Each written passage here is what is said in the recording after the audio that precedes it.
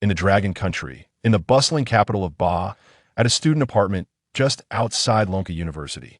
Yixiong knocked gently on the door, only to discover it was ajar. "Are you here to fix the computer? Just come on, the laptop is on the bedside table. Please remember to change into slippers." Hearing a female voice from the direction of the bathroom, accompanied by the sound of a shower, Yixiong realized the owner was currently bathing. Goodness, even in the esteemed safety of the Dragon Country, this person possesses an audacious sense of security. Yixiong slipped into what appeared to be disposable slippers prepared for him and called out, "They'll start the repairs now." "All right," came the reply from the bathroom. Yixiong approached the bedside, retrieved the laptop, and without further ado, sat down on the floor, propping the laptop open. System, Initiate Diagnostics. Technology Repair System version 1.11 activated, commencing detection. Upon his arrival in this world, Yixiong had acquired this technology repair system. While studying computer technology at Nanshi Technical School, he utilized this system to earn a modest income by repairing computers and phones. He had initially believed that this system would guide him towards a remarkable transformation, elevating him to the status of a cosmic super repairman. However, he had recently come to realize that the system, through the accumulation of experience points, had begun to upgrade autonomously. The repaired items had become increasingly peculiar. He increasingly recognized that he may have misunderstood the system due to an error in interpretation. This technology repair system was not for repairing technology, but rather for mending the very fabric of technology itself. Diagnostics complete. Number of damaged CPU transistor arrays, 2. Recommended repair method. Replace with a quantum integrated chip. Material requirements. Advanced graphene fragments, yttrium barium copper superconductors. Points needed. TSK. Yixiong frowned. "I'm here to assist the client. Must you complicate matters? What if I receive a negative review?" He was not particularly concerned about the system's points during work if the upgraded technology repair resulted in customer dissatisfaction. It could adversely affect his reputation on the seafood platform. At that moment, he heard the bathroom door swing open behind him. "How's it going? Did you find a problem?" "I did," Yixiong replied honestly. "The CPU is fried. 2 major transistor arrays inside are damaged. The CPU needs replacement." "What? Replace the CPU? Are you joking?" The incredulity in the girl's voice was palpable. "Are you trying to swindle me into spending more money? Let me tell you, I am a senior graduate student in the quantum computing lab at Lonka University. If the precious data in this computer is lost, you will never be able to repay me." With that, she tossed her student ID from Lonka University towards him. Yixiong was left speechless. The CPU's failure had no bearing on the data residing on her hard drive. He examined her student ID. Liang Yue, female, major in quantum computing, master student. "You study computers if you doubt my words. Why not inspect it yourself?" Upon hearing this, Liang Yue's temper flared even further. "What kind of nonsense is this? Just because I study computer science, does that mean I must know how to repair computers? This is merely a stereotype held by those unfamiliar with the field. What I'm researching is quantum computing, far beyond the rudimentary skills of those who merely fix computers at vocational schools. Let me tell you, don't come at me with your baseless claims about burnt CPUs. You think someone from vocational school could even diagnose a faulty CPU? Spare me the charade. Today, you either fix my computer at the original price, or brace yourself for a scathing review." Yixiong lowered his head, rolling his eyes in exasperation. This was utterly unreasonable. However, modern women are increasingly formidable, and while he was not timid, he found himself in a position where he couldn't afford to offend her. In truth, Liang Yue's outburst stemmed from her own unspoken struggles. Tomorrow, she was set to hold her first group meeting regarding her graduate thesis, to validate her proposal. All her materials were stored on this computer. Without them, her meeting would be a disaster, potentially jeopardizing her graduation. Her emotions today were indeed rather atypical, but she felt utterly cornered. After a moment of contemplation, Yixiong seemed to have made a decision and asked, "What if I help you transform your computer into a quantum supercomputer? Since you specialize in quantum computing, it should be useful to you, right?" However, this question left Liang Yue bewildered. "Do you even realize what you are saying? You want to repair my computer into a quantum supercomputer? Do you understand what a quantum supercomputer is? It is a key national project in our country. backed by billions in funding. And you, from a vocational school, think you can modify a quantum supercomputer while working a part-time job fixing computers on a seafood platform? Using my ordinary office laptop? What a joke. Oh, this is simply absurd. People say that the seafood platform looks like a secondhand marketplace, but it truly attracts all sorts of individuals. Incredible. Fine then, go ahead and turn this laptop into a quantum supercomputer. It'll make do with it. Okay. Upon hearing Liang Yue's response, Yi Xiong felt a surge of pent-up frustration instantly dissipate as he dove into the repair process. He opened his repair kit, reaching inside, and murmured, "System, exchange points for the materials needed for the repair." System acknowledged, exchange successful. Immediately, advanced graphene materials and high-temperature superconductors appeared in Yi Xiong's hand from the depths of the repair kit. He gazed at these intricate high-end components, took a deep breath, and began his work. Skillfully, he opened the back of the battered laptop and located the CPU. Damn, it's burnt to a crisp, yet still stubborn. In reality, any normal person would not suspect a problem with this CPU upon a cursory glance. Yet, at this moment, Liang Yue likely refused to acknowledge it, and Yi Xiong was disinclined to argue with her. He adeptly proceeded, extracting the burnt CPU and methodically installing the precisely arranged quantum chips, assembling an advanced quantum integrated chip. Subsequently, the entire circuitry of the computer was meticulously rearranged to adapt to the quantum computing system. Now, this laptop has transformed into a rudimentary quantum supercomputer. Although it is deemed rudimentary, it represents a pinnacle that the entire Blue Star technology is striving to surpass. At the very least, it is a caliber beyond that which a mere graduate student like Liang Yue could possibly manage. Yet, did it not align with her aspirations? Following the repair, Yi Xiong casually handed the laptop back to Liang Yue. "It's fixed. I must proceed to my next appointment. Farewell." "Oh, thank you, master. It'll transfer you the 40, right?" Liang Yue, in her haste to settle the payment, did not even bother to test the device. She merely wished to pay the base amount of 40 yuan. Fixated solely on securing this transaction, it's of no concern your advisor will cover the payment later.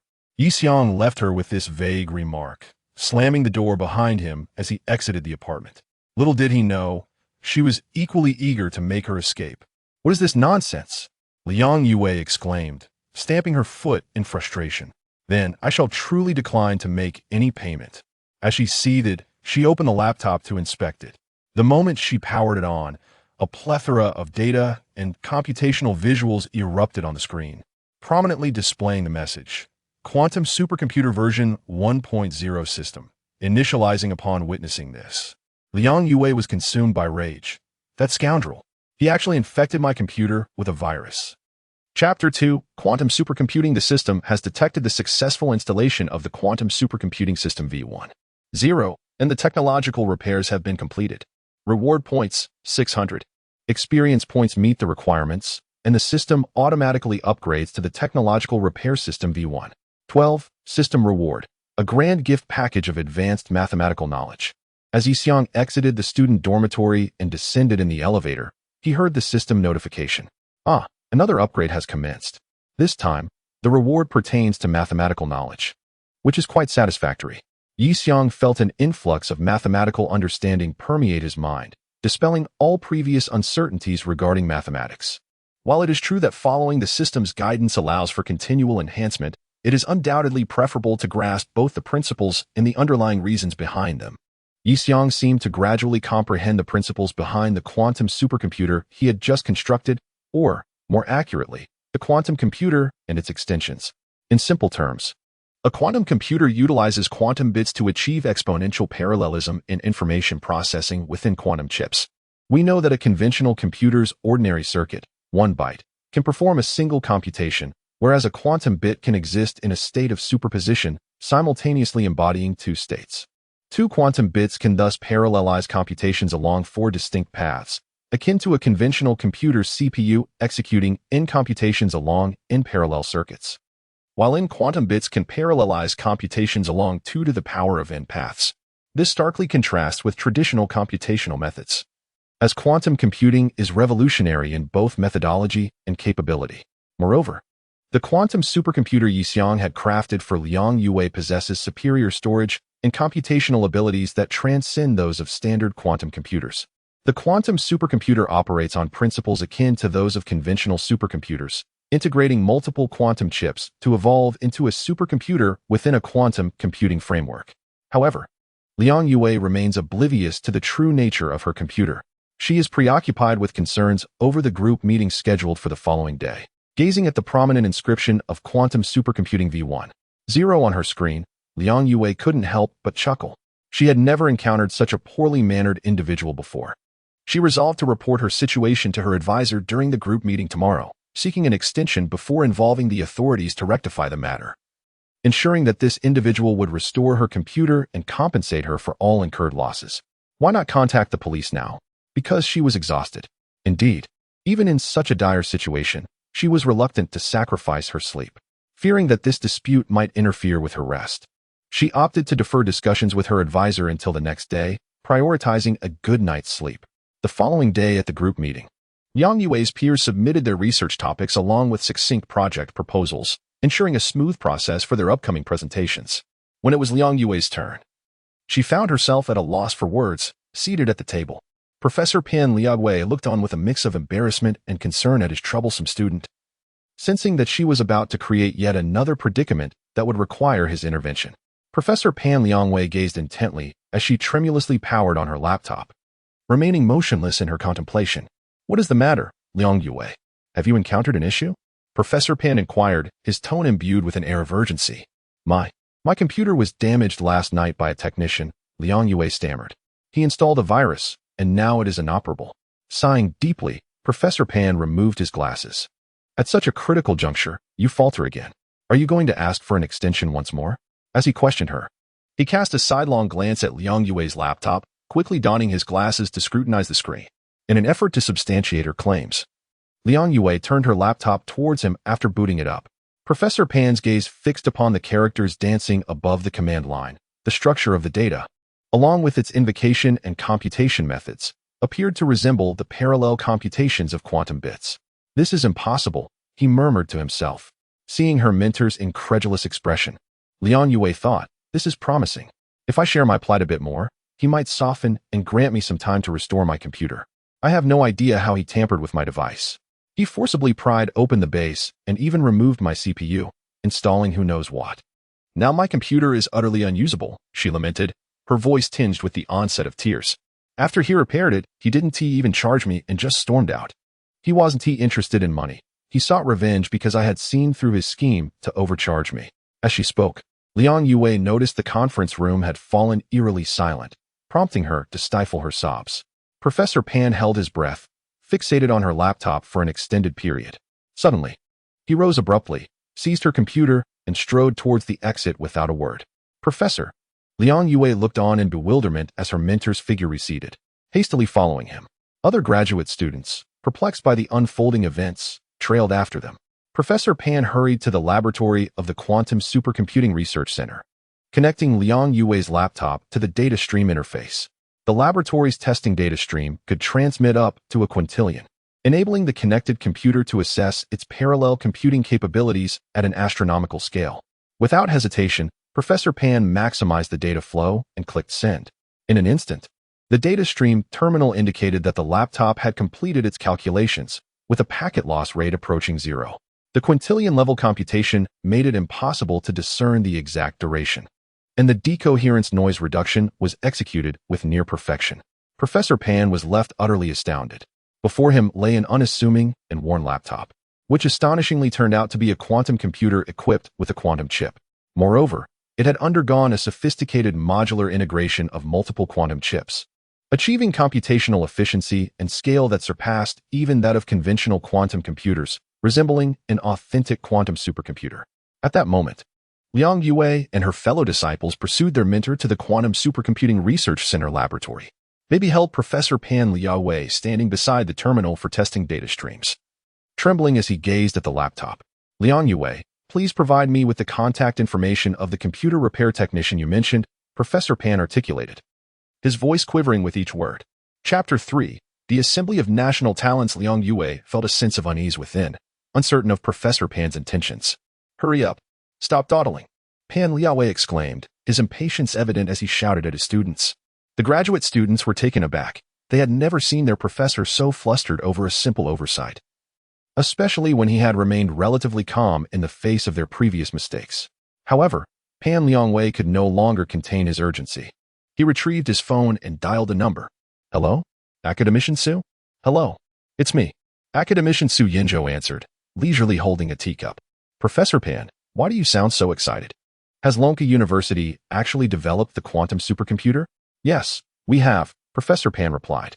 Su, having just taken a sip of tea, choked and spluttered. What? You really did it? Don't tease me. Indeed, but...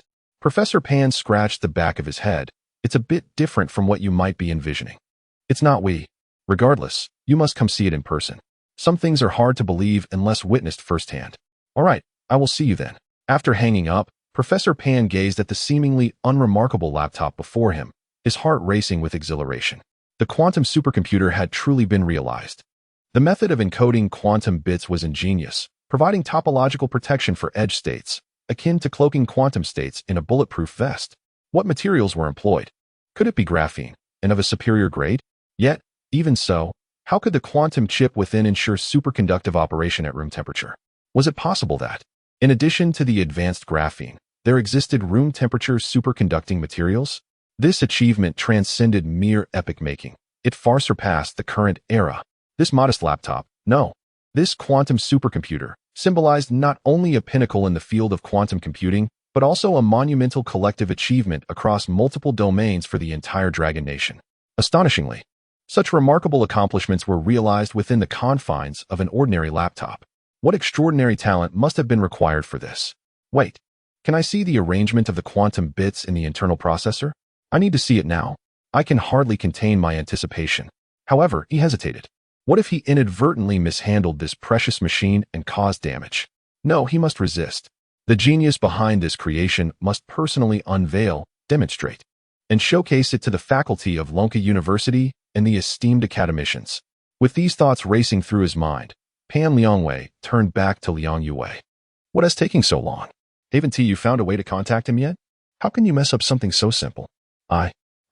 He left in such a hurry last night, and I didn't add his contact information. Liang Yue stammered, her voice tinged with genuine distress. Seeing Professor Pan in such a state was nearly enough to bring her to tears. Good heavens! Pan exclaimed, stamping his foot in frustration. Do you have any idea what kind of computer this is? Liang Yue appeared perplexed. What could this possibly be? This was the limited edition office notebook for the Goddess Festival, the Chuangxiang Xiaoxin Manhwa S6. This was quantum supercomputing. Professor Pan Liangwei's furious exclamation immediately astonished all his students in the Quantum Supercomputing Research Center laboratory. A profound silence enveloped the room as the graduate students exchanged bewildered glances. Rendered speechless, could it be? Had quantum supercomputing truly been developed? And using this seemingly ordinary computer? What a joke. Yet, could Professor Pan be one to jest so frivolously? While the crowd remained in a daze, footsteps echoed from outside the laboratory. A professor, slightly older than Professor Pan and clad in a white lab coat, strolled in confidently. Professor Yu Qiao, the head of the Quantum Supercomputing Project team, paused at the laboratory entrance, surveying the students, Professor Pan, and his group of researchers. In a dust-free environment, what are you all doing? Not changing shoe covers, nor wearing masks. Professor Yu's gaze swept over the lab before settling on Professor Pan.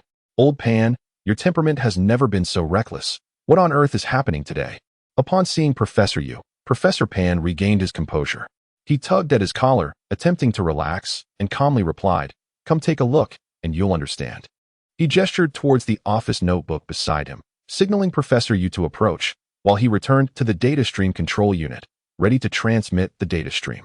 Professor Yu glanced at the quaint yet endearing old office notebook, then at Professor Pan, who stood solemnly by the data stream controller, and felt a hint of amusement. However, he stifled his laughter. On one hand, he trusted Professor Pan's integrity, and on the other, the data structures and computational circuits flashing on the computer screen were indeed rather extraordinary, capturing his attention.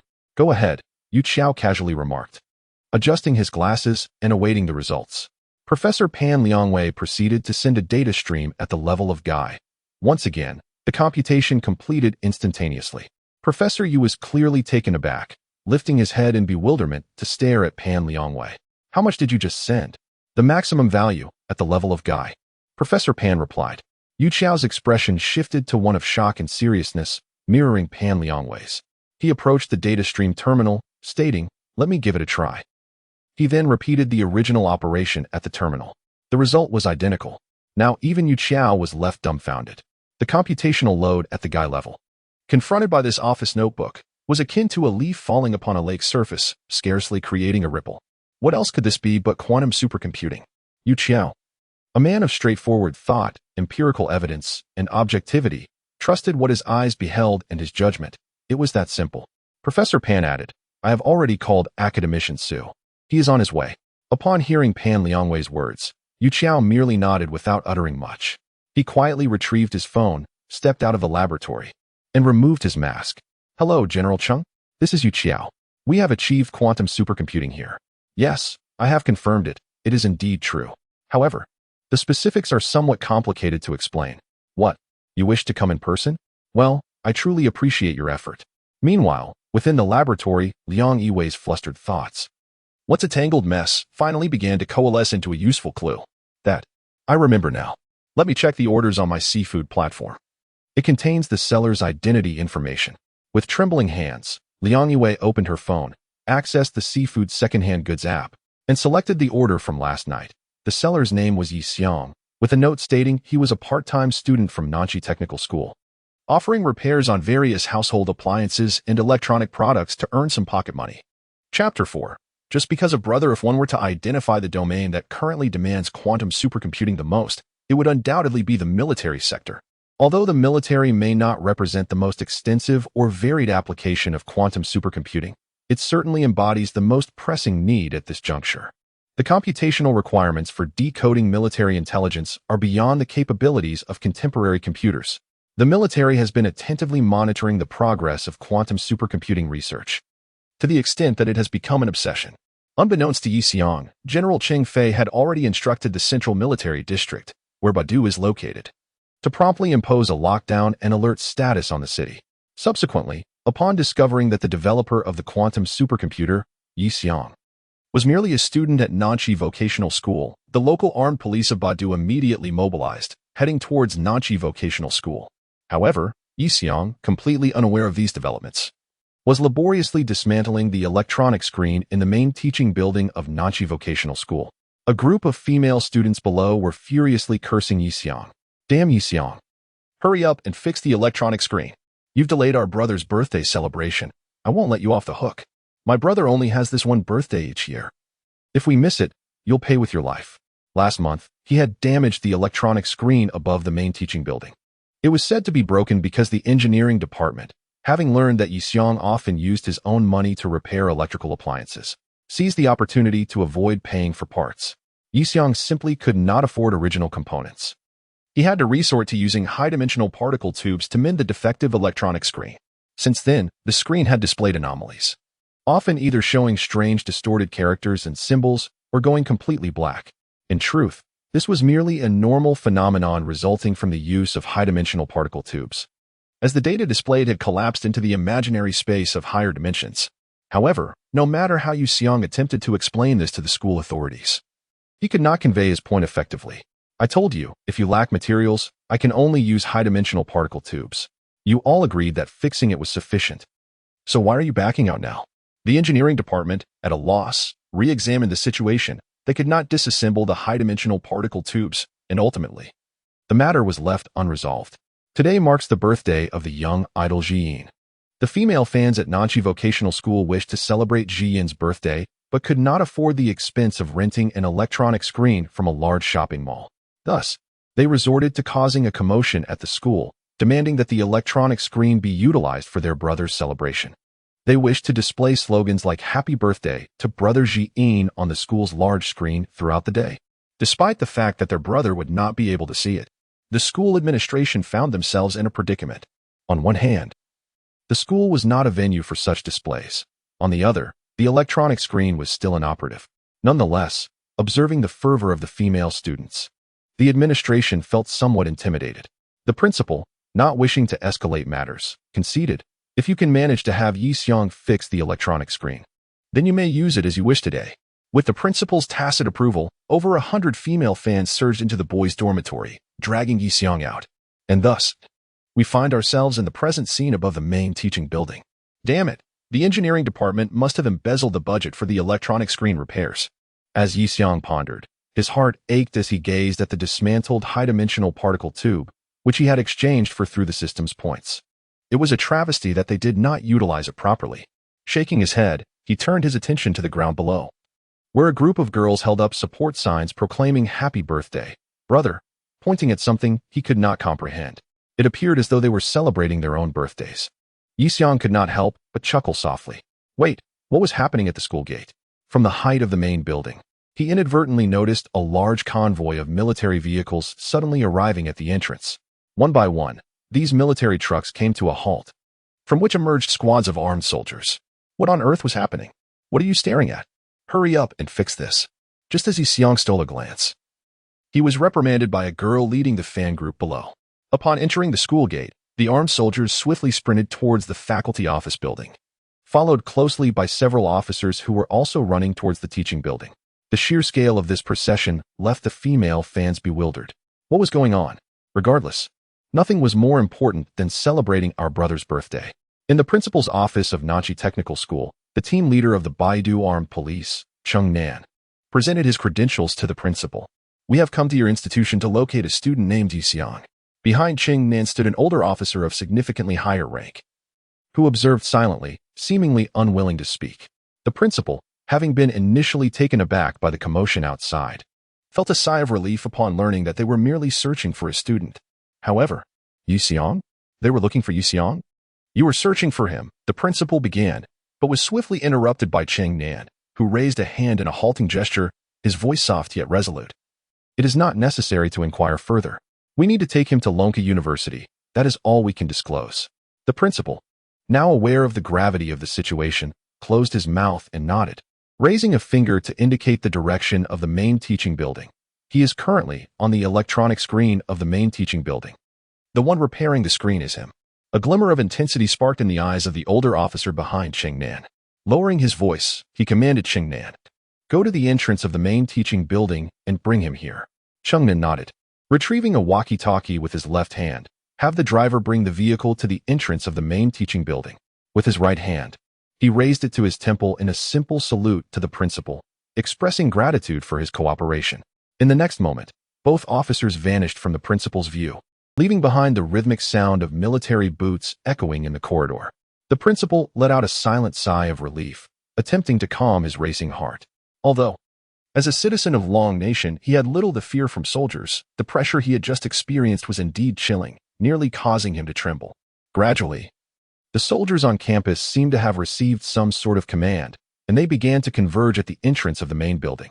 Yi Xiang crouched by the electronic screen of the building, observing the scene with increasing bewilderment.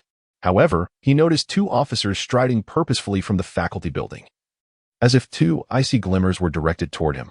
Were these officers looking at me? In a matter of moments, the two officers approached the foot of the main building. The younger of the two called out to him, "Are you Yi Xiang? Goodness, they are indeed coming for me." Yi Xiang replied, "Yes." "What is it?" The officer below continued to shout, "We invite you to visit Lonka University. A vehicle has been prepared for you." With that, the officer gestured towards a nearby car, making a courteous motion. Upon hearing the name Lonka University, Yi Xiang recalled the events of the previous night, and clarity dawned upon him.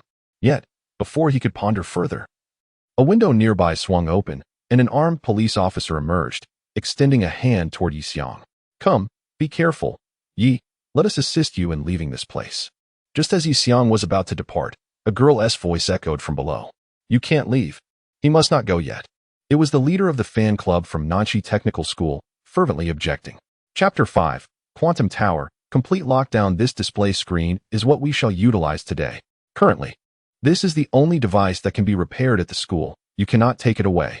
The fan club leader of Nachi Technical School was frantically screaming, her desperation palpable, yet the armed police present remained utterly indifferent, paying her no heed. When she spotted Yi Xiang emerging from the main teaching building, her anxiety reached a fever pitch. "Yi Xiang, you cannot leave," the fan club leader shouted.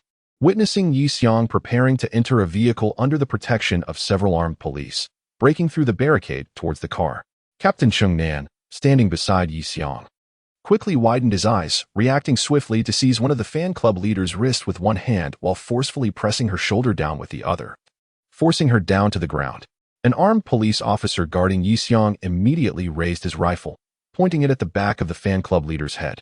A collective gasp echoed among the crowd, including the more than 100 female fans present. In manhwa, it is an extraordinary sight to see a soldier's gun aimed at a fellow citizen's head, unless the individual poses a threat to national security. In other words, attacking Yi Xiang equated to jeopardizing the safety of manhwa. The realization struck the more than 100 female fans, including the subdued fan club leader, with clarity. They should have recognized the gravity of the situation. The sudden arrival of so many armed police at the school was no trivial matter, and they had been woefully unaware. Take her away.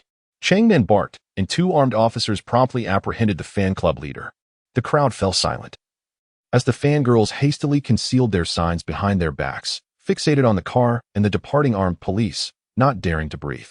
Today, Lonka University was engulfed in an atmosphere of tension.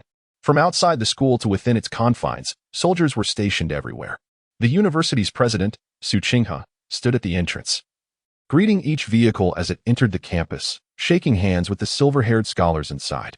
However, after a while, the situation began to shift.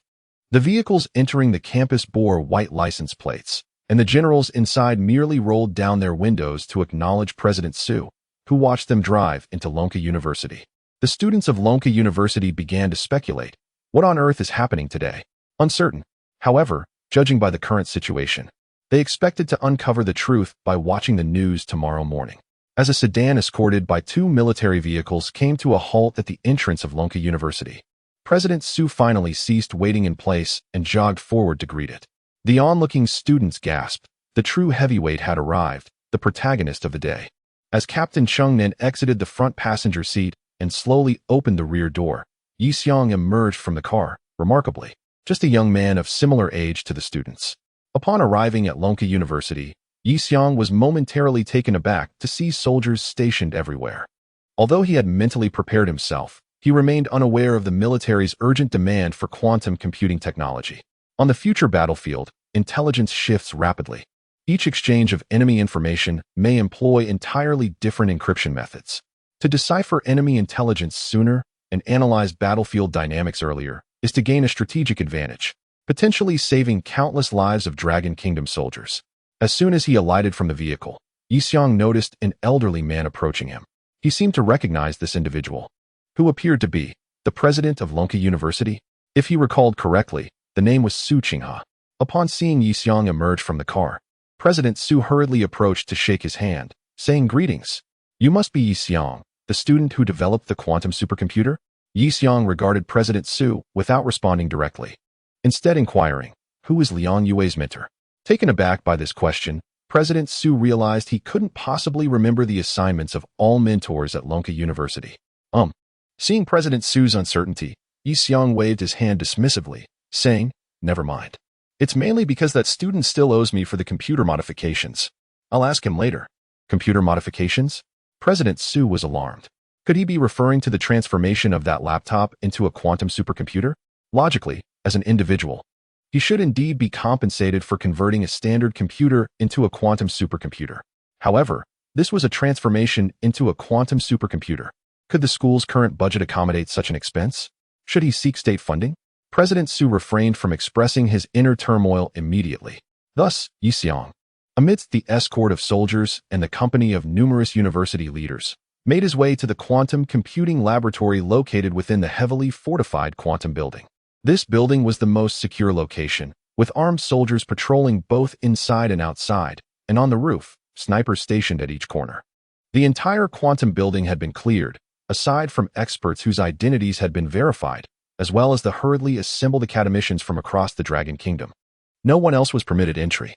Upon entering the quantum building and donning the required clean room attire, mask, and shoe covers, Yi Xiang was awestruck by the scene that unfolded before him in the laboratory. The entire laboratory was encircled by a group of elderly gentlemen, alongside officers adorned with various high military ranks. The officers, keenly perceptive, sensed the arrival of Yi Xiang and his entourage from a distance and turned to face them. The experts and academicians, noticing the officers' reactions, also turned their attention.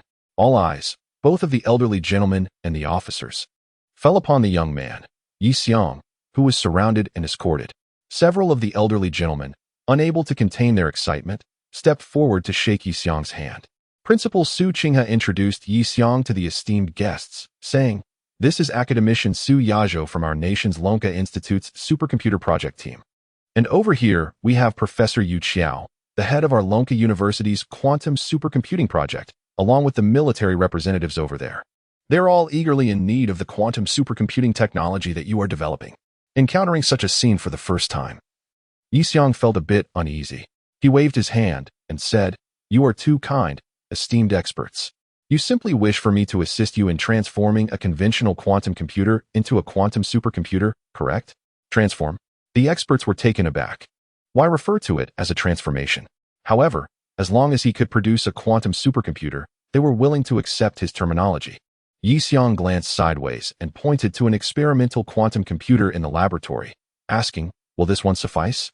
Upon seeing the seasoned experts hesitate, yet eventually nod in agreement, he further inquired, "Who among you is familiar with parallel acceleration algorithms and the transformations of Hilbert space?"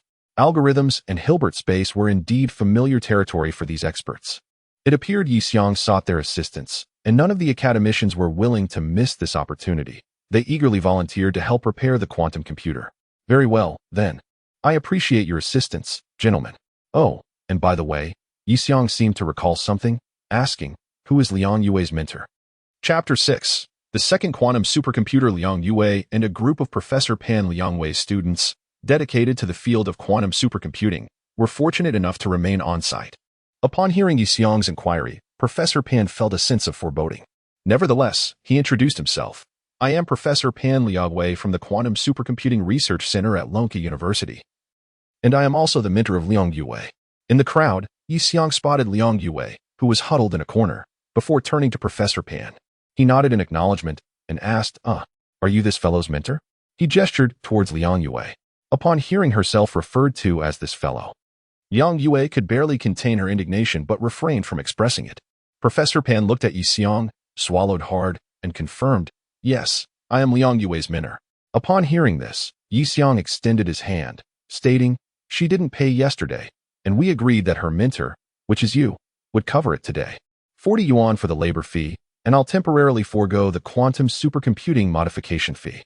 After all, we owe nothing to each other. And I have already received my reward points." Liang Yue could no longer hold back, protesting, "Who agreed with you? You insisted on this yourself." In the next moment, Professor Pan furrowed his brow and looked at Liang Yue, who fell silent, realizing that causing a scene over a mere 40 yuan for a supercomputer would be counterproductive. Professor Pan diverted his gaze, sighed in resignation, and said to Yi Xiong, "All right, let me handle this." Yi Xiong, accompanied by a host of scientific luminaries and academicians, approached the quantum computer.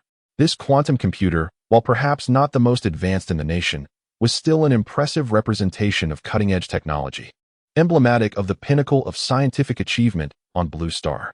Under the guidance of Professor Pan Liangwei and others, Lonka University had reached a world-leading level in the research of quantum theory and its applications.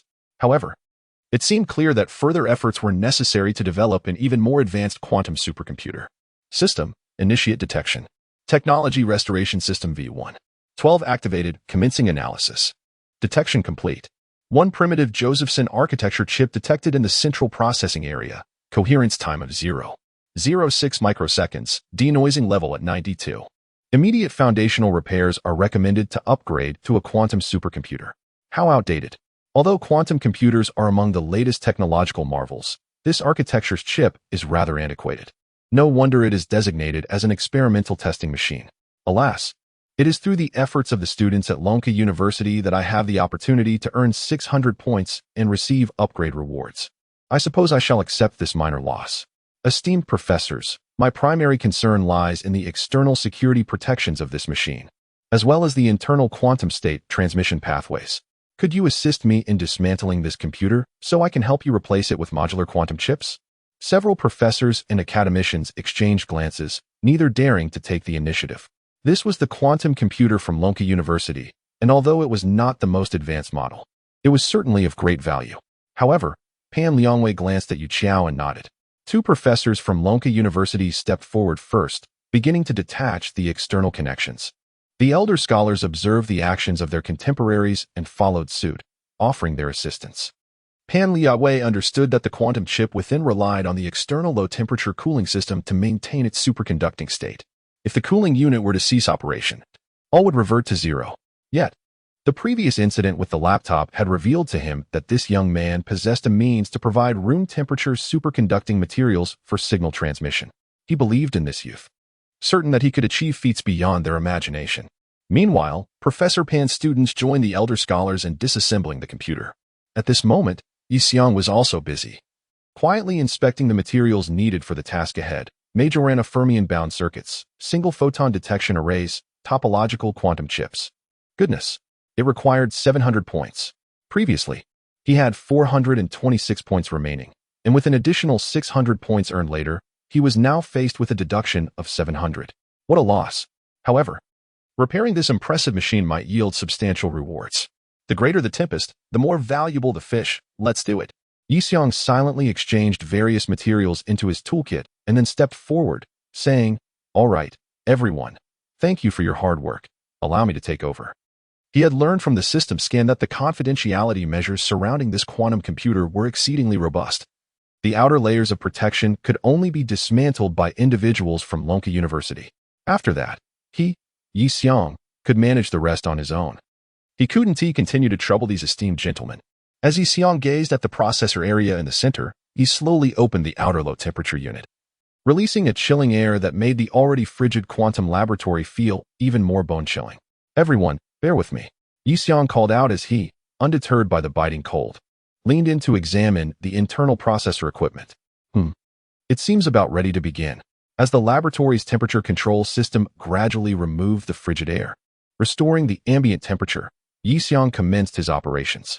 Numerous professors and academicians gathered around, keenly observing Yixiang's actions. Is this truly room temperature superconducting material? We should notify our colleagues at the Superconducting Materials Research Institute to join us. Is he arranging the quantum chip according to the topological structure of Hilbert space? Such boundless creativity. Single photon detection array? What a meticulous operation. How does he maintain precision with such manual handling? The scholars' hearts surged with excitement. Some clenched their fists until they were sweaty, yet they dared not utter a word, fearful of disturbing Yixiang's repair work. Behind the scholars stood several officers. Although most could not comprehend the intricacies, they still gazed intently at the young man striving for advancements in quantum computing, their eyes glimmering with hope. After several minutes, as the re-encapsulation of the processor area was completed, Yixiang finally rose to his feet and, as if relieved of a great burden, proclaimed, "All right, everyone. Once the outer layer is reassembled, we should be ready for preliminary testing." No sooner had he spoken than Professors Pan and Yu eagerly raised their hands, exclaiming, "No need. We can commence the boot test right now. I hope to begin testing immediately." The two professors, unable to contain their excitement, had taken advantage of Yixiang's momentary pause during the installation of the modular chip to connect various circuits. Although the outer safety protection had not yet been installed, it was indeed possible to power on the system for testing. Observing the eager expressions of his colleagues, Yixiang relented. "Well, since you are so impatient, let us begin." "All right, let us power it on." Professor Yu Qiao approached the control console, while Professor Pan Liaowei connected the test data flow port to the newly modified quantum supercomputer. As Professor Pan initiated the boot sequence, the screen on the console displayed Quantum Supercomputer V2, Zero System, initializing. The moment everyone beheld the words on the screen, their eyes sparkled with joy and anticipation. Chapter 7, Supercomputer V2.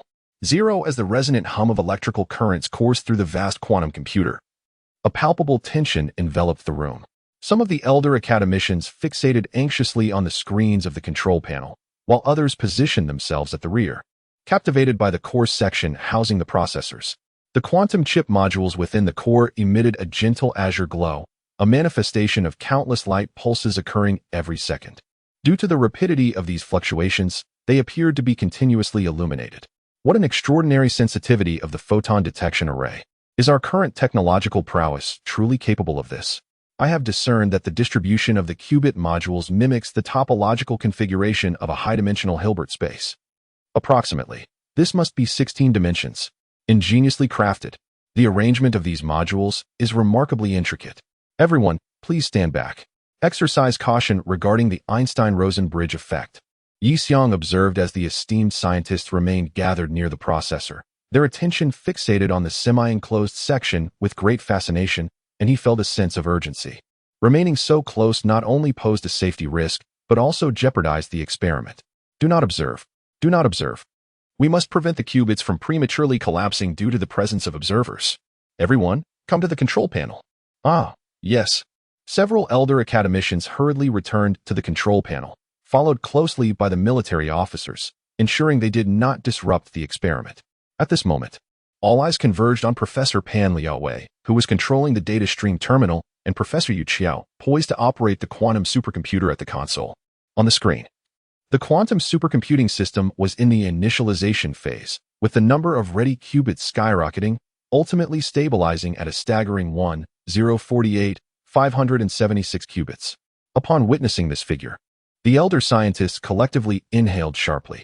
They had spent over a decade striving to advance from 6 bits to 108 bits. The milestone achieved by this young man, Yi Xiong, represents not merely a crucial step, but a truly epic-making leap. Are you prepared? Professor Pan Liaowei inquired. I am about to initiate the data flow. Professor Yu Qiao nodded in affirmation. Yes, set it to maximum. With Professor Yu's command, a powerful surge of electrical sound erupted from the data stream machine, unleashing an overwhelming torrent of data on the quantum supercomputer, quantified in the quintillion range. For an ordinary computer, a trillion-level computation would suffice to incapacitate it entirely. Only a supercomputer could withstand such a magnitude. Ascending to a quadrillion-level data volume could only be managed by a quantum computer or even a quantum supercomputer. This time, however, the data being processed reached the quintillion level, a scale that no computer on Blue Planet has ever achieved. All present, professors, academicians, military officers, and researchers held their breath, bracing themselves for the computational results from the modified quantum supercomputer. Yet, their anticipatory fervor bore no fruit. The computation of quintillion-level data was completed in an instant. Professor Pan and Professor Yu appeared unfazed, yet the assembled experts were left in a state of bewilderment. What has transpired? Is there a malfunction with the machine? Could it be that the computation has concluded in an instant? Such an operation involves a staggering magnitude, on the order of quintillions. How is this even conceivable? Even the experimental quantum computers currently in development, aimed at achieving quantum supercomputing, have yet to reach such extraordinary levels of performance. Yet, they should have accepted the undeniable reality they had just witnessed.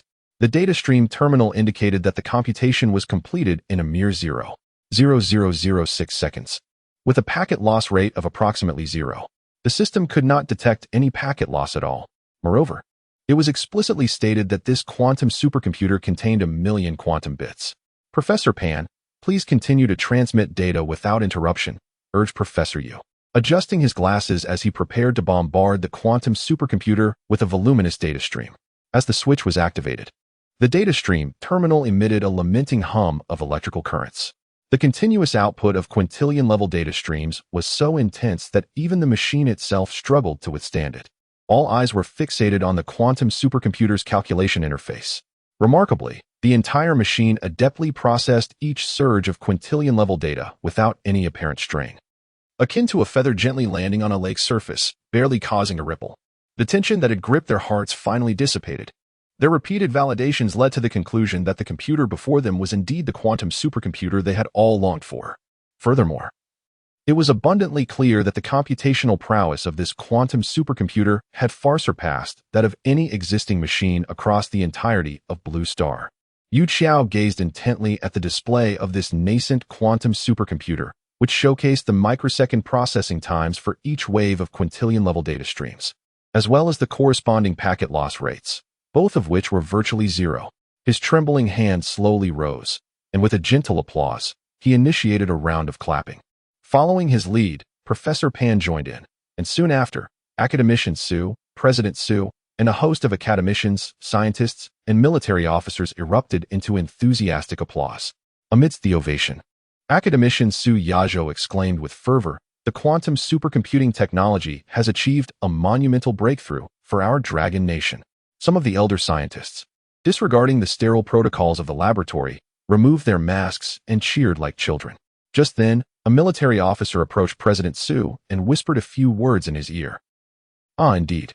President Su was the first to cease his applause, gesturing for silence among the crowd.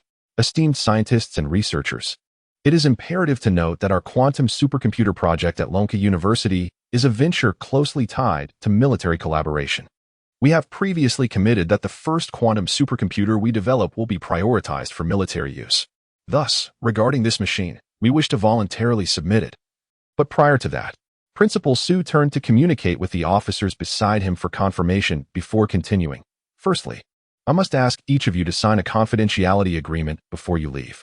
Furthermore, this supercomputer does not strictly belong to our research center, so the military must also respect the developer's opinions. I would like to inquire, Mr. Yi Xiong, whether the quantum supercomputer you have led the development of, which carries the quantum supercomputer V2, 0-foot system, can be entrusted to the military for priority use? Upon hearing this, Yi Xiong smiled and raised his hands in a gesture of invitation, stating, "It is indeed our honor as the youth of Longwood to have our creations utilized by the military." This elicited a round of enthusiastic applause within the laboratory. However, several officers refrained from clapping and instead offered a solemn salute to Yi Xiong in gratitude. Yi Xiong responded with a slight bow, his heart brimming with joy. Another reason for his elation was the system notification he received. System detected that the installation of the quantum computer system V2.0 for the quantum supercomputer has been completed. Technological restoration is finished. Reward points, 3,000. Experience points meet the requirements. The system automatically upgrades to the technology restoration system V1.21. System reward. Integration package of the 4 fundamental principles of mechanics. Chapter 8. Another one. The so-called 4 fundamental branches of mechanics encompass classical mechanics, electromagnetism, quantum mechanics, and thermodynamics with statistical physics. Within Yi Xiong's integration marketplace, there exists an abundance of items he currently cannot afford, yet they captivate his interest. For instance, spatial leap technology, comprehensive genomic programming, and Dyson spheres. However, the required points for these marvels are exorbitantly high, with the lowest demanding a 5-digit figure. Furthermore, many of these items necessitate version updates for unlocking. For example, the Dyson sphere requires repair experience that meets the criteria of version 2.0 or higher to be exchanged. The Dyson sphere, akin to the concept of a wandering Earth, epitomizes a man's lofty romantic aspiration. Nevertheless, given Longwa's current technological capabilities, he must assist in the restoration of the nation's science and technology for quite some time. Today's event serves as an opportunity, awakening both Longwa and Yi Xiong. From this moment forth, Yi Xiong resolves to aid in Longwa's resurgence, journeying toward the galaxy and the cosmos. At this juncture, the esteemed professors remain enraptured by delight, surrounding the quantum supercomputer with palpable excitement. After all, it will take considerable time and procedural steps for the military personnel to transport this machine away. They still have the final moments to delve deeper into their studies. His modular construction method appears to have performed a high-dimensional topology on the quantum chip circuitry, effectively creating a 16-dimensional Hilbert space within our 3-dimensional realm. If modularization were realized within a high-dimensional Hilbert space, it would not be surprising. No, to be precise, if it is indeed this Yi Xiong, it is hardly astonishing at all. What about his data transmission efficiency and the gravitational wave shielding layer? How does he achieve a noise reduction to nearly 0? Moreover, he does not require cooling. Could he be employing room temperature superconducting materials? Mr. Yi, an elderly scientist who previously researched superconducting quantum transmission, eagerly searched for Yi Xiong amidst the crowd.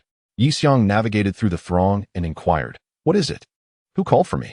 The elderly scientist, smiling, gestured for him to approach, reminiscent of a festive family gathering where elders beckon children to receive their red envelopes. "Mr. Yi, how did you achieve superconducting transmission in this quantum chip module? Is it made from room temperature superconducting materials?" Room temperature superconducting? No. Such a large-scale, high-dimensional topological quantum module cannot resolve the issue of decoherence. Yi Xiong waved his hand, stating, "I utilized the bound state of Majorana fermions, which guarantees superdimensional transmission within the Hilbert space. While superconductivity is not without losses, the bound state of Majorana fermions enables lossless cross-dimensional transmission within the global topological structure, proving to be far more efficient than superconductivity." Majorana fermions? The assembled elder scientists were undoubtedly familiar with this legendary particle. renowned as a supermaterial ideally suited for quantum computers. However, from the current standpoint, this application of the particle remains confined to theoretical realms, envisioned only in ideal environments.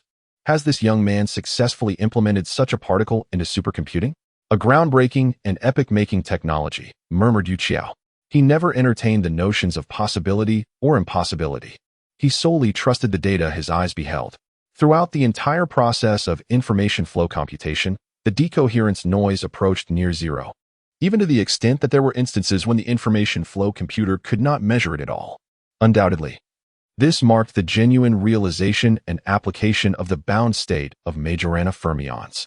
Oh right, Yixiang seemed to recall something, raising a finger and saying, "The quantum supercomputer I worked on last night, due to its relatively small scale, still employs room temperature superconductors. If you're interested, old sir, you might want to take a look at it." Oh, and there's another one. The esteemed academicians and veteran scientists suddenly remembered that in the current quantum computing laboratory, there exists another quantum supercomputer, the one that ignited a fervor in the scientific community of Longwa last night. The elderly gentleman hurried towards the unassuming office notebook, each eager to investigate its intricacies. With the room temperature superconducting materials contained within this machine, Longwa could not only achieve historic breakthroughs in the realm of quantum computing, but also pioneer decisive accomplishments across numerous other fields. Wait, the materials within are ultimately intended to serve the quantum computer, right? We should first utilize this machine to further advance quantum computing technology. The venerable gentleman engaged in a heated debate over the research rights and directions concerning this compact quantum supercomputer. Meanwhile, its rightful owner, Liang Yue, shrank into a corner, feeling awkward and hesitant to utter a word. Let me examine the room temperature superconducting materials. This is of paramount importance for Longwa. Stop arguing. What if we accidentally dismantle or damage it? Professor Yu Qiao stepped forward to calm the agitated scholars, asserting that if the supercomputer were to be tampered with, it should be done under the guidance of Yi Xiang. Mr. Yi, please take the helm of the quantum supercomputer research and continue to guide us. As soon as Yu Qiao's words fell, an elder shouted from behind, "And don't forget the room temperature superconductors." Another distinguished academic interjected, "and the high-dimensional topological structures, and the constraints and applications of Majorana fermions." A chorus of voices arose, each expressing hope that Yixiang would surmount the current challenges in their respective fields. A single quantum supercomputer had the potential to resolve multiple technological bottlenecks. However, the thirst for knowledge among these scientists was boundless, as was their desire to contribute to the advancement of Longwa's technology. After a moment of silence, Professor Yu Qiao spoke again. "How about this? We are, after all, a quantum computing laboratory, but with Mr. Yixiang's assistance, we have preliminarily achieved our objectives with the quantum supercomputer project. This compact quantum supercomputer will be made available for collaborative research and use by various schools and research institutes." Excellent. After a round of applause, Professor Yu Qiao continued, "However, this machine originates from Lonka University, so I hope that its subsequent research and applications can be conducted within the confines of Lonka University." Upon hearing this, the esteemed experts and academicians found themselves in a predicament, lowering their heads to engage in hushed whispers among themselves. Professor Yu's proposal bore a hint of selfishness. He aspired to leverage this quantum supercomputer to establish Long University as a pinnacle of scientific research in the Dragon Nation, despite it already being close to that status.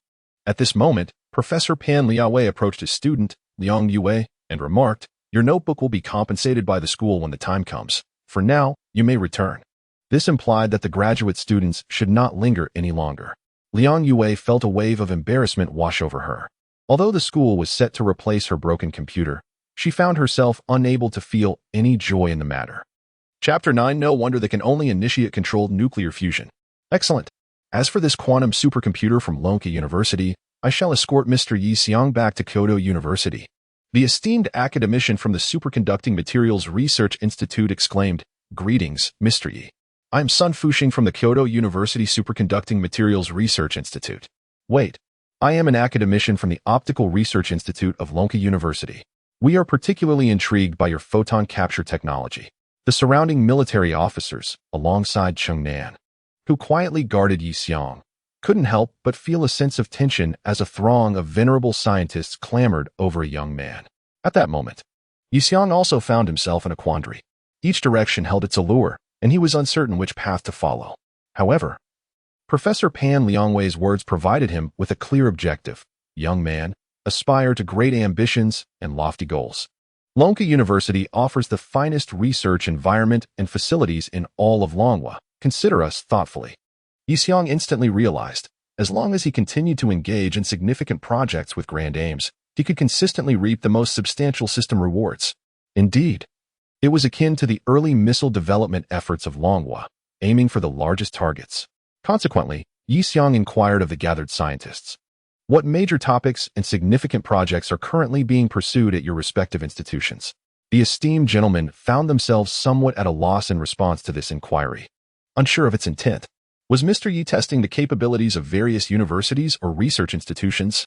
Was he assessing which institution possessed superior research prowess and environment? Or perhaps he was interested in the focus of each institution, seeking to discern which had garnered more resources in the realms of quantum science, superconductivity, optics, or computer science. Surely, he could not be contemplating breakthroughs in fields unrelated to quantum computing at this juncture. Was he a polymath in the scientific domain? Such a notion seemed implausible in this era of highly specialized knowledge. The existence of an encyclopedic intellect was long rendered obsolete. The notion that Yixiang might delve into other fields of research appeared utterly impossible. The esteemed experts and academicians proceeded to present the foremost topics of their respective universities or research institutions, believing Mr. Yi was probing the overall strength of their academic establishments. Some speculated that Yixiang was more focused on specialized endeavors in quantum computing, therefore suggesting numerous advanced topics within that sphere. As Yixiang listened to the array of proposals, he felt an uncertainty within himself. Although he had absorbed a wealth of mathematical and physical knowledge, particularly in the four fundamental forces, he still grappled with a dilemma of choice.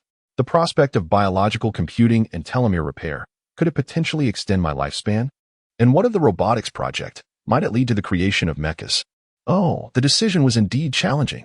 At this moment, Professor Yu leaned closer to Yixiang's ear and whispered, our top priority at Lonka University is the DSD-controlled nuclear fusion demonstration project located in the northern part of the city. This project has received full support from the Dragon Kingdom. Controlled nuclear fusion? Isn't that a common opening in science fiction novels? Yixiang pondered for a moment. Realizing that many science fiction stories start with controlled nuclear fusion, he had grown weary of it. Let me think it over. Although controlled nuclear fusion is indeed a classic beginning, he was somewhat eager to experience something novel. Suddenly, the soldiers outside saluted towards the entrance, indicating that a prominent figure from the military had arrived. Before long, a Dragon Kingdom officer adorned with a general's insignia entered the laboratory. General Chung. Professor Yu was the first to greet him. The crowd soon recognized that this was General Chung Fei, who had made significant contributions to the Dragon Kingdom. General Chung had specifically come to Lonka University from the military district to express the military's urgent desire for the quantum supercomputer. Upon seeing Professors Yu and Pan Liangwei, General Chung approached them, shook their hands, and said, you both have worked hard during this period. Then, with a serious expression, he turned to Yixiang and stated, you must be Yixiang, right? We are grateful for your contributions in developing the quantum supercomputer. The Dragon Kingdom will not forget your efforts. After saying this, he extended his hand for a handshake. Yixiang momentarily froze under the general's imposing presence, before extending his hand to shake with General Chang. The general continued, our military intends to take this quantum supercomputer with us. I wonder if you could accompany our personnel to familiarize yourself with its basic operations? The terms military and research intertwined in Yixiang's mind, sparking a novel idea. He quickly nodded and asked General Chang, so, does the military have any new weapons that need development? Upon hearing this question, General Chang's expression shifted in surprise. The military personnel and scientists nearby were equally astonished. Did this young man truly wish to develop anything and everything? Could he really be a polymath? Unlikely. As everyone pondered, General Cheng shook his head and replied, such confidential matters are not to be casually inquired about. It then dawned on Yixiang that if he truly engaged in developing high-tech military projects, he might have to live in obscurity for the rest of his life.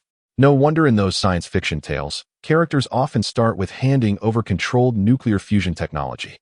If they presented a weapon at the outset, they would immediately be safeguarded by the military, leaving no room for further narrative. It seemed he would need to proceed step by step.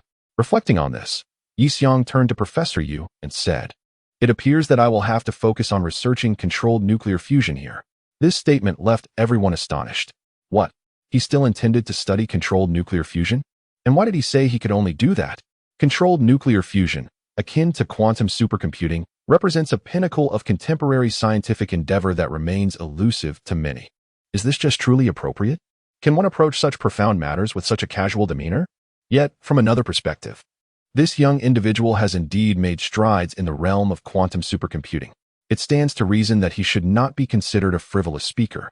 There exists no justification to doubt his genuine prowess in the field of scientific research. Could it be that this young prodigy is, in fact, a genius? A polymath among geniuses?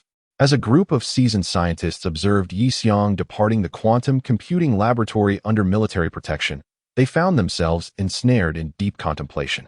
Chapter 10. Gaming as the sun dipped below the horizon. The entrance of the quantum building was once again crowded with people.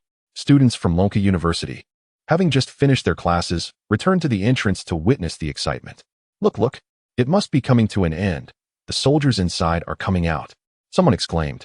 Why aren't the scientists following them? Perhaps they are required to sign a confidentiality agreement.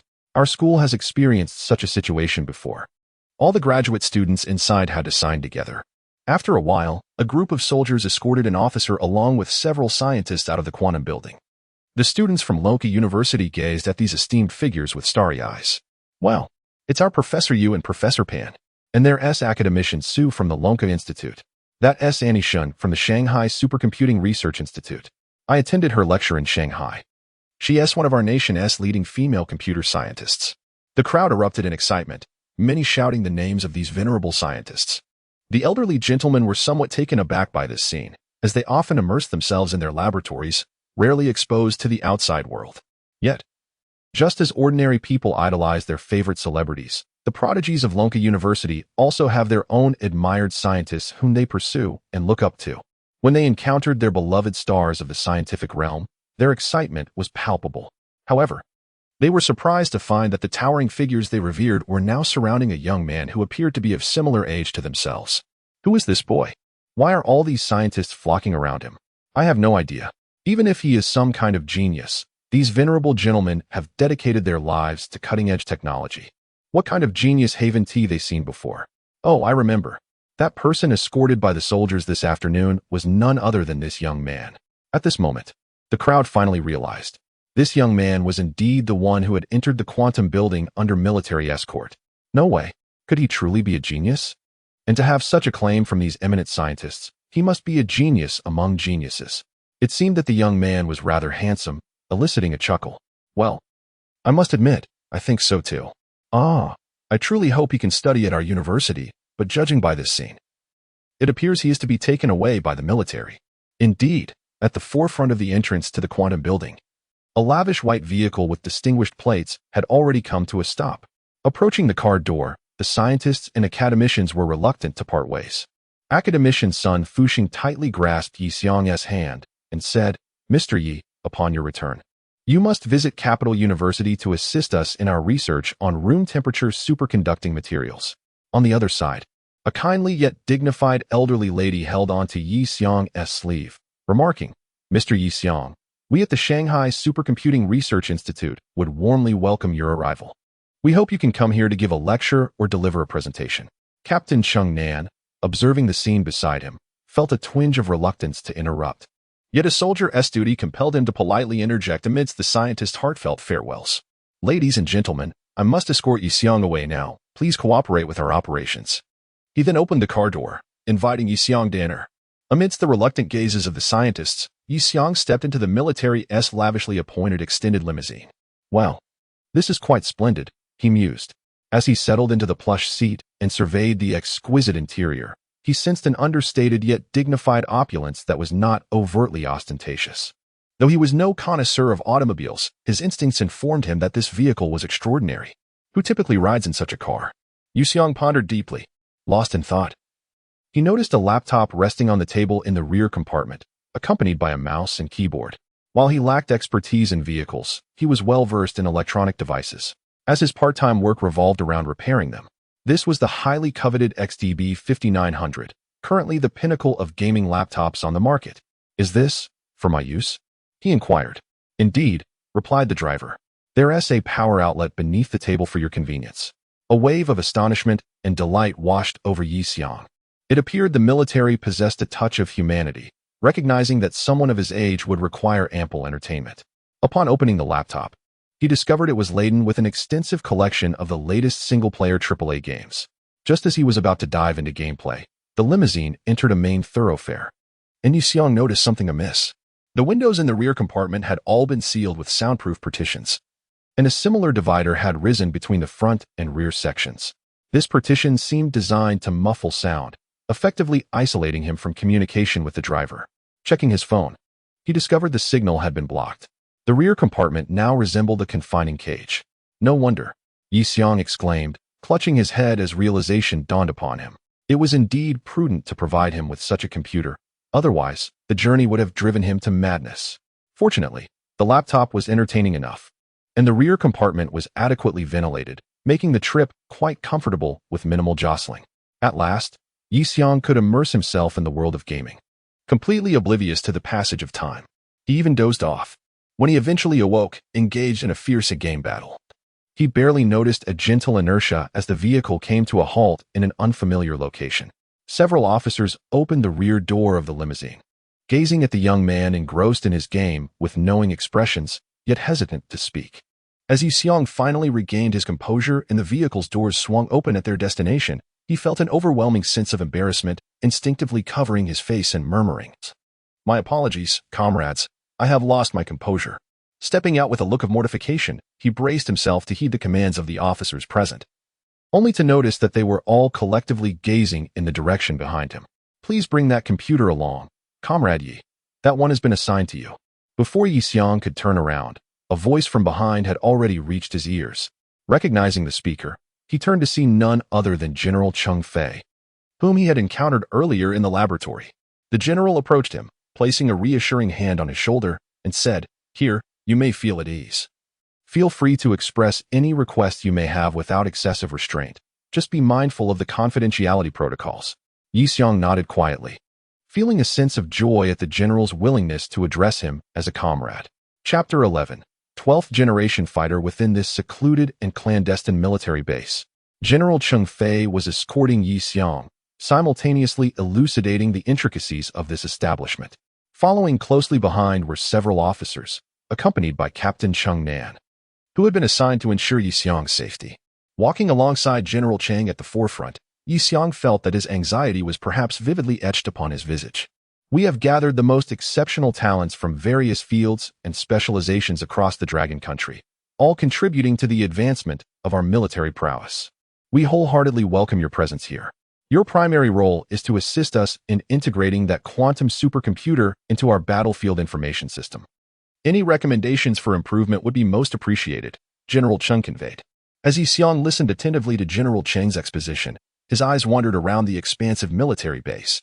Tanks, armored vehicles, missile launchers, and a row of hangars with their doors tightly sealed filled the area, concealing unknown experimental aircraft within. Military personnel clad in white lab coats, evidently researchers from the military, were prevalent, likely graduates of the Dragon Defense Science and Technology University.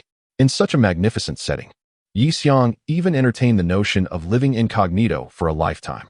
Yet, he was acutely aware that his aspirations could transcend the realm of military industry. Upon entering a laboratory within one of the buildings, Yi Xiong was astonished to discover that the quantum supercomputer he had constructed was prominently positioned at the center of the lab, surrounded by a cadre of military researchers in white lab coats. "Wait, I remember that this computer was still in the experimental building when I boarded the vehicle. How did it arrive here so swiftly?" He was witnessing for the first time the logistical capabilities of the military. The researchers present, observing Yi Xiong's youthful demeanor and stature, were filled with curiosity. Prior to their arrival, they had heard rumors that the creator of this quantum supercomputer was a young individual. They had envisioned someone with a master's degree, an accomplished youth. To their astonishment, he was merely an undergraduate. Could this young man truly be the developer of the most advanced computer in the entire Blue Star? While they were still grappling with their bewilderment, Yi Xiong inquired as he had before, "Are we all familiar with parallel acceleration algorithms and Hilbert space? If so, we can commence our work." As Yi Xiang began his tasks, General Cheng Fei excused himself from the laboratory, hastening to the next location. This secret military base housed numerous projects, each demanding his attention. General Cheng entered one of the closed hangars, gazing at a dark gray experimental aircraft within. With concern, he inquired, "What is the current status of the aircraft's stealth data?" "It remains the same. The radar cross-section, RCS, surges dramatically during the aircraft's morphological transformations and missile launches," a researcher replied, biting on his pen, his brow furrowed. "Is it an issue with the coding?" General Cheng glanced at the data report from the aircraft's development team and continued his questioning. It encompasses various concerns." The researcher responded despondently. Cheng Fei gazed at the data, lost in contemplation. After a while, he continued to inquire, "Do you have a test flight scheduled for today?" There will be one shortly. Let us go." To the radar room. General Cheng is eager to witness firsthand the advancements in the stealth capabilities of this new experimental aircraft, which leaves the developers here feeling quite apprehensive. Despite meticulous attention to detail in aspects such as painting, surface design, thermal concealment, and thermal shielding, the ultimate stealth performance of the resultant aircraft might still fall short of expectations. This predicament, akin to the perplexing nature of a mooncake filled with 5 ingredients, has long troubled the developers. As the experimental aircraft was towed out of the hangar, a new round of stealth performance testing was about to commence. Upon its emergence, the pristine and strikingly handsome fuselage captivated Yi Xiang's attention. So impressive, truly magnificent. Yi Xiang found himself entranced by this new model. The military researchers in white lab coats, having heeded Yi Xiang's guidance, commenced their tasks without requiring his direct involvement, thus allowing him the time to admire the aircraft under trial. System, initiating detection. Unbeknownst to him, the system had automatically activated. It identified the target as an unnamed 5th-generation fighter from the Long Kingdom, with the following parameters. 5th-generation fighter? Is this the legendary 5th-generation aircraft? Just days prior, he recalled watching a military channel where a director Zhang remarked that the Long Kingdom had no plans to develop a 5th-generation fighter. At most a 4th-and-a-half generation. It appears this was merely a smokescreen. Yi Xiang understood that everything he observed here was bound by confidentiality agreements, prohibiting any leaks. The military personnel nearby were also aware of this. Thus they simply bowed their heads to continue the installation of the quantum supercomputer, likely refraining from responding to any of Yi Xiang's queries. As the fighter jet took off, ascending and soaring through the skies, Yi Xiang's spirits soared alongside it. However, at that moment, the system's analytical results reached his ears. Current stealth performance detected is equivalent to the Blue Star's 4th-and-a-half generation standard. Based on the host's skill level and point payment capability, it is recommended to enhance the stealth performance of this model to that of a 12th-generation aircraft. Quantum tunneling stealth coding. What? 12th generation? Yi Xiang's mind briefly crashed. His ability to compute momentarily lost. He could only count on his fingers. 6th, 7th, 8th, 11th, 12th? A leap of 7 generations? Can I even attain that? Nevertheless, the system had stated that this recommendation was based on an assessment of his true capabilities, suggesting that he should indeed possess the ability to make the enhancements. All right, system, assist me in investigating the required materials. Materials, quantum tunneling coding. Requirements: bismuth selenide topological insulator single crystal, iron selenide fermionic carrier, silver nanofilm, totaling 2,600 points. Wow, that is quite a sum. It seems I will nearly exhaust the points previously rewarded. Though uncertain about the true efficacy of this quantum tunneling coding, he hoped it would indeed prove to be remarkably effective. Upon contemplating this, Yi Xiang felt that the most pressing issue was undoubtedly how to present his restoration plan to the military. Logically speaking, according to the confidentiality agreement, he should be oblivious to the progress of the military's 5th-generation fighter jet development. His understanding of the 5th-generation aircraft had even intricately delved into various data and stealth capabilities. Such revelations, if disclosed, would surely lead to dire consequences. However, at this juncture, although he could retreat, he found no desire to do so. The allure of a 12th-generation aircraft was immense, particularly for a man, and even more so for one who had traversed time. He believed it was essential to take the plunge and give it a try. With this thought in mind, Yi Xiang called out, "If there are any issues, feel free to let me know later. I will attend to my tasks for now." He then sat down on the ground and opened the high-performance gaming laptop provided by the military. Chapter 12. The fear of insufficient firepower. The military researchers observed Yi Xiang sitting on the floor, completely engrossed as he opened his gaming laptop, without a second thought. To them, a young man of his age was merely someone who spent all day playing games. Although Yi Xiong had initially impressed them with his assignment, in their eyes, he was still just a boy, and given the chance, he would naturally gravitate towards gaming. Within this military base, both soldiers and various non-military professionals coexisted. For these civilians, aside from confidentiality agreements, there were no stringent requirements. During the remaining hours of the day, Yi Xiong dedicated himself to typing.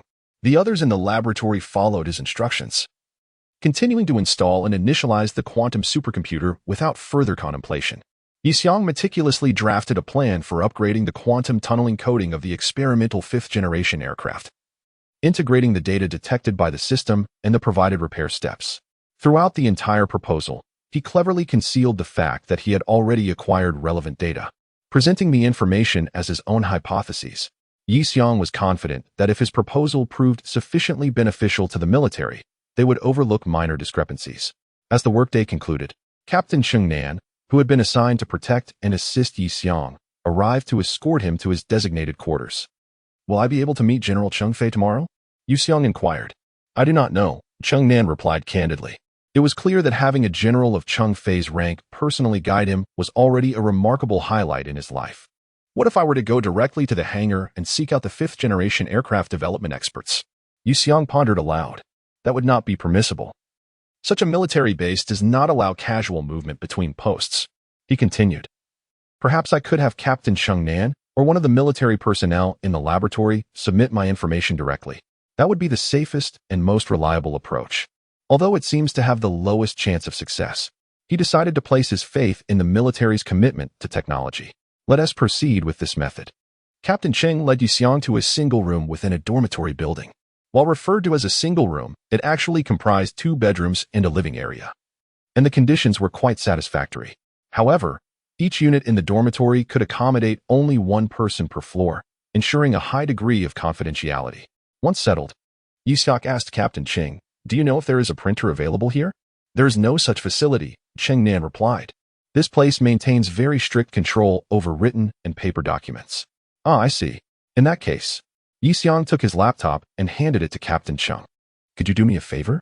Please deliver this laptop to the highest-ranking officer you can find, preferably General Cheng, or to the individual overseeing experimental aircraft, and have them review the proposal on the desktop." Upon hearing Yi Xiong's request, Cheng Nan scrutinized him for a moment, hesitated, then replied, "All right, I understand." He picked up his laptop and exited the room, leaving behind a profound silence. Alas, Yi Xiong found himself ensnared in a state of ennui, having relinquished his gaming laptop to Captain Cheng. How dreary. If only he had retained the laptop. What could he possibly do now? After pondering for a moment, he resolved to engage with the system instead. Thus, Yi Xiong intoned within his mind, "System, activate. The technology repair system V121 is booting up, initializing." At this moment, the sun had yet to set, casting a warm glow upon the experimental weapons arrayed below in the testing ground. Leaning over the balcony, Yi Xiong gazed at the various experimental apparatuses, lost in contemplation. "Perhaps I should conduct a comprehensive inspection of all of you?" With this thought, he addressed the system. "System, please assess that experimental tank. Commencing diagnostics. Diagnosis complete. The tank is equipped with a 125mm smoothbore cannon, exhibiting slight firepower deficiencies. It is recommended to upgrade to an antimatter annihilation cannon, along with a compatible intercontinental antimatter weapon control system." Goodness, are we directly equipping antimatter weaponry now? And what on earth is an intercontinental control system? Is this antimatter weaponry even designed for intercontinental range? Yi Xiong suddenly felt that this technology repair system might be a tad too ambitious. He had not even consulted the system regarding the budget and turned his attention to the missile launcher nearby. "System, please evaluate that missile launcher. Diagnostics in progress." The system detected the experimental Aerocruise missile with body data XXX, XX, XXX, performance data XXX, XXX, XX, exhibiting slight firepower deficiencies. It is advised to upgrade to a space-based entangled state missile, along with a self-entangled guidance system. Upon hearing this, Yi Xiong was utterly astounded. He felt like a staunch conservative in the presence of the system. He had assumed that developing a stealth system for a 12th-generation fighter jet would be the pinnacle of his endeavors at this base. To his astonishment, The system was far more progressive than he had anticipated. Little did he realize, from the system's perspective, with 2 quantum supercomputers at his disposal, why not elevate other technologies to a comparable standard? In the system's view, this was merely a natural progression of civilization. Antimatter cannon tanks, space-based entangled state missiles. As Yi Xiong pondered these terms, a surge of excitement welled within him. How frustrating. Why did he have to surrender his laptop to Captain Chung so early? He could have drafted several more plans. Nevertheless, it was perhaps better to consolidate these 2 ideas into a single proposal for the military, as presenting them separately might lead to perceptions of madness. It would be wiser to first develop the 12th generation fighter to earn sufficient trust from the military. With this resolution, Yi Xiong commenced the preparation of requisite materials. System, exchange for the materials needed to repair the quantum tunneling stealth coding technology. The following day, Captain Chung Nan indeed managed to arrange a meeting with General Chung Fei.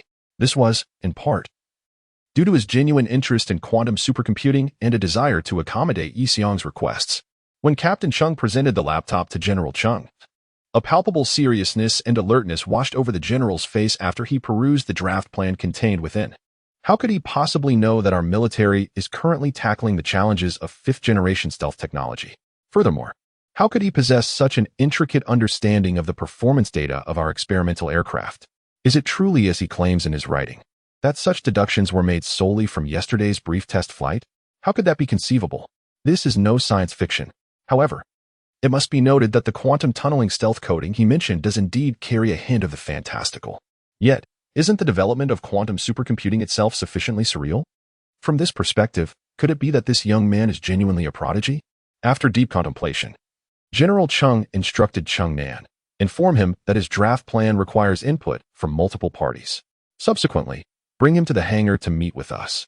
Chapter 13, Quantum Tunneling Stealth Coding. At the break of dawn, the researchers of the new 5th-generation fighter aircraft arrived early at the hangar. The brief test flight conducted yesterday yielded unsatisfactory results. After investing considerable time and effort, the aircraft's stealth capabilities showed no significant advancements compared to its predecessor. What could be the root of this issue? The researchers were equally eager to uncover the truth.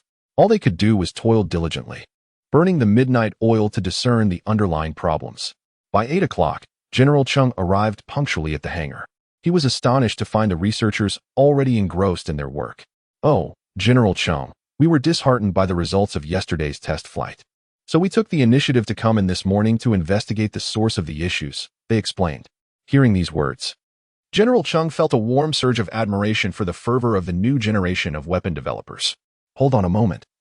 Allow me to present you with a document for your consideration," he said, retrieving Yi Xiong's notebook and opening the draft proposal. The researchers gathered around to examine it. On the feasibility and combat effectiveness of quantum tunneling stealth coding. Quantum tunneling? Is there such a concept in stealth technology? I am not well versed in quantum theory, but I recall encountering a paper by a quantum theorist in a journal, which discussed the foundational theoretical assumptions of the stealth method. However, it was laden with intricate quantum physics concepts, prompting me to abandon my reading. In essence, this is merely a concept that exists in the realm of imagination. Moreover, the researchers, predominantly from aerospace and other fields, lacked a profound understanding of quantum theory. Nonetheless, they persevered and read through the entire proposal, albeit with a sense of confusion. "What are your thoughts? Does this article hold any merit?" General Chung inquired as he observed the researchers slowly lifting their heads. One researcher, displaying a skeptical expression, replied, "How shall I put it? If I disregard the technical implementation details and focus solely on the data presented, there are significant concerns." Other researchers nodded in agreement. It was not that the data was flawed. Rather, it seemed implausible that it was derived as claimed. Based on the estimated error margins for the aerodynamic profile, it would be virtually impossible to deduce the performance data presented. The only conceivable explanation is that he was already privy to this data and had merely fabricated it with some added discrepancies. "Are you implying that we have failed in our confidentiality measures?" General Chung asked, his nerves instantly tensing at the implication. The researchers exchanged uneasy glances. "But we do not know him." "Of course, there is another possibility," interjected a typically reticent researcher. "The brief test flight yesterday may have provided the author of this proposal with the data." The room fell into a profound silence, especially General Chung, who was deeply shocked by this unsettling possibility. Is it truly feasible to obtain various data from an experimental machine solely through visual observation? After researchers eliminated the possibility of information leakage, they found this prospect even more plausible. In their eyes, anything is conceivable. Perhaps it is best to meet him in person. Mere discussion yields little fruit. Indeed, regardless of its feasibility, we harbor a certain interest in his concept of a quantum tunneling invisibility coating. General Chung pondered for a moment. The hangar enveloped in silence, allowing the researchers to distinctly hear his deep breaths. Bring him to the hangar, General Ching instructed the guard beside him. Thank you, Comrade Yi Xiang. This issue has finally been resolved. Oh, it's nothing. Just disregard weak interference in the future. Our system will self-correct. All right then, Comrade Yi Xiang. I have a question. Sure, just a moment. Amidst a throng of military quantum computing experts, Yi Xiang addressed each inquiry and resolved their concerns. After a day of instruction and dialogue, the quantum computing specialists had developed unwavering confidence in Yi Xiang's capabilities. However, the downside was that Yi Xiang quickly became busy, unable to remain quietly in the corner with his laptop as he had the previous day. While the laboratory buzzed with activity, the guard accompanying General Cheng arrived. He approached Captain Chung Nan, who was stationed nearby to protect Yi Xiang, and exchanged a few words with him. Upon receiving orders, Captain Chung moved to Yi Xiang's side. Comrade Yi, General Chung is looking for you. He is currently in the experimental machine hangar. Yi Xiang's eyes lit up at this news. It seemed he had succeeded. He joyfully patted Captain Cheng's shoulder, saying, I understand. Please wait for me for 10 minutes. I'll resolve this issue and be right there. Comrade Yi, the matter with the general is urgent. Perhaps you should go first? No worries. I'll wrap this up shortly. You keep an eye on things. Before long, Yi Xiang and Captain Ching were seated in a military jeep, driving from the laboratory to the experimental machine hangar. Upon entering, they were greeted by a group of researchers and General Ching, who had been waiting patiently. I sincerely apologize, everyone. There were some issues with the supercomputer in the lab that required my attention, which delayed me for a few minutes. General Chung raised his hand, signaling that no further explanation was necessary, and stated, Let us not dwell on the details. Let us begin. Please elaborate on the quantum tunneling invisibility coding for myself and the researchers present. Wonderful. This is the moment we have been anticipating. Taking a deep breath, Yi Xiang commenced his explanation of the principles and implementation methods. Through the interference of Dirac cone electron states in five-dimensional spatial rays, we can randomize the quantum phase of incident electromagnetic waves as they observe the target entity. In terms of the specific materials implementation, the mapping of five-dimensional topological structures is reflected through bismuth selenide, while iron selenide compounds serve as carriers for fermions. As for the silver nanowire mesh, it can detect the frequency of an opposing radar. A general and a multitude of researchers listened to Yi Xiang's introduction, somewhat bewildered. However, one crucial point captured their attention. Comrade Yi Xiang, if I understand correctly, the quantum tunneling invisibility coding you propose can indeed be realized with current material science techniques? They inquired. Selenium and iron selenide compounds are not challenging for today's military industry. It can be done, absolutely feasible, Yi Xiang affirmed. After a moment's contemplation, he quickly added, No, I have already prepared the materials for the quantum tunneling invisibility coding. The quantity I have is fully sufficient for this experimental device. Chapter 14. The Rule of Strange Tales. Within the dormitory of a military base, several soldiers stumbled upon large barrels of paint in Yi Xiang's quarters. They transported these barrels to the hangar, where the group gazed at them in utter disbelief. Yi Xiang felt a surge of panic. How could he have forgotten that such substances were not to be trifled with in the military? Such a fundamental mistake was inexcusable. According to protocol, General Cheng Fei would require an explanation from Yi Xiang regarding the origin of these barrels of paint. However, given that Yi Xiang had procured them specifically to enhance the stealth capabilities of a new fighter jet, there was some leniency. Furthermore, since they had not thoroughly investigated the data from the test aircraft, it seemed futile to dwell on this issue now. Even if accountability were to be assigned, it would be prudent to wait until the experiment was completed. Is this the quantum tunneling stealth coding? Did you personally formulate it? General Chung inquired, scrutinizing the paint with a piercing gaze directed at Yi Xiang. Yes, Yi Xiang affirmed with a nod. I optimized these coatings using my methods, allowing them to be applied directly to the aircraft for immediate effect. The presence of General Cheng's inquiry indicated that he was willing to overlook Yi Xiang's prior indiscretions. Nevertheless, Replacing the coating on a prototype aircraft was no trivial matter. Although they had become accustomed to the process of changing coatings and had done so numerous times during the aircraft's testing, this particular substance was unfamiliar, and they could not predict the consequences of this alteration. In this tense atmosphere, everyone awaited General Chang's declaration. With his hands clasped behind his back, he fixed a stern gaze upon Yi Xiong. After a prolonged silence, he spoke. Should this coating replacement fail, you will bear the corresponding responsibility. Yi Xiong, emboldened by his confidence, nodded in agreement. With the system at his side, he felt sufficiently assured. Let us commence the coating replacement. With General Chang's command, the meticulous work of applying the new coating began in earnest. The researchers were already well versed in this procedure, having experienced countless trials and errors. Yi Xiong remained vigilant, guiding the team through the intricate details of the process, ensuring that no aspect was overlooked. Observing Yi Xiong's dedication, General Cheng and all present, both military personnel and researchers, felt a growing sense of reassurance. This young man appeared to be genuinely committed. After an entire day of intense labor, they finally completed the new coating for the prototype aircraft. As dusk descended, all eyes were drawn to the experimental fighter jet, which now bore its new livery. A wave of astonishment washed over the group. What is happening? Why does it seem as though this aircraft, despite being right before my eyes, exists in a realm beyond our perception? This question echoed in the minds of all present, yet none dared to voice it aloud, for it seemed too implausible. No matter how advanced an invisible coating may be, how could it possibly influence human consciousness? How could it render itself imperceptible within the human psyche? Little did they know. For the aircraft enveloped in quantum tunneling stealth technology, humanity transcended mere existence and became mere observers. The aircraft, existing in a state of quantum superposition, affected the very state observed by these onlookers. At this moment, General Cheng Fei harbored similar doubts, yet he suppressed his thoughts and commanded, "Is the test pilot in position?" "Good. Prepare for the test flight." As the aircraft coated in quantum tunneling stealth technology was towed out of the hangar, the test pilot standing on the runway found himself bewildered. Am I to test fly this aircraft? What exactly am I supposed to do? Test the new coated aircraft? Is it this one? No. Which one?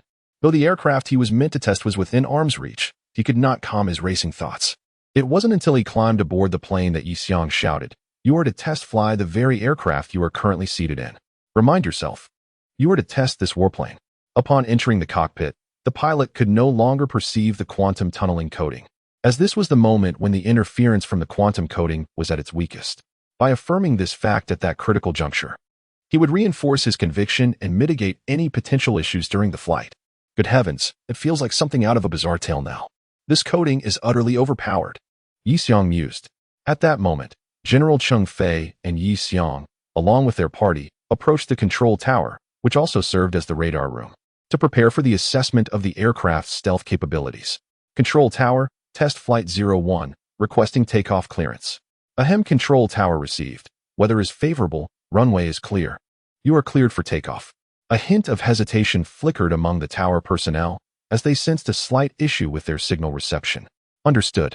As soon as the words were uttered, two streams of blue afterburner flames ignited on the runway, and with a deafening roar, the experimental aircraft, cloaked in the new stealth coating, ascended into the sky. Control tower, test flight 01 is climbing, expected to reach the designated altitude in 20 seconds. Received. The tower personnel turned back. Shall we activate the radar? Activate the radar in 10 seconds. The researchers, as was customary, issued this directive. Received.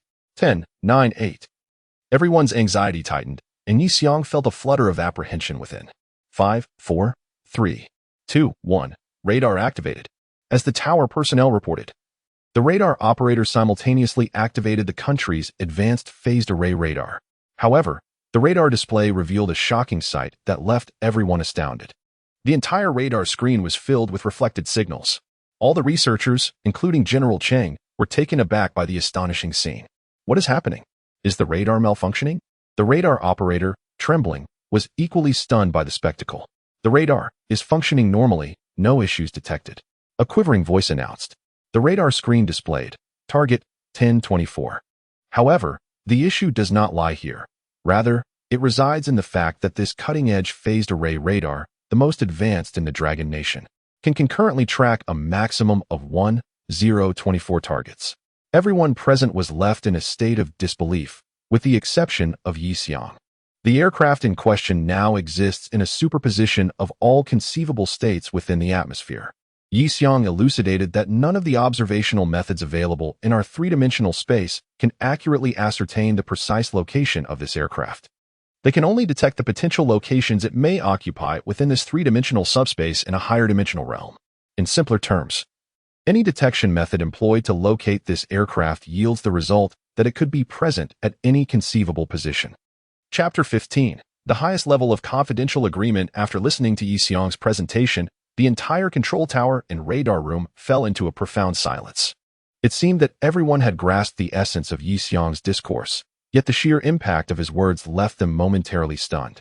Test Flight 01. Do you hear me? General Cheng Fei was the first to regain his composure, stepping forward to the intercom and urgently calling out, "Report your position. Test Flight 01 received. Current altitude 3,500. Position coordinates. Return immediately. Return at once." Before the test pilot could finish his report, General Cheng emphatically interrupted, "Descend according to the runway's signal.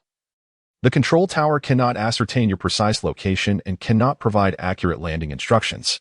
A brief silence ensued. Test Flight 01 received. The pilot's tone was succinct yet solemn. He seemed to recognize the extraordinary nature of this flight and the aircraft involved. After issuing the command, General Cheng let out a long sigh of relief, his expression one of momentary liberation.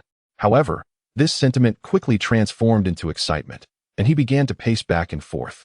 In the unusually quiet control tower, Yi Xiang overheard General Cheng repeatedly murmuring, "It has been rewritten, rewritten. The rules and systems of aerial combat have been utterly transformed." Now, the Dragon Nation was diligently developing its fifth-generation fighter jets, striving to catch up to and surpass the advanced aerial combat capabilities of the Blue Planet. Generations of researchers, through arduous efforts, aimed for the self-developed air combat aircraft of the Dragon Nation to achieve recognition.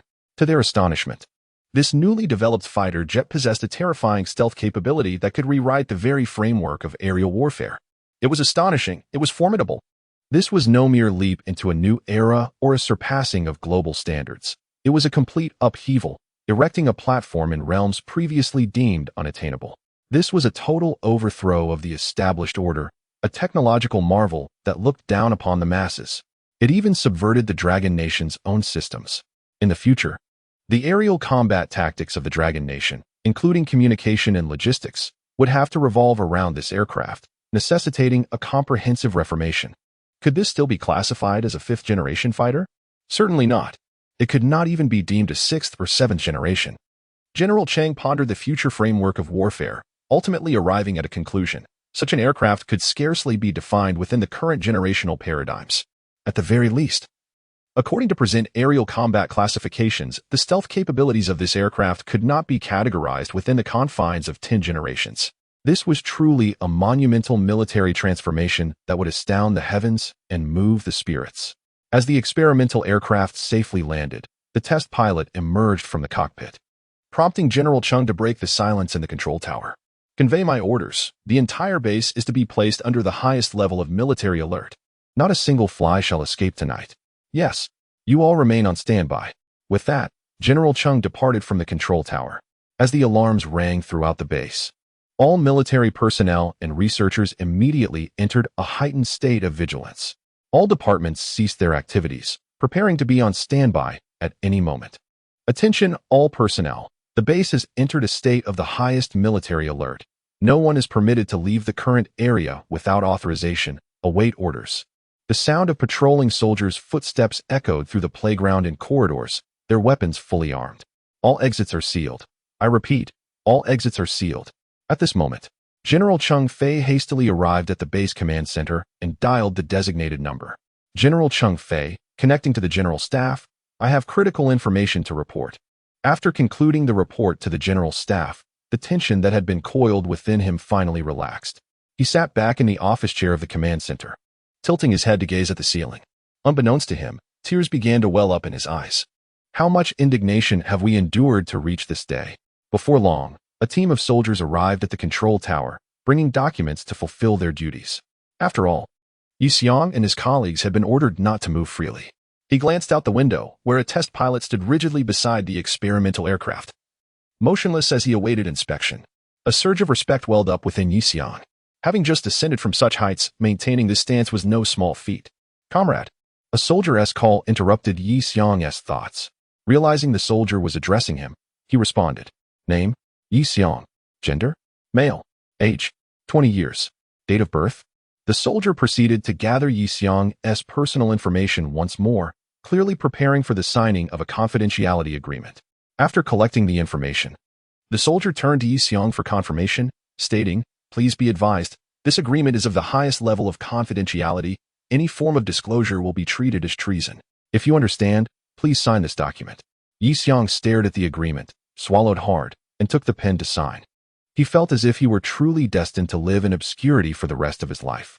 What to do now? The DSD controllable nuclear fusion project in Bedudu awaits my technological restoration. Perhaps I could exchange the antimatter tank and entangled state missile projects for my freedom? How foolish of me. If I engage in another 2 high-level confidentiality agreements, I might not even be able to take my ashes out of the military base. Lost in thought, the soldiers inside the control tower assisted others present in signing the agreements. Yi Xiong heard an announcement over the intercom. All departments are to complete the signing of the highest level confidentiality agreements and exit the premises in an orderly manner. Return to your quarters without delay or unauthorized actions, otherwise, military law will be enforced. Repeating, please, all departments. Phew. A day filled with tension had finally come to an end. Thus, escorted by soldiers, Yi Xiong made his way back to his dormitory, while the experimental aircraft returned to the hangar under the pilot's guidance. At this moment, the system's prompt resonated. The system has detected the successful test flight of the quantum tunneling stealth fighter, the successful trial of the stealth coding, and the technological repairs have been completed. Reward, 5,000 points. Experience points meet the requirements, and the system automatically upgrades to the technology repair system V1. 23. System reward, a comprehensive knowledge package in aerospace and interstellar navigation. Despite the bounty bestowed by the system, Yi Xiong found it difficult to embrace joy. His heart was tumultuous, primarily due to uncertainty regarding the consequences of surrendering the remaining 2 technologies. Would it allow him to retain his freedom, or would he be entirely sheltered by the state? He was at a loss. On a personal level, he yearned to realize these 2 weapons, yet from a broader perspective, his aspirations extended beyond mere military endeavors. This predicament was not only challenging to navigate, but also difficult to articulate to the military here. With apprehension, Yi Xiong made his way back to his designated room. The door was ajar, and inside stood Captain Chung Nan. Upon seeing Yi Xiong's return, Captain Chung offered a solemn salute. "Comrade Yi Xiong, thank you. The nation will not forget your contributions." He then gestured towards the nearby table, stating, "This is a state-of-the-art gaming console specially prepared for you by the military." Yi Xiong stared in astonishment at the lavish seaside-themed console and the opulent curved screen before him. He felt the last bastion of his resolve crumbling. To conquer a man can sometimes be as simple as a small act of kindness. Damn it, never mind. I shall dedicate my life to the advancement of military technology for the Dragon Nation. Chapter 16. Guidance through quantum entangled states before dawn. Several military vehicles entered the secret base. General Chung Fei had not slept a wink, meticulously organizing all the data from last night's test flight. Had it not been for the information you provided, I would scarcely have believed that this was a weaponry developed recently by our dragon country. Vice Chief of Staff Zhou Wending, who personally came to investigate, gazed at the documents in his hands, marveling, "You have produced an astonishing array of epic-making weaponry here." Each time, I remind myself that nothing is impossible, yet this time, I am utterly astounded to realize that such a weapon could indeed exist. Indeed, it is profoundly revolutionary. General Chung Fei concurred, admitting, "I must confess that I still lack a comprehensive understanding of a future warfare system incorporating this weapon." We have both time and talent. "We can take our time," Vice Chief Zhou replied with a hearty smile. He then inquired, "You have yet to mention who the talent responsible for developing this aircraft, specifically its stealth coding, is. Such a pivotal individual. I wish to meet him personally later today." The following day, Yi Xiong returned to the quantum supercomputing laboratory as usual. His current duty remained to assist the military in integrating the quantum supercomputer into the operational system. In truth, that task was nearing completion. Following the events of the previous night, the researchers in the laboratory regarded Yi Xiong with profound respect, though they could not speak of it openly. Everyone was acutely aware of what had transpired. Comrade Yi Xiong, we have essentially completed the integration of this quantum supercomputer into the operational system. Could you assist us in verifying it? Upon entering the laboratory, Yi Xiong was met with such courteousness. He waved his hand and replied, No. I am here today to request your assistance with something. Oh? Is Comrade Yi Xiong once again? One researcher began to inquire if it was about developing new weaponry, only to be silenced by another researcher beside him. The latter then stepped forward and said, No problem, as long as it contributes to the military advancement of Dragon Country. We are willing to assist you in resolving any issue. Yi Xiong looked at the group and nodded. He then proceeded to ask, Are you familiar with wave functions? The researchers nodded in unison. Wave functions? What is there not to know? Every researcher here working with the quantum supercomputer is an expert in quantum theory. A wave function in quantum mechanics is akin to a number in mathematics. However, Yi Xiong's subsequent question required deeper contemplation. Do you think this quantum supercomputer can compute the wave function of a fixed object? A sudden jolt ran through everyone's minds, as if an unknown entity had sharply pricked a hidden corner of their consciousness. For the answer to this question seemed plausible. A few individuals immediately turned to the computers in the laboratory and began calculations. Soon, the sound of keyboards echoed throughout the room. After a moment, a researcher raised his hand and declared, It's calculated. With the computational power of this quantum supercomputer, we should be able to determine the wave function of an object roughly 1 cubic meter in volume within milliseconds. Yi Xiong nodded and inquired, If I can utilize this wave function to compute the associated entangled state, what then? The researchers promptly responded, That would be virtually negligible. Indeed, calculating the wave function and deriving the entangled state from it are calculations of entirely different magnitudes. Thus, if I determine the wave function of a target and subsequently simulate its entangled state, then a collective realization dawned upon everyone, as though they had stumbled upon an astonishing revelation. We could permanently track this target, pursuing it until the end of time, even until the universe itself ceases to exist. The atmosphere in the laboratory grew increasingly tense, breaths quickening. Every object, from the grandest macroscopic entities to the tiniest microscopic particles, possesses a unique wave function, as well as an entangled state derived from that wave function. With this entangled state, we could indefinitely pursue it. This time, their quantum supercomputing laboratory was on the verge of developing a revolutionary weapon, akin to the fifth-generation fighter jets. Everyone's spirits soared with elation. However, a voice of reason emerged, asking, Is there a feasible method to realize this concept? Yes, observe that missile vehicle outside. I am confident I can transform it into an entangled state-guided missile, potentially evolving it into a space-based weapon, Yi Xiong replied. He then activated the system. System, assist me in calculating the requirements for a space-based entangled state missile, along with the necessary self-entangled targeting system points. Understood. System budgeting in progress. Budget complete. Required items include bismuth selenide topological quantum crystals, silicon carbide quantum dot arrays, and germanium silicon heterojunction detectors.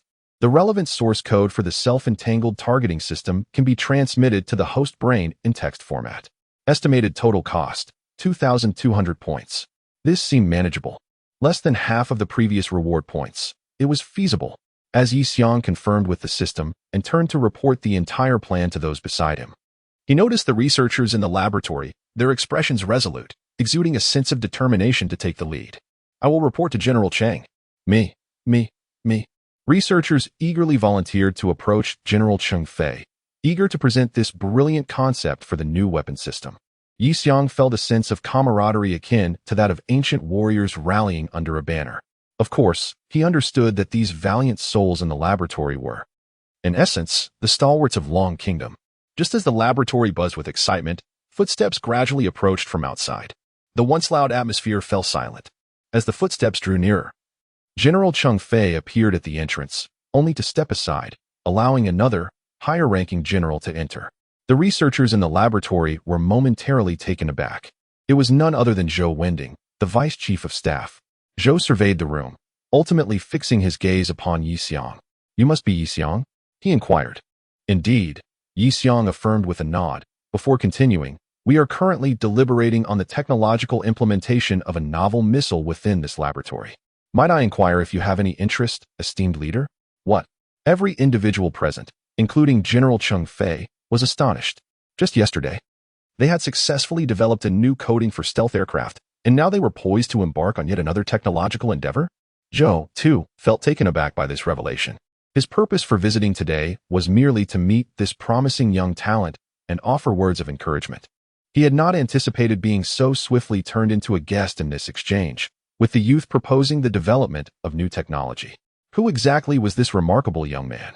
Chapter 17. Space-based missiles. As everyone in the laboratory listened to Yi Xiong reiterate the design philosophy and implementation method of the entangled state-guided missile, their previously calmed spirits reignited with fervor, particularly when General Cheng Fei and Deputy Chief of Staff Zhou heard Yi Xiong speak of the transformation of missiles into space-based systems. Their eyes sparkled as if they had unearthed a hidden treasure. Space-based weaponry. The ability to execute precise strikes on any target on Blue Star from the vastness of space. No nation on Blue Star has yet mastered a truly operational space-based weapon. Admittedly, the Eagle Nation once proposed a PowerPoint presentation on this concept, but it had long been debunked as mere bluster. Currently, numerous technical challenges remain to be addressed in the realm of space-based weaponry, one of which is the guidance issue. How can we ensure that a weapon launched from the distant reaches of space can strike its target on the ground with precision while simultaneously resisting interference? There are countless hurdles to overcome. Yi Xiong's proposal of quantum entanglement guidance could facilitate complete point-to-point navigation. This method transcends traditional guidance techniques like infrared or laser guidance, embodying a pure causal law that is impervious to external influences. The wave function represents the genetic blueprint of all matter in this world, and quantum entanglement guidance acts like directed tracking of the target's very essence. Wherever it may flee, it is futile. Oh, what a groundbreaking technology that could revolutionize the very fabric of warfare. Is it feasible? General Cheng Fei posed the question once more. Yi Xiong nodded affirmatively, stating, "What I need now are quantum theory experts to accompany me in researching quantum supercomputing, as well as that." He gestured towards the missile vehicle outside the window. That was the Aero Cruise missile undergoing trials. As a developing ground-based cruise missile, its range could fully meet the testing requirements for quantum entanglement guidance. As for the subsequent transformation into a space-based system, a colossal challenge remains: the issue of the missile's carrier. Currently, no corresponding space-based satellite has been developed, so for now, we shall focus on ground-based launch studies. In fact, at the experimental stage, any missile modification is acceptable. What we must do now is tailor a quantum wave function calculation system and entanglement state simulation for it on the quantum supercomputer, ultimately forming a complete guidance system, after which we can commence testing. At that moment, General Cheng Fei found himself once again at a crossroads. However, having experienced the successful development the day prior, he had developed profound trust in this young man. General Cheng turned to Deputy Chief Zhou, who, after a moment of contemplation, nodded in agreement. Subsequently, Cheng Fei looked back at Yi Xiong, affirming with a nod, "Let us proceed." Before long, the missile vehicle made its way to a designated hangar, initiating a covert modification process. Under General Cheng Fei's command, a cadre of missile experts began the transformation of the Aero Cruise missile, following Yi Xiong's directives. In essence, the first step was to completely dismantle the original guidance system. All that was necessary was to retain the propulsion system and the warhead. In the quantum computing laboratory, a group of researchers gathered around the quantum supercomputer, conducting preliminary tests on the foundational wave function calculation system devised by Yi Xiong. Meanwhile, Yi Xiong returned to his dormitory, under the watchful eyes of his peers, to prepare the necessary materials for the entangled state guidance system. Initially, the wave function calculation system he had transcribed from the provided text should have been flawless. However, Yi Xiong needed to return to prepare materials, so he left the researchers to conduct their tests. After all, what if he had made an error in his transcription? On his way to the dormitory, Yi Xiong spotted the experimental tank, beside which two researchers were recording some data concerning the cannon. He mused that once he completed the missile production, he would set about repairing this tank. Yet, he pondered whether tanks would even have a place on future battlefields. In truth, he had overestimated the current capabilities of Blue Star. In some underdeveloped nations on Blue Star, 10 of these advanced experimental tanks could easily dominate an entire country. Yi Xiong maintained such aspirations because he aimed to measure himself against the current hegemonic state of Blue Star. The time remaining before he could descend from his own throne was dwindling. As the missile researchers meticulously dismantled the guidance system, Yi Xiong, with the assistance of Captain Chengnan, brought over the relevant components for the entangled state guidance. The onlookers were astonished by this novel guidance apparatus. Yet none dared to inquire, fearful of breaching confidentiality agreements. Sensing their apprehension, Yixiang took the initiative to explain. This is bismuth selenide, utilized to simulate the quantum entangled state of the target. This is the detector and array employed for constructing the quantum state and receiving entangled state signals. Now, I need you to connect the missile's communication system to our quantum supercomputer. We will receive and compute the quantum state of the target via satellite signals. The missile researchers listened, somewhat bewildered, but Yixiang persisted in teaching them. After all, once the missile was launched, there would be no turning back. He had to ensure that these individuals quickly grasped the principles and procedural intricacies of guidance technology. Alternatively, he needed to ensure that the quantum theorists and missile technology researchers here could collaboratively develop this missile. Sighing, he wondered when he would no longer need to repair things himself. Would he eventually have to construct a Dyson sphere with his own hands? What he did not realize was that all that needed to be exchanged were merely blueprints. With the concerted efforts of the missile experts, Yixiang successfully completed the assembly of a new type of entangled state-guided missile. Next came the task of returning to continue writing the quantum entangled state calculation program. Once completed, this missile would be ready for test firing. The missile experts watched as Yixiang departed, their emotions complex. Soon after, they began their study of the new guidance system, striving to recall every detail in hopes of replicating the entire technology. They were aware that the missile test would involve only a single launch, and that Yixiang was not a member of the missile system team.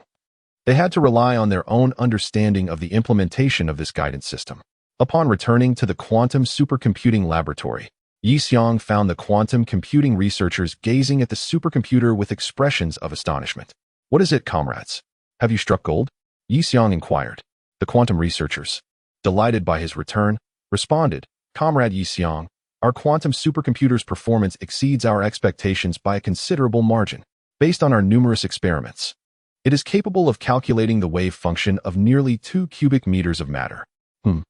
Yixiang nodded. "Let us lock in the maximum at 1 cubic meter. We cannot allocate all our computational power to this task. Regardless, I must refine the entire guidance system and prepare for the test launch." Chapter 18. Preparation for the test launch in the residence of Professor Pan Liangwei. Located in the metropolis of Bedudu, he switched on the television, tuning into the military channel. Daily, he diligently monitored military news, eager to discover whether the Dragon Kingdom had unveiled any announcements regarding quantum supercomputing. Greetings, esteemed viewers.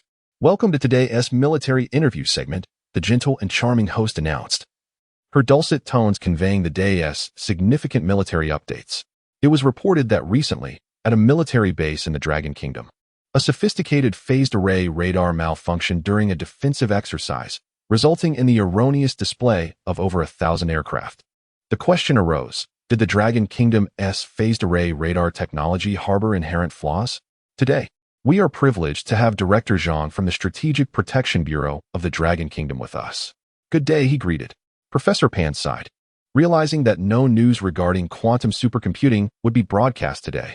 The director of the Strategic Protection Bureau, appearing on the program, spoke incessantly. "Alas, our higher-ups have gone into a frenzy. Our most advanced phased array radar has failed. Over 1,000 targets displayed in the sky. Astonishing. Even mosquitoes flying above are being classified as aircraft. I have always maintained that we should master the fundamentals of phased array radar before pursuing advanced versions." A radar capable of tracking several hundred targets was functioning quite well, yet here we are, aiming for 1,000 targets, and now it's broken. How does one explain this, right? We are now striving to develop 4th-and-a-half generation fighters and new types of rockets. Where do we find the resources to refine such high-tech radar systems? I sincerely hope our military technicians adopt a more pragmatic approach, grounded in reality. Listening to Director Zhang's candid discourse on the shortcomings of the Dragon Kingdom's weaponry left Professor Pan with a sour taste. He promptly changed the channel, resuming his solitary dinner. He couldn't help but wonder how Yixiang was faring in assisting the military with quantum supercomputing. He hoped that once he concluded his military obligations, he would return swiftly to collaborate with scientists on civilian research endeavors. Currently, Lanka University, boasting the sole quantum supercomputer on the entire blue planet, had truly become an academic pinnacle for the Dragon Kingdom and beyond. Scholars from across the Dragon Kingdom flocked to Lonka University to partake in the research on quantum supercomputing. Thus far, the Dragon Kingdom maintained a strict prohibition against any foreign individuals or academic organizations accessing this computer, inciting widespread condemnation from the Blue Planet's academic community. However, from Professor Pan's perspective as a citizen of the Dragon Kingdom, he found no fault in this stance. When foreign nations led the way in quantum computing development, they had never shared even the slightest technological insight with the Dragon Kingdom. Consequently, Professor Pan wholeheartedly supported his nation's decision in this regard. Above all, his thoughts remained fixated on Yi Xiang. I have heard that you are to partake in the research of controllable nuclear fusion. I wonder if my findings in quantum theory might be of assistance. At this moment, within a certain electronic warfare military base of the Dragon Nation, an officer is addressing his electronic warfare troops. Soldiers, we have received a mission. In 2 days, a newly developed experimental land-based cruise missile will traverse our airspace. This missile is said to be capable of overcoming all forms of interference, striking its target with utmost precision. Let us unleash our interference and interception at will. As a soldier of the Dragon Nation, I am genuinely pleased that our country possesses more advanced weaponry. However, as an officer in the electronic warfare unit, I cannot accept their claim that their cruise missile can easily breach all barriers and interferences. Soldiers, do you believe this missile can effortlessly bypass our electronic countermeasures? Can it seamlessly penetrate our electronic defenses? Can it effortlessly accomplish its test mission? No, no, no. The soldiers of the electronic warfare base echoed their denial thrice, their voices resounding across the land.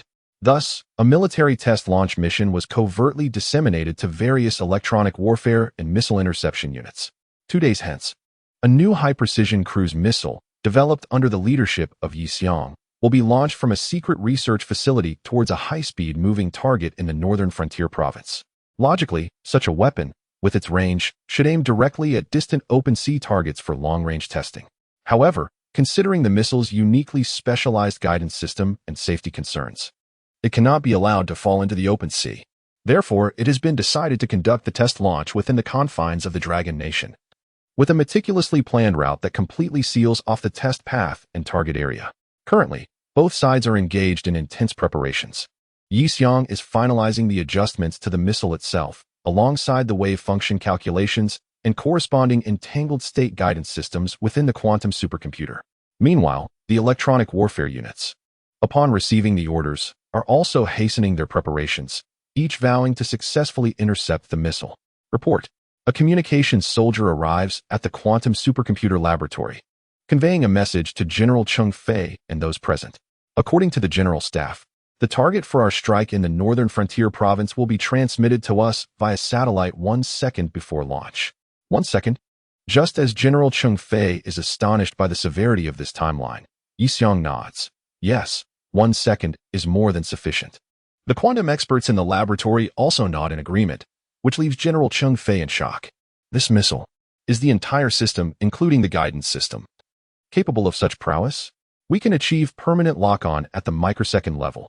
1 second is more than enough, Yi Xiang states to the researchers in the laboratory. It is entirely sufficient to contain the target wave function calculations within a cubic meter. When the time comes, we shall allow the supercomputer to automatically recognize the target. In the coming days, we shall continue to refine the algorithm. Precision need not be paramount. Microsecond-level recognition can be executed multiple times, provided it does not succumb to overfitting. The researchers nodded in agreement, immersing themselves in their work. General Cheng observed the confident expressions and intense focus of Yi Xiang and the researchers, and gradually felt reassured, harboring greater confidence in the impending success of the test launch. As the days progressed, the two parties engaged in a silent contest, each striving in their respective domains without any face-to-face encounters. Before long, 2 days had swiftly passed. The setting sun hung low on the horizon, casting its final rays upon the missile's pointed tip, which stood erect on the launch pad. All departments, prepare. The missile test launch is just 3 minutes away. Within the quantum supercomputing laboratory, the researchers gathered around the quantum supercomputer, mirroring its calm before the storm. Chapter 19. Counter-electronic breach. The final 3 minutes of the test launch of the new cruise missile. All units, prepare yourselves. The communications department is ready. The launch department is ready. The guidance department is ready. All units are prepared. Please provide instructions. Ready to launch. Affirmative. In the command center of the secret base, General Cheng Fei issued the final launch command. Meanwhile, in the quantum supercomputing laboratory, Yi Xiong and his fellow researchers were conducting a final inspection of the entangled state guidance system. They checked the loading status of the wave function calculation system and the entangled state simulation algorithm program, ensuring everything was in order. The wave function calculation system is functioning normally. The entangled state simulation algorithm program is operating smoothly. Set the wave function calculation scale to no more than 1 cubic meter to conserve computing power. Our reaction time is only 1 second. Yi Xiong reiterated one last time. Understood. At the launch site, missile developers gazed intently at the poised missile. Although the guidance system is new, all mid-course and terminal maneuvers of this missile remain our masterpiece. Therefore, if this test launch succeeds, our contribution will still be significant. Several researchers looked confidently at the missile, resolute in their belief it will surely succeed. The new experimental cruise missile interception operation, the final 3 minutes. The electromagnetic barrier is in position. The electronic jamming system is operational. The decoy signal targets are set. Radar tracking is active. All electronic warfare units are eagerly preparing to seize this opportunity from the technicians of Manhwa. What is the current jamming altitude? 5,000 meters. Not sufficient. Elevate it to 10,000 meters. Understood. This is an ultra-long-range missile. Be thoroughly prepared. Rest assured, the entire area is cleared. Just proceed and maximize the power output. Affirmative. At this moment, far away at the headquarters of the General Staff's command system, the entire test launch is being monitored. The signal department is prepared to randomly send one of the 16 targets via satellite 1 second before launch. Acknowledged. Final checks on satellite communications. Report. The electronic jamming from various electronic warfare units has interfered with the headquarters satellite communications. These folks are truly giving it their all. Vice President Zhou chuckled and ordered, immediately inform all electronic warfare units to avoid disrupting the headquarters satellite communications. The target dispatch is also issued from the headquarters. They need to be cautious and swift, as there is little time before launch. Understood. In Beijing, above the training ground. Report to the command center. Dong 1 has reached the target airspace. Report to the command center. Dong 2 has arrived at the target airspace. Report. Alert 1 has reached the designated altitude, and there are no suspicious targets within the warning range. Acknowledged. Dong 1 and Dong 2 commence cruising at an altitude of 1,000. 1 minute later. Prepare for full interception of the breach of the cruise missile. Alert 1 will continue to provide signals to both air and ground interception units. Understood. Acknowledged. The final minute of the countdown. Disengage the missile's last safety mechanism. Transfer locking and guidance authority to the Quantum Computing Center. Confirm satellite signal. Maintain communication. Report. There is an anomaly in the satellite signal. It is speculated to be influenced by electronic warfare forces. The launch area is completely clear. Launch is permitted. Received. The missile is ready for launch. Please respond. The Quantum Computing Center acknowledges. The system is fully prepared. Final countdown, 40 seconds. Yi Xiong trembled with excitement for the first time in this life after his journey through time. His palms were clammy with sweat. His gaze fixed intently on the countdown screen. Final countdown, 30 seconds. Final countdown, 30 seconds. Final countdown, 30 seconds. Every electronic warfare base in Long Nation was reporting the countdown loudly. Everyone was fixated on the electronic screens, holding their breath as they awaited the imminent arrival of a lone wolf breaching their defenses.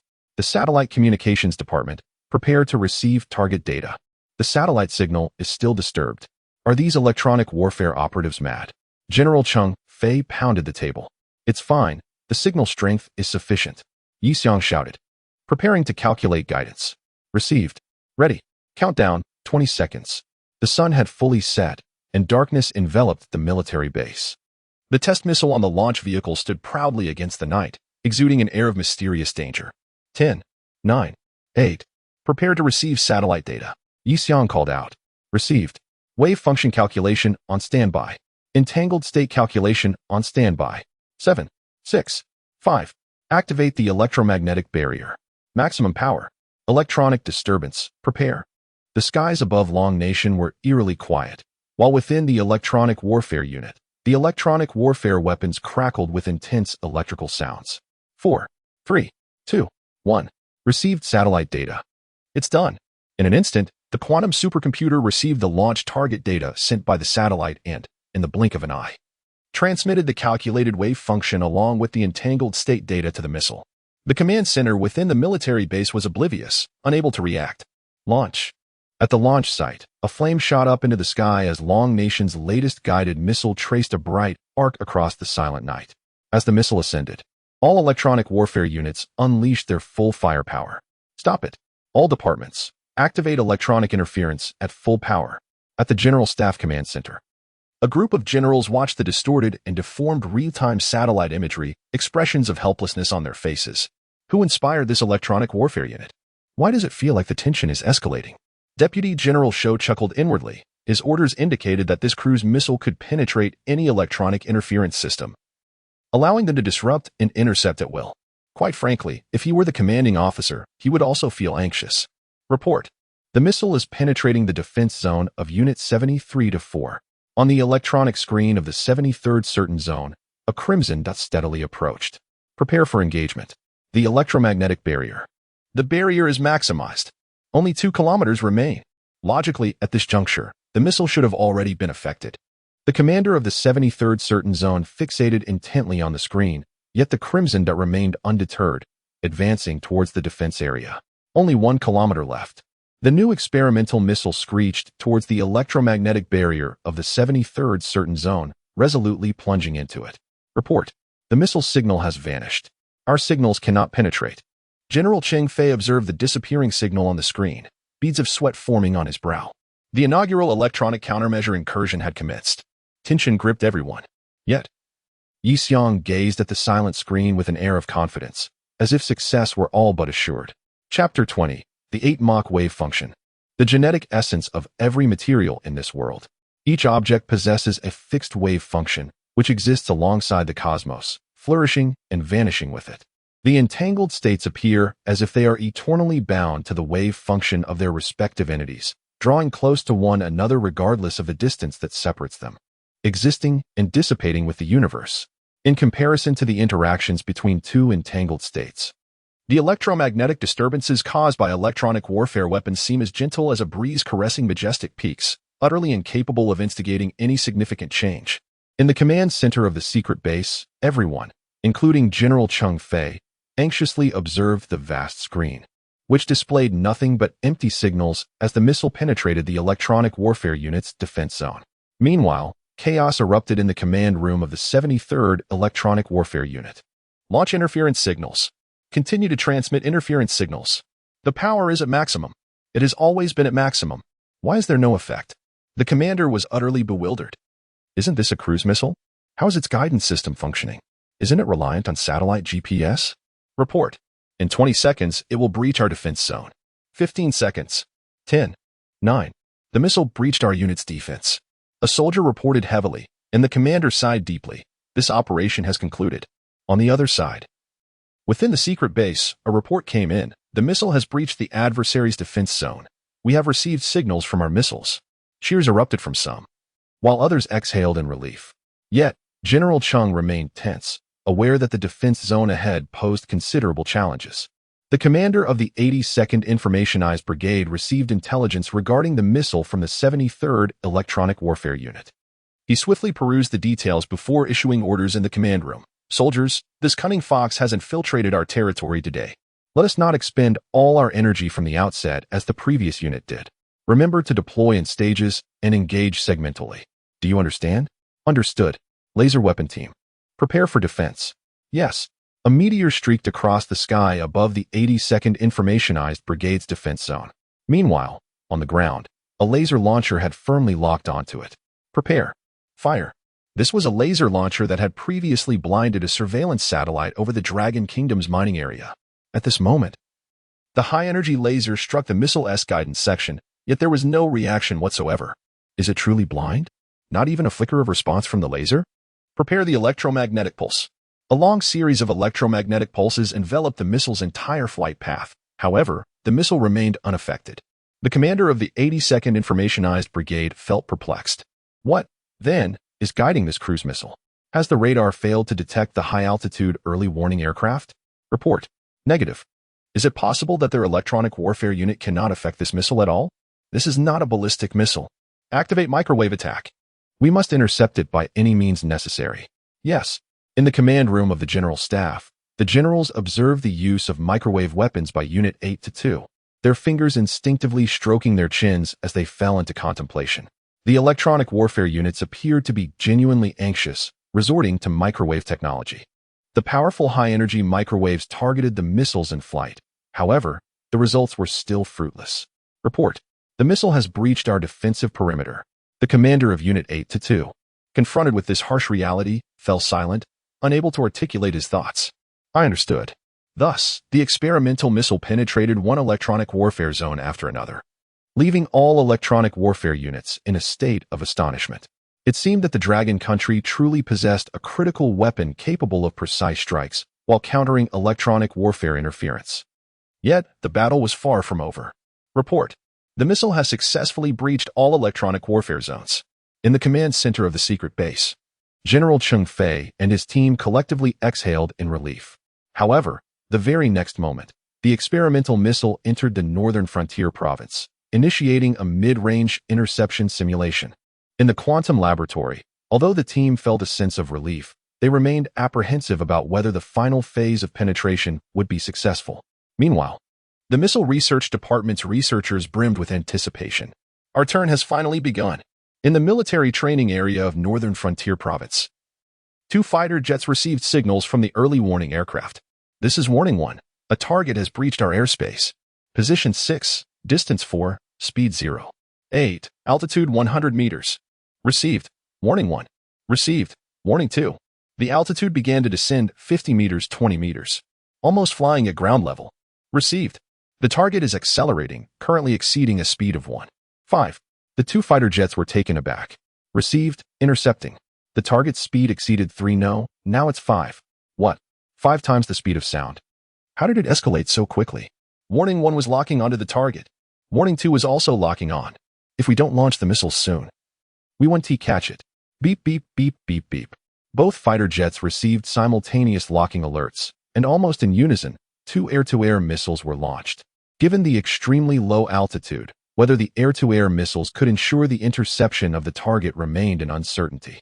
Yet, there was no time for further contemplation. A missile traveling at 5 times the speed of sound could evade interception in the blink of an eye. However, the news from the early warning aircraft grew increasingly despairing. The speed was still climbing. 6 times. What? Now it's 8 times. The pilots of the 2 fighter jets instantly felt intense anxiety. Their air-to-air missiles had a maximum speed of 5 times the speed of sound, rendering the likelihood of a successful interception very slim. Witnessing such extraordinary terminal data, whispers began to circulate in the General Staff's command hall. At such high speeds, could precision still be assured? The air-to-air missiles were on the verge of making contact with the target. There were only 2 opportunities. If missed, they would be unable to pursue. All eyes were anxiously fixed upon the satellite imagery displaying 3 distinct points. Just as the air-to-air missile was poised to strike, the experimental cruise missile executed a swift maneuver, deftly evading the trajectories of the 2 incoming missiles. Like a nimble fox escaping the grasp of 2 formidable hands, it astonished all with its remarkable agility. How could such a maneuver be accomplished? The pilots were equally engulfed in profound astonishment. The missile was on the verge of impact. The correspondent finally reported. An 8-fold supersonic missile requires no prolonged wait to reach its target. Meanwhile, the cruise missile had finally entered the visual range of the target. The target was an unmanned vehicle engaged in high-speed erratic movements. The satellite images from the General Staff Center, including those from the secret command base, finally clarified the scene.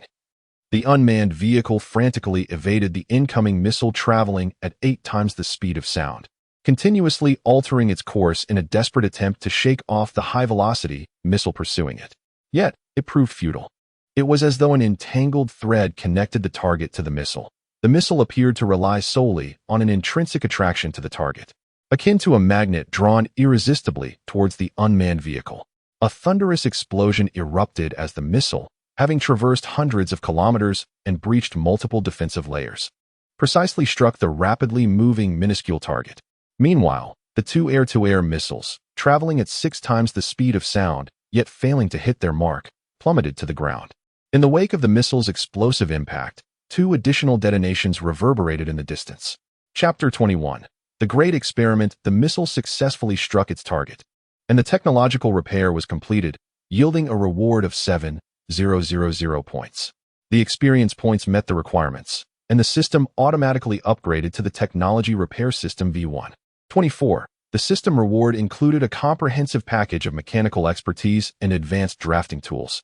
In the command center of the Dragon Country, Vice Chief Zhou quietly observed the large screen, where the rising smoke was gradually settling. Slowly, he turned to face the generals and officers who had joined him in watching the event and began to applaud. Soon, applause echoed from all corners of the command center, coalescing into a fervent ocean of sound. Meanwhile, within the secret base's command center, the footage of the successful missile test, transmitted by satellite, continued to play on loop. General Long Fei, brimming with enthusiasm, watched the scene of the missile striking the target vehicle repeatedly, his chest rising and falling with excitement. He then turned to the assembled officers and remarked, "The success of this new missile test is undoubtedly attributed to the remarkable contribution of the young talent Yi Xiong in the guidance system. However, the missile's exceptional terminal maneuverability, capable of evading precise interceptions from enemy air-to-air missiles at 8 times the speed of sound, underscores the pivotal and ultimately decisive role played by our own missile development capabilities." Upon finishing his statement, he too joined in the applause, which soon became resounding within the command center of the secret base. The missile researchers in the hangar, having heard the general's verbal commendation over the broadcast, were filled with joy, some even shedding tears of excitement. This evening, they faced the Dragon Country's latest development, a 6 times the speed of sound air-to-air missile. While specific data had not been publicly disclosed, the researchers were well aware that it was the most formidable air-to-air missile on Blue Star. Escaping the watchful eye of this missile and striking its target signified that their development had achieved a breakthrough in terminal maneuverability, surpassing the world's leading standards. Furthermore, the failure of the microwave weapons interception today was also a testament to their technological contributions. The metallic shielding and filtering coatings they had incorporated successfully defended against the microwave attacks launched by the Electronic Brigade, demonstrating their significant role. Nonetheless, they were also acutely aware that the most valuable element of the missile remained the guidance system developed by Yi Xiong. In fact, their efforts had predominantly focused on enhancing maneuverability. With a speed of 6 times that of sound, superior terminal evasion capabilities, and a low-altitude penetration at 20 meters, they had nearly maximized the technology tree for maneuverability. However, it is important to note that cruise missiles differ from ballistic missiles. The latter aims for strategic deterrence, while the former's ultimate goal is precise target engagement. Excessive pursuit of maneuverability often comes at the cost of accuracy. Yet, in light of the final results, even at 8 times the speed of sound, the missile successfully struck a highly mobile target. All of this success is owing to the contributions of Yi Xiong. In the minds of the missile experts, there exists a profound admiration intertwined with a sense of bewilderment. The question that plagues all participants is the remarkable precision with which moving targets are struck, even at such high velocities. At this moment, Yi Xiong is in the quantum computing laboratory, celebrating jubilantly with his fellow researchers. Just then, Captain Cheng Nin arrives at the door. "Comrade Yi Xiong, please come here. General Cheng has ordered you to proceed to the command center immediately." This is a directive from the command center. An array of questions occupies the minds of the officers in Longhua, all eagerly awaiting the arrival of this young man to provide clarity and answers. Upon following Captain Cheng Nan to the command room, Yi Xiong discovers that everyone is waiting for him. This assembly includes the officers present, among them General Cheng, as well as a large screen connecting to the General Staff Command Center. Standing prominently on the screen is Deputy Chief of Staff Zhou, whom Yi Xiong had encountered just a few days prior. Upon seeing Yi Xiong arrive, a smile spreads across Zhou's face. "Hello, Comrade Yi Xiong. It is a pleasure to see you again." "Ah, hello." Yi Xiong immediately regrets his response, questioning whether he should have addressed the senior officer more formally. Under the collective gaze of so many officers, he feels a tinge of nervousness. Zhou, however, seems unconcerned and continues, "At such a young age, you have achieved remarkable accomplishments. Indeed, heroes emerge in youth. I am curious, what has driven you to attain such feats at this tender age?" Though this inquiry appears to be a mere pleasantry, it poses a significant challenge for Yi Xiong to answer. Surely, he cannot reveal the existence of his system. Rubbing the back of his head, he resorts to a vague response. Perhaps it is because our Nanchi Technical School insists that students engage in substantial experimental work. Pardon? Substantial experimental work? Not only Deputy Chief Zhou, but also General Cheng Fei and all the officers present, both in person and via video link, are left bewildered. They have never heard of such a term as substantial experimental work. In truth, it is merely a practice at Nanchi Technical School, where students from all disciplines are required to conduct significant experiments once a month. After Yi Xiang's explanation, understanding dawns upon everyone present. Ah, I see. Deputy Chief Zhou responds. Even our military's Long Defense Science and Technology University does not have such a term. It seems we need to seriously discuss this system and strive to ensure that our students at Long Defense Science and Technology University also have the opportunity to engage in substantial experiments every month. At this moment, the president of Long Defense Science and Technology University is also present, nodding in agreement with Zhou's remarks. Upon hearing this, Yi Xiang feels a wave of guilt wash over him. I apologize, students of Long Defense University. I certainly cannot disclose that I possess a system. I could only say this. Please do not blame me when you are compelled to undertake substantial experiments in the future. With that, Deputy Chief Zhou finally transitions to the main topic at hand. He continued to inquire. I have one more question. How does the guidance system you developed manage to strike high-speed targets with such precision at such elevated velocities? I am acquainted with the core principle of quantum entanglement guidance. Yet I remain curious as to why a missile, after executing such agile terminal maneuvers, can still achieve such accurate hits. Deputy General Zhou, representing all the officers and soldiers present, posed this question. What is the reason behind it? This experimental missile has utterly transformed everyone's perception of missiles and guidance systems. Much like the previously introduced quantum tunneling cloaking armor, this missile has completely redefined the meaning and implementation of guidance. However, for Yi Xiang, it simply seemed to him, oh, so that is the issue. He then replied, the explanation is quite straightforward. This missile was destined to hit its target. We just cannot perceive it. Chapter 22. The weapon of causality. The missile was fated to strike its target long before it was launched. Yi Xiang's words left everyone in utter astonishment. How could this be? What an outrageous theory. Yi Xiang continued to elucidate. The correlation between matter and entangled states transcends dimensions. Our inability to perceive it stems from our existence within a three-dimensional space. In a higher dimension, the wave function of the target has already intertwined with the entangled state simulated by the missile at its destination. In other words, from the very moment this missile was fired, hitting the target was predetermined. Thus, while it appears we are moving at high speed to strike the target, the trajectory was, in fact, designed in a higher dimension. If this were a genuine battlefield, could their only recourse be to abandon this target? They exerted every effort to interfere and intercept, only to be told that the outcome was inevitable? Impossible, absolutely impossible. Regardless of the circumstances, the military of the Dragon Kingdom is the least inclined to believe in fatalism.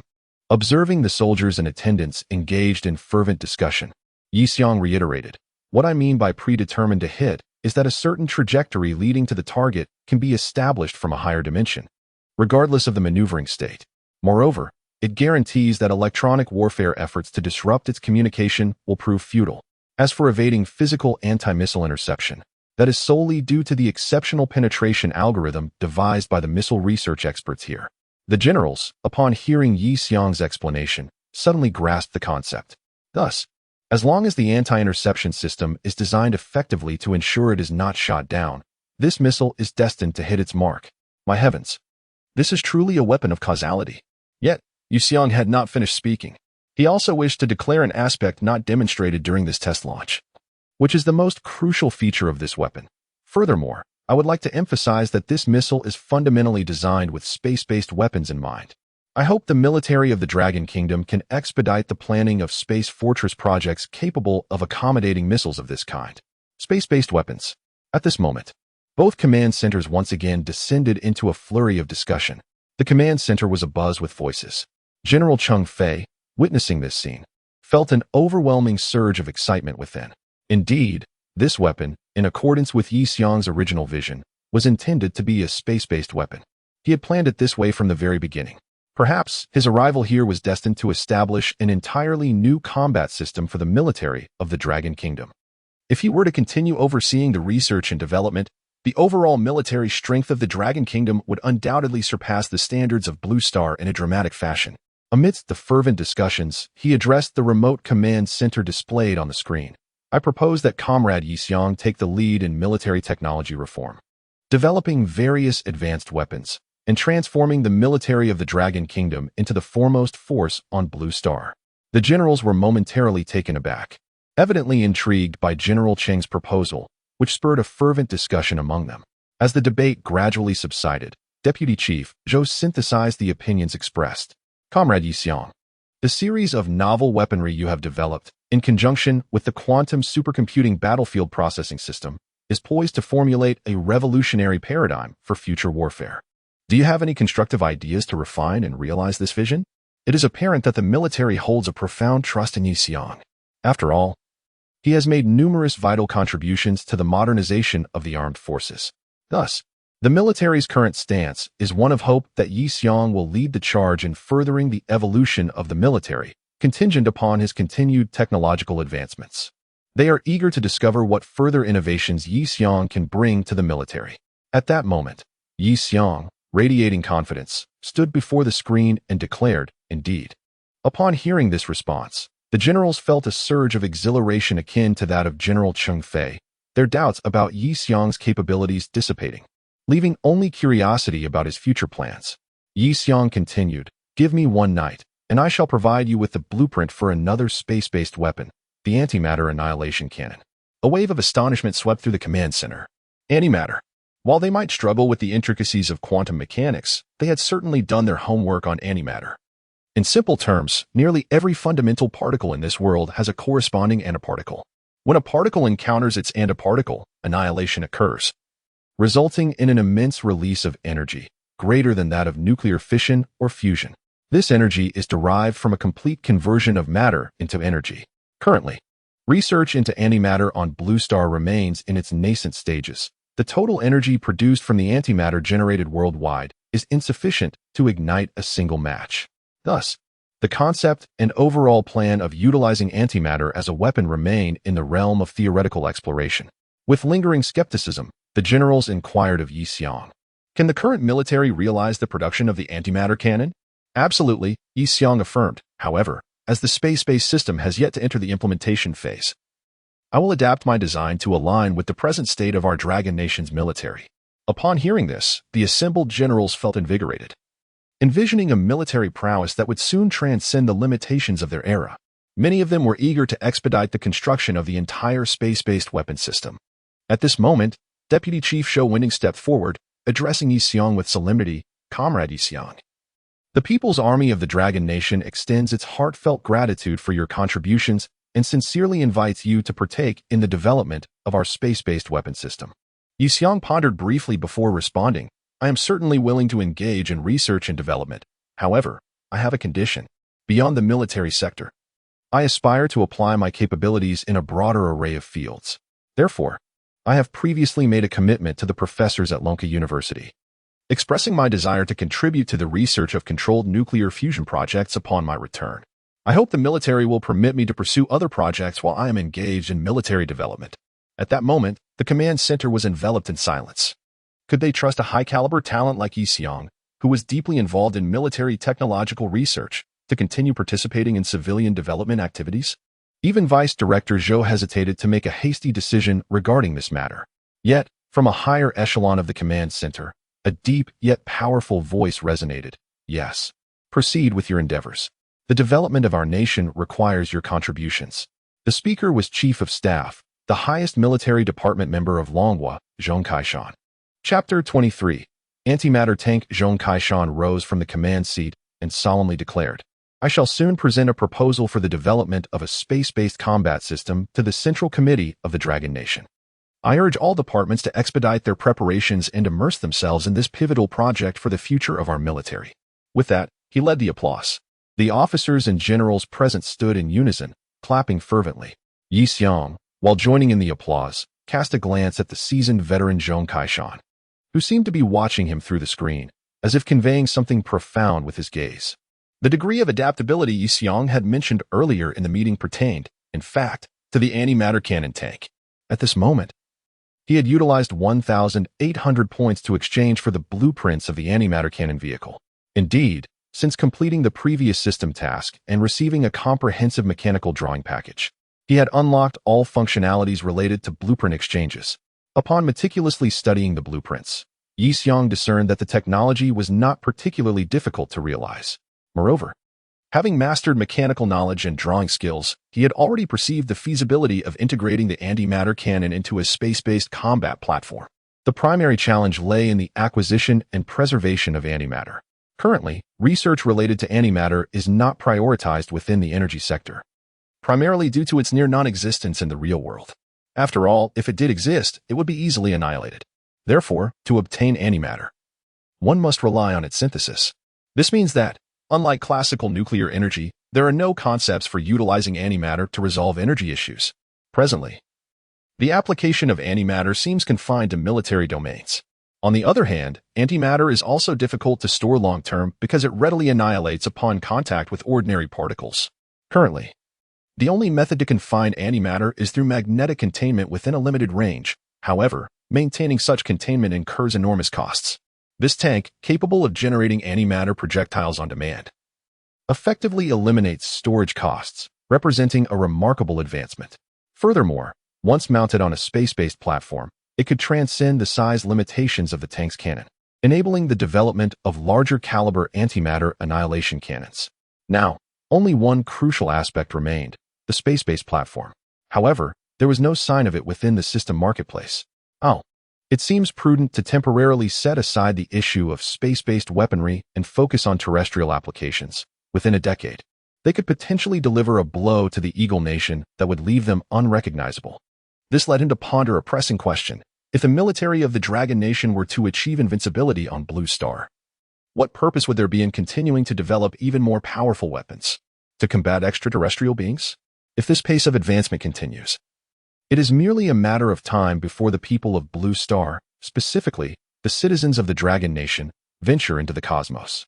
Would there come a time when, as depicted in science fiction, they would need to confront alien civilizations?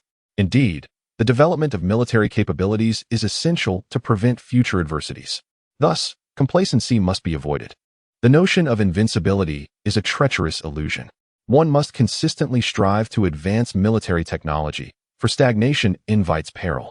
In the grand tapestry of the cosmos, regression could signify the extinction of an entire civilization. At this moment, Yi Xiong had exited the command room, having signed yet another confidentiality agreement. He returned to his dormitory, seated himself beside his computer. Initially, he intended to swiftly draft designs for the antimatter cannon tank. However, he found himself contemplating deeper issues. He temporarily closed the industrial design software and opened a document program, reflecting for a moment before typing on the necessity of establishing a department for interstellar exploration and navigation. Preliminary thoughts. The following morning, Captain Chung Nan arrived at Yi Xiong's dormitory. "Is there something you need, Comrade Yi Xiong?" he inquired. The entire base had become aware of Yi Xiong's preference for being addressed as comrade and had adopted this formality. "Indeed," Yi Xiong replied, "I have composed numerous documents, and I wish to inquire about the availability of a printer. It would be quite inconvenient to retain these files solely in electronic format." As he spoke, his demeanor appeared somewhat weary, having sacrificed sleep the previous night in pursuit of his writing. "Understood. I will inquire on your behalf," Chang Nan responded before departing the dormitory. Shortly thereafter, he returned, cradling a high-end color printer. "Here you are. It has been allocated to you by headquarters." Yi Xiong was momentarily taken aback at the sight of the printer. "So, as long as I express a desire, resources are indeed at my disposal?" he mused. "Very well. I shall proceed." With that, he set up the printer and, receiving the paper from Captain Chung Nan, began his printing endeavor. These are some suggestions I have proposed, and I hope the military will consider them." As he spoke, he printed out stacks of documents, which he then handed to Captain Chung Nan.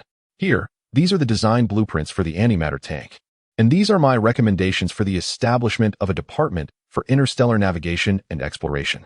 Please submit both to General Chung and inquire whether my suggestions can be reviewed by the higher echelons." "Certainly," Chung Nan replied, nodding as Yi Xiong continued. "Inform General Cheng that I have submitted the blueprints for the antimatter tank directly, wishing the military success in its development. I hope to return to the research of controllable nuclear fusion and I hope the military will grant approval for this." Upon hearing this, Captain Chung Nan's expression grew solemn. He stood at attention, saluted Yi Xiong, and pledged, "I will ensure the organization is properly informed." He then respectfully closed the door. With Captain Cheng's departure, Yi Xiong felt as though all his energy had drained away, collapsing onto his bed. Surely, he had no pressing matters for the day ahead. "Let me indulge in a good rest," he thought, lying flat on his dormitory bed, emptying his mind and succumbing to deep slumber. Meanwhile, General Chung Fei perused the documents, his expression once again turning gravely serious. "I understand. I shall submit these documents. You may take your leave as well." Indeed, Chung Nan offered a respectful salute and departed from General Cheng's office. The general quietly perused the documents and was immediately taken aback. "This tank design resembles the prototype currently under development at our base, does it not? If that is the case, a mere change of artillery would suffice." However, upon reaching Yi Xiong's proposal for the establishment of an interstellar exploration and navigation department, General Cheng could no longer remain seated. He promptly dialed the General Staff Department.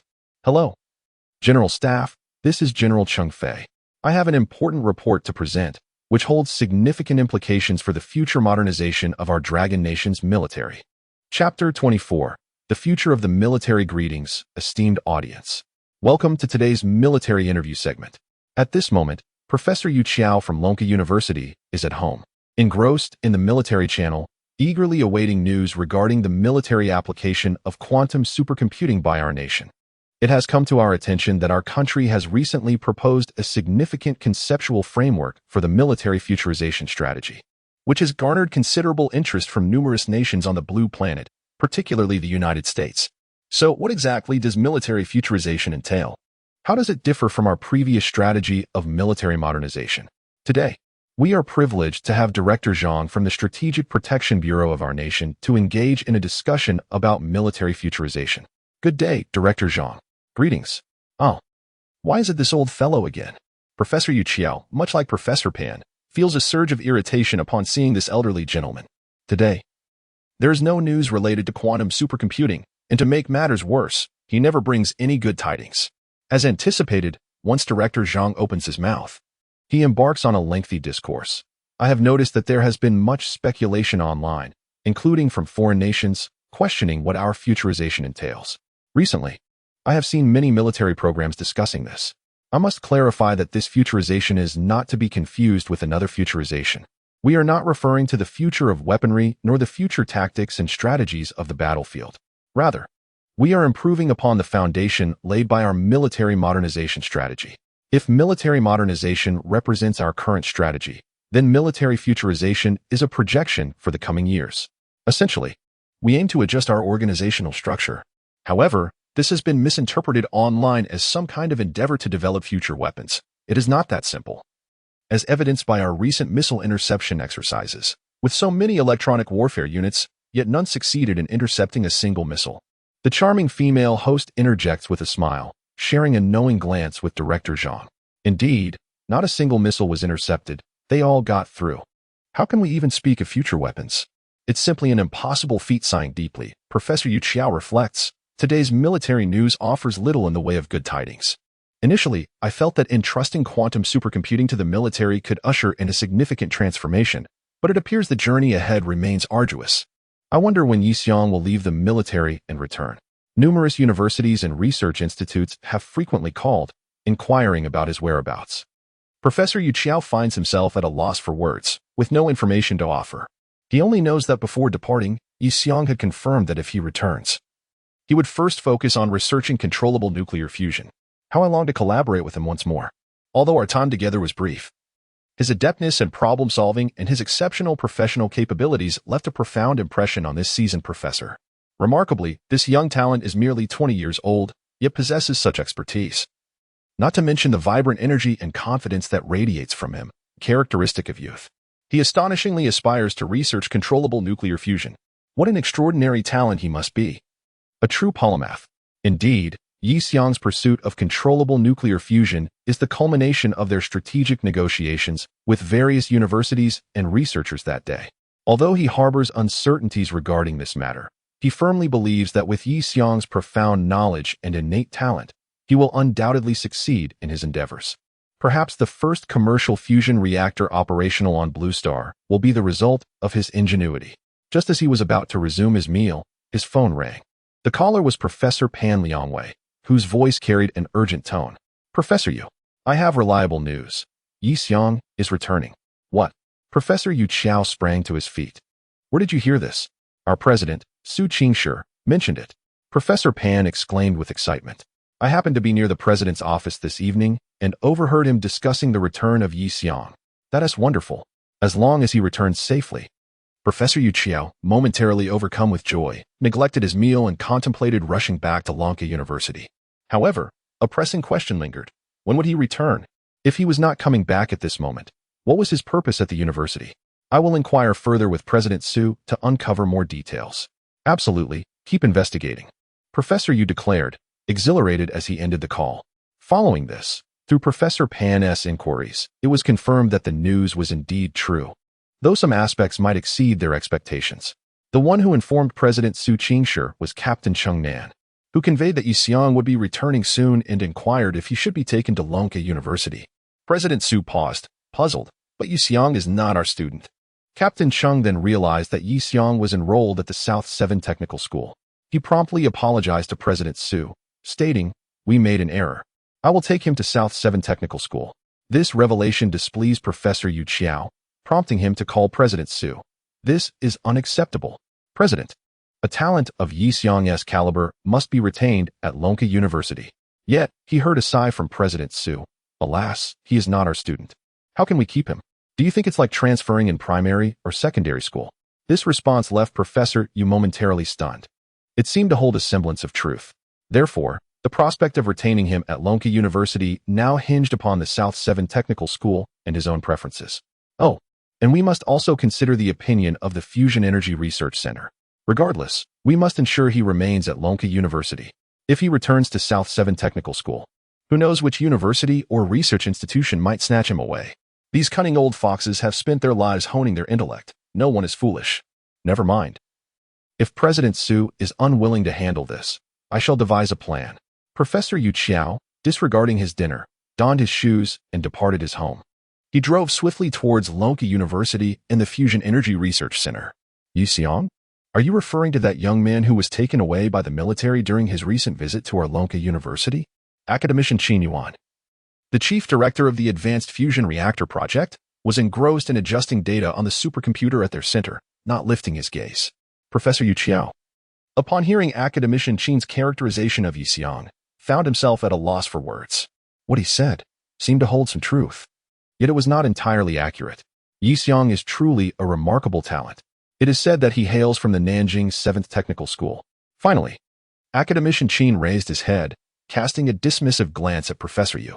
With a sense of helplessness, Yu nodded in agreement, utterly speechless. Oh no.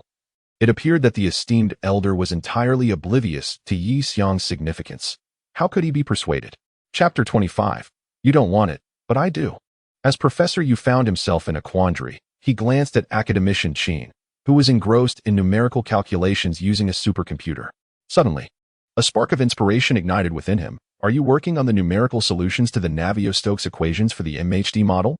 Utilize our center's quantum supercomputer. It's more than sufficient. You need not worry.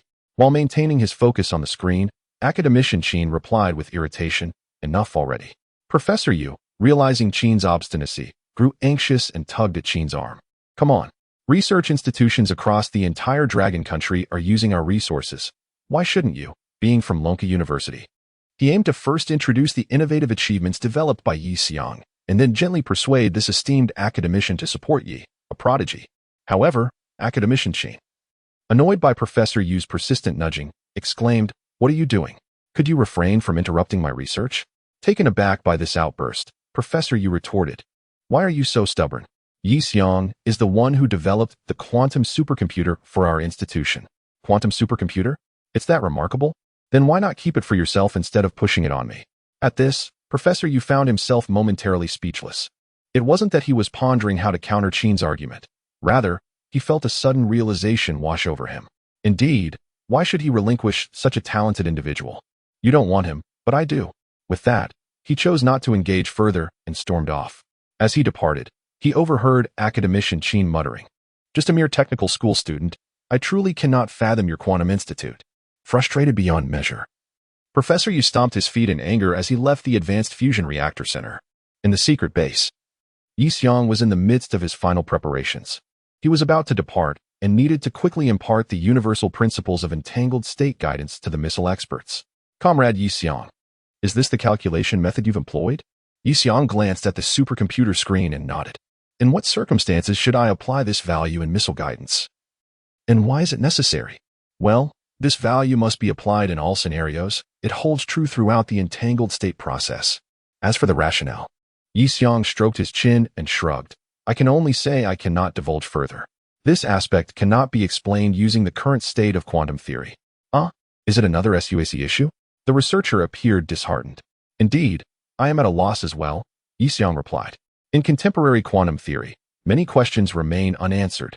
Experts have merely derived a universal formula through numerical calculations and experimental data statistics. Yet the principles underlying this formula are entirely inexplicable.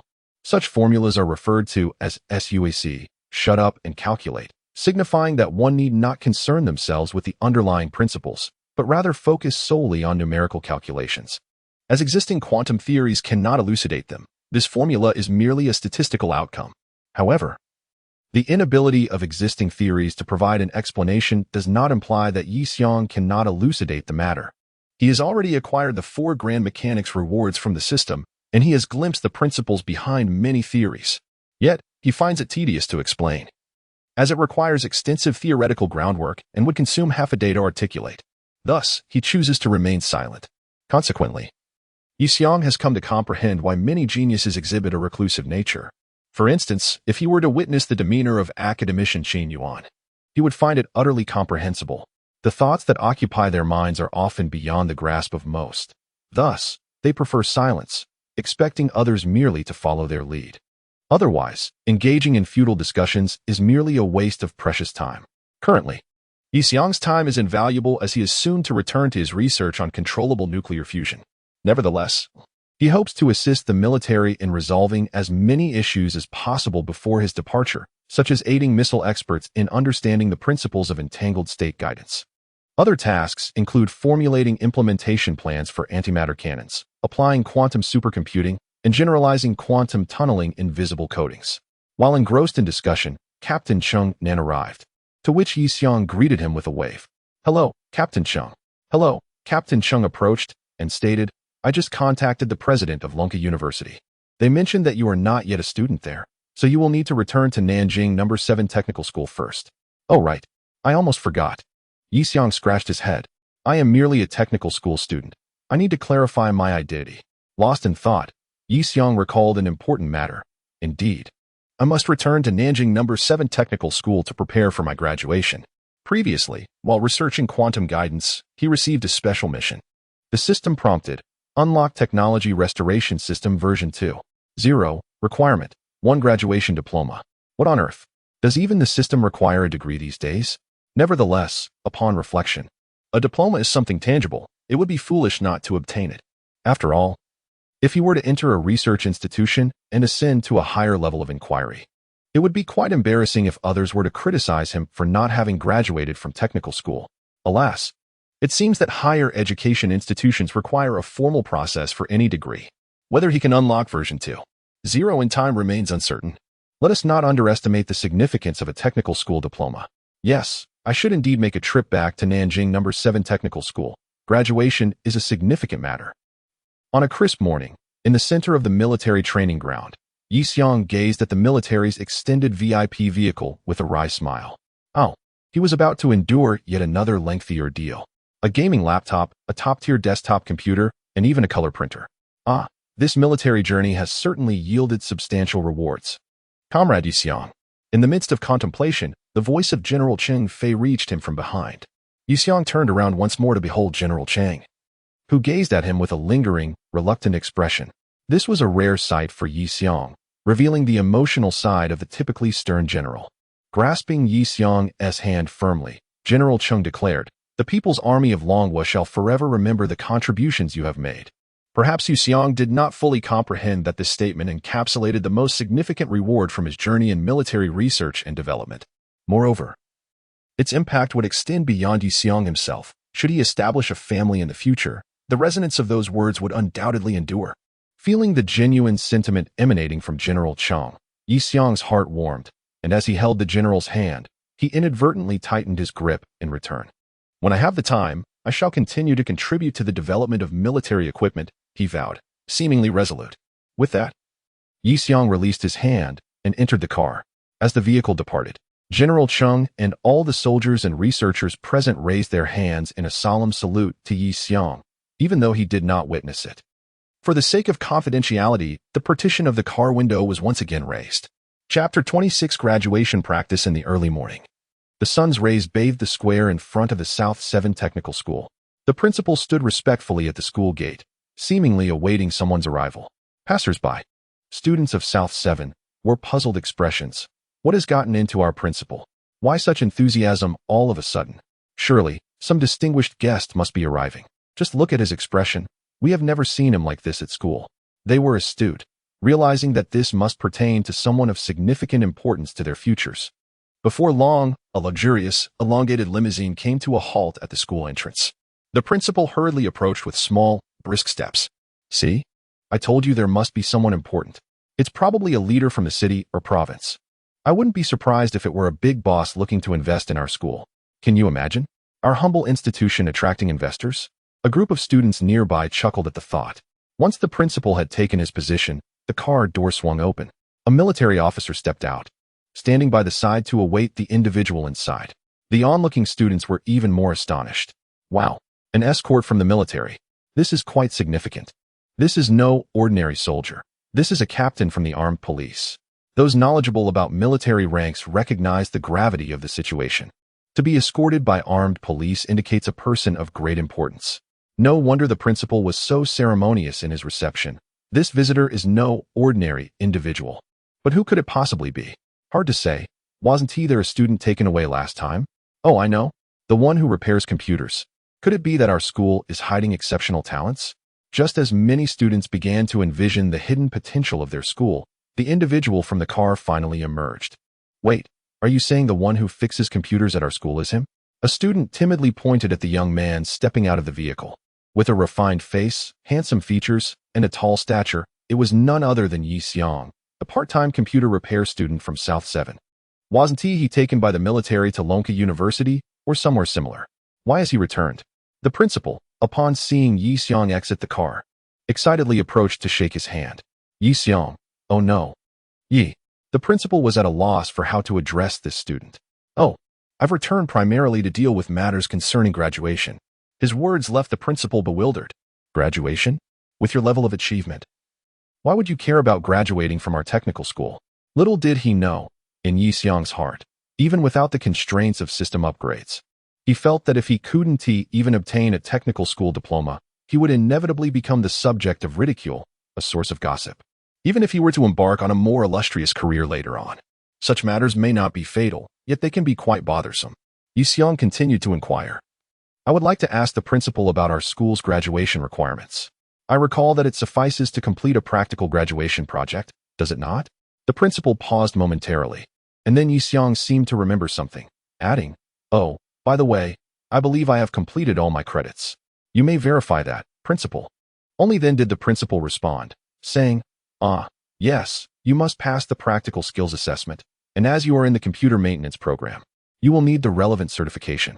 Oh, I have already obtained that certification, Yi Xiong replied with a look of relief.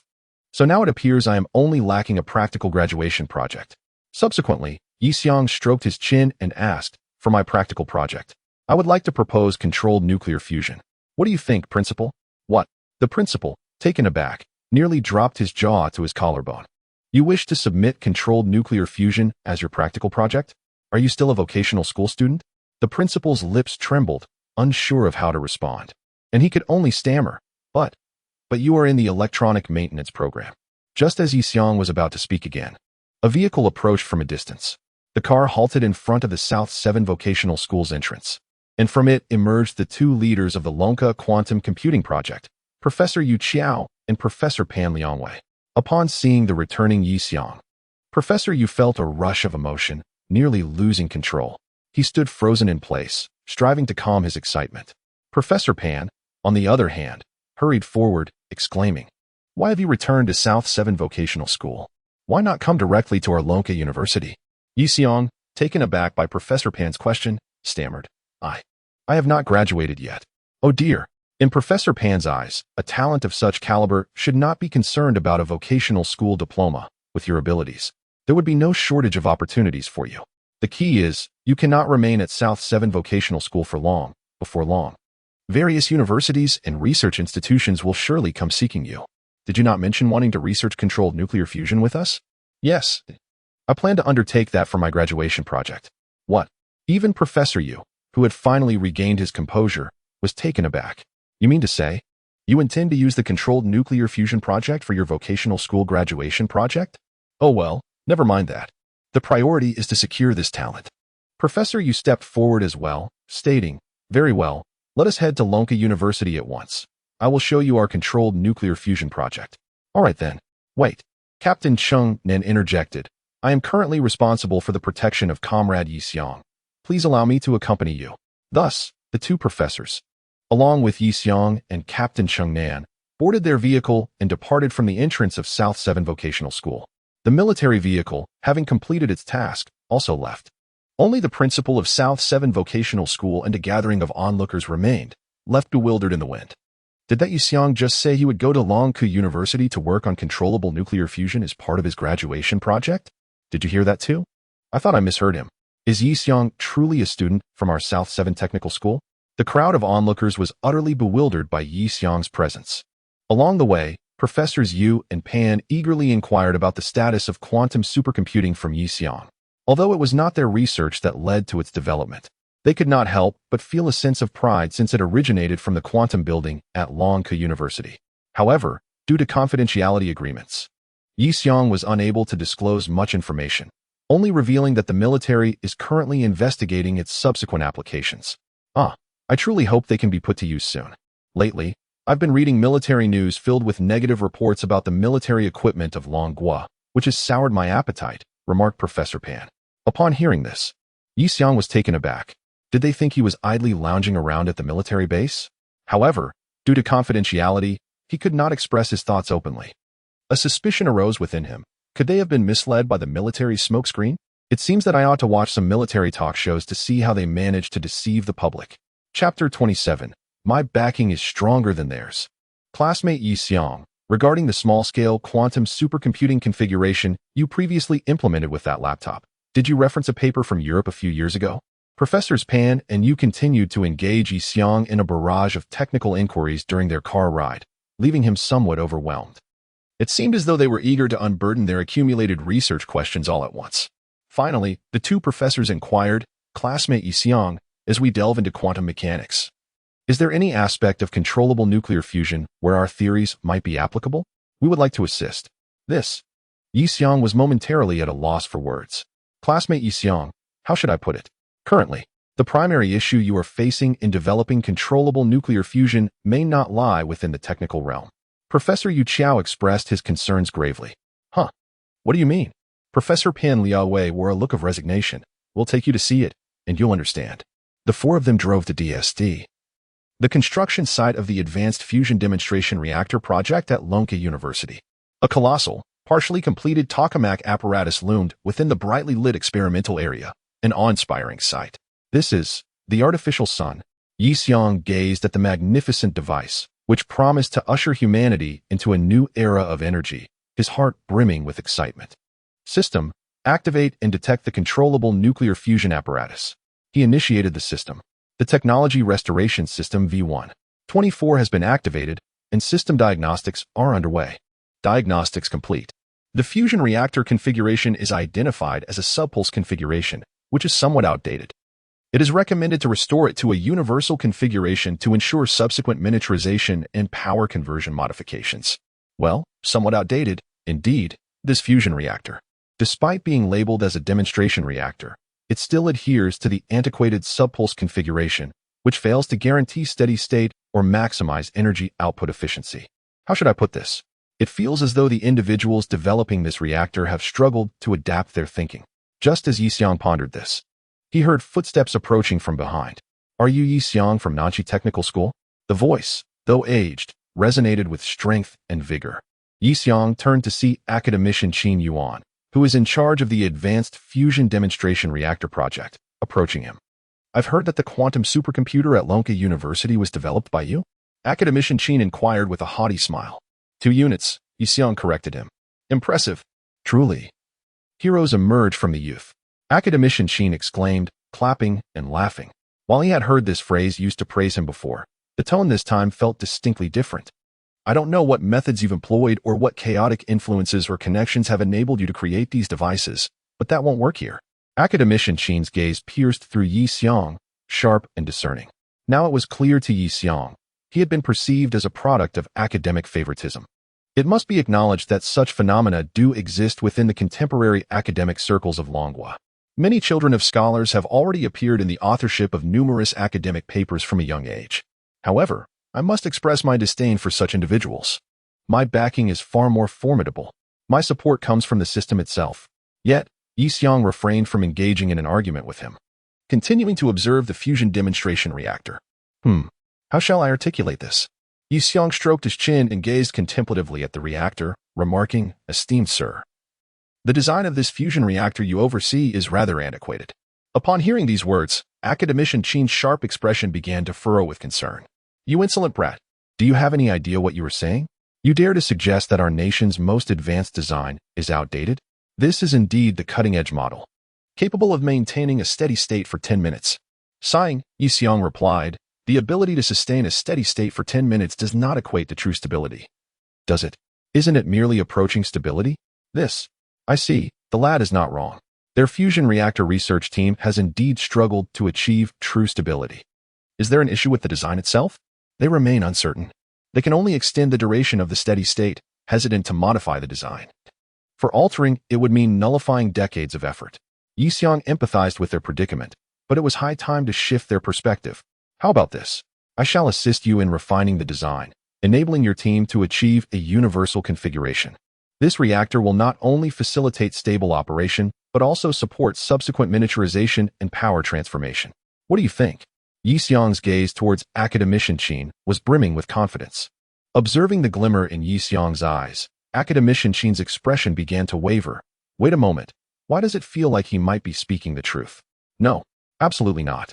How could a technical school student possibly grasp controllable nuclear fusion technology?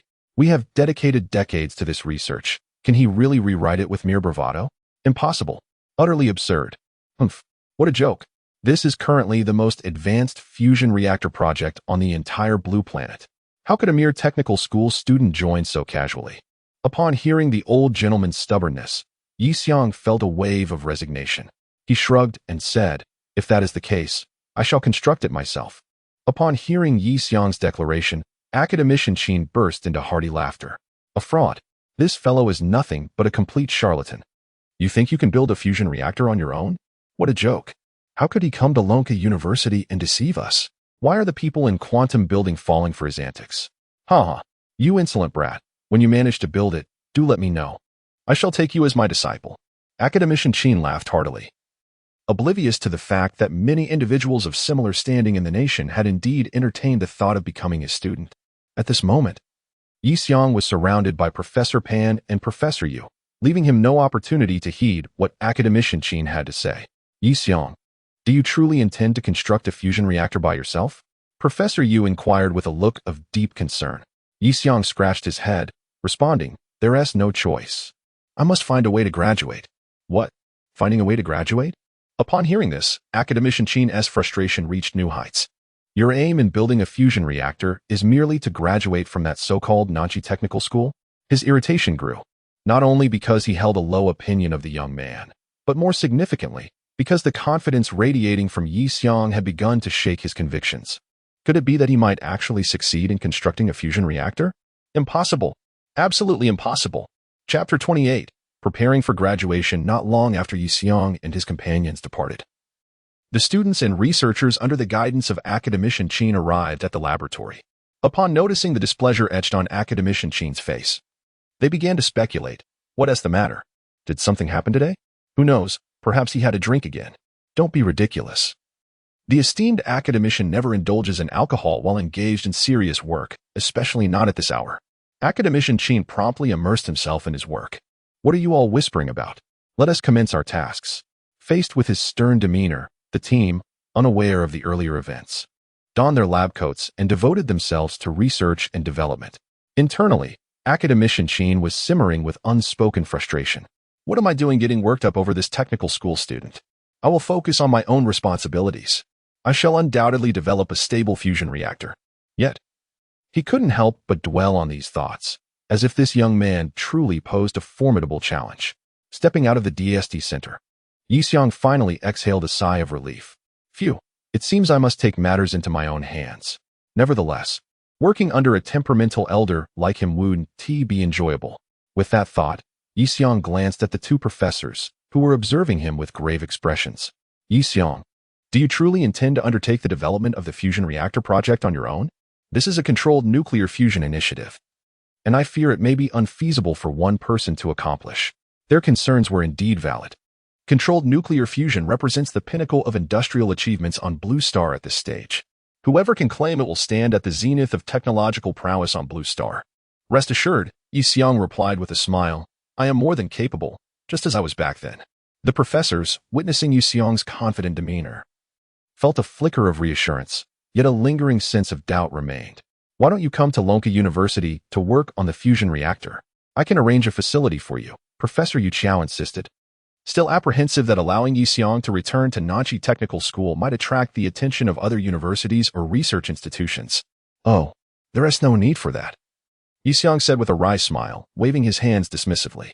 It sounds as if I were openly defying academician Chin, which wouldn't be appropriate. Upon hearing Yixiang's words, both professors sighed in unison. In academia, a lack of social acumen is a mere fade. Navigating interpersonal relationships can be quite troublesome. Yixiang nodded, preparing to depart. This is Lonka University. You all continue your work. I must return to prepare for my graduation project. I'll take my leave now. The term graduation project naturally referred to his controlled nuclear fusion initiative. Waving goodbye to the two professors, Yixiang summoned a taxi with the team leader and set off towards Nanchi Technical School. System, please check the point requirements for exchanging materials related to the construction of the fusion reactor. Report, host, the complete set of materials for the universal configuration fusion reactor, including strong magnetic coils, plasma vapor deposition devices, fractal superconducting circuits, etc., requires a total of 10,000 points. Alternatively, blueprints can be exchanged. Never mind. I shall create it myself. Yixiang checked and found that he currently possessed exactly 10,526 points, just enough to exchange for the complete set of materials.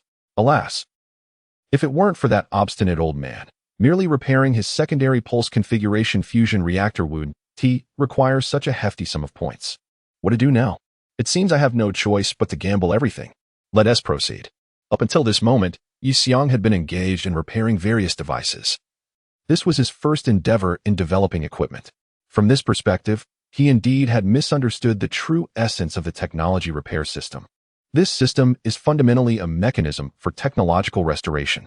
Yixiang pondered as he returned to the South 7 Technical School with Captain Chung Nan.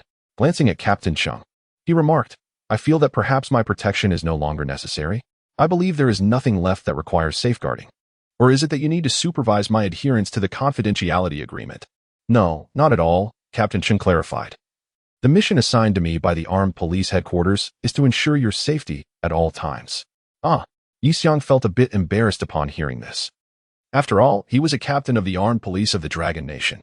Was it a bit excessive for him to come here solely to protect one individual? Please, do not have any reservations. It is an honor to protect someone like Comrade Yixiang, who has made significant contributions to the Dragon Nation's military. Well, thank you. Yixiang replied, at a loss for words, and simply expressed his gratitude to Captain Chung. They then walked together back through the gates of South 7 Technical School. Upon entering the school, they immediately noticed that the electronic screen on the main teaching building had been restored to pristine condition. The electronic display was functioning perfectly, and there was no longer any concern about the images collapsing into imaginary space. I knew those fellows could fix it. They just didn't want to spend the money. Yi Xiang thought indignantly. All right. The foremost task now is to request a venue from the school. A place for controlled nuclear fusion. Yi Xiang stretched. They should approve my request, right? Yi Xiang made his way to the principal's office to present his request. Given that, the principal rubbed his nose thoughtfully. There is indeed a space available. Our home appliance maintenance program has reduced its enrollment over the past 2 years, leaving an unused home appliance maintenance training room. I wonder if it might meet your requirements.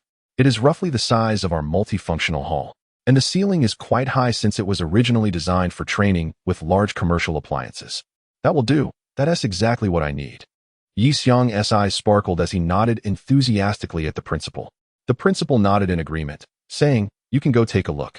I will have the security department escort you there. If it does not meet your requirements, please do let me know, as you are developing such crucial equipment, and the school will surely support you wholeheartedly. Thank you very much."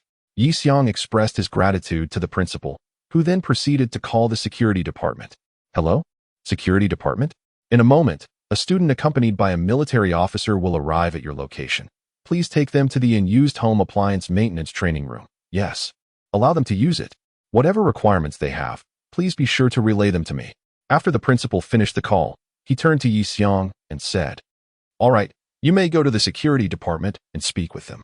If you have any requests, let him know. I will ask him to assist you." "Thank you, principal." Yi Xiang expressed his gratitude before promptly exiting the principal's office and heading towards the security department. Upon entering the vacant household appliance training room, Yi Xiang was astonished by its vastness. The principal had indeed understated its size. It was far greater than the school's multifunctional hall, resembling more of an auditorium. This space was previously designated for training in central air conditioning maintenance, which speaks volumes about its dimensions. The security captain inquired, "Would you like me to arrange for the cleaning staff to come and tidy up?" Before Yi Xiang could respond, the captain had already begun calling for the cleaners via the intercom. After making the request, he continued, "The principal mentioned that you could share any of your needs with me, so do not hesitate. I shall take my leave now." As Yi Xiang watched the security captain depart, he gazed around the expansive area and joyfully exclaimed, "I can graduate now." Chapter 29, The Industrial Pearl Professor Yu. "Should we report this matter?" "Perhaps it is prudent to do so," he replied. Upon returning to the quantum building, Professor Pan Liangwei seemed to recall something and began discussing it with Professor Yu Qiao. The latter turned back and inquired, "Is there anything else that requires reporting?" "It concerns Yi Xiang's endeavor in controllable nuclear fusion at the South 7 Technical School. Should we inform the higher-ups for protection? Should we consult General Cheng?" Hearing this, Professor Yu Qiao rubbed his chin, visibly troubled. The last time they gained the military's attention was due to a completed project, but this time, they had merely commenced work. Reporting now might be an undue burden on the higher authorities. Professor Pan nodded in agreement, his lips pursing in thought. Indeed, in their eyes, despite Yi Xiang's considerable abilities, he remained merely a technical school student. His contributions were still confined to the realm of quantum computing. It would be inappropriate to trouble esteemed professors to leverage their influence on his behalf.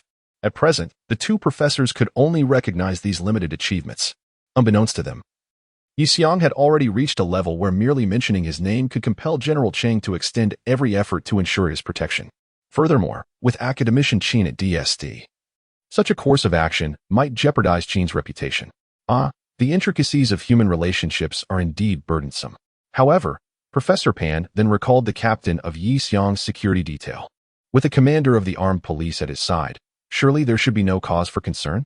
This thought seemed to illuminate Professor Yu Qiao, who widened his eyes in realization. That indeed changes everything. He suddenly grasped that if Yi Xiang was merely perceived as a technical school student who had lent a hand, it would be inconceivable for him to be accompanied by an armed police escort. This was not a configuration typical of an ordinary individual. It appeared that notifying General Cheng later would be justified. Yi Xiang was anything but simple now. At that moment, at the South 7 Technical School, upon hearing of Yi Xiang's return, a certain group of individuals became instantly animated. These were the devoted female fans of the previously mentioned brother. The boy is back. Should we devise a plan for revenge? All they could think of was vengeance for their brother. While the unfortunate former leader of the female fans had been taken away and vanished without a trace. Now, with Yi Xiang's formidable background, would it be wise to make any overt moves? Let us avoid direct confrontation. We must act discreetly. I heard he is back for his graduation project. Let us find a way to ensure he doesn't graduate. And so, it was settled. However, as they descended the stairs, many female fans felt a pang of fear. I'm not brave enough. I want to binge-watch dramas and experience romance. I don't want to get into trouble, one fan exclaimed, swiftly disappearing as if she had never been there. Gradually, others followed suit, expressing their concerns about the risks involved. What are you doing? Is romance more important than our brother? Don't leave. However, those who retained a semblance of rationality gradually departed, leaving only 3 devoted fans of the elder brother. We devised a plan to cut off his electricity. He was engaged in the repair of electronic devices, and without power. I wanted to see how he would manage his graduation project. As we spoke, we made our way toward the distribution room of this old teaching building. The students of Nanchi Technical School were predominantly enrolled in repair courses, regardless of gender, and since all students were required to conduct extensive experiments, they were all somewhat familiar with electrical circuits. The group stealthily approached the distribution room and located the circuit breaker for the laboratory where Yi Xiang was situated. For the sake of the elder brother, we shut off his circuit. Not only did we turn off the breaker, but we also pulled out the wiring from their classroom and cut it into tiny fragments. Excellent. Let us proceed with this plan. After conferring, the moment came to act. Yet none dared to take the first step. You do it. You do it. I fear electrocution. If you are scared, should I not be as well? What kind of people are you? The trio bickered until they finally decided to collectively shut off the breaker and then cut the wires. Just as they turned off the circuit breaker and retrieved the wire cutters to snip the wires, it felt as though a heavy blow struck the back of their heads. And in an instant, their vision darkened, rendering them unconscious. When they regained consciousness, they beheld the vacant ceiling above them. Confusion etched upon their faces. Where are we? What have we been brought here for? As they clutched their throbbing heads and sat up, they realized they were lying in the school infirmary. Wait, what had just transpired? They recalled they were on the verge of taking revenge on Yi Xiang. Just about to act. As they struggled to piece together the events, the school intercom announced, "We interrupt this broadcast with a notification. 3 students, XXX, XX, and XXX, have demonstrated improper conduct, attempting to maliciously damage the school's electrical facilities. The evidence is irrefutable, and the school has decided to expel them and refer the matter to law enforcement." Upon hearing their names, clarity returned to the trio. Unbeknownst to them, on the large screen in the main teaching building, footage of their attempted sabotage was being publicly aired. The other female fans, relieved, sighed in gratitude that they had not joined in, for otherwise, they would have surely seen themselves displayed on that very screen. Glancing towards the door, the 3 soon discovered that the Hat uncles had been waiting outside the infirmary for them to regain consciousness for quite some time. Meanwhile, Yi Xiang, ensconced in his laboratory, gazed at the complex schematics of a universal fusion reactor in his mind, his expression one of perplexity. Upon closer inspection, this truly seems exceedingly challenging. It is no wonder that it is hailed as a modern industrial marvel. Such aspirations cannot be realized casually. Yi Xiang needed to meticulously plan each step and consider the utilization of limited space. Just then, the announcement of disciplinary action from the school reached his ears. TSK, who was so misguided as to vandalize school property and jeopardize their graduation. He did not dwell on it further, only feeling that these individuals must be out of their minds, causing chaos within the very institution where they were meant to learn. I certainly do not wish to forfeit my diploma, thus I must strive diligently. Oh, Captain Chung has returned. After Yi Xiang entered a contemplative state, it was unclear when Captain Chung had departed, only to return now. It's nothing, just had to attend to a matter, Captain Chung replied. Oh, by the way, there was an incident with the circuit earlier. You must have heard about it. Is the power supply here unaffected? Yi Xiang glanced at the gaming laptop that Captain Chung had brought to the laboratory, which was still functioning properly. He had not turned on the desktop. Consequently, he shook his head at Captain Chung, saying, "No worries, everything is perfectly fine. The power supply is stable. Although this place is somewhat old, the wiring is not deteriorated. Moreover, the project I am working on involves power generation. Once I succeed, I could even produce electricity for everyone." "Ah, I see," Captain Chung responded, visibly relieved as he nodded. Observing Captain Chung's expression, Yi Xiang smiled cheerfully.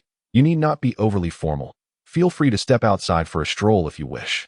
I am quite safe here, so there is no need for concern on my behalf." Chapter 30, Divine Retribution. Comrade Yi Xiang, regarding the situation at Lonka University. Even the seasoned Captain Chung Nan was taken aback by the sight before him. Just one night had passed. Is this truly the idle space we visited yesterday? In the expansive laboratory, a colossal circulation device stood prominently at the center, exuding an overwhelming sense of pressure. Yi-seong was fervently tinkering with something beside the machine.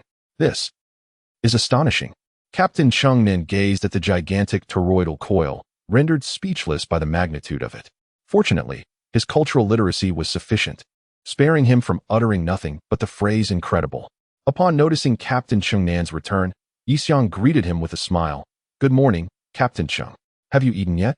Observing the captain's astonished silence while staring at his tokamak coil, Yi-seong stepped forward to clarify. "Oh, I assembled this last night. In fact, many of the components are still not fully assembled." "Last night? The entire night?" Captain Chung-nin inquired, astonished. "Yes, indeed. There was no other option." Yi-seong scratched his head and replied, "There were so many parts to assemble, and the process was exceedingly intricate.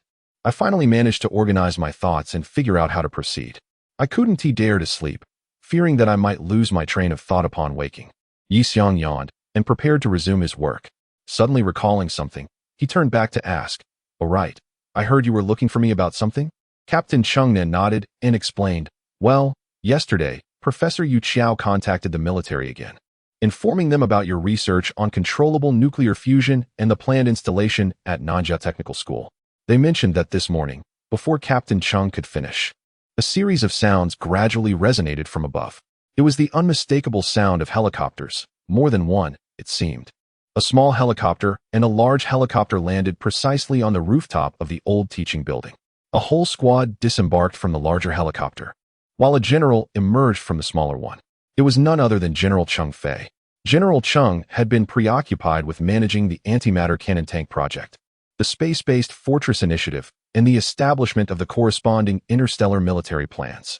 However, upon hearing about Yi-seong's development of the controllable nuclear fusion project, he made a point to arrive amidst his busy schedule. Coincidentally, he had matters to discuss with Yi-seong as well. A group of soldiers stood beside General Chang by the doorway of the rooftop corridor, awaiting the school's opening. The school had also received notification about the military's visit, and shortly thereafter, the head of the security department arrived on the top floor to unlock the rooftop door. "Thank you." The squad leader expressed gratitude to the head of security with a raised hand. "Not at all. You have all worked hard, comrades," the head of security replied. Having observed the treatment afforded to the student utilizing the idle classroom in the teaching building since yesterday, he surmised that this student was indeed remarkable. Today, witnessing the creation of such a monumental device only confirmed his suspicions. It must be a significant national asset, deserving of high regard from the Dragon Kingdom. In the eyes of the security captain, it was hardly surprising that the young man Yi-seong was under the protection of the military. A team tasked with escorting the general and simultaneously safeguarding Yi-seong swiftly arrived at the laboratory where he was situated.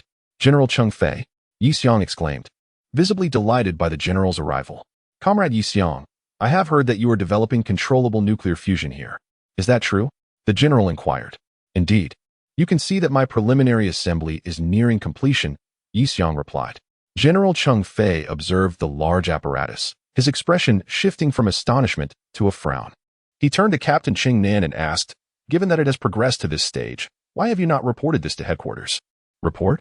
It was empty here last night, and now it has come to this in just one night."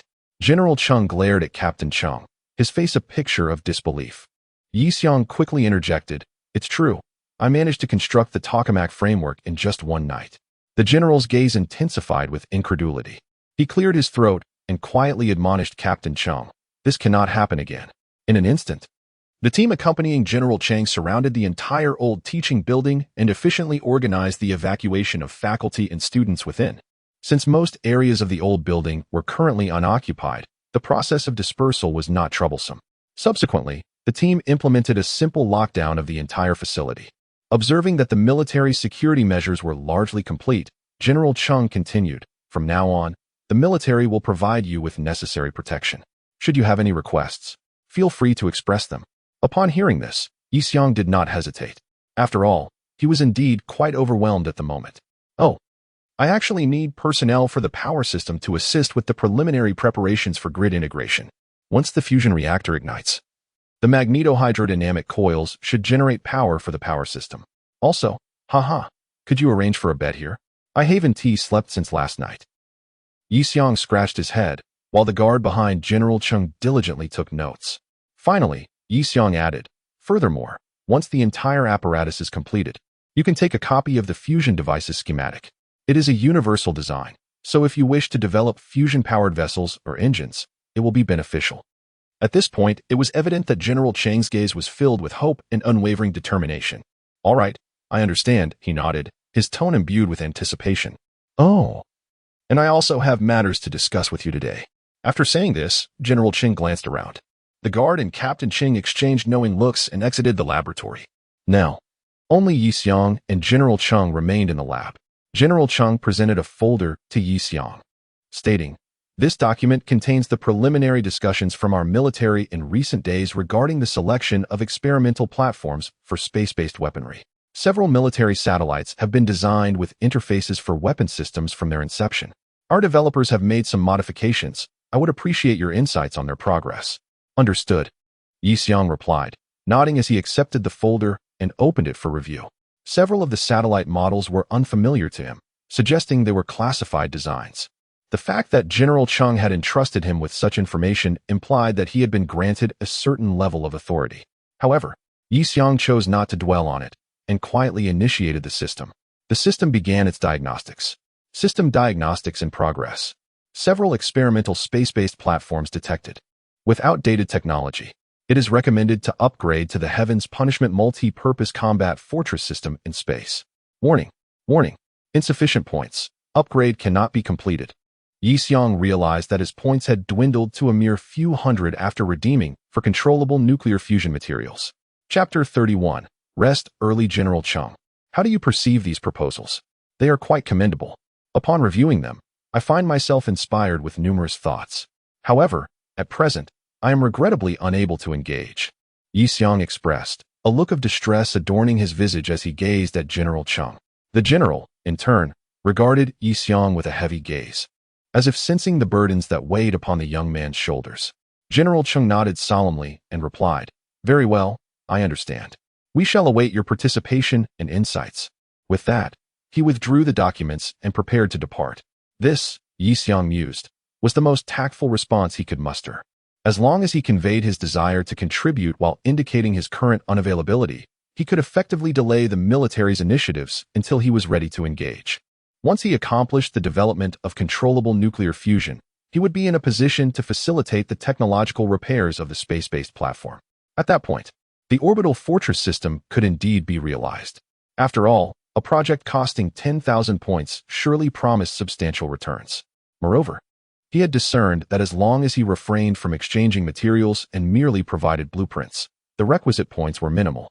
He could supply the designs while the military handled the implementation. Reflecting on this, he recalled the antimatter tank blueprints he had submitted. It seemed the military had yet to develop it. Yi Xiong did not dwell on this for long and resumed assembling his controllable nuclear fusion device. Where did I leave off just now? Goodness, has it only been a brief moment? Yi Xiong pondered, scratching his head as he surveyed the intricate apparatus. The small helicopter had flown General Cheng away, while the larger helicopter would presumably transport the team upon the mission's completion. In the ensuing hours, the armed police force of Baidu dispatched personnel once more. However, this deployment was on a smaller scale than the last, consisting merely of a squad working alongside the team, led by General Chung, to safeguard the old teaching building. Subsequently, the electrical system staff arrived. Young man, the integration and renovation of the power grid is a substantial undertaking. It is not as simple as merely stating the desire to connect to the network, one of the electrical personnel remarked. This was a candid observation, as the staff recognized the gravity of the situation, understanding that integrating the grid was not a matter that could be resolved in a few quick steps. Yi Xiong grasped this reality and contemplated before suggesting, "How about you find a way to renovate the power grid of this school, enabling it to draw electricity through my system?" That indeed simplifies matters considerably. I shall assist you in arranging this," the staff member responded. A short while later, 2 soldiers entered the laboratory, transporting a large bed that was clearly not from the school. Yi Xiong expressed his gratitude profusely. Yet, he knew he could not rest until he completed the entire assembly of the fusion reactor. "Captain Chung, could you procure a bottle of coffee for me?" Yi Xiong had gradually become accustomed to requesting Captain Cheng's assistance with minor tasks, especially since he found himself engrossed in research and unable to spare a hand. Certainly. Yi Xiong resumed his work with fervor. However, halfway through, he failed to notice Captain Cheng's departure. Turning around, he found Captain Cheng still observing him from behind.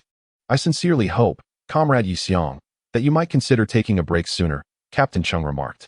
Yi Xiong chuckled sheepishly. All right, I understand. I'll finish this task shortly and then rest. But could you please fetch me some coffee? Understood. Captain Cheng replied before exiting the laboratory. Sighing, Yi Xiong thought. In truth, I should be nearing completion. He cross-referenced the schematics in his mind and conducted another inspection. Yes, it's almost there. I must hasten my efforts. With a determined rhythm, he continued his work. At that moment, within the DASD Center of Lonka University, a group of graduate students and researchers found themselves at a loss, grappling with the numerical solutions provided by the supercomputer. The results are not converging. One researcher lamented, tapping the table with the back of his pen, his frustration palpable. The partial differential equations representing energy flow within the magnetic confinement coils posed a daunting challenge. Without a means to establish convergence conditions, they could not control the errant energy flow. For over a decade, they had tirelessly pursued a solution to this singular equation, yet to no avail. However, academician Sheen refused to concede. He could not accept defeat. Having maintained confinement for such an extended period, he was convinced that with stricter conditions, they could stabilize the energy flow produced by fusion. Everyone, academician Sheen encouraged, over the years, we have progressed from 0 to maintaining control for 10 minutes. A remarkable achievement. If we continue our research and extend the duration of nuclear fusion control, we will undoubtedly reach a steady state. Yet this time, the surrounding researchers showed no signs of encouragement or renewed vigor. Some even sighed despondently, particularly the graduate students among them. Many had merely sought to publish a paper, unaware they would be ensnared in the complexities of a dynamical system problem for so long, with no resolution in sight. They were apprehensive about failing to produce results and facing delayed graduation. Just as the morale in the laboratory plummeted, President Su Qingshi arrived on the scene accompanied by a military officer. Everyone, please pause for a moment. The military representative has something to address, President Su announced. The officer cleared his throat and stated, the following 2 professors and doctoral candidates. Please come with me. Professor Zhang Wenqiu and Dr. Su Ziqing. That is all. Closing the document, the officer surveyed the members of the DST Research Center. An elderly professor and a female doctoral candidate stepped forward, and after the officer confirmed their identities, they followed him out. President Su also departed, leaving the Advanced Fusion Reactor Project team in a state of silence within the DST Center. Academician Sheen was unaware of the reasons for the 2 being taken away. He only knew they were a Minerminty duo, experts in particle physics within the project team. He vaguely recalled that their research topic from years past involved antimatter. In a swift turn of events, news spread across all universities in Longhua, including Lonka University, of the military's commencement of reallocating experts from various fields. The experts being reassigned encompass a wide array of disciplines, including, but not limited to, materials engineering, aerospace propulsion engineering, astrophysics, particle physics, cosmology, astronomy, and advanced scholars in remote sensing. In an instant, the various sectors of Long Nation found themselves in a state of agitation. The news media could not remain idle, nor could the spies concealed within the nation. After much contemplation, they surmised that this significant upheaval was likely connected to the previously mentioned modernization of the military. That Director Zhang, who incessantly rambled on television, proved to be nothing of merit. Indeed, that old curmudgeon was thoroughly detestable. Chapter 32. Our aspiration is the stars and the sea. As the sun gradually descended, its final rays permeated the laboratory of the old teaching building. Captain Chung Nan, having bid farewell to the technicians from the electrical department, returned to the lab to find Yi Xiong sprawled beside the military-issued gaming computer, lost in a deep slumber. Beside him lay an empty bottle of concentrated coffee. Captain Xing gently lifted Yi Xiong from beside the fusion device and laid him on the bed in the lab, tucking him in with a cover. He then stepped aside and silently paid his respects. Outside the teaching building, soldiers and armed police continued their vigil, steadfastly safeguarding the premises. The military's futuristic strategies could no longer remain concealed. The previously protective Director Zhang inexplicably vanished from military channels. That evening, during a military talk show, the charming and delightful host connected live with a general stationed at a base affiliated with the Military Academy of Dragon Country. During the interview, The general confidently announced that our military had successfully developed a new generation of stealth aircraft, integrating quantum technology with electronic countermeasures. These aircraft would be equipped with cutting-edge, long-range precision-guided air-to-air and air-to-ground missiles based on quantum technology. Furthermore, to meet the demands of future combat systems, our military would continue to innovate high-tech weaponry. In alignment with Dragon Country's military modernization strategy, our aspiration is the stars and the sea, the general proclaimed emphatically at the conclusion. Professor Pan Liangwei, who was watching television during dinner, suddenly lost his appetite. He could hardly comprehend the unfolding situation. Just last week, he had been listening to Director Zhang's elaborate claims about the shortcomings of stealth technology, missile interception failures, and the fatal flaws in radar systems, all articulated with great conviction. How could this program have struck him like a resounding slap? Surely, such advancements could not have been realized in just a few days. Had research not commenced long ago? Was Director Zhang merely a grand deceiver, a purveyor of smoke and mirrors? If that were the case, by the time he had begun casting illusions, all research might have already been completed. These events transpired while Yi Xiong was engaged with the military. Could it be that these were the fruits of Yi Xiong's research? This seemed quite plausible. After all, the show explicitly stated that these technologies were based on quantum principles. If the military sought to develop any quantum technologies, it was inconceivable that they would not consult me, Pan Liangwei, for I, alongside Professor Yu Qiao, am an undisputed authority in this domain within Dragon Country. The only individual capable of independently advancing quantum technology, surpassing both myself and Professor Yu, is none other than Yi Xiong. It could only be him. Pan Professor felt an unwavering conviction in this revelation. Surely, all of this was a testament to Yi Xiong's contributions. A genius, indeed, he is the pinnacle of brilliance. As Professor Pan continued watching, the guest invited to the show was an expert from the military academy. Our military now relies on newly developed quantum supercomputing capabilities to achieve multifaceted battlefield analysis and command, intelligence analysis and decryption, as well as the coordination of new guidance systems for combat. Quantum supercomputing has been deployed in military operations. Why is this merely brushed over? However, upon closer reflection, amidst the plethora of cutting-edge military technologies developed by Yi Xiong, the quantum supercomputing from Long University indeed appears somewhat unremarkable. It is worth noting that today, numerous experts from Long University have been discreetly taken by the military, seemingly linked to the genuine future-oriented strategy of the army. Alas, the fact that I, along with Professor Yu, was not selected makes me wonder if they, under Yi Xiong's leadership, have already mastered the technology of quantum weaponry systems. How I wish to be chosen as well. While Professor Pan felt excitement, a tinge of melancholy also crept in. The following morning, sunlight streamed into the teaching and experimental building. Yi Xiong, groggy, awoke to find himself nestled in bed, tightly covered by his blanket. He vaguely remembered that he had completed the installation of the controllable nuclear fusion device the previous day and was contemplating initiating the miniaturization and power solutions for the fusion reactor, intending to present them to the military.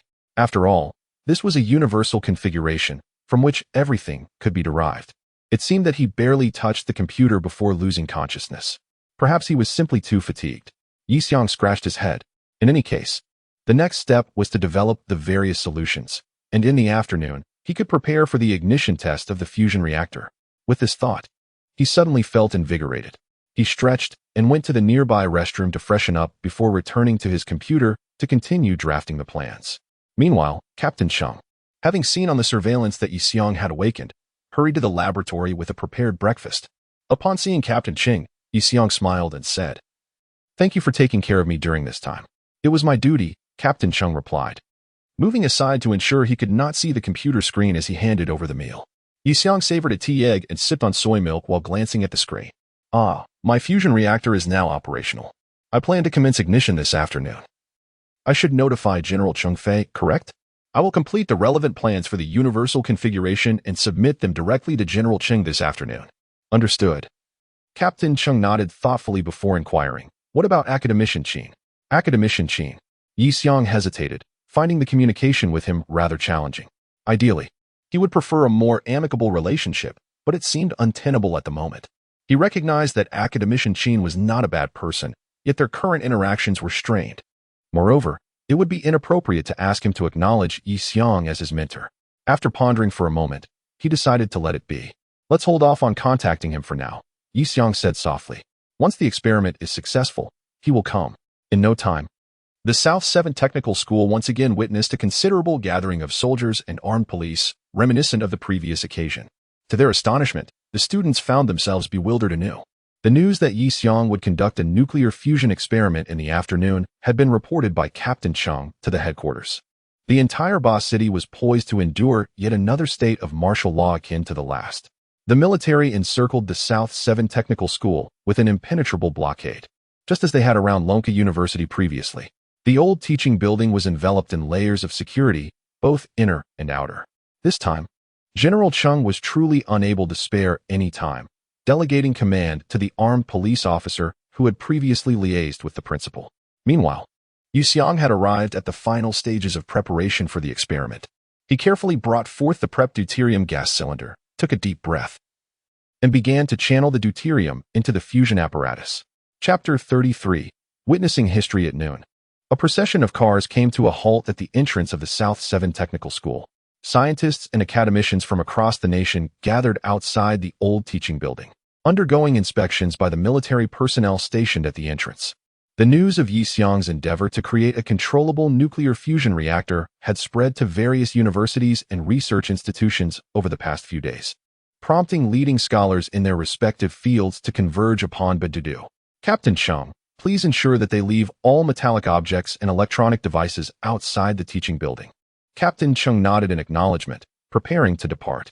Oh, by the way, Yi Xiang seemed to recall something and quietly inquired of Captain Cheng. Has he arrived? By he naturally referred to academician Qin. Captain Cheng shook his head. Well, that's all right. Yi Xiang thought little of it and turned back to continue his preparations. He will come. Before long, a host of esteemed professors and academicians entered the old teaching building, making their way to the large classroom where the nuclear fusion reactor was located. Yi Xiang, do you remember me? Academician Sun Fuxing from the Capital University's Superconducting Materials Research Institute waded through the crowd, enthusiastically greeting Yi Xiang. Yi Xiang smiled and nodded in acknowledgement. Academician Sun then forcibly pulled over Professors Pan and Yu from the Agricultural University, his expression one of reproach. You too. You claimed you would keep talent at the Agricultural University, yet you have allowed him to conduct research on nuclear fusion in this remote corner. How can you justify this? If you do not value this genius, I certainly will. Professor Pan appeared flustered. We had no choice. He insisted on conducting his graduation project at his own school, claiming he needed it to obtain his diploma. Graduation? Here? At this technical school? Academician Sun was taken aback. Is there any research institute that wouldn't be eager to have him? Yi Xiang sighed and shook his head. I prefer to be grounded. Besides, the procedures at universities are numerous. I'd rather not cause trouble for anyone. He felt a sense of helplessness. He could hardly disclose that his mission was precisely this. It was rather amusing. Upon hearing this, Academician Sun patted Yi Xiang on the shoulder with admiration. You have a bright future, my boy. In this day and age, few possess such groundedness. Those few doctors in our institute, with degrees far exceeding yours, still expect me to arrange everything for them. I wonder what they have learned in academia. Several doctors present listened to this comment, their expressions darkening. Humph, what good could come from these old fellows assigning us tasks? They merely treat us as beasts of burden. However, despite their inner grievances, they dared not voice them in the presence of such influential figures. After a while, a few elderly gentlemen approached Academician Sun and whispered a few words. Academician Sun, looking perplexed, turned to Professors Yu and Pan, asking, strange, why has Academician Qin arrived? Is he not responsible for DSD? He should be here. The two professors, hearing Academician Sun's pointed remark, suddenly felt awkward. He will come. He will come. Yi Xiang quickly interjected to alleviate the tension. Academician Sun pondered for a moment before grasping Yi Xiang's hand. I understand that Academician Qin possesses a rather stubborn disposition. However, his approach to science and technology is remarkably forthright. Please do not take it to heart. I comprehend, Yi Xiang replied with a gentle smile. Which is precisely why I anticipated his arrival. At long last, the experimental ignition of the controllable nuclear fusion reactor was about to commence. The vicinity of the old teaching building at Nanchi Technical School had been thoroughly cleared. Soldiers established a security perimeter with a radius of 100 meters around this venerable structure. Esteemed scholars, Yi Xiang addressed the venerable academics gathered in the old classroom. Although my apparatus boasts high safety standards, this marks humanity's inaugural attempt to activate a device capable of achieving controllable nuclear fusion. I cannot guarantee its absolute safety.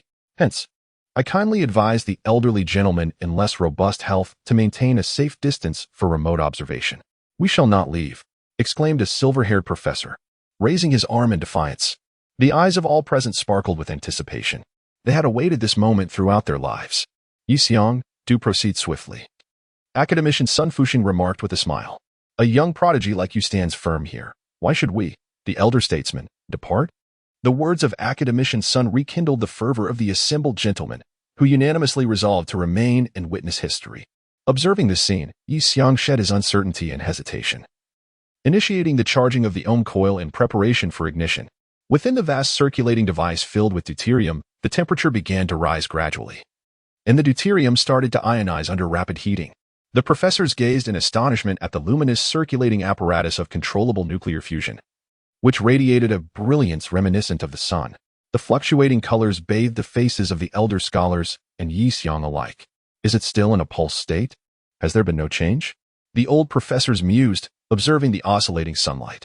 Initially, the state was pulsed, but the crucial question remained, could it ultimately stabilize into a steady state? The hearts of all present raced with trepidation, save for Yi Xiong, who exuded unwavering confidence. There will be no problem. Success is assured, he thought, increasing the power output. The sun's radiance intensified, illuminating the entire old classroom, and even penetrating the building to cast a brilliant glow over the entirety of Nanshi Technical School. What is this? Is it the sun? The bewildered technical school students looked on in confusion at the sunlight emanating from the old teaching building. What is happening? Why is the school's power supply so erratic today? Indeed, the power is not charging at all. To ensure that the gases within the fusion apparatus reached a plasma state, and that the nuclear fusion reaction was successfully initiated, all electrical power from the school was directed to the circulating device in the old teaching building. Hold on, school. It will be all right soon. We are nearing a steady state. Success is imminent. Yi Xiong's heart began to swell with exhilaration. This is the first controllable nuclear fusion device on the entire blue star. In just a few minutes, humanity on this planet will enter a new era. As the temperature within the circulation device reaches its zenith and the brightness peaks, the entire controllable nuclear fusion apparatus finally enters the energy-positive feedback phase, and the magnetohydrodynamic coils commence the transmission of electrical energy. At last, everything is functioning optimally. The power supply has stabilized. My goodness, my little night light has never shone this brightly. Cheers erupted throughout the teaching and dormitory buildings, and people's gazes gradually shifted towards the sunlight spilling from the old teaching building. It has succeeded. Some elderly professors have already started to cheer in anticipation. However, Yi Xiong remained resolute, for he understood that he must maintain this steady state, at least until he breaks the current record for stability on Blue Star, to persuade everyone, including himself and Academician Chain. At this moment, a tardy car finally arrived and halted at the entrance of the South 7 Technical School. The parking area was so congested that he had to risk a ticket to squeeze into a spot by the roadside. Once the car came to a reluctant stop, out stepped none other than Professor Qin Yuan. Chapter 34. The academic tyrant is myself. Please remain calm. We have only just entered a stable state, and I must continue to maintain this equilibrium, at least until we surpass the current record of Blue Star. The previously exhilarated scholars nodded in agreement with Yi Xiong's words, settling into a renewed silence. Time trickled by, and the scientists in the old classroom felt as if they were enduring an eternity. 1 minute, 2 minutes, 3 minutes. 4 minutes. The highest record for maintaining controllable nuclear fusion on Blue Star is 10 minutes, set by Academician Qin from Lonka University. Breaking this record would signify the establishment of a new benchmark. However, this does not necessarily indicate that the entire fusion apparatus has achieved a controllable stable state. At long last, the protracted 10 minutes elapsed. A collective sigh of relief resonated through the room. Mr. Yi Xiong, you have truly accomplished it. You have shattered the world record. Moreover, the overall stability of the fusion reaction essentially confirmed that this apparatus had indeed attained stability. At that moment, Academician Suyashia, who had participated in the installation of the quantum supercomputing device, stood up and declared, based on this data, we have undoubtedly achieved stability. He pointed confidently at the data displayed on the adjacent console. This viewpoint garnered unanimous agreement from the assembled scientists. Indeed, We have succeeded. Applause erupted throughout the hall. At this moment, Yixiang felt no doubt. When the fusion reaction reached its peak energy level, the output of the energy flow was entirely maintained within a safe range. This is stability, without question. Yixiang gazed at the stable output of the energy flow data with satisfaction, nodding in approval. Alas, it would have been splendid if Academician Qin from Lonka University were present. Why was he not here today? Is he unwell? Academician Su Yaxia inquired with concern to the professors from Lonka University present. Professors Pan and Yu, aware of the circumstances, exchanged awkward glances, unable to articulate a response. I am here. At that moment, a deep, resonant voice emerged from the entrance of the old classroom. It was Academician Qin. Teacher Yixiang, I have come to apologize. Academician Qin marched towards Yixiang with a solemn stride, as if burdened by an immense weight. Upon reaching Yixiang, he grasped both of Yixiang's hands firmly. I was in the wrong. I have finally realized that the configuration of DAST was erroneous from the outset. It could never achieve stability. Teacher Yixiang, I owe you an apology, and I have failed the energy research endeavors of our nation. I come to you in contrition, seeking to become your disciple. From this day forth, I shall be your student. Academician Qin bowed deeply to Yixiang. Just as Yixiang was about to offer polite remarks of dismissal, Academician Qin continued unabated. I once believed you were merely a product of some mysterious force. A young academic tyrant elevated to prominence. However, I was entirely mistaken. My erroneous configuration has delayed the nuclear fusion research of our nation for over a decade. I am the true academic tyrant. No, Academician Qin, please do not say such things. Our universal configuration has indeed been developed partially based on the foundation of your subpulse configuration. Your subpulse design is one of the prototypes that could one day evolve into my universal configuration, though it may take a bit longer. However, regardless of that, Academician Qin raised his hand, signaling him to refrain from further discussion. There is no need to elaborate. The conclusion of this matter is clear. I was wrong, and I admit it. From this moment on, you shall be my mentor. Please guide me, Teacher Yixiang. Upon hearing these words, the elderly scientist present stirred with excitement. Count me in, Teacher Yixiang. Please guide me. Academician Su Yazhu also raised his hand. Teacher Yixiang, please instruct me as well. Yixiang found himself somewhat overwhelmed amid the throng of esteemed scientists, but at that moment, he caught sight of Captain Cheng Nin in the corner of the room. Ah, Captain Cheng. Yixiang waved his hands in greeting, prompting Captain Cheng to approach. What is it, Comrade Yixiang? Captain Cheng inquired. After calming the elder scientists, Yixiang walked over to his computer and handed Captain Cheng the printed materials prepared for the military. Please organize this multi-purpose transformation document for the nuclear fusion device and take it to the military district to deliver it to General Cheng. Yixiang carefully passed the documents to Captain Cheng. Perhaps you could accompany the soldiers from the military district on this trip? Captain Cheng accepted the documents, his expression serious. Understood. I will ensure the task is completed. As the conversation concluded, Academician Su Yazhu interjected, So, Teacher Yixiang, have you considered which area of research you will pursue next? Seeing Yixiang and Captain Cheng concluding their discussion, Academician Su approached with a somewhat mischievous smile. Teacher Yixiang, there hasn't been any further progress on your research regarding high-temperature superconducting materials. Academician's son Fuxing chimed in eagerly. Professors Yu and Pan, witnessing the unfolding scene, grew anxious. What is going on? We had an agreement with Teacher Yixiang that once he completed the controllable nuclear fusion project, he would directly join Lonka University. When did he ever say that? We certainly didn't hear it. Academician Su Yazhu stood firm, asserting his stance. Wait, everyone. Let us not let this escalate into a quarrel. Yixiang, sensing the potential for discord, stepped forward to mediate. How should I put it? There are many matters I cannot disclose at present, and there are indeed some very important projects that need to be accomplished. Upon hearing this, the elderly scientists fell silent. Every university and research institution in Manhwa is continuously reallocating talent, and they are all prepared for the possibility of being reassigned. Very well, Teacher Yixiang. We respect your decision. You must continue to contribute to the advancement of technology in Manhwa. Teacher Yixiang, you must come to our institution to give a lecture whenever you have the opportunity. Yixiang, having received the heartfelt invitations from the venerable scientists, nodded to indicate that their enthusiasm was appreciated but unnecessary. He expressed his anticipation for future technical collaborations with these esteemed gentlemen. As the atmosphere in the old classroom surged with excitement, The sun gradually descended towards the western horizon, while the controllable nuclear fusion device continued to radiate a brilliant glow, reminiscent of a sun within this modest technical school in the Dragon Country. As night fell, the old scientists, after a reluctant farewell to Yi Xiang, embarked on their journey homeward. Captain Cheng, under Yi Xiang's commission, took essential documents and accompanied the military personnel from the military district aboard a helicopter. Eventually, only Academician Qin remained in the old classroom. Teacher Yi Xiang, I hope. Well, I shall prepare a copy of the blueprints for this nuclear fusion device for you, and you and DSD can proceed with the subsequent research, he began. However, before he could finish, Yi Xiang articulated the very thoughts that lingered in Academician Qin's mind.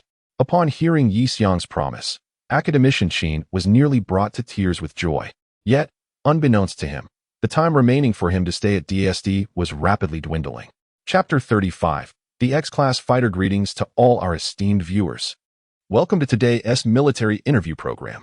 Recently, the new generation of fighter jets from the Dragon Nation has garnered significant attention from nations across the Blue Planet and the online community.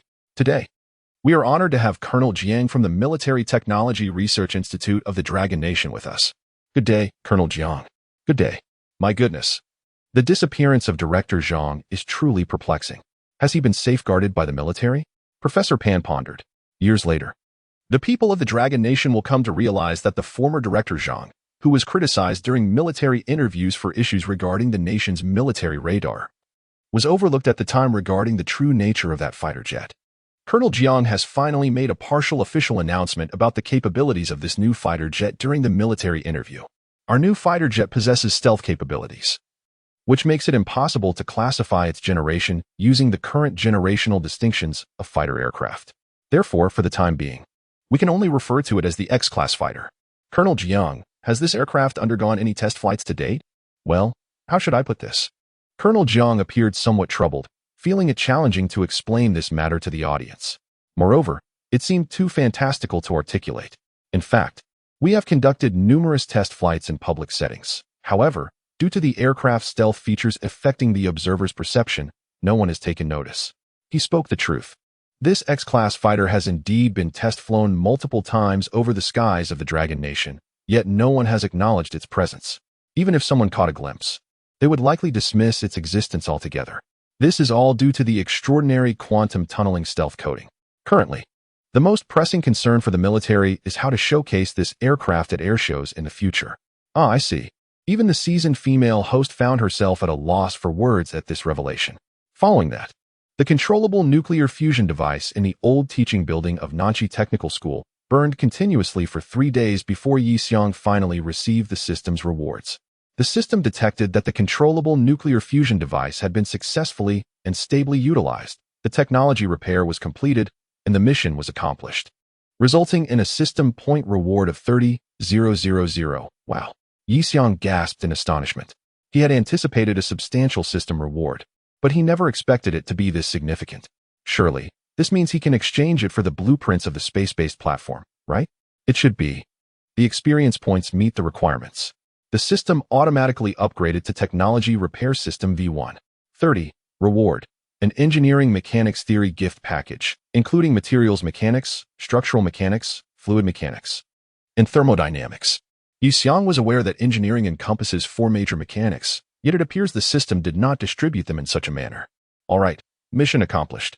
The next steps are to prepare for graduation and then complete the main quest to unlock the 2.0 system. However, conversely, the current minor version of the system has only progressed to 0.30, making the arrival of version 2.0 still quite distant. The Dyson Sphere. How eagerly I anticipate its emergence. In truth, for Yi Xiang, the moment he evolved into a space-based fortress seemed to herald the imminent arrival of the Dyson Sphere. Yet, this was merely an illusion. The vast expanse between Earth and the Sun still stretched far ahead. As Yi Xiang pondered the intricacies of the system's 2.0 version, a notification chimed once more. The system detected the successful development of the antiparticle cannon tank. The technology has been restored. Task completed. Reward points, 9,000. And then, silence ensued. It appeared that the antiparticle cannon tank had indeed been successfully developed in the secret base. Such swift progress in such a brief span was remarkable. Unbeknownst to Yi Xiang, All the esteemed scholars and high-end talents from research institutions and universities across Longwa had been recruited to develop future-oriented military weaponry. It could be said that the entire nation's intellectual prowess was at work, thus expediting the process. However, was there no system upgrade this time? Yixiang scratched his head. It seemed they had entered a bottleneck phase for upgrades. The completion of a single task no longer sufficed for a system enhancement. Nonetheless, it was indeed splendid that the development of the antiparticle cannon had concluded. Suddenly, Yixiang envisioned a future where he could distribute blueprints to various sectors within Longwa for researchers to innovate upon. Upon their successful development, he could directly reap the rewards. Could this be dubbed a technological farming system or a technological harvest system? Contemplating this, Yixiang accessed the system's marketplace interface. System: I wish to exchange for the blueprint of the Heavenly Punishment Multi-Purpose Orbital Combat Fortress. Acknowledged. The blueprint for the Heavenly Punishment Multi-Purpose Orbital Combat Fortress has been exchanged, costing 15,000 points. Why only 15,000? Oh, of course, it is merely a blueprint. Alas, it is a pity that last time he was just shy of 5,000 points for the exchange. Nonetheless, this time, the point spin amounted to half of the rewards from the nuclear fusion task, which is still considerable. Wonderful. The space-based fortress is now within reach. However, prior to that, I must secure my diploma. With this thought, Yixiang took a simple summary of the nuclear fusion project and made his way to the principal's office. The entire process of diploma issuance was remarkably smooth. The principal, aware that his school could not accommodate someone of Yixiang's caliber, had prepared his diploma in advance. The past few days of martial law throughout the school had truly frayed his nerves. A small technical school bore the weight of far too much, more than it could handle. As Yixiang accepted his diploma from the principal, witnessing the latter's respectful demeanor and the ceremonious presentation, he felt a twinge of discomfort. Main quest: obtain a foundational diploma from Blue Star, completed. The Technology Restoration System V2.0 has been unlocked. May the host swiftly accomplish the restoration of civilization. At this moment, the nuclear fusion device continued its operation within the old teaching building. The school and the entire city of Badudu are continuously supplied with electricity. Soon, the world's first truly controllable nuclear fusion device will be transported to a secure location under military escort, continuing to illuminate the energy sector of the Dragon Kingdom. Before departing from the school, Yixiang cast a final glance at the radiant glow emanating from the old teaching building.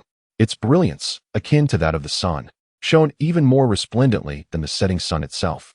At Longka University, within the DSD Research Center, academician Qin Yuan has immersed himself in the study of the general schematic diagrams provided by Yixiang for 3 consecutive days. During this period, media outlets throughout the Dragon Kingdom and the entire Blue Planet have been extensively reporting on the nation's development of controllable nuclear fusion. Journalists flocked to the entrance of DSD to interview academician Qin, yet he did not meet with any of them. Today, however, a military officer arrived at DSD, accompanied by Principal Su, just as before. Is academician Qin here? I am from the Military Science and Technology Research Institute of the Dragon Kingdom. Could you please accompany me? Academician Qin raised his head from a pile of blueprints and recognized the officer who had previously summoned the 2 particle scientists, holding a classified document. He immediately understood the nature of the matter at hand. Silently, he organized the documents on his desk, adjusted his attire, stood upright, and approached the officer with a resolute demeanor. Chapter 36. You handle the PPT, I handle the implementation. In recent days, a short video has taken the internet by storm. An ordinary military enthusiast recorded a moment on the subway where the former Director Zhang, once a strategic guardian, was seated. The young man, delighted, offered his seat to him, to which Director Zhang smiled and waved his hand, saying, "You young people have worked hard. Please, take a seat." As a retired old man, I am quite spirited. It turns out Director Zhang has retired. Now, as people revisit his past interview programs, they begin to grasp the deeper layers of meaning behind his words. Many recall his critiques of Longwa's electronic warfare forces, which failed to intercept missiles, yet they overlook the specifics of the missiles in question. They remember his comments on Longwa's radar systems being unable to detect aircraft, but they neglect to mention the type of aircraft involved. The most amusing aspect, of course, was his explanation of the future of the military. Currently, Director Zhang's reputation abroad is rather poor, with foreign media claiming that his statements are utterly untrustworthy. However, Certain nations regard his words as highly significant, as he had previously predicted quality issues with military aircraft and vessels of some countries, which indeed led to incidents within a few years, or even mere months. Whether these were accurate predictions or mere coincidences remains unknown. Director, what is the next step for the future of the military? Young people on the subway called out to him. Director Zhang simply smiled and waved his hands, saying, I am just a retired old man. What do I know? Is it the stars and the seas? Upon hearing this question, his smile grew even brighter. As he repeatedly exclaimed, I do not know. I do not know. Then, the video concluded. The phrase stars and seas garnered the attention of high-ranking officials across all nations of the Blue Star. On one hand, since it was not originally stated by Director Zhang, its credibility remains intact. On the other hand, intelligence provided by operatives embedded within manhwa indicates that the nation is currently clandestinely dispatching top-tier talent from various universities and research institutions into the military. The focus of these deployments centers around manhwa's two premier aerospace universities, Beihang University and Nanjing University of Aeronautics and Astronautics. Aerospace and military industries combined inevitably evoke a certain term, space-based weapons. This concept was introduced by the Eagle Nation over a decade ago, presented alongside the revival of their lunar exploration program, aiming to incorporate near-Earth orbital space into their territorial defense and strategic offensive system. Following the advancement of the Lunar Exploration Initiative, plans were made to establish lunar fortresses and a comprehensive planetary defense system. While the idea is commendable, the issue lies in the fact that the Eagle Nation has yet to implement this project. After proposing the plan to garner voter support, the president who initiated it fell from power, and the news faded into obscurity. To their astonishment, it now appears that manhwa is on the brink of realizing this endeavor. The high-ranking officials of the Eagle Nation were instantly alarmed. Impossible. Absolutely impossible. The Director Zhang of their nation once remarked that this future-oriented development is not the same as that future-oriented development. It does not pertain to advancements in weaponry or tactical strategies. What? Do you doubt Zhang's credibility? What if, this time, he speaks the truth? The high-ranking officials of Eagle Sauce, at critical junctures, seem to forget the reasons behind their past missteps. They invariably choose to believe only what aligns with their desires. In the Dragon Nation, in the capital, Yi Xiang once again boarded the military sedan he had previously used. This time, the controllable nuclear fusion project had finally reached completion, and the subsequent objective was to oversee the development of a military space-based weapon platform. Ha ha ha, how delightful. Yi Xiang could finally lower the car window and relish the exhilarating rush of the wind as it swept past his ears during the journey.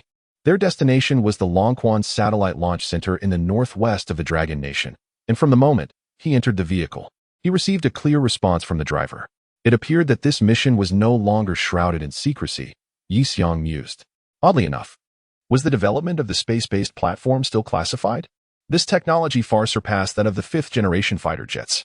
However, although the precise reasons remain unclear, reliable sources suggest that the Eagle Sauce side seems skeptical about the Dragon Nation's ongoing development of space-based weapons and related platforms. Alternatively, one might say they are unwilling to accept that the Dragon Nation is pursuing such advancements. In any case, the Dragon Nation's space-based weapon system is currently being developed in a semi-public manner, neither entirely open nor completely concealed. Last night's news openly mentioned that China's latest space station project is in an intensive launch phase, with plans to assemble all station equipment into the designated orbit within a month. It was explicitly stated that this project lays the groundwork for subsequent large-scale space initiatives. Now, the entire Dragon Nation, indeed the whole of Blue Star, believes in the existence of the Dragon Nation's space-based weaponry, except for Eagle Sauce. Oh, and there is actually a segment of the Dragon populace that remains skeptical. What of the Dragon Nation's space-based weapon program? It is merely a replication of Eagle Sauce's past space endeavors. The Dragon Nation's space program cannot be compared to Eagle Sauce's ambitious plans for Mars, which even include rocket recovery, truly a beacon of human achievement. Even if the Dragon Nation possesses space-based weapons, does it affect me in any way? Yi Xiang opened Douyin and scrolled through these comments, uncertain whether to laugh or feel exasperated. He could only close his phone, opting for out of sight, out of mind. Glancing at Captain Ching, who sat upright beside him, he inquired, "Why don't you play a game?" "My computer is on." Captain Chung looked at Yi Xiang and shook his head. "It's fine. There's no need to be so tense. We are quite safe." You should relax a little. Yi Xiong encouraged Captain Chung to indulge in a game, primarily because he had grown weary of it himself, and indeed there was no cause for concern regarding safety. Yi Xiong gazed out the window. His vehicle was flanked by military trucks, while overhead, fighter jets and military helicopters provided aerial escort. In the northwestern region of the Dragon Kingdom lies the Longquan National Aerospace Research and Launch Center.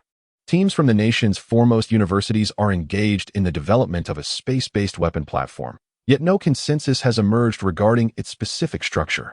The radical advocates from Beihang University assert that a comprehensive, all-encompassing strike capability against low Earth orbit targets should be established through a space-based platform, ensuring that the existence of such a platform can effectively blockade and control the near-Earth space resources of the Blue Planet. They have presented meticulous data calculations demonstrating that, in accordance with their proposal, leveraging the current technological prowess of the Dragon Kingdom, it is entirely feasible to achieve total fire coverage of the Blue Planet's low Earth orbit. Once unleashed, the firepower would revert the aerospace technological capabilities of all nations, save for the Dragon Kingdom, back by a century. Conversely, scholars from Nanjing University perceive a degree of excessive conservatism among these so-called radicals. Why target space assets in low Earth orbit when one could simply obliterate the enemy's homeland using space-based weaponry? If the enemy's ground units are utterly annihilated, what purpose do the satellites serve? Once the satellites lose ground control and become derelict, we could deploy robotic arms to retrieve them, dismantling their components for research or personal use. This line of reasoning left the Beihang scholars momentarily speechless, as they felt their meticulously crafted presentations, developed over days, had been effortlessly dismissed, leaving them feeling like jesters.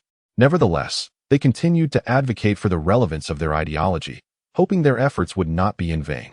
They proposed that in the case of limited regional conflicts, such space-level operations could still hold significance. Preemptively neutralizing enemy satellites might even circumvent the potential for ground warfare. Moreover, the nascent space-based weapons may struggle with precision strikes due to range limitations, and given their scale, a saturation attack on ground targets seems improbable. Thus, through this exchange, the radicals transformed into the conservatives. Just as the debate reached an impasse, an elderly figure entered, exuberantly proclaiming to the scientists at the base, breaking news. The enigmatic genius who has developed controllable nuclear fusion is on the way. Controllable nuclear fusion? What relevance does this have to their pursuit of a space-based weapon? What could such a person possibly contribute to the Longquan Aerospace Research and Development Center? However, given the elders' esteemed status, they hesitated to voice their doubts. After all, this venerable figure is a living relic of the Dragon Kingdom's aerospace endeavors, having participated in the development of various models of the expedition rocket and serving as the chief designer for the crewed spacecraft series from Tianzhou 1 to 7. General Engineer Xiao Zhiguang. Chapter 37. Xiao Zhiguang, the luxurious sedan, accompanied by a military escort, arrived at the expansive gates of the Longquan Aerospace Research and Development Center, where the rocket launch pad stood silently in the distance. Today, the entrance to the Longquan Research Center appeared rather desolate, as if everyone were preoccupied with some pressing matters. Yi Xiong had mentally prepared himself before arriving. This visit would require him to engage with scientific talents in the aerospace domain, individuals who, like academician before, were likely unfamiliar with him. Thus, drawing from his previous experience with academician, he believed that his first step here should be to earn their trust through various means. He had already sketched numerous designs for the Heavenly Punishment orbital combat system on his computer, once completed and having gained sufficient trust from the entire R&D department. He anticipated that leading the development would proceed much more smoothly. As Yi Xiong pondered this, he gazed toward the entrance and noticed an elderly gentleman approaching to greet him. The old man swiftly descended from his vehicle and hurried towards Yi Xiong's car. This venerable figure seemed somewhat familiar. Could he be coming specifically for me? Yi Xiong thought, scrutinizing the approaching figure, who indeed kept his gaze fixed in Yi Xiong's direction. This is troublesome. He is coming for me. Yi Xiong quickly instructed the driver to stop, opened the door, and stepped out to meet him. Are you Professor Yi Xiong? The elder inquired, eagerly extending his hand for a handshake. Upon closer inspection, Yi Xiong realized this was none other than the esteemed authority in aerospace, Elder Xiao Zhiguang. He is referring to me as his teacher? Yi Xiong hastily demurred, asserting that in the field of aerospace, Elder Xiao is the true master.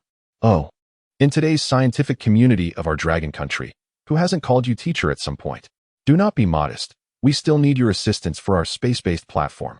Wait. Does this mean Elder Xiao has been aware of my involvement in the development of the space-based platform all along? Elder Xiao continued to clarify Yi Xiang's confusion. I had previously heard from General Qingfei that after you completed the controllable nuclear fusion device, you would come here to Longquan to participate in the development of our space-based weapon platform. I have been eagerly awaiting your arrival. Upon hearing this, Yi Xiang realized that General Cheng and Elder Xiao had indeed been in contact. However, it wasn't too surprising. They likely shared some collaborative experiences in the past. Moreover, it seemed that General Cheng had withheld many confidential details regarding this development, even from Elder Xiao, who was now involved in the project. Elder Zhao's subsequent remarks confirmed this notion. Yi Xiang inquired, "So, how's the progress on the development of the space-based platform at the research center?" Elder Xiao shook his head and replied, "Alas, our discussions regarding the space-based platform have been fraught with differing opinions. We have yet to reach any consensus. One of the primary reasons for this is that the military's development of the space-based weaponry is exceedingly advanced, and currently, the various research talents have not aligned their perspectives on the platform's development and the military's strategic vision. It appears that Elder Xiao is currently unaware that the space-based weapons developed thus far are, in fact, his masterpieces. Have you guided them in defining their research direction?" Yi Xiang inquired. My primary focus remains on civilian applications. I have little to contribute regarding military matters," Elder Xiao replied, waving his hand modestly. "Moreover, I am merely waiting for you to take charge." "Me? Take charge?" Yi Xiang pondered Elder Zhao's seriousness. He acknowledged that, with the system's enhancements, he indeed possessed the capability to oversee such matters. However, he could not fathom the basis of Elder Zhao's confidence in his ability to lead. As Yi Xiang contemplated, Elder Xiao patted his arm and said, "All right, let us head to the current research center. We can discuss matters en route." With that, he linked arms with Yi Xiang and attempted to usher him into his vehicle. Unable to decline the elder's warm invitation, Yi Xiang complied. As they departed, he glanced back at Captain Qing, who, upon recognizing the esteemed Elder Xiao, signaled to the chauffeur of the limousine and the military escort, as well as the helicopter overhead, indicating that all was well. Throughout the journey, Elder Xiao posed numerous inquiries, delving into a range of topics including quantum theory, quantum computing, particle physics, and astrophysics. It dawned on Yi Xiang that Elder Xiao was not merely a luminary in aerospace, but rather a polymath. Reflecting on this, Yi Xiang recalled that his initial acquaintance with Elder Xiao stemmed from videos detailing the elder's remarkable life. At the tender age of 15, he had taken the college entrance examination and reportedly scored 599 out of 600 on the test. Consequently, while others were still preparing for their middle school exams, he had been admitted to one of the country's premier universities. Yi Xiang contemplated this extraordinary journey and felt an urge to inquire, "Are we perhaps colleagues? Do you also possess a system?" Yet he restrained himself. Conversely, he considered that Elder Zhao's multifaceted expertise might be the reason for his unwavering confidence that another polymath would undoubtedly possess the capability to lead their research endeavors. Could this be a form of mutual understanding leading to trust? He was uncertain and dared not ask. The military escort and the helicopter continued to trail behind Elder Zhao's limousine, ultimately coming to a halt at the entrance of the Research and Launch Center. The Longquan Aerospace Research and Launch Center, with its expansive and level terrain, was ideally suited for the transportation and launch of various aerospace equipment. The helicopter and military vehicles parked at the center's entrance, from which a contingent of soldiers disembarked to secure the vicinity around Elder Zhao's vehicle. Such a grand display drew the attention of the center's researchers, who flocked to the windows to observe. "Is this the Yi Xiang that Chief Engineer Xiao mentioned?" they wondered. Protected by the military in this manner, could he truly be just the researcher behind controllable nuclear fusion? Hey, controllable nuclear fusion is no trivial matter, is it? He seems to have designed a quantum supercomputer.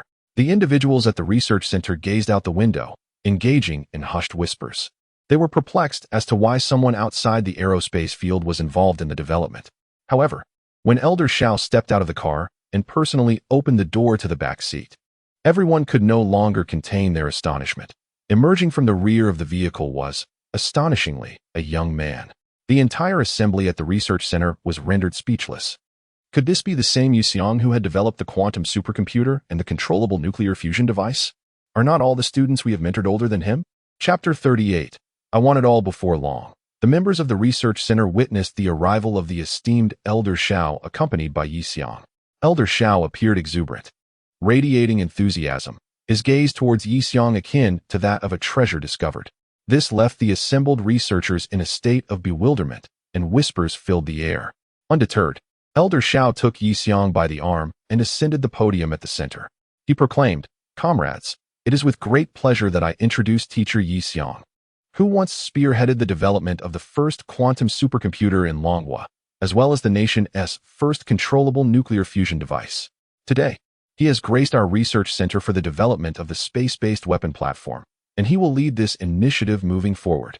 Let us welcome teacher Yi Xiang to share a few words with us." With that, he initiated a round of applause. Although the researchers below were perplexed, they rallied to applaud out of respect for Elder Xiao. Upon hearing that he was expected to speak, Yi Xiang felt a wave of confusion wash over him. He had not anticipated this, and thought he might initially fade into the background to focus on completing the design of the heavenly punishment. However, with Elder Xiao's endorsement, he mustered the courage to proceed. Clearing his throat and gathering his thoughts, Yi Xiang began, I will keep it brief. On my way here, Elder Xiao introduced me to the current two focal points of our research center. The first direction emphasizes using space-based weapons to strike satellites in low Earth orbit, while the second focuses on employing these weapons to directly target ground units. My conclusion is that both approaches are rather conservative. A murmur of skepticism arose among the audience, with whispers echoing throughout the hall. Yet, Yi Xiang remained unperturbed and continued, "I believe we should pursue both avenues." This proclamation elicited a wave of astonishment, as many struggled to comprehend and accept his assertion. Yi Xiang calmly allowed the crowd to settle before elaborating. "We understand that the fundamental strategy of warfare revolves around concentrating superior forces to eliminate living combatants. But what constitutes living? Clearly, as long as there are vital signs, one is deemed alive." Finally, the research center fell silent, all present captivated by his words. In this hushed atmosphere, Yi Xiang pressed on. "Imagine if we solely utilized space-based weapons to annihilate ground forces. The enemy's satellite systems would still provide real-time battlefield intelligence, precisely locating the remnants of our forces after the strikes, enabling them to organize counterattacks or evade. Thus, our initial advantage could easily transform into a subsequent advantage for them, making further advances exceedingly challenging. Conversely, if we only target the enemy's space systems, as I previously mentioned, the objective of eliminating living forces would remain unfulfilled, for they would merely be blinded while their vital signs remain intact. The threat posed by our ground forces remains significant. Therefore, in my view, a truly comprehensive space-based weapon platform system must possess the capability to deploy multifunctional space-based weapons with extensive strike capabilities. This would ensure that the space-based weapon platform transcends the confines of a mere missile launcher, evolving into an entirely new combat system. Only in this manner can we guarantee a holistic strike against the enemy's main forces during wartime, inflicting effective and thorough damage upon their living resources." At this juncture, the entire research center fell into silence. They had simplified the concept of the space-based weapon platform far too much. Each research department envisioned it solely for a specific function, rather than integrating all necessary functions into a cohesive combat system. Yi Xiang understood that within each mind lay a mere component. Yet none had conceived a complete system from these fragments. This was not their fault, having not participated in the development of space-based weapons. They lacked awareness of the equipment and the systems required. However, that was of little consequence. I shall take it upon myself to assist them in assembling these disparate components into the most formidable war machine. Perhaps this is the true essence of the chief designer's role. Yi Xiang inhaled deeply and addressed the researchers present. In summary, I will draft the design blueprint for the space-based weapon platform within the next couple of days. I kindly ask for your support in bringing this vision to fruition. Upon uttering these words, the previously silent research center erupted into a flurry of whispers. Observing the skeptics around him, Yi Xiang felt an overwhelming sense of confidence. It mattered not. In a few days, you shall all fully believe in my words. At that moment, Xiao Zhiguang ascended the podium and proclaimed to the audience, "Let us express our gratitude to teacher Yi Xiang for illuminating our research direction. Please, everyone, join me in applause." The audience followed suit, their applause resounding throughout the hall. Yet within the hearts of the researchers, a medley of emotions brewed. Who exactly is this young man that has garnered such support from Elder Xiao? How could the chief designer refer to him as teacher? And is it true that he claims to produce the blueprint in a matter of days? Yixiang himself had not anticipated such a smooth beginning at the Longwan Research Center. Perhaps it was indeed a testament to Elder Zhao's discerning eye for talent. While there may be lingering doubts in the minds of others, time shall alleviate all uncertainties, Yixiang mused. After the meeting, Yixiang observed Elder Zhao conversing quietly with a middle-aged woman beside him. The woman nodded, glanced in Yixiang's direction, and approached him. Yixiang regarded this unassuming, yet intellectually poised middle-aged woman, lost in contemplation. Initially, he had assumed she was merely Elder Zhao's driver, or perhaps a caretaker, doctor, or bodyguard assigned to him. However, upon closer inspection, she appeared to be a scholar in her own right. Apologies, it seems I misread the situation. Yixiang observed the woman approaching him, silently offering his apologies. Hello, my name is Baiji. I am here to escort you to your assigned dormitory. Oh, all right. The two of them walked from the research center to the entrance, where they spotted Cheng Nan, who had been waiting for a considerable time with Yixiang's computer and various other items beside him. Ah, Comrade Cheng Nan, thank you for your hard work. Comrade Cheng Nan merely shook his head. At that moment, Baiji stepped forward and discussed pertinent matters with him, and the two of them proceeded to assist in loading the computer and printer onto Professor Zhao's vehicle. During the brief journey to the dormitory, Yixiang inquired further and learned that this woman was one of Professor Zhao's students, having participated in numerous large-scale aerospace projects under his guidance. Shall I address you as Senior Bai from now on? Yixiang ventured to ask, only to regret at the moment the words left his lips. TSK. He heard Baiji click her tongue in response. After all, what woman would take kindly to being reminded of her age? Especially when it seemed to span an entire generation. You might as well call me Old Bai instead. Chapter 39. Quite the super anomaly. I believe it would be better if you refrained from calling him teacher, said Baiji, adjusting her glasses, addressing Chief Engineer Xiao Zhiguang. Upon hearing this, Chief Engineer Zhao's demeanor shifted, displaying signs of displeasure. Why shouldn't I? Are you unaware that everyone at the Dragon Institute eagerly addresses him as teacher? Even that old son takes great pride in calling him that, though he appears young. No, that is not what I meant. Teacher, Baiji hastily interrupted. Continuing her explanation, I merely observed that he seems to favor a different title. Oh, Chief Engineer Xiao expressed his surprise. When I was escorting them earlier, the security guard beside him called him Comrade Yixiang, and he visibly brightened. I suspect he might not particularly enjoy the title teacher. If you were to address him as Comrade Yixiang, I believe he would be far more pleased. Upon hearing this, Chief Engineer Xiao appeared to have an epiphany, stroking his chin and nodding repeatedly. Oh, this is quite the revelation. You have been of immense assistance, Xiao Bai. His eyes gleamed with excitement as he grasped Baiji's hand, reluctant to let go. When you escorted him, did you notice any of his other interests? For instance, what does he enjoy eating? Does he have any hobbies? Oh, let me think. He brought 2 computers. A young man like him must surely enjoy gaming. What games does he play? Baiji found herself perplexed by her teacher's inquiries. How could she possibly remember all of that? She had merely accompanied Yixiang for a short distance and hardly paid attention to his appearance, though he did seem to be quite a handsome young man. Nevertheless, it was of little consequence. Throughout her time with her teacher, she had never witnessed Chief Engineer Xiao so animated. In his lifetime at the Aerospace Research Institute, Chief Engineer Xiao had encountered many so-called geniuses. Yet, as he often remarked, they were merely average. He was not one to practice humility, frequently boasting about his own experience of taking the college entrance examination at the age of 15. However, his intent in sharing this was to emphasize a crucial point. In the aerospace industry, being a genius is of little significance. If one believes themselves exceptional, they need only look at your senior sister Bai. Chief Engineer Xiao had often used her as a benchmark to educate newcomers at the Aerospace Institute.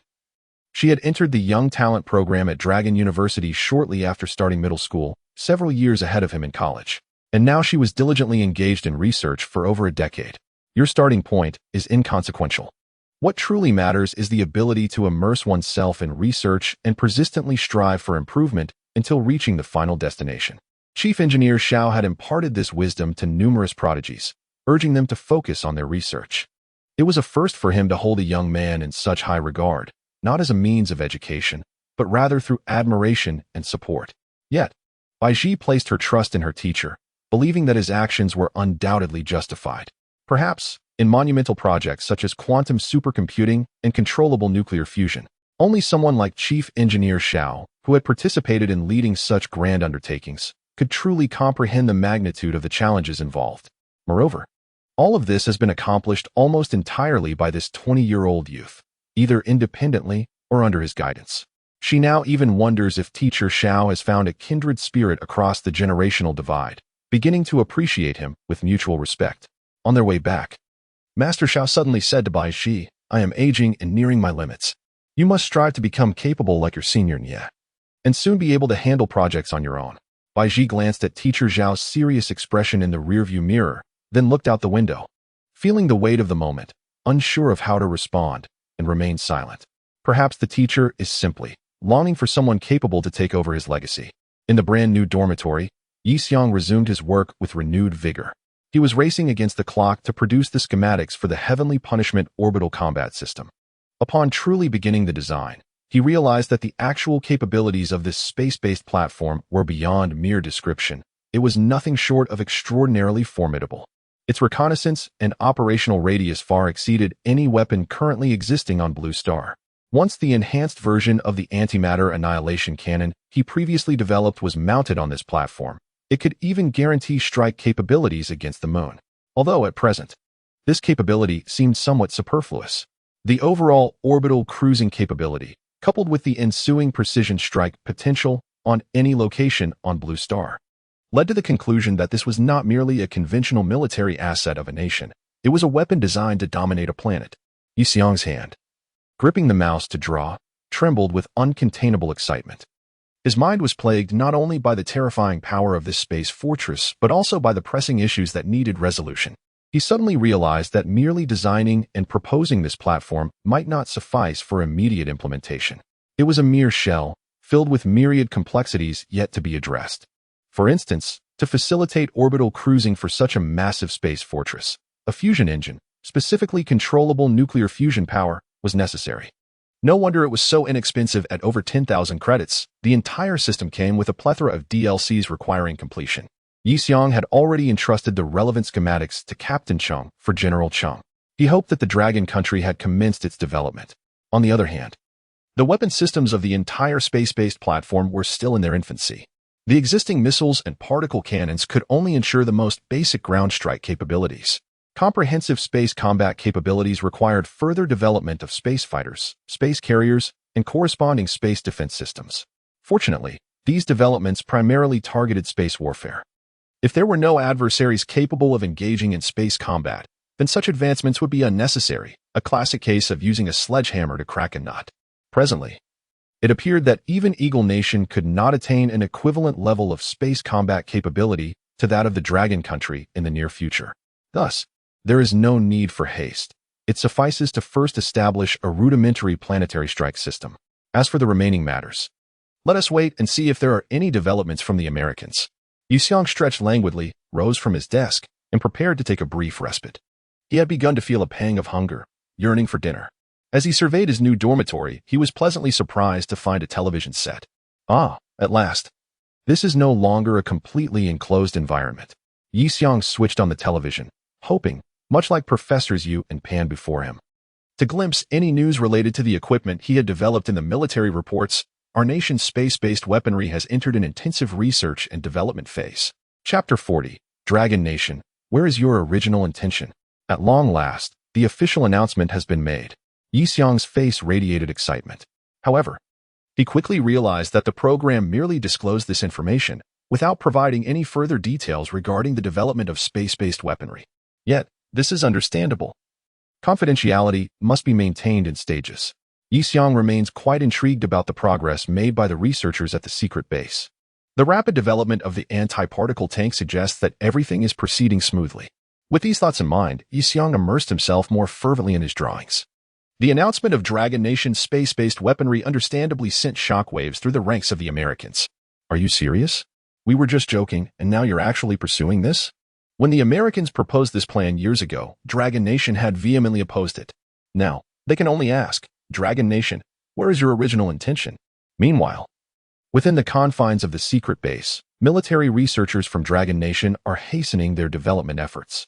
Comrades, even in Yi Xiong's absence, we must complete the transformation of our missiles for space deployment. We cannot allow ourselves to be outdone by just one individual. Their mission is not only to ensure that their missiles have a range of 20,000 kilometers, but also to guarantee their miniaturization and the compatibility with space-based platforms. Once they achieve success, they will showcase their advancements to Yixiang, thus fueled by a spirit of collective effort. It wasn't long before the Quantum Entangled Guided Planetary Strike Missile, boasting a range of 20,000 kilometers and equipped with an 88mm caliber intercontinental anti-particle annihilation cannon on the upgraded Type 99 main battle tank, made its debut in military interviews. The world on Blue Planet was abuzz with astonishment. On this day, Yixiang finally completed the entire set of blueprints for the Celestial Punishment Space Orbital Multi-Purpose Combat Fortress System. Outside the base, another military convoy accompanied by helicopters arrived, signaling the arrival of an important figure. Peering out of his dormitory window, Yixiang observed the researchers from the development center gathering in the plaza at the entrance. At the forefront of the welcoming committee stood Chief Engineer Xiao Zhiguang, who was shaking hands with a man in his 40s emerging from the vehicle. This man was none other than Nie Yunheng, the chief designer of the Heavenly Court Space Station and the chief disciple of Engineer Xiao. The researchers present began to murmur among themselves. Last time, Chief Xiao personally welcomed Yixiang. Why must his chief disciple come out to greet this man? They wondered why Yixiang had been absent for so many days without a trace. Didn't he claim he would complete the blueprints for the space fortress by himself? Let him take his time. Haraha. Chief Engineer Nie is the one they believe is truly suited for this project. After all, he previously oversaw the design and development of the Heavenly Court Space Station, making him the ideal candidate for this endeavor. However, for reasons unbeknownst to them, both Chief Engineer Xiao and the higher-ups seemed to place greater importance on Yixiang, a young man with no aviation experience. What could be the reason behind this? Nie Yunheng tightly grasped the hand of his esteemed mentor and inquired, Teacher Xiao, the preparations for launching the final Tianjia satellite are nearly complete. I wonder how the development progress of the subsequent space-based platform is faring on your end? Haha, don't ask me. Don't ask me. Chief Engineer Xiao waved his hands dismissively. I'm merely here to join the excitement. Huh? The crowd collectively inhaled sharply. Good heavens. Did Mr. Xiao just imply he is merely mingling at the Aerospace Research Center? What could that possibly mean? The true core figure of this project is Comrade Yixiang. He is currently engaged in drafting the blueprints for the space-based platform. Chief Engineer Xiao hastily clarified. Yixiang? Nie Zongshi furrowed his brow. It seemed he had frequently heard this name lately. May I meet him now? I wish to confirm the overall status of the space-based platform to ensure that the under-construction Tianjia space station can meet the necessary functional requirements for future developments. Oh, you can indeed meet him. However, we are uncertain about Yixiang's current progress, but it feels like he should be close to completion. Chief Engineer Xiao turned to Bai Ji and said, Xiao Bai, could you please fetch Comrade Yixiang? Bai Ji, with a look of existential despair, adjusted her glasses and went to fetch Chief Engineer Zhao's vehicle. All right, everyone, let us not linger at the entrance. Let us return to the research center and discuss matters there. Comrade Yixiang is also scheduled to present a report. The crowd bustled into the research center, leaving Bai Ji to drive alone towards Yixiang's dormitory.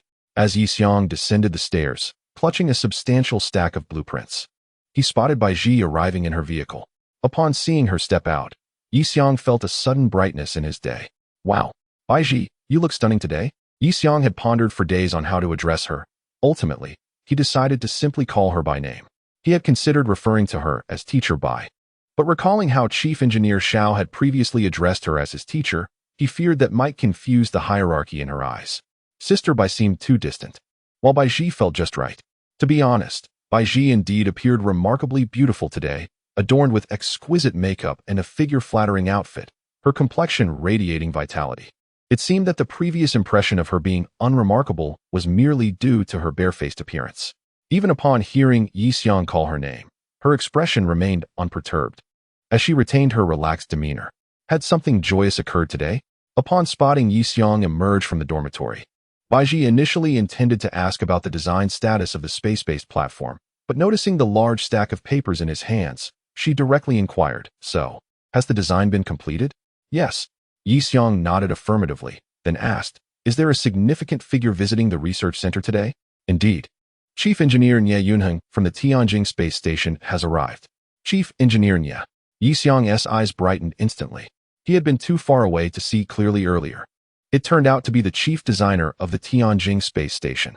His arrival must signify that the space station for constructing the space-based platform is nearing completion.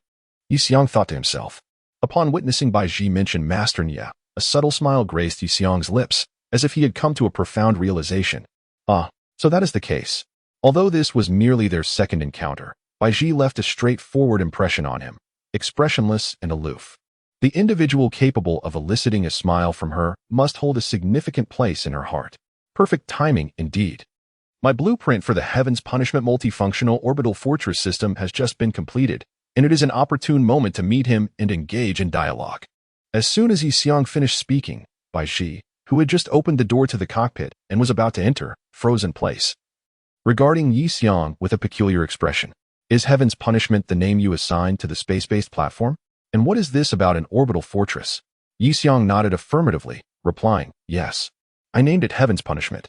Upon hearing this, Bai Ji could hardly contain herself, bursting into laughter. Before she slipped into the cockpit, she muttered to herself, how delightfully juvenile. Chapter 41. Nie Yunheng and Yi Xiong arrived at the hall of the research center, where they found Chief Engineer Xiao standing at the podium, seemingly awaiting their arrival.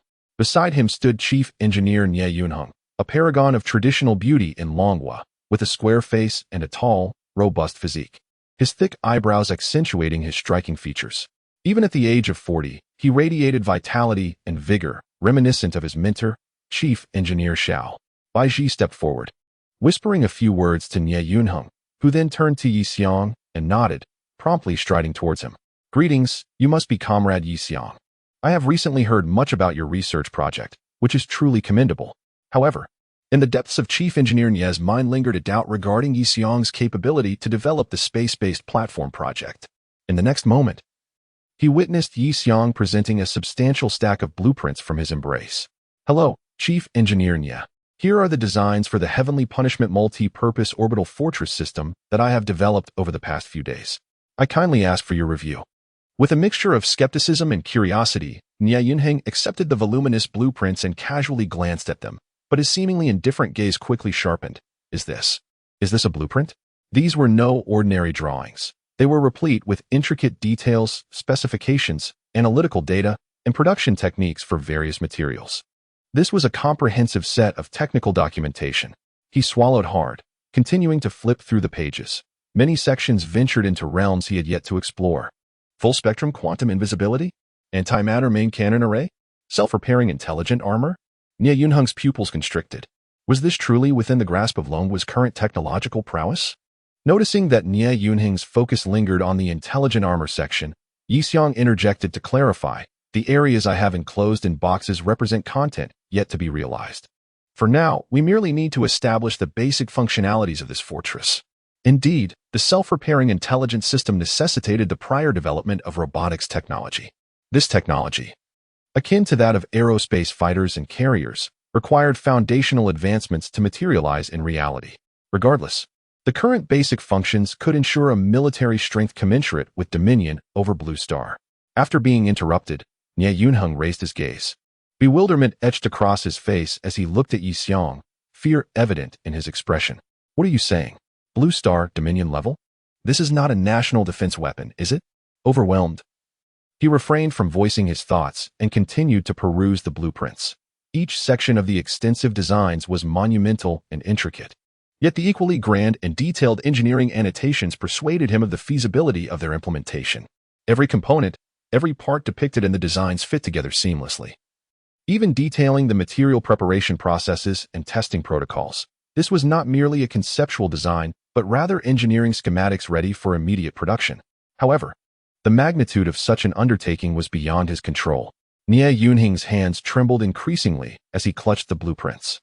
He lifted his gaze towards Yi Xiong, his eyes brimming with honor, yearning, and hope. Is there anything I can do to assist with this project? To participate in the development of such advanced space facilities is truly a once-in-a-lifetime opportunity. Upon finishing his words, a flicker of excitement danced in his eyes. The other researchers in the center were taken aback by this scene. My heavens! The reaction of Chief Engineer Nie to Yi Xiong's blueprints. Could it be? Could it be that Yi Xiong's designs are indeed genuine? What is happening? Why is Chief Engineer Nie suddenly so emotional? What do these blueprints contain? Has he truly depicted the space-based platform?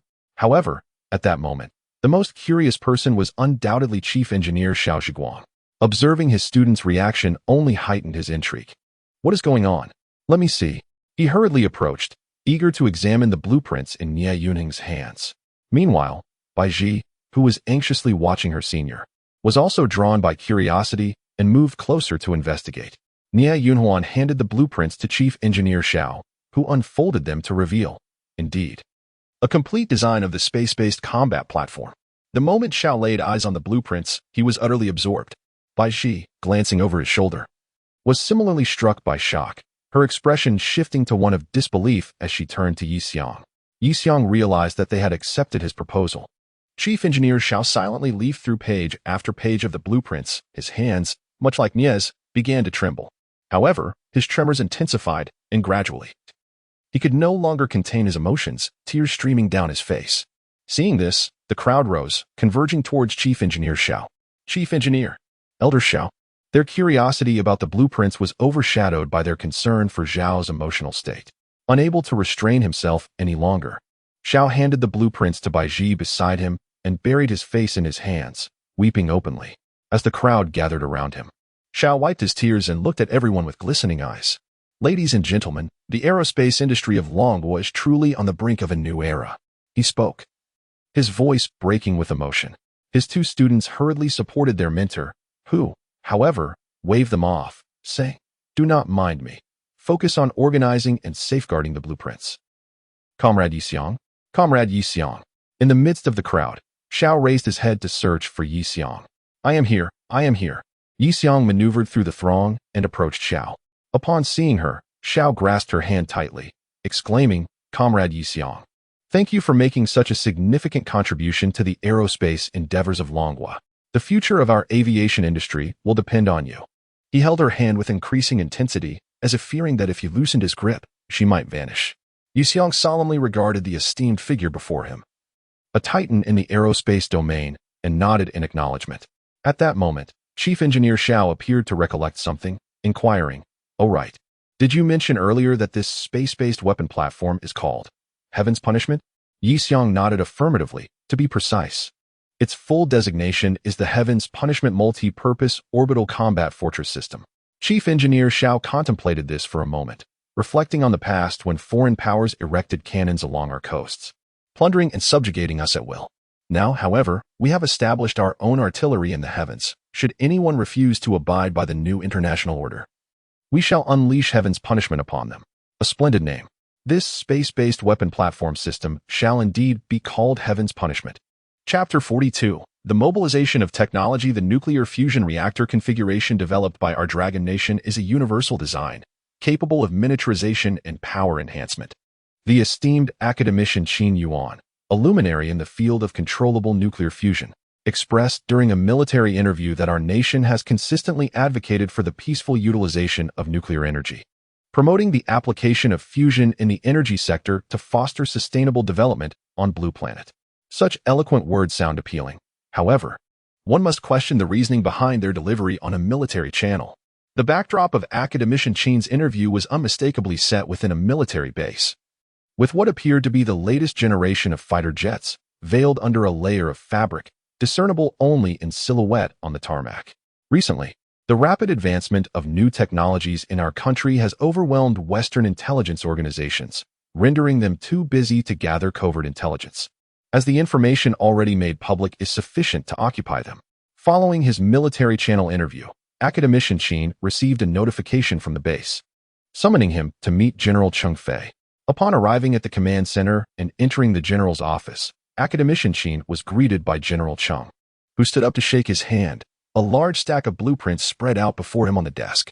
"Greetings, academician Qin. I appreciate your hard work during this period," General Cheng remarked. "No trouble at all. It is all in service of our nation's technological advancement.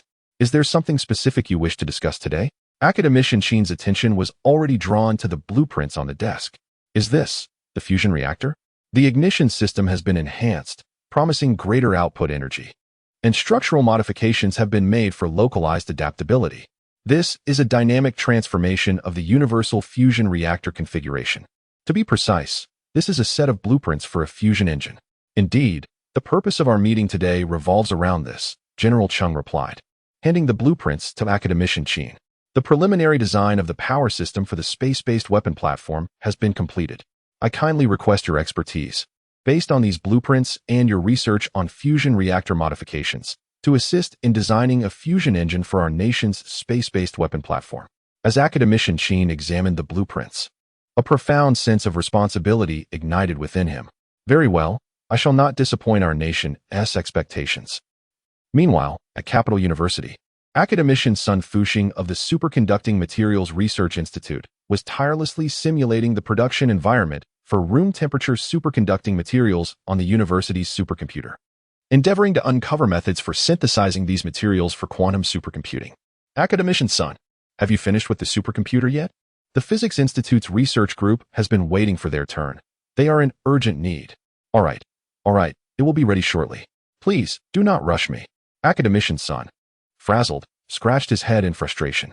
He had made several trips to Lonka University, persistently persuading Professors Yu and Pan to conduct a spectral analysis on the superconducting materials documented on that quantum supercomputer notebook.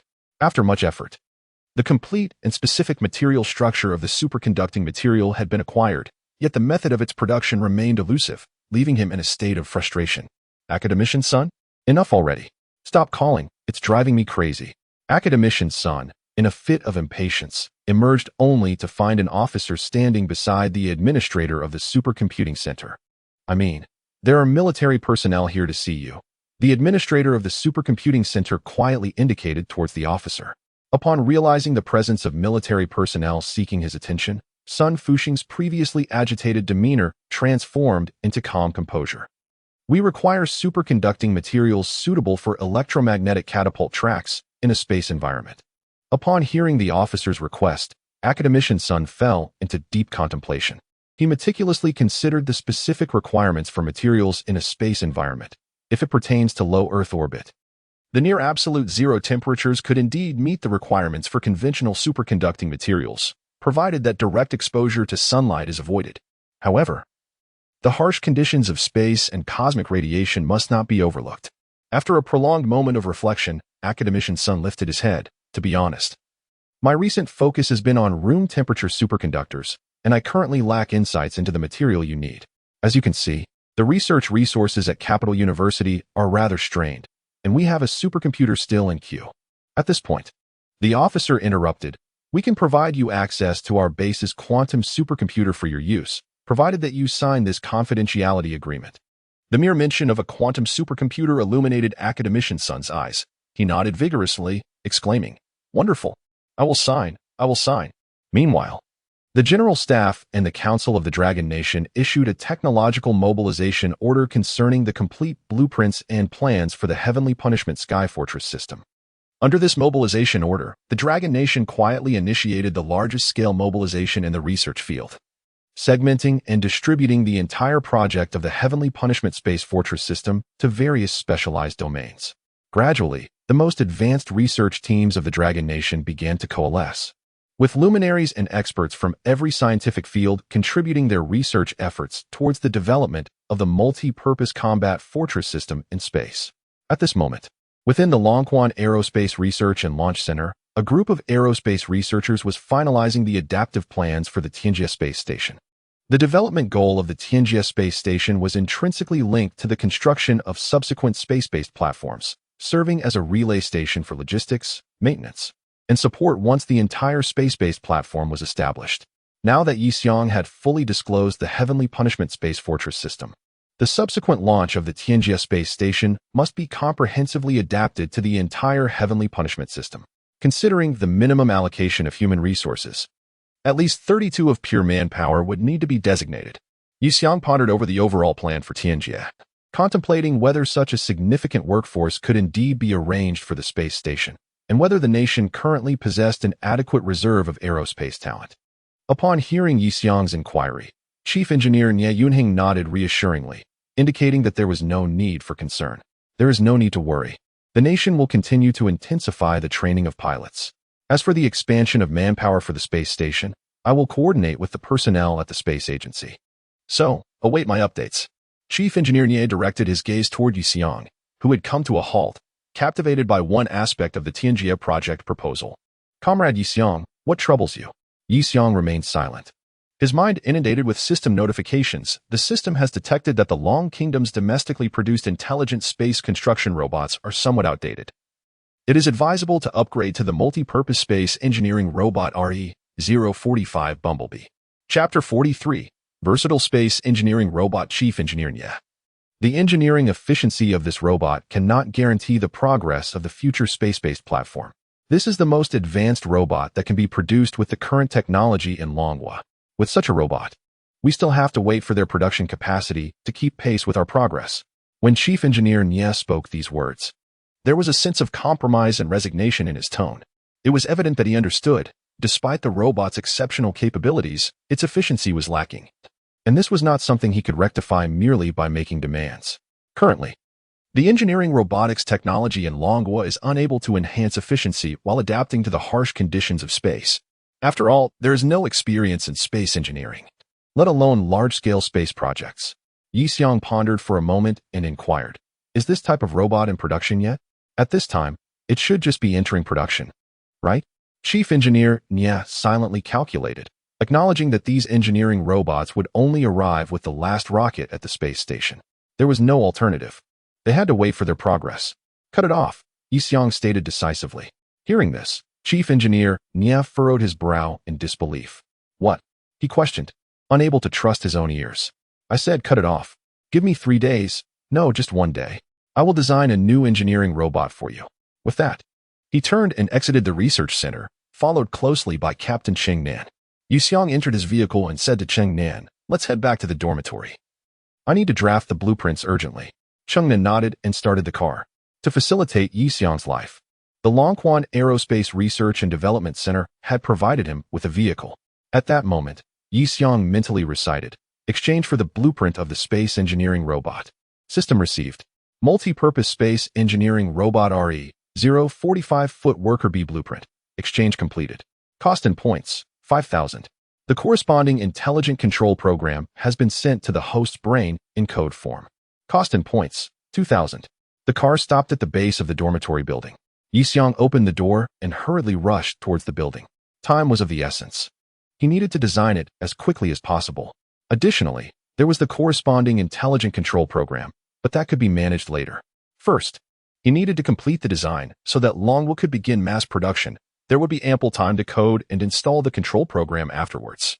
In the dormitory, with this thought in mind, Yi Xiong immediately opened the drafting software and entered a state of complete focus. Meanwhile, Chief Engineer Nie found himself in a predicament. Given that Yi Xiong was capable of delivering the entire blueprint for the space-based platform, he no longer questioned Yi Xiong's ability to produce what was, in comparison, merely a small engineering robot. To ensure the smooth production of this robotic project, their team at the Tianjia space station had made numerous trips, and even he had indulged in quite a few drinks. They are aware that this robot's capabilities may temporarily fall short of the engineering efficiency demands of the current heavenly punishment system. Nonetheless, it is indeed the finest robot that manhwa can develop at this moment. More importantly, it embodies the collective efforts of their entire Tianjia team, and he feels a twinge of reluctance to let it go to waste. Moreover, requesting the manufacturer to alter the blueprints at this stage is something they find difficult to articulate. In the realm of human relationships, in manhwa, it is a topic one can never evade. Chief Engineer Nie Yunheng glanced around the bustling research center, where his colleagues, including Teacher Xiao and his junior sister Bai, were deeply engrossed in the meticulous study and discussion of the heavenly punishment blueprints. He hesitated to disturb them and quietly exited the research center. Sigh, let me give it a try. Immersed in research and planning, Chief Engineer Xiao Zhiguang suddenly found himself with a few questions that required clarification. He lifted his head and called out, Comrade Yi Xiong. Where is Comrade Yi Xiong? He scanned the surroundings, but saw no sign of him. Where has Comrade Yi Xiong gone? At that moment, upon hearing her mentor calling for Yi Xiong, Bai Ji snapped back to reality. She glanced around and noticed something amiss. It seemed, Brother Nie was also absent.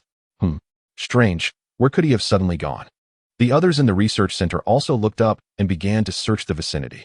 At that moment, Captain Cheng Nan returned to the research center and relayed to Chief Engineer Xiao the situation that Yi Xiong had just mentioned. Upon hearing this, Chief Engineer Xiao fell into contemplation, pondering the predicament at hand. This situation is rather troublesome, having led multiple rocket and satellite developments. He understood how much of a headache this was for Chief Engineer Nya. Why did he leave without consulting me? He muttered, pulling out his phone. At that moment, Bai Ji approached Chief Engineer Xiao, eager to clarify the situation. Meanwhile, he had already dialed a number and was engaged in a conversation. Hello. Yes, Director Zhou. It's me. The situation is as follows. Yes, indeed quite troublesome. Could you possibly? All right. I'll send someone over immediately. Turning around, he noticed Bai Ji standing right behind him, startling him slightly. I was just about to look for you. Listen, you need to head over to the General Staff.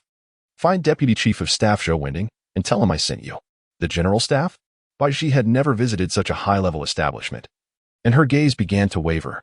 You ought to engage with them. Chief Engineer Xiao patted her arm. Our collaboration with the military is extensive, starting with this project. It will only increase. You must maintain a robust connection with the military leadership. After a moment of contemplation, Bai Ji silently nodded. Then I shall prepare to leave now. Yes, depart as soon as possible, Chief Engineer Xiao affirmed with a nod. Hurry along. He knew that Bai Ji was competent in all respects and could easily lead a project. It was merely her personality that required adjustment. He initially only focused on his research, and transitioning into a leadership role was a challenge for him. During his era, there was no one to assist him. He was solely responsible for propelling himself forward. Nowadays, there is no need for him to push himself relentlessly, as a mentor can now take the initiative to guide him. Master Zhao's intention is quite straightforward. The project under Nie Yunheng must not be halted. Any cessation would erode his connections. Therefore, if the robotics project on Nie Yunheng's side is initiated, it should be brought to fruition. At most, they could reduce the order volume, which should be acceptable to the other party. Once this batch is produced, alternative avenues can be sought for distribution. After all, such advanced robots will surely find a market. As for Yi Xiang's designs, the military sector should be entrusted with their execution.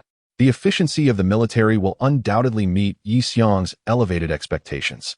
Alas, one cannot expect a 20-year-old to manage such intricate relationships, especially given his remarkable abilities. He should lead the project, while we take responsibility for refining his plans. With these thoughts in mind, Master Xiao dialed Nie Yunheng's number. Hello? Why did you leave without saying a word? Chapter 44 Astronaut Name, Bai Ji. Affiliation, Longquan Aerospace Research and Launch Center.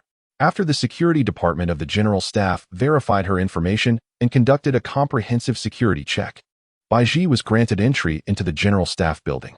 Upon arriving at the door of the Deputy Chief of Staff's office, Bai Ji nervously knocked. Today, she was about to meet the highest-ranking military officer she had encountered in her 30-plus years of life. You must be Ms. Bai Ji, please come in. Came the voice of Deputy Chief Zhou from within. Entering the office, she was greeted by an expansive workspace. The outer area served as a reception room, boasting ample space, while the inner section was designated for office work. Thank you for your efforts, Ms. Bai, for traveling such a long distance. Please take a seat. Deputy Chief Zhou said as he emerged from the office area into the reception space, gesturing for her to sit. Bai Ji sat down awkwardly, noticing Deputy Chief Zhou taking a seat opposite her, and nodded in acknowledgement. Haha, there's no need to be so formal. You are a key talent nurtured by Elder Xiao. You should become accustomed to such occasions, Deputy Chief Zhou remarked with a warm smile, which indeed helped to calm Bai Ji's nerves considerably. I will be brief. Regarding the production of the new type of engineering robot you mentioned, our General Staff is willing to take on the entire project. We have reviewed the sketches of the robot, and our military factory is fully capable of producing such a machine. Upon hearing this, Bai Ji was taken aback. It had been less than 2 days. Had Yi Xiang already created the designs for the new engineering robot? Hadn't the sketches already been sent to the General Staff? Unfazed by Bai Ji's astonishment, Deputy Chief Zhou continued, Our stance is as follows. The military sector assures you that we will spare no effort to expedite production. However, there is a condition. Bai Ji lifted her gaze to meet Deputy Chief Zhou's eyes.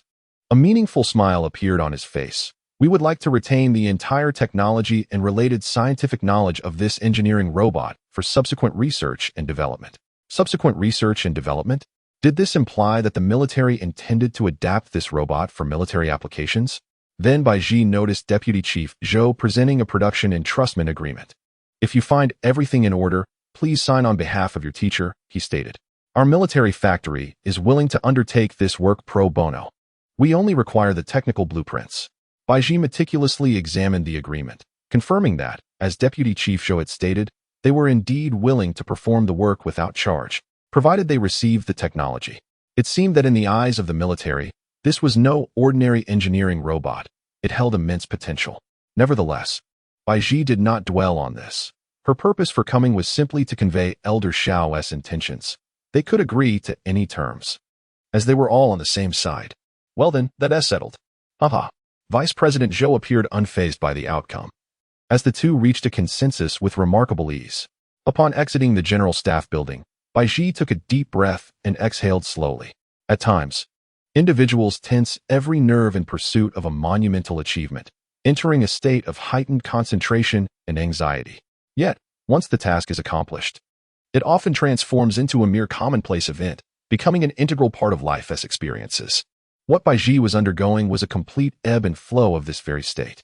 This marked her inaugural negotiation with the nation's highest authorities. At this moment, a new star in the realm of aerospace and manhwa was beginning to harness her strength. Indeed, Yixiang managed to produce the schematics for the space engineering robot in just a day. He was fully aware of the potential to offend others. Yet he found himself with no alternative. Yixiang understood that the current state of space exploration was not yet conducive to reciprocal exchanges. The caliber of such robots was commendable on Blue Star. However, in the vastness of space, such efficiency was wholly inadequate. Should the efficiency falter, it would trigger a snowballing chain reaction, leading to the collapse of the entire project. This was no trivial matter. It was akin to releasing an arrow without the possibility of retreat. In the past few days, following Yixiang's detailed explanations concerning the entire project plan, construction specifics, and the new space engineering robot designs at the research center, the researchers, including Chief Engineer Xiao, came to realize that the previous space engineering robots were indeed insufficient. Yixiang's judgment was unequivocally correct. Once the schematics for the space engineering robot were disseminated, Chief Engineer Xiao recognized the engineering efficiency issues with the previous robots and engaged in a thorough discussion with Chief Engineer Nia, who also acknowledged the significance of the engineering robot situation. Now, within the research center, discussions burgeoned regarding any remaining issues that required resolution. Comrade Yixiang, could you assist us in assessing whether there are any problems with this segment of the research? Comrade Yixiang, should we not begin preparing for the development work in conjunction with the Tianjia Space Station project team? Convergence work? Chief Engineer Nia had already discussed much of this when he arrived. However, there seemed to be some lingering concerns regarding the astronauts. Yixiang lifted his head and inquired of Chief Engineer Xiao, Old Xiao. Where is Chief Engineer Nia at this moment? I wish to inquire about the space station launch and the astronauts. Chief Engineer Xiao pondered for a moment and replied, Oh, he should still be at the smart manufacturing plant he was negotiating with. I assured him I would handle the engineering robot matters. So he plans to reduce half of the orders from that plant. Oh, I see. I am considering whether I should pay a visit to the Northwest Aerospace Research Institute to assess their situation.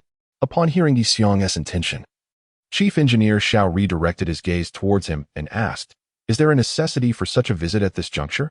A portion of satellites from Tianjia is scheduled to be launched from our location, and at that time, you will have the opportunity to witness it. Yixiang contemplated for a moment and responded, stating that he must observe the training conditions of the new astronauts. The Northwest Aviation Research Institute, also known as the Northwest Aerospace Research and Launch Center, serves as another hub for aerospace research and launching, in addition to the Longquan Research Center. Unlike the Longquan Research Center, this facility is adjacent to the Northwest Air Force Training Base, where a training base for astronauts has been established, integrating the existing infrastructure. Yixiang aims to ensure several key aspects regarding the training of the astronauts. Firstly, the astronauts must comprehend that the purpose of the Tianjia space station is to construct a space-based military platform, and they should possess a fundamental understanding of the Tianfa Fortress system. Secondly, the astronauts will become acquainted with the new space station facilities, primarily focusing on the utilization of space engineering robots to guarantee the successful execution of the project. Chapter 45. The Super Heavy Lift Rocket. It is only at such moments that one recalls why the roads and squares of the Longquan Aerospace Research and Launch Center are so expansive, and why the buildings are spaced so far apart. The wide thoroughfares and plazas of the research center are filled with rockets, satellites, and components of space stations. each occupying a vast amount of space.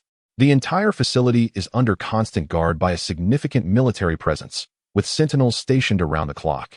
Snipers on the rooftops, equipped with high-powered scopes, maintain their focus, while drones equipped with thermal imaging continuously scan the skies, ever watchful for any foreign espionage attempts. Nevertheless, whether domestically or internationally, information inevitably leaks. News of the imminent launch of the Dragon Nation's space-based weapon platform spreads, and the Longwan Aerospace Research Center is brimming with rockets awaiting launch. The real-time news on Blue Star is saturated with this announcement. Regrettably, no one from the Dragon Nation has stepped forward to publicly dispel the rumors. Otherwise, the denouncer would surely have regarded the foreign observers with incredulity. After all, this is merely a modest space station intended for the establishment of a true space-based platform. Does it warrant such a fuss? The grandeur of the space-based platform far exceeds your imagination. However, the researchers at Longquan must now intensify their efforts. They have received word that several components of the Heavenly Punishment Fortress system have been completed, and after the launch of the Heavenly Step space station, the next phase will promptly commence. The mobilization and production efficiency of the Dragon Nation is indeed formidable. Yet, at this critical juncture, they have temporarily lost a pivotal individual, Yi Xiang. At this crucial moment, Yi Xiang has gone to the Northwest Aerospace Research Institute to observe the training of astronauts. Although the research center does not come to a standstill, there is a palpable sense of disarray in his absence. In recent days, as Yi Xiang's capabilities have become increasingly evident, the team has fully entrusted him with their confidence and guidance. The entire center continues its methodical research and development, eagerly awaiting Yi Xiang's return. Upon arriving at the Northwest Aerospace Research Center, Yi Xiang is greeted by the awe-inspiring sight of a super heavy-lift rocket ascending into the skies. As he reaches the airport, he feels the vibrations of the vehicle he is traveling and resonate with the trembling ground. Following the distant roar, he gazes towards the launch pad, where an immense rocket is slowly lifting off. This colossal rocket, measuring an astonishing 130 meters in length and 15 meters in diameter, boasts a payload capacity of 200 tons to low Earth orbit, ensuring its future role in transporting materials to the space-based platform. Unbelievable, Yi Xiang exclaims, his voice vibrating in harmony with the ignition of the super rocket. Meanwhile, Captain Cheng, who is driving, reflects that the achievement Yi Xiang is about to accomplish is, in fact, even more remarkable than this rocket's ascent. With the rocket successfully launched, Yi Xiang and his vehicle proceed directly to the astronaut training facility affiliated with the research center. Chief Engineer Nie Yunheng, having learned of Yi Xiang's arrival, awaits him at the training base upon his return. Upon witnessing Yi Xiang descend from the specialized vehicle, I hurriedly approached to extend my greetings. Did you see it? The Expedition Number 12, currently the most formidable launch vehicle in the entirety of Blue Star. With its presence, the successful creation of the Heavenly Punishment is assured. Yi Xiang nodded in affirmation. Indeed, although he had familiarized himself with the rocket's specifications prior to his arrival, witnessing the launch site in person for the first time was still profoundly awe-inspiring. I sincerely apologize for any oversight regarding your challenges in the past, particularly for the abrupt decision to halt the engineering robots.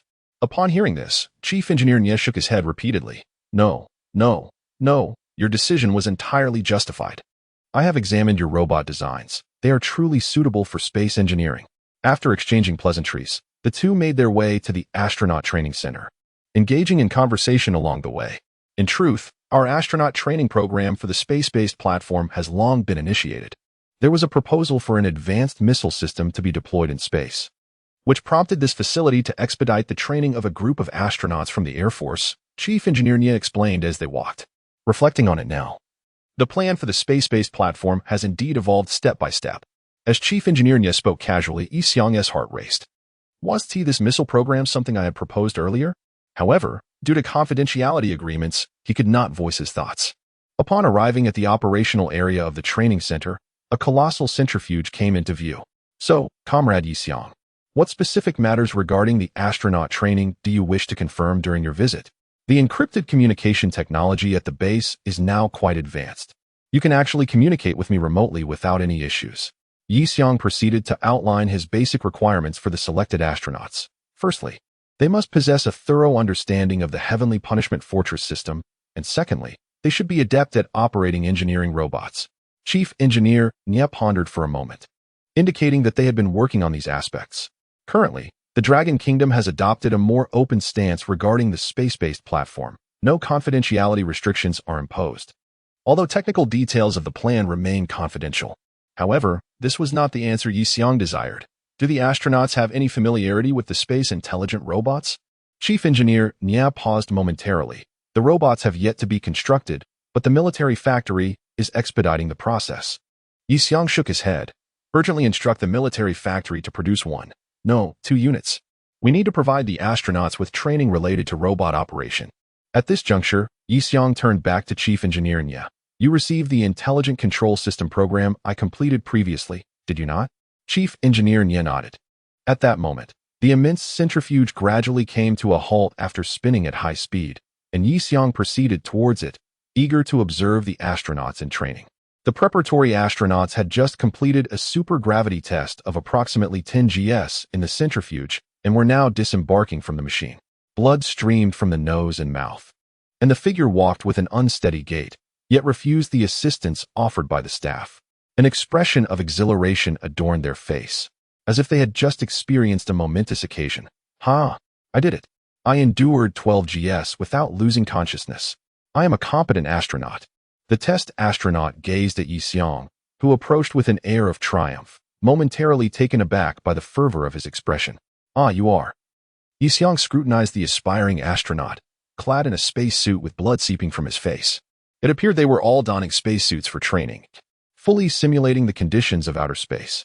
At that moment, however, the system emitted a prompt: detection of the Dragon Nation's 4th-generation high-intensity spacesuit.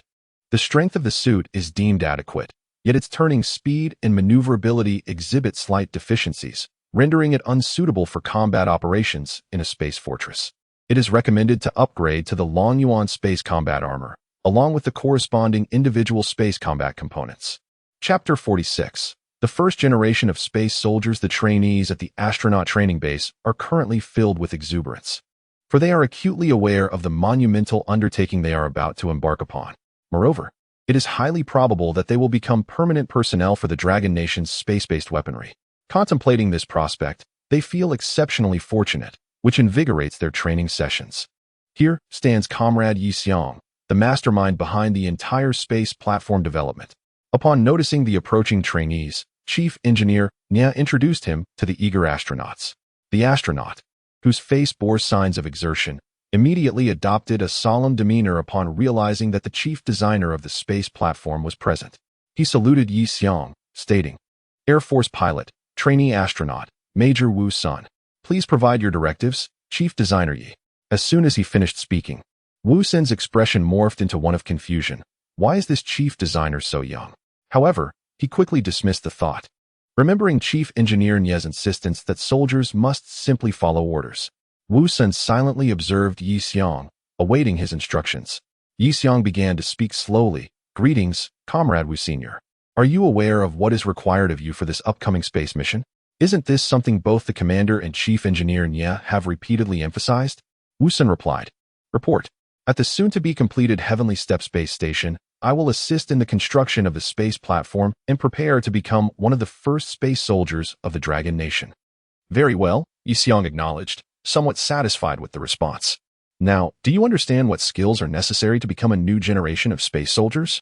Wu Sun, although aware of the qualities required to be an astronaut, found himself at a loss regarding the specifics of being a space soldier, which remained in the preparatory phase. Thus, he could only respond with the astronaut-related aspects. Report. Mastery of space skills, the ability to perform space operations, and the capability for basic space construction and repair. Before Wu Sun could finish, Yi Xiong began to shake his head. These are not the skills of a space soldier. Yi Xiong corrected him. To become a space soldier, one must master the use of aerospace combat weaponry, the capabilities and techniques of aerospace warfare, as well as the strategic understanding of aerospace tactics.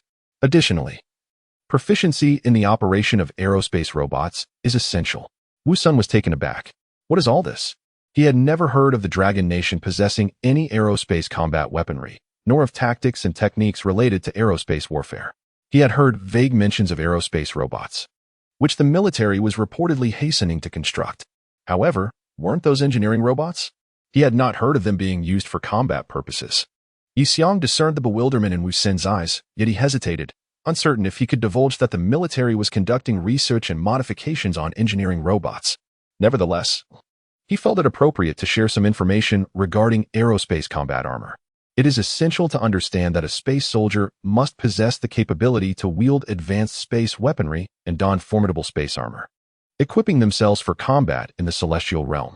Furthermore, mastery over the tactical and strategic dimensions of extraterrestrial warfare is imperative, along with a thorough comprehension of aerospace engineering and the operational capabilities of combat robotics. This declaration left both Wu Sun and Chief Engineer Nye in a profound state of astonishment. Within their hearts, confusion mingled with an exhilarating anticipation. While Wu Xin and the other astronauts awaiting training were still unfamiliar with Yi Xiang, Chief Engineer Nye held an unwavering trust in him. Given Yi Xiang's assertions, there existed ample justification to believe he could indeed engineer a personal combat system. However, Chief Engineer Nye was aware of the fundamental principles and refrained from probing further. Nevertheless, a shared consensus among all present was unmistakable. Space warfare was truly exhilarating. Yet, a grave question lingered. Who was the adversary? This conundrum perplexed them the most. Presently, the most plausible opponent would naturally be the United States. However, they found the U.S. rather disappointing. The much-promised space-based weapon program had been unceremoniously discarded by the new administration, leaving the diligent Dragon Kingdom in a precarious position. The first and second engineering robots must be completed as swiftly as possible, Yi Xiang solemnly conveyed to Chief Engineer Nye. The first will remain on the ground for training purposes, while the second will be dispatched to the space station to facilitate ongoing training for astronauts in orbit, with subsequent units sent into space thereafter. Understood, Chief Engineer Nye nodded, then inquired, by the way, would you like to address all the training personnel here? Perhaps convey your expectations and share a few words with them? Yi Xiang pondered. This seemed to be the second time he was requested to speak publicly. I need to prepare for this. On the playground of the Northwest Astronaut Training Base, dozens of training astronauts had gathered. These individuals were the Sea Army de la Sea Army, meticulously selected from the Air Force after rigorous assessments, representing the pinnacle of talent among aviators. They awaited Yi Xiang's address. Chief Engineer Nye ascended the podium first, exclaiming, "Comrades, the aerospace and military endeavors of the Dragon Kingdom are poised to enter a new era with the forthcoming space-based weapon platform project. We are fortunate to be among those who will directly partake in this new epic. Here, we must express our gratitude to the Dragon Kingdom for nurturing our aspirations, allowing us to realize our ambitions. Additionally, we are thankful for the opportunities this era has bestowed upon us." After a brief pause, he continued, "Moreover, we must extend our gratitude to an individual who has made remarkable contributions to the Dragon Kingdom, Comrade Yi Xiang. He is at the helm of this platform's development project. Having made substantial contributions, let us welcome Comrade Yi Xiang to the stage to address us." The playground erupted into enthusiastic applause. Gradually, Yi Xiang acclimated to the atmosphere and began to exude confidence. He stepped forward to the podium, meticulously recalling the content he was about to present, and began to speak slowly. Indeed, as Chief Engineer Nye has articulated, the Dragon Nation is on the brink of entering an entirely new era. We, too, shall be among the pioneering vanguard of this epoch. You may currently perceive your destination as merely the space station or a celestial platform. But allow me to enlighten you, it is far more than that. You are destined to become the inaugural generation of space warriors, equipped with comprehensive capabilities in space warfare and strategic tactical proficiency. You are not merely pioneers and trailblazers. You are warriors. At present, we are in the process of developing a new generation of space operational systems, including more agile robotic units and an array of additional equipment. He paused, allowing the awaiting astronauts to reflect on his words. The trainees below felt a surge of excitement coursing through their veins upon hearing his statements. Though I may be younger than all of you present, I shall exert every ounce of my ability to ensure you are endowed with the finest equipment and the most reliable technical support. Ladies and gentlemen, our aspirations extend beyond the stars and the vast oceans. They encompass the celestial seas of the Dragon Nation. We shall, akin to the so-called royal fleets of certain nations throughout history, guarantee that this stellar expanse belongs to the Dragon Nation and to all of its people. With that, Yi Xiang concluded his speech, and the training ground erupted in thunderous applause, reminiscent of the earth-shaking tremors caused by a colossal rocket launch. Chapter 47. Collaborative effort at the Longquan Aerospace Research and Development Center. A significant arrival was underway. A large, donut-shaped apparatus, covered by a nylon tarp, was escorted into the center by 2 military vehicles. The personnel at the Longquan Aerospace Research and Development Center gathered to welcome it. Upon reaching the center, an expert emerged from the transport vehicle. It was none other than academician Qin Yuan. After alighting, he began to scan the surroundings in search of Yi Xiang. "Is Teacher Yi Xiang here?" Academician Qin inquired. Spotting Chief Engineer Xiao Zhiguang, he grasped his hand and asked, "Old Xiao, I've heard that Teacher Yi Xiang is here. Where is he?" At that moment, whispers filled the crowd. "Don't call him Teacher Yi Xiang. He prefers to be addressed as comrade." Upon hearing this, Academician Qin raised his head defiantly and replied, "But he truly is my teacher. I have sworn an oath with him. If you choose not to call him teacher, that is your decision. However, Yi Xiang is indeed my mentor. If you don't believe me, just ask him." "Wait, where is he?"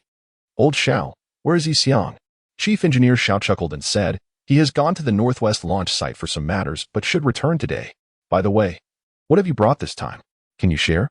Academician Qin, brimming with pride at the inquiry, exclaimed, "Of course I can share. I have already mentioned it in a television interview. This is the heart of the space-based weapon platform, the Plasma Fusion Propulsion System, or, as I like to call it, the fusion engine." Wow! The gathered researchers gasped in astonishment, for they had only seen the fusion-powered space platform in blueprints, and now they were finally witnessing it in reality. The entire space-based platform would be equipped with 4 fusion propulsion units strategically distributed to ensure propulsion capability in low Earth orbit. Once the first unit was completed, the remaining 3 should follow suit swiftly. Standing before this colossal heart, Chief Engineer Xiao leaned in closely, eager to discern the intricate details concealed beneath the nylon cover. "No need to rush, Old Xiao.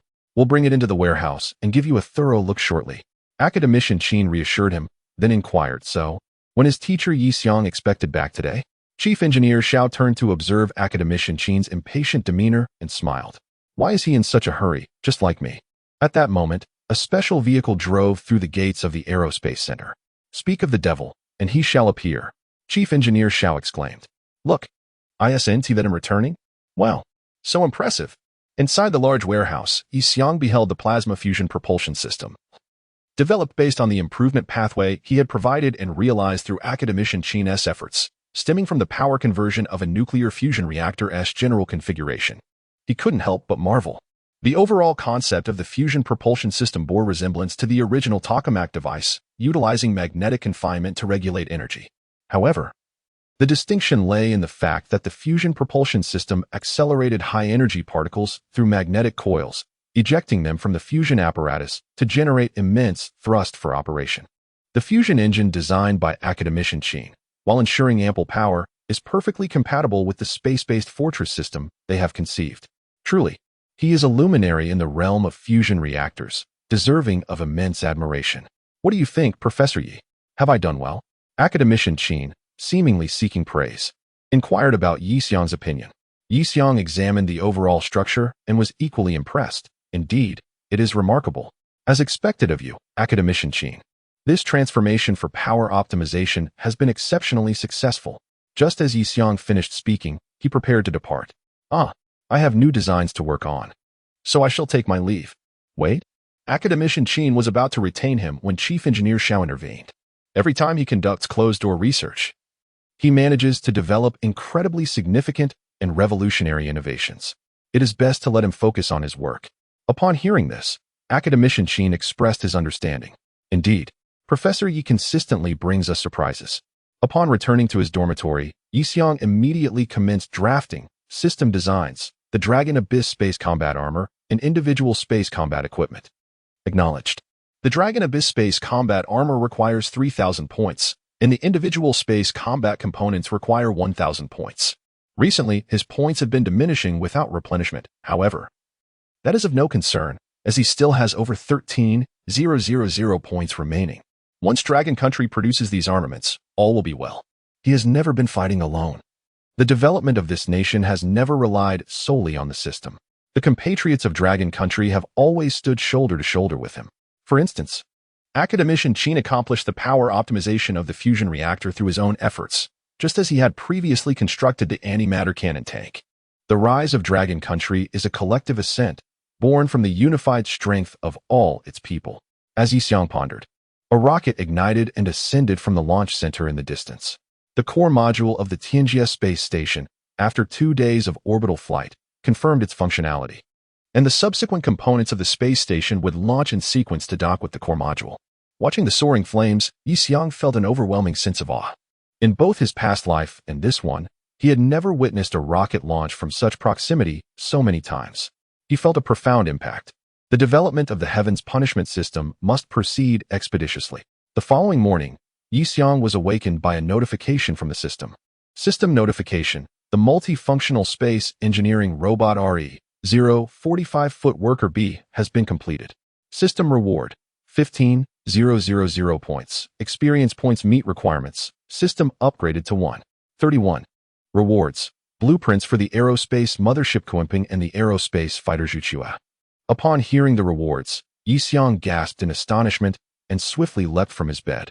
This reward arrived with impeccable timing. Yet, it must be noted that each system upgrade reward correlates with the items produced at that time. This implies that the previous rewards were merely knowledge packages, and never before had blueprints been awarded. This certainly piques Yi Xiang's interest. The final piece of the puzzle for the space-based combat system, space warfare, has finally come together, albeit momentarily lacking practical application. After all, no one on Blue Star possesses the capability to engage in such operations. He neglected his morning routine and breakfast, immediately turning on his computer. At that moment, Captain Chengnan arrived at Yi Xiang's dormitory door and knocked. "Comrade Yi Xiang, there is an encrypted call from Chief Engineer Nie Yuneng." "Oh, understood." Just as Yi Xiang was about to begin his work for the day, he was interrupted. Although he could not decline the call, he was already aware of its contents. Following Captain Cheng to the communications department, Yi Xiang activated the encrypted call and was greeted by the excited and urgent voice of Nie Yuneng. "Is the engineering robot completed?" Yi Xiang, well aware of the answer, feigned ignorance. However, Nie Yunheng's response left him utterly astonished. Not only that, the modified combat mechs have also been designed and manufactured. "What? You mean mechs?" Yi Xiang was genuinely taken aback, momentarily frozen in place. Chapter 48. The Need for Adversaries. Recently, a video on a military channel has gone viral internationally. It features a large robot, operated internally by a human, wielding a substantial water hose, unleashing powerful jets of water. Shortly thereafter, the robot shoulders a launcher resembling a rocket launcher, directing dry ice bombs at a burning building. Ultimately, it delivers a heavy fist to shatter thick concrete walls, rescuing a dummy trapped during a fire drill. Subsequently, the fire chief, who personally piloted this firefighting robot, was interviewed, proclaiming, "Our fire brigade's universal fire extinguishing robot is about to be deployed. It will make a significant contribution to saving the lives of firefighters." Indeed, it is said that this is the latest firefighting robot developed by the Dragon Kingdom. However, with its jet guns, rocket launchers, and formidable iron fists, one cannot help but find it rather peculiar. Is this truly just a firefighting robot? While the Dragon Kingdom has disclosed little, other nations on Blue Planet are now restless. The seamless, sophisticated, intelligent control and comprehensive combat and defense capabilities evoke a shiver in anyone who witnesses its practical effects. Except, of course, for the Dragon Kingdom itself.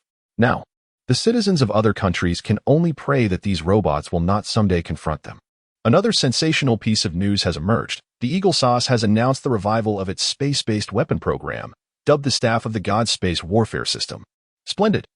Just when they were lamenting the absence of rivals in the skies.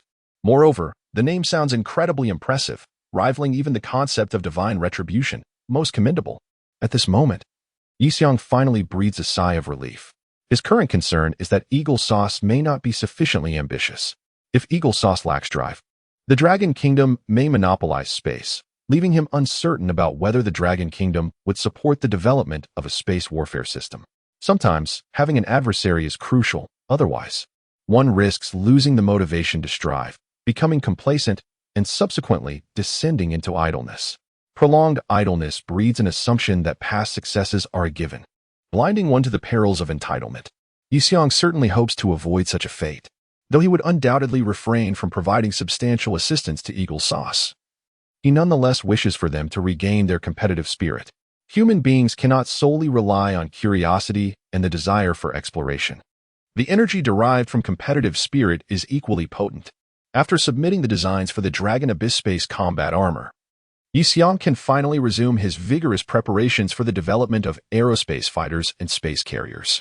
He believes he can even draft a preliminary strategic outline for space warfare to be presented to the General Staff for consideration, urging them to prioritize the concept of comprehensive aerospace operations.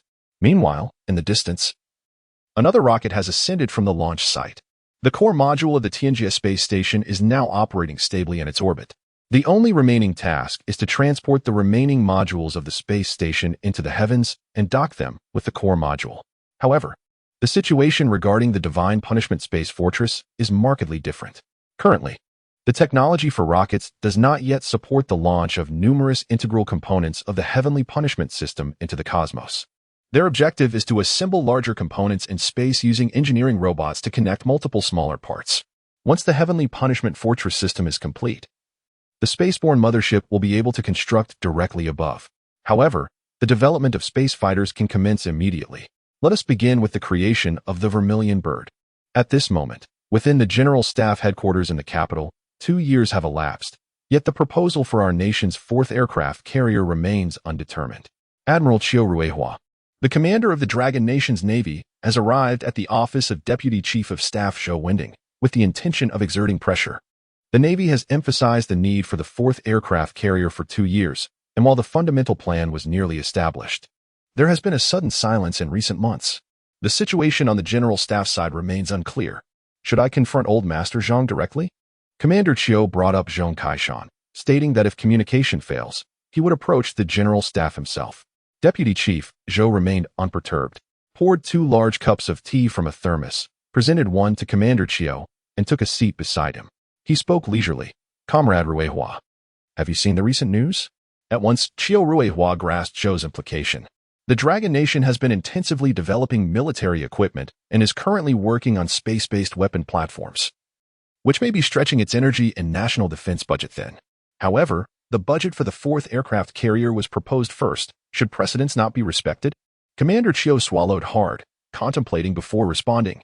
I understand that the nation's recent focus has been on the development of space forces. Yet, has there not always been an established military plan? Should we not adhere to our original plan rather than divert our focus to supplementary projects? If the additional plans fail, would we not be left with nothing, incurring losses on both fronts? Deputy Chief Zhou nodded in understanding. He recognized Commander Qiu's urgency on one hand. The 4th aircraft carrier had long been integrated into the Dragon Nation's defense strategy, while on the other, the defense pressures on the southern coastal region were indeed escalating. Furthermore, Commander Qiu's concerns were valid. Very well, I understand. During the next meeting, you may raise this matter for discussion. After all, you possess the authority to do so. Thus, the Ministry of Defense is now faced with the concurrent discussions of the Space Force and the 4th aircraft carrier projects. The Navy is naturally fully supportive of continuing the carrier's development, while the Air Force places greater emphasis on the Space Force initiative. As for General Cheng Fei, whose primary focus is military technological research, he naturally harbors a higher appreciation for the Space Force, which prioritizes technological advancement. At this juncture, Yixiang's proposal for a new weapon has arrived. Within the secret base, Captain Cheng then brought the blueprints for Yixiang's new type of space aircraft to General Cheng Fei's office. After Yixiang submitted the design blueprints for the Space Soldier combat armor to Chief Engineer Nie Yuning, he entrusted Captain Cheng with the task of delivering the hastily completed design schematics for the Zhuke aerospace combat aircraft to General Cheng. Upon reviewing these documents, General Cheng was filled with curiosity. Could this aerospace fighter be part of a future space-based defense system reliant on orbital fortresses? With this question lingering in his mind, he delved deeper into the blueprints. What? A particular statement within the documents captivated General Cheng. This type of aircraft can be deployed on the forthcoming multi-purpose planetary combat mothership, capable of providing comprehensive defense and offensive capabilities against targets both within the atmosphere and in outer space. This is a carrier-based aircraft? General Cheng's eyes sparkled with excitement. I need to report to the General Staff. I must head to the capital. Chapter 49, Aircraft Carrier System Notification. The Longyuan Space Combat Armor and its accompanying individual combat components have been completed, earning a reward of 8 000 points. Oh yes, the harvest is successful. Yi Xiong is now filled with anticipation, eagerly awaiting the moment when the Dragon Nation soldiers will don this armor in battle. It must look incredibly impressive, he mused. However, the Dragon Nation has been rather discreet lately, not overly flamboyant. The official announcement regarding the anti-particle cannon tank has yet to materialize. The only hope now rests upon the Zhuke aerospace fighter. After all, it does not employ stealth coatings. And the blueprints have already been submitted to General Chang. It should not be long before its unveiling. With this thought, Yi Xiong felt invigorated in his work.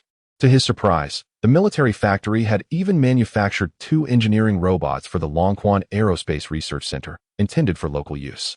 The military's production capabilities truly surpassed those of other sectors.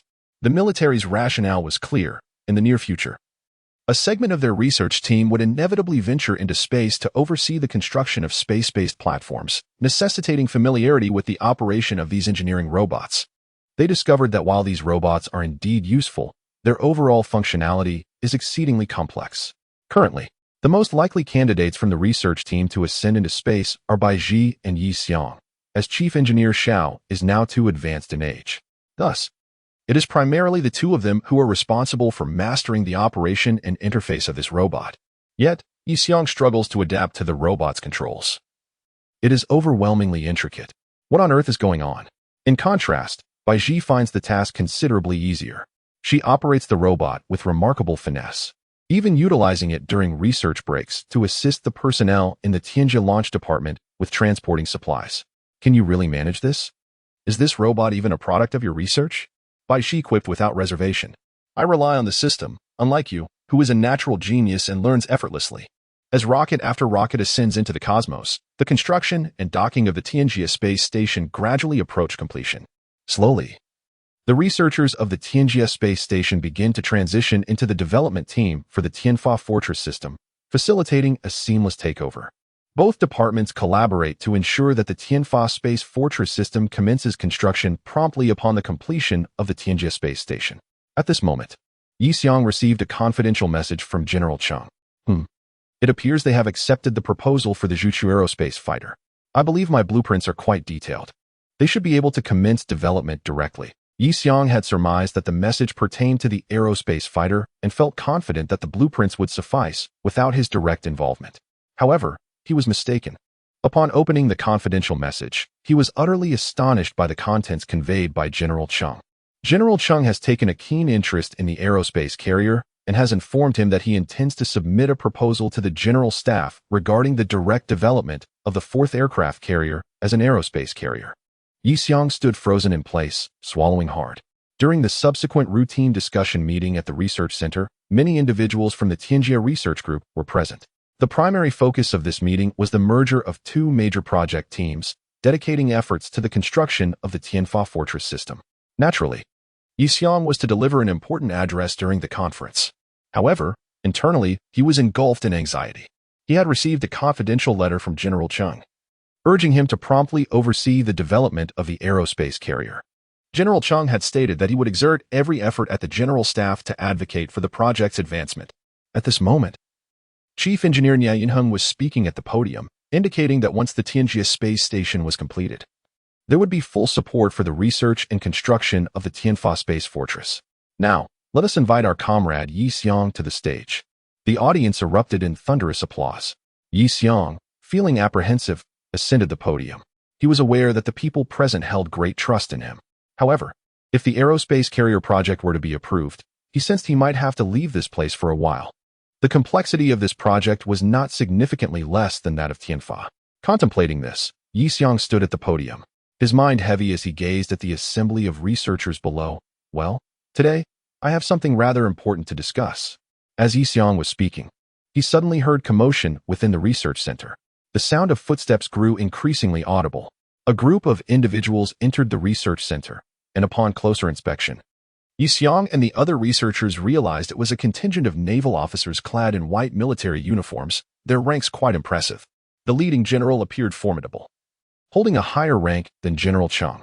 Yi Xiong watched as the group of officers and generals approached him directly, feeling somewhat at a loss. The leading general stopped by the podium, fixing his gaze on Yi Xiong. You must be Comrade Yi Xiong. the developer of the X-Generation stealth fighter and the space-based weapon platform. The seasoned general spoke in a deep, gravelly voice, exuding an air of authority that commanded respect. Yi Xiong found himself at a loss for words, merely swallowing again and nodding slightly. The general's piercing gaze remained fixed on Yi Xiong. I am Chiu Ruihua, the chief commander of the Dragon Nation's Navy. It is a pleasure to meet you. With that, Commander Chiu extended his hand, seeking a handshake with Yi Xiong. Why would the chief commander of the Navy seek me out? Wait. Yi Xiong recalled General Cheng's mention of plans to replace the Dragon Nation's 4th aircraft carrier with an aerospace carrier. Could it be? The Navy desires this aerospace carrier? While it is true that an aircraft carrier is indeed referred to as an aircraft carrier. With this thought, Yi Xiong extended his hand, which was firmly grasped by General Chiu. I have a few questions I would like to pose to you. General Chiu gazed solemnly at Yi Xiong and inquired, firstly, is it truly feasible to realize the aerospace carrier project? Aerospace carrier? The researchers present were taken aback. Was the general serious? Was the Dragon Nation truly engaged in the development of an aerospace carrier? However, upon reflection, given that the orbital fortress had already been set in motion, was the aerospace carrier truly so surprising? Yi Xiong felt the warmth and strength emanating from the hand he held, took a deep breath, and nodded affirmatively. Observing Yi Xiong's assent, General Chiu nodded in satisfaction and continued, for my second question, how long will it take to realize the aerospace carrier? General Chiu was mentally prepared. If it pertained to the aerospace carrier, he could afford to wait an additional 2 years. Approximately 2 months. What? 1.5 months? Not only General Chiu but also the officers beside him and the researchers in the audience were astounded. Aircraft carriers typically required years for planning and construction. Yet the aerospace carrier could be completed in merely 2 months? How could that be possible? Chapter 50. The naval commander personally seeks assistance. Yi Xiong was well aware of the task at hand. He merely needed to finalize the blueprints. And with the engineering prowess of manhwa, 2 months would be more than adequate. In fact, it could be accomplished even more swiftly. Provided that one condition was met. Comrade Yi Xiong, is it truly feasible to construct an aerospace aircraft carrier within 2 months? Yi Xiong nodded confidently and continued, moreover, should you be inclined to explore further, I possess methods to expedite the timeline. Upon hearing this, the officers were astounded. The prospect of constructing an aerospace aircraft carrier in merely 2 months, with the possibility of further reduction, ignited a flicker of hope in General Chiu's eyes. Whatever methods you have, please do share. Our Navy is committed to making it happen, given the right conditions. Indeed, that condition is quite straightforward. Yi Xiong replied with a smile. Allow my engineering robots to be integrated into the construction of the aerospace aircraft carrier. The crowd reacted with enthusiasm. They found this notion highly feasible. This particular engineering robot was not necessarily confined to use in outer space. Yi Xiong's robots had already evolved into numerous versions through modifications made in military factories. The models they had seen on television bore significant discrepancies from the blueprints. It is indeed feasible. After observing Bai Ji operating the robot in the research center over the past few days, Yi Xiong had solidified his conviction in this approach. General Chiu turned to the naval officers beside him, who offered him an affirming glance. The shipbuilding industry we collaborate with is fully capable of handling this project. We can also engage them for relevant modifications to develop robots suited for our naval capabilities. Upon hearing this, General Chiu felt an intense fire igniting within him, and his breath grew heavier. He struggled to calm his racing heart and approached the podium, borrowing the microphone. Esteemed researchers of manhwa, I am General Chiu Ruihua, the commander of the manhwa Navy. I recognize that you are dedicated to developing a crucial project for our nation. But I must inquire, when may I have the privilege of utilizing the talents of Yi Xiong? Our Navy has been awaiting the 4th aircraft carrier for far too long. General Chiu's words were imbued with sincerity, his voice trembling towards the end. Despite his rank as a general and commander of the Navy, he understood the gravity of this critical project for manhwa and recognized that he could not solely focus on his own Navy's needs. Those present seemed to resonate with his emotions, for they too were eagerly anticipating news regarding manhwa's 4th-generation aircraft carrier. Recently, the intensive development of weaponry had exhilarated everyone. Yet the Navy remained uncharacteristically silent, with no updates on the progress of the 4th aircraft carrier. While it was universally acknowledged that the development of space-based weapon platforms was of paramount importance, the yearning for the 4th aircraft carrier continued to tug at the hearts of all manhwa citizens. In this moment, Yi Xiong surveyed those gathered, seeking their opinions with a glance. In truth, he understood that the current Aerospace Research Center was no longer in a state where his absence would render it incapable. His blueprints had allowed all present to gradually assimilate the information, and the research progress was proceeding methodically. Now, he merely needed to check on the development status and any errors on a daily basis. With Chief Engineer Xiao serving as a steadfast pillar and Baiji's leadership skills growing stronger, the team was fully capable of completing the Heavenly Punishment Space Fortress system. At that moment, Chief Engineer Xiao stepped forward, a smile gracing his face as he addressed the general, who held an insatiable desire for Yi Xiong. You may take him with you. We are fully capable here. Upon hearing Chief Engineer Xiao voice their collective thoughts, the researchers erupted in a chorus of relieved murmurs. Comrade Yi Xiong, hurry and make the news with the Navy. We are absolutely ready. At this point, I believe we could complete the space-based platform even without you. But do make sure to return soon. When the Heavenly Punishment System is completed, we hope you will be here. Meanwhile, Baiji and Chief Engineer Nia approached Yi Xiong's side. Don't forget to keep practicing piloting the robots. Otherwise, I worry about your readiness once you truly ascend to space. Baiji remarked with a smile. A chuckle escaped Yi Xiong as he responded, I want to lose to you. Amidst the laughter and cheerful banter, Yi Xiong looked towards Commander Chiu, nodding to indicate he was ready to depart. Commander Chiu's eyes immediately shimmered with hope. He stepped aside and gestured invitingly. Comrade Yi Xiong, please. The Navy of Longwa is in dire need of your strength. The officers behind him gazed at Yi Xiong with eager anticipation. With determined strides, Yi Xiong exited the research center, casting a reluctant glance back as he said, Everyone, keep up the great work here. I will await your updates. Deep down, he was aware that it wouldn't take long for them to find their footing, just like this research team had, and that they would soon be capable of completing their tasks independently without his guidance. The priority now was to ensure they developed the Zhuke, carrier-based aerospace fighter, ready for both atmospheric and space testing. As Yi Xiong reached the entrance of the research center, he was momentarily taken aback by the naval presence awaiting him. On the nearby helipad, 3 helicopters stood poised, flanked by 4 naval fighter jets providing escort. Yi Xiong scratched his head slightly and said to the naval officer beside him, My computer and printer are still in my dormitory. I need to retrieve them from Captain Chung. After Yi Xiong's departure, the Aerospace Research Center swiftly resumed its commitment to the development of the Heavenly Punishment Space Fortress, just as they had expressed earlier. Qian Wenqing, a researcher from the Space Environmental Department, who had always been responsible for the design, management, and control of various satellites and space station orbits, now stared at his computer screen, contemplating whether certain data warranted a discussion with the leadership. Just when he was at a loss, Baiji approached him. Xiao Qian, regarding the subsequent sequence for the divine punishment components and the corresponding intelligent orbital correction procedures, please verify again with the control department. What is the matter? Baiji noticed the unusual expression on Qian Wenqing's face and inquired about his predicament. Well, Qian Wenqing was at a loss for words, merely gesturing towards the space orbital parameter diagram on the computer. Following his gaze, Baiji looked at the screen, and her pupils instantly began to constrict.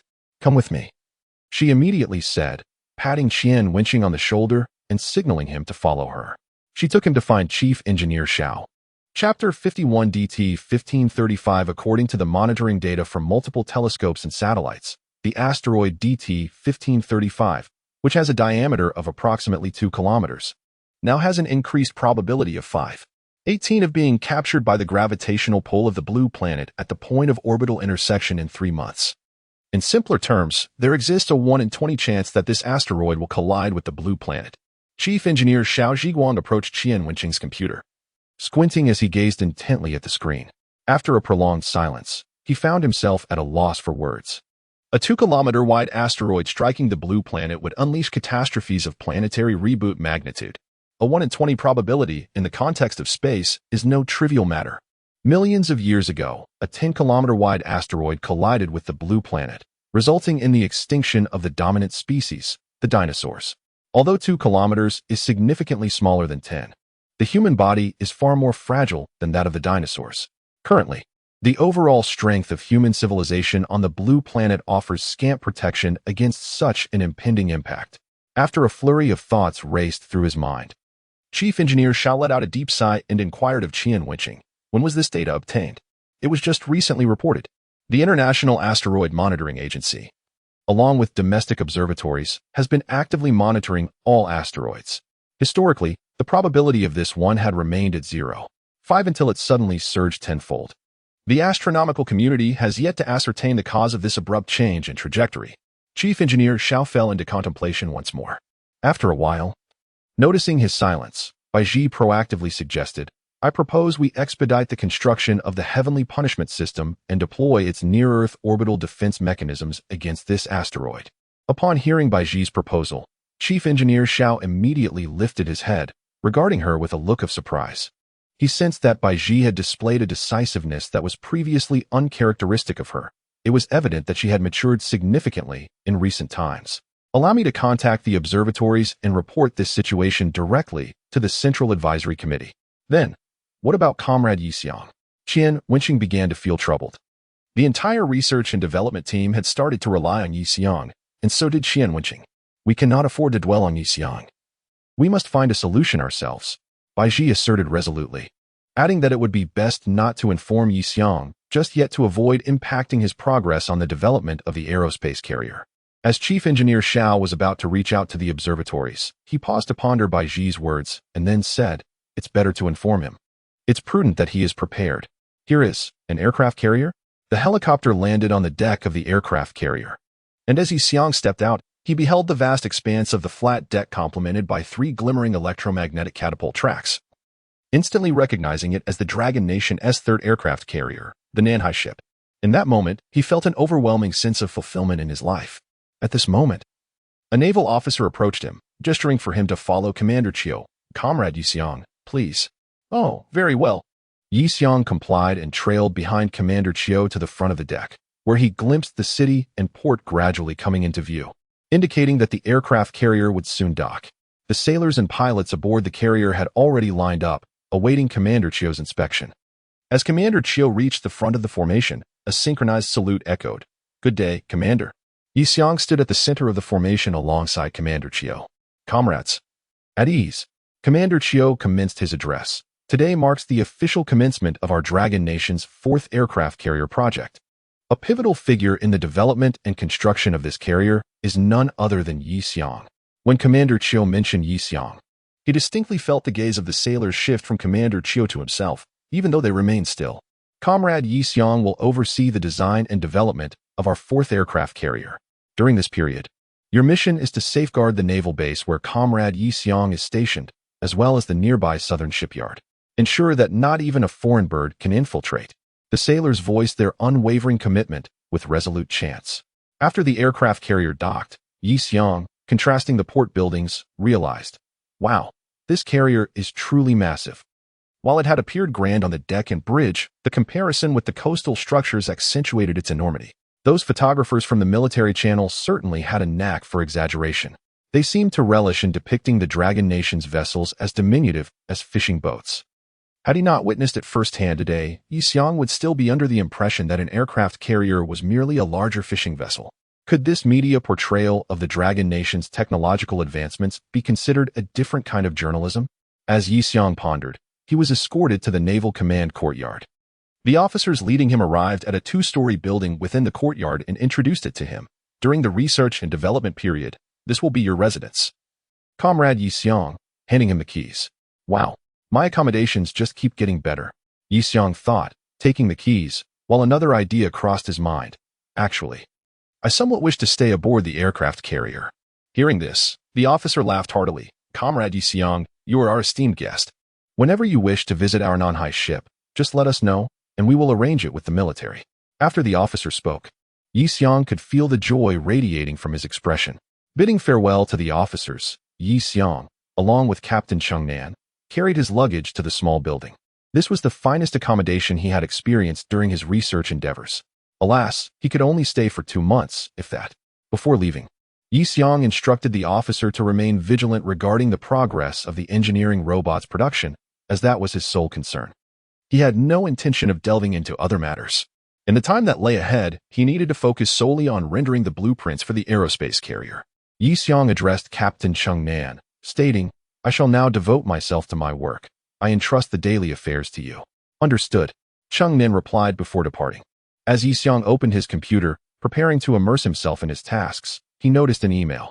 It was from the Longquan Aerospace Research and Development Center. Sent by Baiji. Chapter 52. Space and Sky. The Star Destroyer, Good Heavens. I must urgently consult with the Navy. Yixiang, after reading the email, was left utterly astonished. An asteroid has suddenly altered its trajectory to approach Earth? The probability of being captured by Earth's gravity has surged to 1 in 20? Such odds are considerable in the vastness of space. Moreover, there appears to be an increasing trend. Even more alarming is the fact that this asteroid has a diameter of 2 kilometers, posing a cataclysmic threat to our blue planet. Yixiang paced restlessly in his room, striving to regain his composure. No, it would be prudent not to disrupt the Navy's operations at this juncture. After all, there is little they can do at present. However, I can take action. Indeed, I can devise a starship capable of annihilating the asteroid. All I need is to equip the space carrier with several antimatter cannons. No, if I am to modify the blueprints, I must first draft the original design of the space carrier before making the necessary alterations. Furthermore, an 88mm antimatter cannon, akin to a tank cannon, would certainly be inadequate for the space carrier's needs. I require larger antimatter cannons and, correspondingly, larger antimatter projectile generators. Captain Chung, Yixiang called out. Here, please inquire whether it is possible to obtain the current research data on antimatter cannons from the Dragon Kingdom's military. Understood. I will request this from the Navy. After his inquiry, Yixiang resumed his drawing. Meanwhile, the Navy, while not severing Yixiang's communications, scrutinized the data he was transmitting. This email had captured the Navy's utmost attention. Even though they were not astronomers, they understood the catastrophic potential of a 2-kilometer asteroid. They had not anticipated that such a significant event would arise so soon after enlisting Yixiang's assistance. Regardless, this crisis, which threatens the very existence of all life on our blue planet, is far more urgent than the commissioning of our 4th aircraft carrier. Should we consult Commander Chiu again? Well, he just left.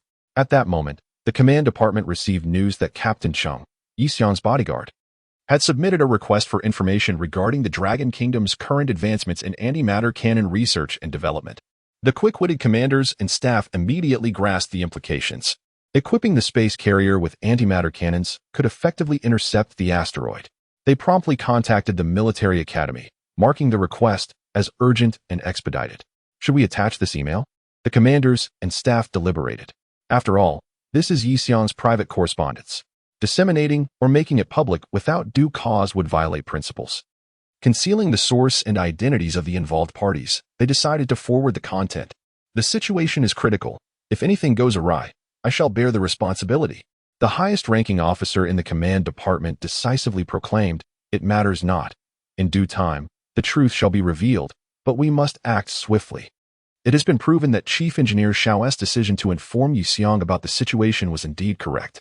After conveying the message to Yixiang, he swiftly received a response from both Yixiang and the military department. Yixiang promptly devised a strategy to address the imminent threat posed to Blue Star and all of humanity. He immediately transitioned from the development of the aerospace mothership to the modification of the aerospace interceptor integrated vessel. Simultaneously, the military was keeping pace with Yixiang's efforts, providing comprehensive support and follow-up. Within a short span of time, an urgent encrypted email was dispatched from the Southern Navy base to the military academy. After being reviewed by the academy and forwarded to the general staff, it was jointly distributed to a secret military research base in the central region. General Chung Fei of the research base opened the email, his expression instantly turning grave. Without hesitation, he summoned 2 experts present at the base, Zhang Wenqiu and Su Ziqing. Both were esteemed specialists in the field of antimatter research within Long Country and had been called upon by Long University to participate in the development and enhancement of antimatter cannons. Upon being gathered in General Chung's office, he got straight to the point, asking, due to various critical reasons, "The upper echelons urgently require you to develop a large-caliber antimatter cannon. What is the largest caliber that you and your colleagues at the military academy have managed to achieve?" Professor Zhang and Dr. Su exchanged glances. Professor Zhang, being somewhat reticent, often relied on his students to articulate his thoughts. Thus, Dr. Su responded, "We have successfully developed projectiles of 100mm and 125mm, which can be adapted for self-propelled artillery and naval guns, respectively. Moreover, as the striking capability of the antimatter cannon is liberated from the constraints of conventional shells, Projectiles of various calibers now possess intercontinental strike capabilities. Professor Zhang believed their accomplishments in antimatter cannon development were significant. However, he noticed General Cheng's brow remained furrowed with concern. After a moment of hesitation, Professor Zhang felt compelled to elaborate. General Cheng, we do have the capability to develop large-caliber antimatter cannons. However, upon hearing this, a glimmer of hope appeared in General Cheng's eyes. What seems to be the issue? We will resolve it. Professor Zhang gathered his thoughts and, with a look of difficulty, replied, the challenge lies in the preservation of antimatter. Consequently, the projectiles for the antimatter cannon are created instantaneously and loaded into magnetic confinement shells. However, our military-grade antimatter generation device is limited by its principles, and both specifications and energy consumption increase exponentially with the amount generated. Therefore, to manufacture larger calibers, such as 152 mm or 183 mm, would render them impractical for ground forces. Deploying such a cannon within the army would be exceedingly cumbersome, leading to a series of issues regarding mobility and logistics. Dr. Su took over Professor Zhang's explanation, summarizing, so, General Cheng, what caliber are we looking to develop? After much contemplation and analysis of the contents discussed in the confidential correspondence from the General Staff, General Cheng proposed a figure, 203 mm. Is that feasible? Both experts unmistakably felt their hearts quiver intensely. Dr. Su hesitated to speak, awaiting her mentor's decision. Professor Zhang trembled, caught in a whirlwind of excitement and apprehension for the unknown. If we could be granted some essential support, we are confident we can accomplish it. Upon hearing Professor Zhang's response, General Cheng immediately rose and approached him, solemnly grasping his hand. Professor Zhang, it is now in your hands. At that moment, Professor Zhang was unaware of the immense weight this handshake bore. What General Cheng intended to convey was that the fate of humanity's future rested upon him. However, due to the encrypted nature of the correspondence, certain details could not be divulged at this time. Chapter 53. The 203 mm antimatter annihilation cannon, the fourth aircraft carrier of the Dragon Kingdom, is slated to officially commence operations in approximately 2 months. Below is pertinent information regarding the carrier's onboard aircraft. Today's military channel news has utterly ignited the entire nation. The revelation that the fourth aircraft carrier is to be completed in merely 2 months is astonishing. Furthermore, what is this aircraft? It is neither the J-15 nor the J-35. What is this vermilion bird? How did a new model emerge so quietly? Even more sensational is the performance of this new carrier-based aircraft. As a cutting-edge X-generation fighter, the vermilion bird is designed to align with the future-oriented military strategy of the Dragon Kingdom and the construction of an integrated aerospace and terrestrial strike system. The vermilion bird possesses multifaceted capabilities for aerial, ground, and naval strikes, significantly enhancing our military's operational prowess. The subsequent test flight footage of the vermilion bird has completely upended conventional perceptions of aerial combat. A Dragon Kingdom satellite captured an image of a stunningly designed fighter jet soaring past in near-Earth orbit.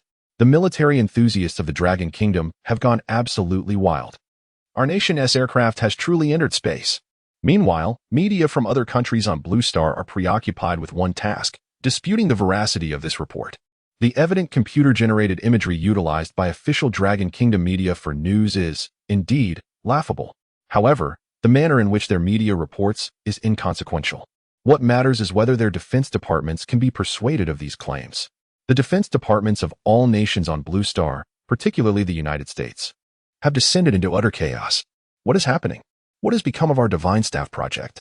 Why have funds not yet been allocated? It appears our president merely seeks to rally public support, with no genuine intent to implement these plans. Minister, we have breaking news. At this moment, the Communications Department of the United States Department of Defense has received the latest updates from the Dragon Kingdom. According to reliable sources, their space station, known as Heavenly Steps, has been completed and is now operational in near-Earth orbit. Fuck. Who will impeach this useless president? Yi Xiong, however, does not have the luxury to dwell on the news. His current task encompasses not only the blueprints for the aerospace carrier, but also the transformation towards a star annihilation capability. According to the responses received by Captain Chung, the development of the antimatter cannon is currently underway, with a minimum caliber of 152 mm, while efforts are being made to advance to a 203 mm variant. Now, Yi Xiong is not only focused on designing the aerospace annihilation vessel, but also wishes to allocate some of his attention towards providing design proposals for the large-caliber antimatter cannon. After an entire night of relentless effort, Yi Xiong finally produced a substantial stack of drafts. Hello? This is the command center. I am Yi Xiong. The initial draft of the aerospace carrier's blueprints is complete. Upon arriving at the Naval Command Center, Yi Xiong spread out all the blueprints before him and stated, "These are structural sketches of every configuration I have designed, each corresponding to different calibers of the antimatter cannon. This version features a dual 152mm cannon, a dual 183mm cannon, and a single 203mm cannon. If our 203mm antimatter cannon development proceeds smoothly, subsequent projects could directly lead to the construction of this largest caliber aerospace battleship." As Yi Xiong gazed upon the largest blueprint, he hesitated to present it. "This is the dual 203mm cannon configuration, my conceptual design. Currently, its realization seems somewhat challenging, yet it could serve as an alternative option. The scale of the antimatter generation device expands exponentially with the quantity of antimatter produced. If the 203mm antimatter cannon can indeed be completed, its size would be immense, a fact Yi Xiong was acutely aware of. Thus, he does not presently believe that the domestic military industry, even at full capacity, could produce two 203mm antimatter cannons. Considering this under the assumption that such a cannon could be constructed. However, this is of little consequence. He has already completed detailed blueprints for the framework structure, which can be built first, with the progress of the antimatter cannon development assessed later. In summary, you may commence construction of the general structure based on this blueprint. And I will monitor the development of the antimatter cannon for further refinements." "Very well, Comrade Yi Xiong. Thank you for your hard work." The naval officers respectfully saluted Yi Xiong and submitted the detailed blueprints for the general structure to be manufactured at the South China shipyard. The shipyard has mobilized the finest shipbuilding artisans from across the entire Long Kingdom, with all personnel on standby around the clock, eagerly awaiting the blueprints. Upon hearing that the blueprints for the general structure had arrived at the yard, the workers erupted with excitement. Finally, it has arrived. The 4th aircraft carrier. Haha. I was chosen to represent our yard in constructing the aircraft carrier. Those others will be envious. Brothers, this design team has worked remarkably fast. We shipbuilders must not be outdone by them. We cannot be mocked for delaying the schedule. Everyone, let's give our all." Just as they were working fervently, mechanical sounds echoed from outside. The arrival of 3 RE-045 modified multifunctional engineering robots, Ground B type, at the shipyard entrance. The robots, glistening with a metallic sheen under the shipyard lights, were equipped with drill bits, welding heads, and hammers, all poised for action. Piloting these 3 machines were elite engineers meticulously selected from the Navy, who had undergone intensive training over several days to master the operation of these robots. "Dear workers, we are here to assist you." "What? Robots? Don't think that just because you operate a robot, you can work faster than us." Meanwhile, at the Longquan Aerospace Research and Development Center, although the entire launch and construction project for the Tianjia Space Station has been completed and the foundational astronauts have taken their positions, there is no time for rest or even celebration. The pressing urgency of time compelled them to immediately immerse themselves in the final stages of research for the Heavenly Punishment Orbital Fortress System. At this moment, Chief Engineer Nie Yunheng officially joined the research team for the Heavenly Punishment Project and began to announce the organization's decision. "The names I am about to read will proceed to the Northwest Astronaut Training Base for a brief period of astronaut training. Rest assured, the rockets and transport satellites you will be using are of the highest safety standards, and the short training will be more than sufficient." Chief Engineer Nie recited name after name. Bai Ji. Ultimately, Chief Engineer Nie turned to his junior sister Bai, filled with anticipation, and pronounced her name. He had high hopes for his junior sister, yet for some reason, she appeared utterly devoid of joy at this moment. Bai Ji understood that this journey into space might mean an indeterminate time before she could return and see her senior brother again. Chapter 54. The Second Vessel, Feasible. Report. Comrade Yi Xiong, the shipyard has completed the construction of the basic framework. Please proceed for inspection. Ah? So soon? Yi Xiong was taken aback. At this pace, could the construction of the 203mm aerospace aircraft carrier be completed in less than a month? According to information obtained from the military, the development of the 203mm antimatter cannon was progressing remarkably well, with completion expected in the near future. This solidified his resolve to draft the design for the 203mm main gun. As for whether to employ a dual 203mm setup, he remained uncertain for the time being. More main guns are not necessarily better. Other performance aspects must also be balanced. The morning sun cascaded over the bustling shipyard, where colossal hoisting machinery operated slowly between various units, emitting a deep, resonant hum. Upon arriving at the shipyard entrance, Yixiang immediately understood the reason for the rapid progress. 3 modified terrestrial engineering robots stood prominently in the center of the shipyard, alongside the already constructed hull of the aerospace aircraft carrier, awaiting Yixiang's inspection. 3 of them. Were they produced by the military factory or collaboratively manufactured by the shipyard? He speculated that they were likely from the shipyard, considering that other military factories were presumably focused on supplying the Tianfa fortress system. In fact, the modified terrestrial engineering robots had significantly reduced production difficulty by eliminating the need for rocket backpacks and gyroscopes required in a zero-gravity environment, thereby greatly enhancing manufacturing efficiency. Attention! 3 naval engineers, alongside the shipyard workers, lined up before the hull of the aerospace aircraft carrier. The hull had been completed. Comrade Yixiang, please conduct your inspection. Seeing this scene, Yixiang solemnly nodded to the workers and began to examine the constructed framework of the aerospace aircraft carrier. The manufacturing prowess of Longhua truly deserved admiration. Even after absorbing numerous advanced mechanical theories from the system, Yixiang was still in awe upon witnessing such craftsmanship. The massive hull structure, illuminated by the workshop lights, exuded an imposing aura. Thankfully, this was the vessel being constructed by our Longhua. With this thought, a wave of relief and pride surged within Yixiang. At that moment, the shipyard's intercom blared. Attention all units in the hoisting workshop, please proceed immediately to the shipyard entrance.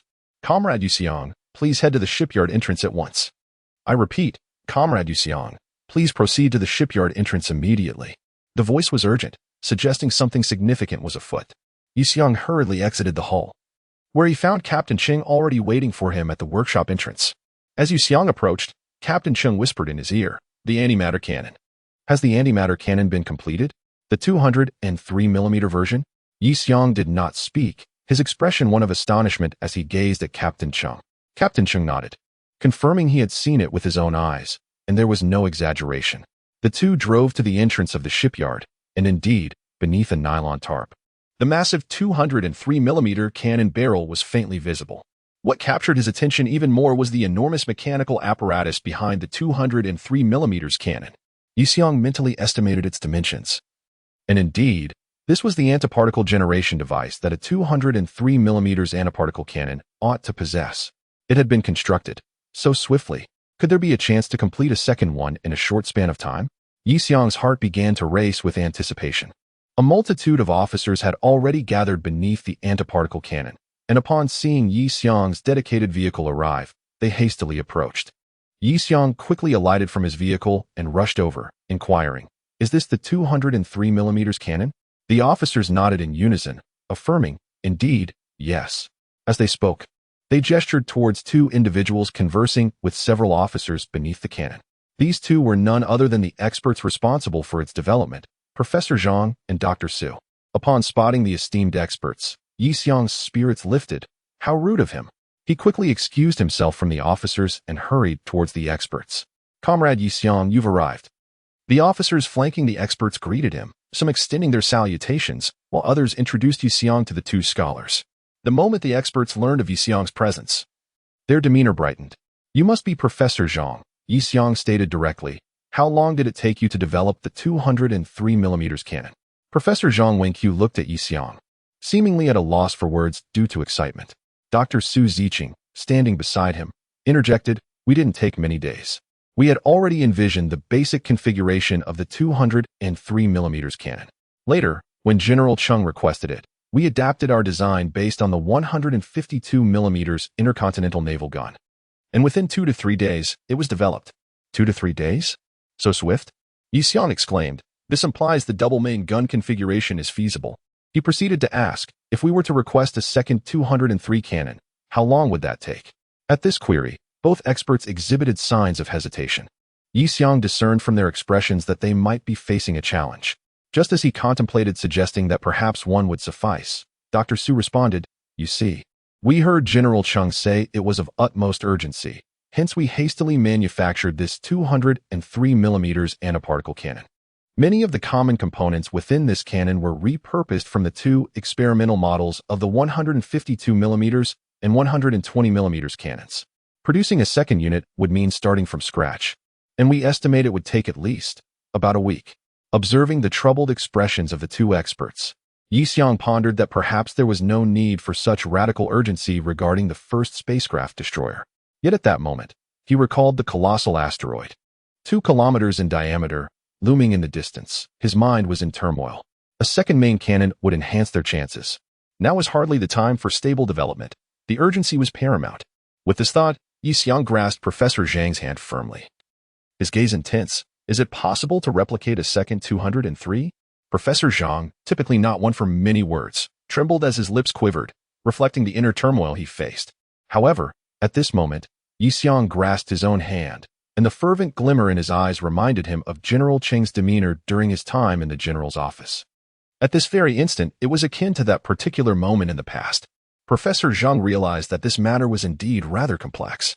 His gaze suddenly became steady, and he nodded emphatically. Not long after, in the eastern waters of Manhwa, near the southern sea of Nantai Province, an artificial island, approximately 2 kilometers in diameter, emerged prominently within the sight of the people of Blue Star. Historically, Manhwa had only engaged in land reclamation in its southern waters. But this recent island creation in the southeastern region had drawn the sustained attention of various nefarious entities nearby. The Manhwa authorities stated during a press conference that the island is located about 200 kilometers off the coast of Nantai Province, asserting that this land reclamation is a routine operation within Manhwa's jurisdiction over its eastern coastal resources, urging other nations not to interfere with Manhwa's internal affairs. Chapter 55. What kind of star do you intend to annihilate?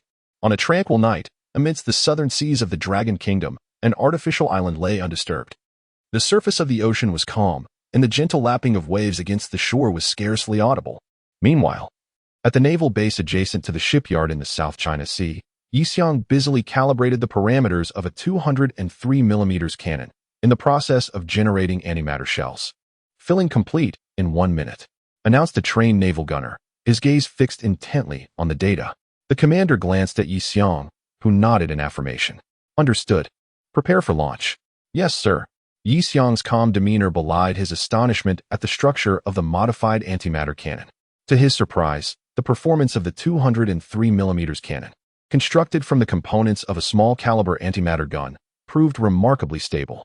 However, the true test of its efficacy and the assurance of a successful launch remained to be seen. Furthermore, once the original 203 main cannon was completed, it would be imperative to replace these temporary components with those specifically designed for the 203. 30 seconds to launch. The firing trajectory is completely cleared. The sea is secure. The massive antimatter generation device behind him had finally completed the filling of the shell, which entered a fully enclosed state, poised for launch. 10, 9, 8. Yi Xiang heard the thunderous roar of the antimatter cannon as it charged for launch. 3, 2, 1. Fire. With a resounding blast, the 203mm antimatter shell shot forth, propelled by electromagnetic rails, its roar echoing throughout the residential area adjacent to the naval base. Trajectory normal. Shell guidance continuously adjusting. No anomalies detected. Yi Xiang watched the screen intently as the antimatter shell hurtled straight toward the artificial island in the southeastern waters of the Dragon Kingdom. It was on the verge of striking its target. 3, 2, 1. There was no flash, no sound. In a silent annihilation of matter, the antimatter erased everything on the 2-kilometer-wide island, converting the matter's obliteration into a colossal release of energy. The explosion of the annihilation shell generated towering waves around the now-vanished island. Upon receiving the news, authorities in the southern province of Nantai had preemptively evacuated personnel along the coast. The massive waves crashed against the shore, engulfing everything in their path under the cloak of night. By dawn, the immense artificial island, created overnight and towering several hundred meters high, had been leveled, disappearing entirely from the blue planet. The entire operation had employed a singular, silent shell, rendering all to naught. Similarly, the voices of numerous nations from the eastern and southern seas seemed to vanish into oblivion, utterly astounded by the terrifying data regarding this latest weapon of the Dragon Kingdom. Reliable sources reported that the shockwave from the shell had triggered a tsunami that affected the coastal waters of Nantai Province, situated 200 kilometers from the artificial island. This implies that the lethal radius of the artillery shell may extend up to 100 kilometers. Furthermore, according to the news conference held the following morning, Long Nation conducted a test launch of a 203mm antimatter annihilation cannon the previous night. When the spokesperson for Long Nation uttered the term annihilation cannon, a wave of astonishment swept through the entire conference. Military analysts from foreign lands on Blue Planet found themselves so bewildered that they overshadowed the inherent terror conveyed by the announcement. Annihilation? We humans inhabit but a singular blue planet. Which celestial body do you intend to annihilate? Who is your imagined adversary? As international media and the internet grappled with the enigmatic maneuvers of Long Nation, a forum user, identifying as an astronomy enthusiast, shared information gleaned from a public asteroid observation platform. The entirety of the information pointed directly to an asteroid named DT-1535, which had recently exhibited a minor orbital deviation in a region beyond the observable solar system, resulting in an increased probability of being captured by Earth's gravity over the next 3 months.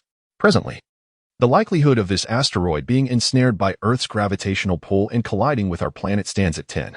Observers noted that the diameter of this asteroid is approximately 2 kilometers, identical to that of the artificial island recently constructed by Long Nation.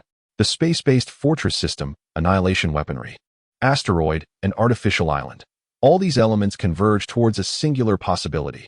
Long Nation is preparing to intercept this asteroid, striving to save Blue Planet from destruction. Many netizens on Blue Planet, upon clarifying their thoughts, felt a profound sense of respect. Long Nation is mobilizing its entire national strength to protect this planet. Why should our own nation not extend a helping hand and collaborate with Long Nation? Where is the beacon of human civilization that we once spoke of? It is worth reminding everyone, when the true sun rises, the beacon becomes unnecessary. Of course, there are those self-proclaimed rational, neutral, and objective netizens who contend that Long Nation's abrupt military escalation poses a long-term threat. As the weaker party, we ought not to focus solely on how weapons can defend us. We should be more concerned about how they might harm us. Even if they aim their cannons at an asteroid today, they may well direct them at our Capitol Hill in the future. Paradoxically, among those harboring such thoughts, a small minority are actually citizens of Long Nation. These individuals are rightly scorned in the online discourse within Long Nation. What brings me the utmost reassurance is the presence of such formidable weaponry in the hands of our soldiers. We trust them implicitly. We place our faith solely in them. Regarding the international uproar, Long Nation has refrained from any response, including its state media. On one hand, this aligns with their customary style, like a gentle breeze caressing the mountain ridge. On the other hand, Long Nation is currently focused on consolidating its efforts, unperturbed by idle chatter. Yixiong is no exception. He has spent countless days immersed in the shipyard workshop. His current task is to draft the complete blueprints for the space-based anti-starship vessel equipped with dual 203mm antimatter cannons, overseeing the subsequent construction of the vessel. Based on previous test-fire data, he is to propose modifications for the specialized components of the 203mm cannon. He is also receiving updates on the development and construction progress of the Heaven's Punishment Fortress system sent from the Longquan Aerospace Research Center. There is simply no time to peruse any news. On this particular day, Yixiong is comparing the comprehensive blueprints with the ongoing construction of the space-based anti-starship vessel in the workshop. Simultaneously, he engages in discussions with officers at various ranks regarding the training procedures for the vessel's crew. Captain Chung then approaches Yixiong, reporting, "Comrade Yixiong, we have received news from Longquan inquiring about your return." "Oh?" Yixiong lifts his head to look at Captain Cheng. Is there something urgent on their end? Captain Cheng remains non-committal, simply handing Yixiong the notebook containing the received email. The content of the email reveals that a new batch of personnel responsible for the development and construction of the Heaven's Punishment Fortress system has been launched into space, including the director of the RD department, Bai Shi. Currently, the research resources at the center are exceedingly scarce, and it may require Yixiong to take charge of the overall situation.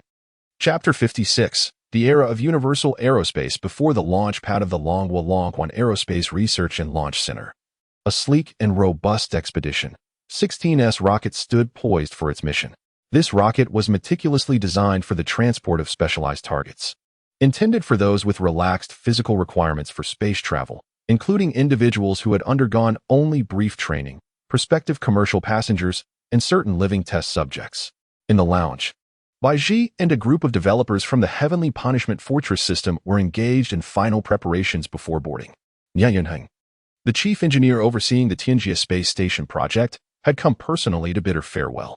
Upon entering the lounge and observing Baiji and her fellow researchers clad in the newly developed next-generation spacesuits, he couldn't help but marvel at the remarkable advancements in Longhwa's aerospace technology. The new generation of spacesuits, inspired by the design philosophy of Yi Xiong's Longyuan space combat armor, had been thoroughly miniaturized and lightened. Astronauts no longer struggled in cumbersome suits while navigating the cosmos. This form-fitting and feather-light attire significantly enhanced their mobility. When Baiji noticed Nie Yunheng's presence, her expression remained impassive as she continued discussing subsequent work matters with him, as was her usual demeanor. At last, the time to board arrived, heralded by an announcement in the lounge. Please prepare for launch. The rocket's ascent sequence is about to commence. The announcement repeated. Nie Yunheng rose with a smile, extending his hand towards Baiji for a handshake. Go for it, Sister Bai. Hurry and complete the construction of the Heavenly Punishment Fortress. Both Longhwa and all of humanity on Blue Star need your contributions. Baiji's gaze suddenly appeared vacant. She stood up and, disregarding Nie Yunheng's outstretched hand, embraced him tightly. The new spacesuit was so light that Nie Yunheng could feel the rapid rise and fall of her breath. The launch was imminent. Emotions must not waver. She needed to leave quickly. Baiji silently chanted in her heart, and within moments, she broke free from his embrace, turning her back as she strode toward the cabin's passageway, leaving Chief Engineer Nie Yunheng in the lounge, lost in thought. Minutes later, the Expedition 16S, carrying the group of researchers, ascended amidst a blaze of fire and steam, tracing a perfect arc across the sky, gradually disappearing into the vast blue expanse. The successful launch of the Expedition 16S marked a significant milestone in Longhwa's aerospace endeavors, heralding the dawn of the universal aerospace era.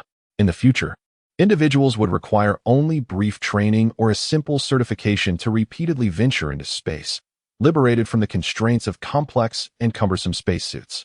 Aerospace had truly opened its doors to the ordinary human populace. As the experience in constructing colossal space facilities like the Heavenly Court, Heavenly Steps, and Heavenly Punishment gradually accumulates, commercial space travel, the development of extraterrestrial resources, and even space colonization will soon become a tangible reality in the Dragon Kingdom's not-so-distant future. Attention to the Heavy Lifting Workshop Unit. Please proceed immediately to the shipyard entrance. Yi Xiong, report to the shipyard entrance at once. I repeat, Yi Xiong, report to the shipyard entrance immediately. The familiar voice echoed throughout the shipyard. Yi Xiong sprang to his feet, filled with excitement. Indeed, this must be the second 203mm antimatter cannon. Professor Zhang, hurry, come quickly. Professor Zhang Wenqiu was still engrossed in examining the first antimatter cannon in the workshop, meticulously comparing various data. Upon hearing Yi Xiong's calls, he momentarily failed to comprehend. The second antimatter cannon has arrived. Yi Xiong added. Oh, coming, Professor Zhang. Finally roused from his focus, stood up and followed Yi Xiong outside. Upon reaching the entrance, they beheld the imposing 203mm antimatter cannon, accompanied by specially modified components designed for it, ready to be integrated with the existing cannon in the shipyard. In front of the cannon stood Dr. Su Ziqing, engaging in conversation with naval officers. The two of them, teacher and student, needed to ensure that one remained at the shipyard, given Professor Zhang's reserved nature. Sending him alone to liaise with the military industry would likely result in inefficiency. Thus, the astute and eloquent Dr. Su took it upon himself to personally handle the discussions regarding the production and manufacturing of the second antimatter cannon, articulating Yi Xiong's requirements to the military officials. The engineering work was completed swiftly, taking merely a week, and everything proceeded smoothly. We have already conducted a test firing, Dr. Su exclaimed with enthusiasm. We reached a rapid agreement with the Northern Bear Nation and executed a shot in their northern tundra mining area, helping them break through the permafrost layer, exposing the veins beneath. It was a win-win situation. As he spoke, Dr. Su presented a stack of documents to Professor Zhang. Here are the test firing data. After incorporating the specialized components, many metrics have indeed stabilized significantly. Professor Zhang accepted the data files and reviewed them, nodding with satisfaction. He was not one for many words, but his smile towards his student conveyed abundant approval. Meanwhile, Yixiang stood silently, a myriad of thoughts clouding his expression. Sensing his contemplative mood, a nearby naval officer remarked, "Comrade Yixiang, are you perhaps contemplating that it is time for you to depart?" Yixiang looked at the naval officers and nodded. They all laughed heartily in response. "Haha, it is indeed time for you to head to Longquan, where your expertise is even more urgently needed. Rest assured, armed with your blueprints, we will expedite the construction of the Dragon Kingdom's 4th aircraft carrier." However, the highest-ranking officer among them inquired, "Comrade Yixiang, would you be interested in taking a flight aboard the Zhuchua fighter jet you developed?" The following day, from the deck of Longquan's 3rd aircraft carrier, the Nanhai, 2 newly designed X-generation stealth fighters featuring quantum tunneling camouflage, the JXX, took to the skies, accompanied by a vessel known as the Zhuke. They soared northward, following the tradition of escorting newly developed aircraft within Longquan's military aviation. The 2 older JXX jets flanked the innovative Zhuke, traversing the coastal expanse, cities, mountains, and fields of Longquan. Although the populace struggled to identify the 2 JXX fighters cloaked in quantum stealth, the elegantly crafted and aerodynamic Zhuke captured the admiration of all who gazed skyward. Little did they know that the visionary behind both aircraft, Yixiang, occupied the co-pilot seat of this new generation of aerospace carrier.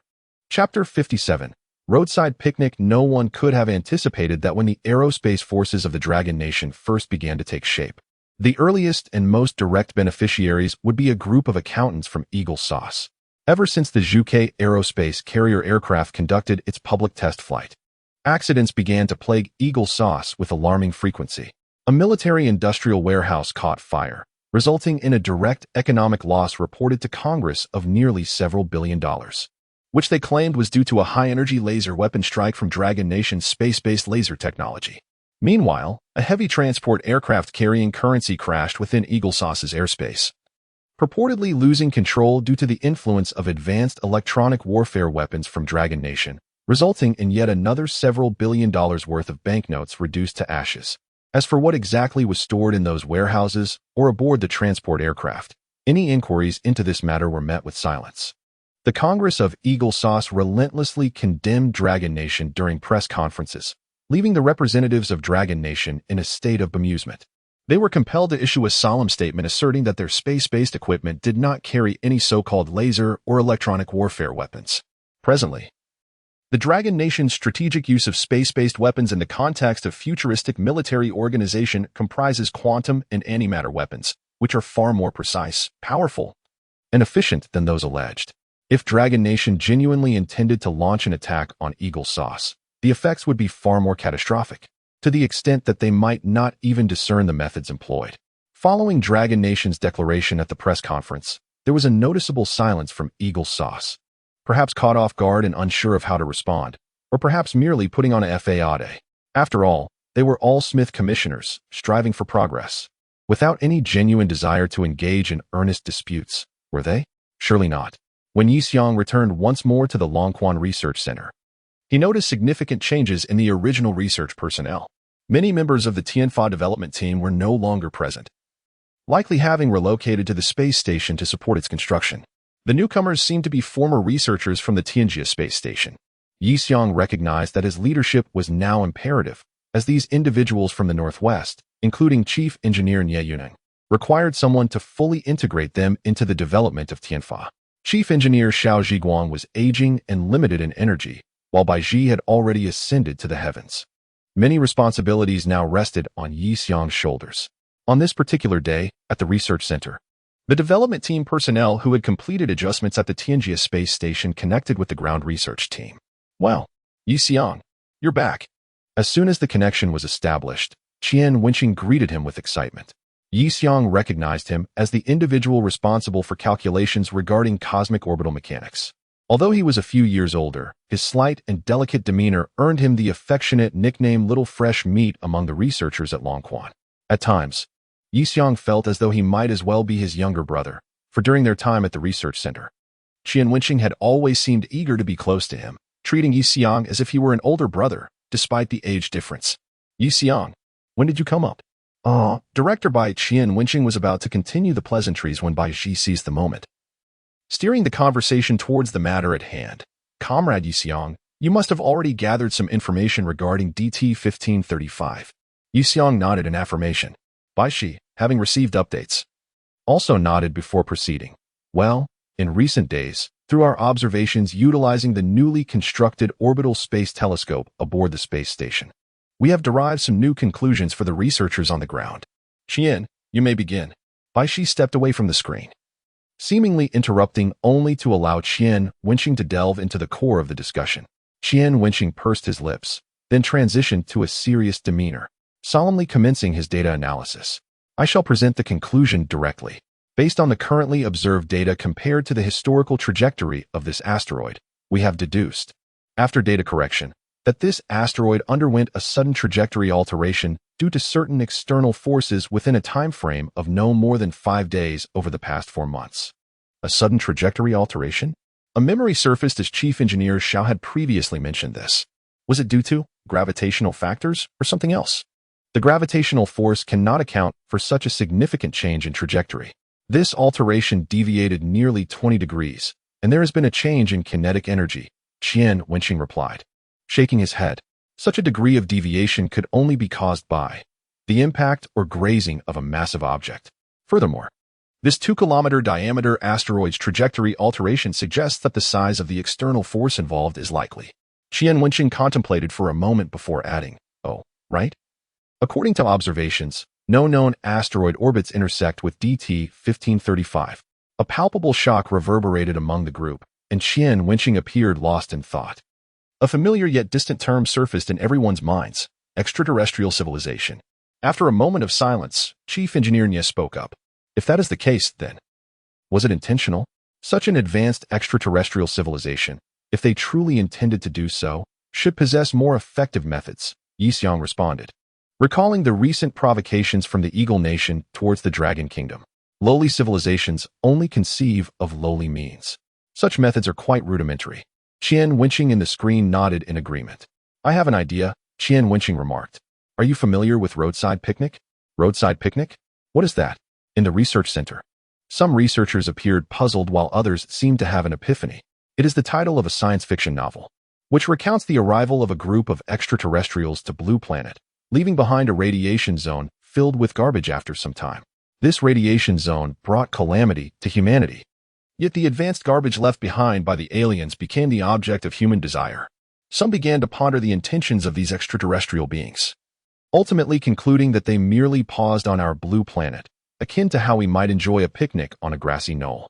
The humans, who endeavored to relocate the high-tech debris, resembled ants scurrying to collect breadcrumbs after such a repast.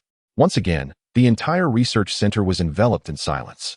Amidst this stillness, Qian Wenqing continued, from this perspective, it is conceivable that DT-1535 was merely grazed by some colossal entity in the observable outer solar system, perhaps a massive spacecraft of an alien civilization, resulting in its sudden change of trajectory. Much like how, during our roadside picnic, a careless spill of hot soup could flood an anthill, tragically scalding a multitude of ants. Chapter 58. The Chimpanzee Comrade Yixiang. What are your thoughts? After the day's connection concluded, Chief Engineer Nia promptly approached Yixiang to inquire about his perspective. Yixiang found himself at a loss for words. From his viewpoint, apart from extraterrestrial civilizations, there existed a multitude of other possibilities. However, the explanation provided by Qian Wenqing was indeed the most coherent and comprehensible. If such were the case, then there was little they could do. I believe that if the situation is as Qian Wenqing described, we currently possess no means to address this culprit. All we can do is eliminate the immediate threat, nothing more. It was evident that Chief Engineer Nia did not fully accept this response. I do not wish for us to become like ants. Chief Engineer Nia clenched his fists and spoke with resentment. Observing this, Yixiang quickly patted him on the shoulder and reassured him. Haha, there is no need to be overly anxious. We cannot yet ascertain if it is indeed due to extraterrestrial civilizations, can we? Yixiang felt, for reasons unknown, that since his return from the naval base, Chief Engineer Nia seemed to have grown considerably more emotional. Haha. In any case, things are undoubtedly much better than before. Not far away, the hearty voice of Chief Engineer Xiao Zhiguang resonated. In the days when our Dragon Nation was backward, We were constantly preoccupied with not being bullied by the bear country or the eagle sauce. Those times were truly fraught with difficulties that seemed endless. Now, just look at us. We have boldly begun to compete with advanced extraterrestrial civilizations, something that would have been unimaginable just a few decades ago. Chief Engineer Xiao approached his beloved apprentice and gave him a pat on the back. Although we must strive upwards and not downwards. Do you not see how this moment mirrors those times? If we summon the same vigor as then, what remains beyond our reach? Indeed, how could the challenges of today compare to those of decades past? Comforted by his mentor's words, Chief Engineer Nie's expression relaxed considerably. At this moment, Chief Engineer Xiao turned his gaze to Yi Xiong and continued, "However, Comrade Yi Xiong, what is your perspective on this matter? How do you envision our future path?" Yi Xiong pondered for a moment and nodded. "My thoughts align closely with those of Chief Engineer Nie. I too do not wish to be an ant. However, we need not succumb to excessive pessimism. I believe that as long as our civilization can evolve to the level of a chimpanzee, that should suffice." "Oh." Chief Engineer Zhao's interest was piqued. "What do you mean by that?" Yi Xiong elaborated. "The survival of an ant is of no concern to anyone. Yet, if one encounters a robust chimpanzee, even if one possesses superior intelligence and a hunting rifle, the decision to confront it directly or to lower one's head to avoid conflict must still be carefully weighed. No one would recklessly engage in battle with a chimpanzee defending its territory, even if you could perfectly eliminate him with a single shot. The worst-case scenario might still entail the massive inertia of a several hundred-kilogram gorilla's corpse collapsing upon you, pinning you beneath it." The three individuals present, including Yi Xiong, fell into contemplation. Indeed, even when juxtaposed with the current level of civilization on Blue Star, this holds true. The higher the level of civilization, the more one cherishes the fruits of their development and the less inclined they are to take direct action, for no one can bear the consequences of mutual destruction. Furthermore, after a moment of reflection, Chief Nie mused that if one were to shoot a gorilla, in the era of ancient civilizations, such an act might be lauded as valiant. However, in today's civilized society, it would merely be deemed an act of senseless slaughter, casting a negative shadow in the surrounding environment. Yes, in a civilized society. While the law of the jungle still prevails, moral standards have similarly been woven into the fabric of strength and power. No advanced civilization would disregard ethical considerations unless, of course, one were merely an ant. The three shared a knowing smile, as if they had discovered a breakthrough. Chief Xiao mimicked the gesture of a chimpanzee thumping its chest, eliciting laughter from the others. "First, let us build our strength and delineate our territory. In doing so, we shall harbor hope for continued development. Ladies and gentlemen, today I will bring you a live broadcast of the maiden voyage ceremony for the fourth aircraft carrier of the Dragon Nation, the Xinghan. At the shipyard in the South China Sea, the imposing silhouette of this new class of aircraft carrier captivated the attention of all. The upper deck of the carrier revealed no visible catapult systems or onboard aircraft, only two 203mm naval guns at the forefront of the deck. Reports indicate that this is indeed the ultra-large antimatter cannon that leveled a 2-kilometer-wide uninhabited island that fateful night. The servicemen on the deck, clad in the latest Long Yuan space combat armor, exuded an air of valor. The first three aircraft carriers of the Dragon Nation were named Donghai, Huahai, and Nanhai. As everyone speculated about the naming of the fourth vessel, the Dragon Nation unveiled a name that completely diverged from the conventions of the previous three. Han, in the ancient language of the Dragon Nation, signifies the Milky Way. An ancient poem states, "As the sun and moon traverse, as if emerging from within, the stars of Han shine brilliantly, as if born from within." Preparations for departure. Crew and naval guns to the hold. At the command of the entire ship, the fully armed crew promptly returned to the ship's cabin, and the naval guns were also stowed away. The surface of the vessel regained an unparalleled smoothness, shimmering magnificently under the sunlight. Is this truly an aircraft carrier? Foreign media have grown accustomed to the days when the military equipment of the Dragon Nation defies their understanding, yet this time, they were unable to hold their composure. Ready, set sail. This aircraft carrier did not adhere to a traditional launching ceremony, but rather proceeded directly from the port into the sea. With colorful flags fluttering and salutes echoing from the shipyard, the Xinghan aircraft carrier sailed forth from the dock amidst the cheers of spectators gathered from across the Dragon Nation. Heading into the ocean. Accelerate. With another command resonating throughout the vessel, the aircraft carrier began to pick up speed. The audience of the Dragon Nation, along with reporters from both domestic and international realms, felt a powerful gust of air as they gathered at the port. By the time they comprehended the situation, the Xinghan had rapidly accelerated and departed from the harbor, sailing towards the distant horizon of the sea. Was it truly that it had traveled such a distance in the blink of an eye? Was this merely an illusion? It seemed not. But my query remains. Was it not utilizing the thrusters at its rear? Indeed, it possesses thrusters. Surely, it must have reached this velocity through that means? As bewilderment enveloped the crowd, a commanding voice echoed across the port via radio. Achieve a safe distance. Prepare for takeoff. Takeoff. This aircraft carrier is to take flight? This is indeed an aircraft carrier. Before the astonished crowd could process the revelation, the carrier's thrusters roared to life, and amidst a brilliant plume of exhaust, the entire vessel ascended into the sky as if sprouting from the ground. Oh my goodness! How incredible! The audience from the Dragon Nation could no longer contain their excitement and exhilaration, their expressions reduced to simple exclamations of awe. The new generation of aircraft carriers from the Dragon Nation, or rather, the first generation of spacefaring multi-role vessels, the Xinghan, soared into the boundless expanse of the cosmos, accompanied by the cheers and blessings of its people. Yixiang and the dedicated team at the Longguan Research Center took a moment from their busy schedules to witness the entirety of the launch ceremony. The program concluded with footage of the Xinghan conducting its initial flight drills in outer space, followed by a thunderous round of applause from the entire research center. For reasons unknown, Yixiang felt an overwhelming urge to weep.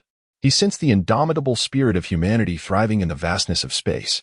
In his ears, a system notification resonated. The system has detected the completion of the development of the space carrier Kunping and the space fighter Zhuqiu. Technology restoration is complete. Total rewards: 20, 00012, 00032. 000 experience points. Requirements met. The system has automatically upgraded to Technology Restoration System V1. 40. System rewards. Acquire the Interstellar Navigation Theory Grand Package. System store. I wish to exchange for a blueprint of an outer space colonization satellite. Yixiang clenched his fists, as if resolving to embark on a significant endeavor. Received. Exchange for the outer space colonization satellite blueprint. Cost: 50,000. Now, please exchange for a planetary base blueprint. Received. Exchanged for the planetary base blueprint. Cost: 10,000. Chapter 59. The Moon Rabbit Project. The space colonization satellite represents a pivotal moment in humanity's journey into the depths of space. It signifies not merely the establishment of a colony in the heavens, but rather underscores humanity's profound capability to create a self-sustaining ecological environment from the ground up. To liken it to the recreation of Earth is hardly an exaggeration. Furthermore, once the Dyson sphere is constructed, the acquisition of energy captured by it from Earth becomes impractical. Instead, humanity will establish space colonization satellites in close proximity to the Sun, directly harnessing the energy available there. Thus, the creation of these satellites serves as a crucial preliminary step toward the construction of the Dyson sphere. This content represents the transition from version 1.0 to version 1.5 of the technological restoration system. Currently, Yixiang, or rather humanity as a whole, lacks the capacity to realize this ambition. Yet, he remains undeterred, driven by a fleeting impulse to lead humanity swiftly into the era of version 2.0. This could be likened to impulsive consumption, much like purchasing books that remain unread or acquiring games that linger in a Steam library untouched. As Yixiang concludes this round of point redemption, he finds himself with only a few hundred points left. He scratches his head with a wry smile, internally contemplating, it's all right. Once the orbital fortress is completed, everything will fall into place. Lost in thought, he is approached by Nie Yunhong, who regards Yixiang with a curious expression. What are you thinking? Why the cheerful smile? Upon recognizing Chief Engineer Nie, who has just witnessed the launch of the Starhunt spacecraft and appears rejuvenated by the event, Yixiang is momentarily taken aback. However, Nie simply invites him to the reception room, as there are guests awaiting.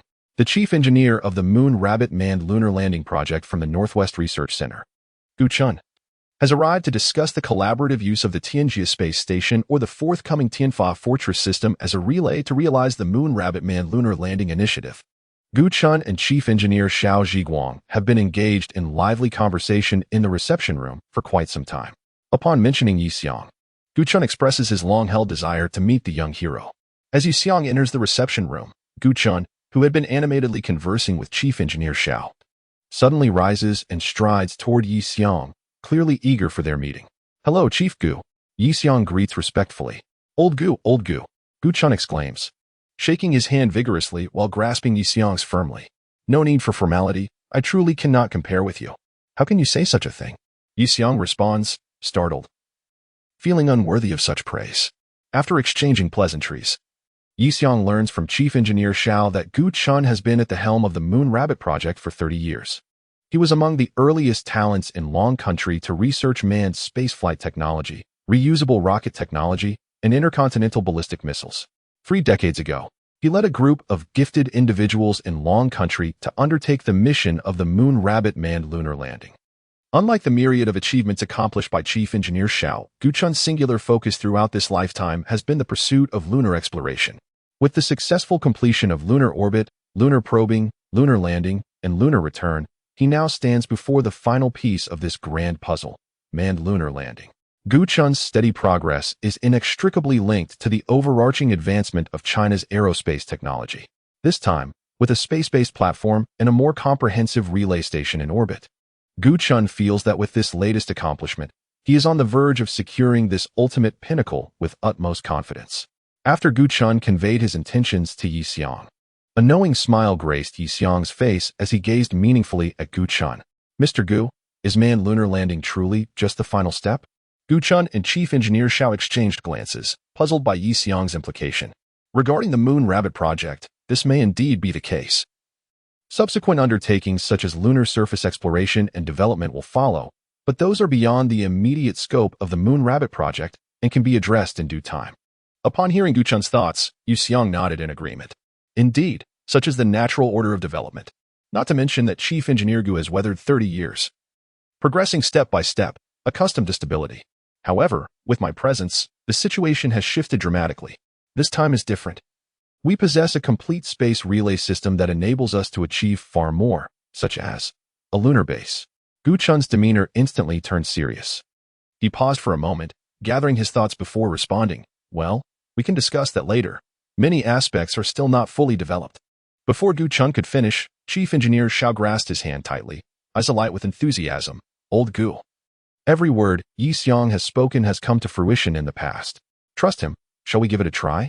Gu Chun, indeed, had maintained a steady course for 30 years, making gradual progress his habit. Yet, on the other hand, such a character may ultimately find themselves stifled by unexpressed ambition. Noticing the flicker of eagerness in Gu Chun's expression, Yi Xiang rose and said, there's no need to rush into a decision. We must first complete the final stages of the Heaven-S Punishment Fortress system. Once everything is concluded, we can revisit this discussion. Chapter 60. The Sci-Fi Fortress Comrade Yi Xiang. Do you believe that establishing a lunar base within the lunar landing program is highly feasible?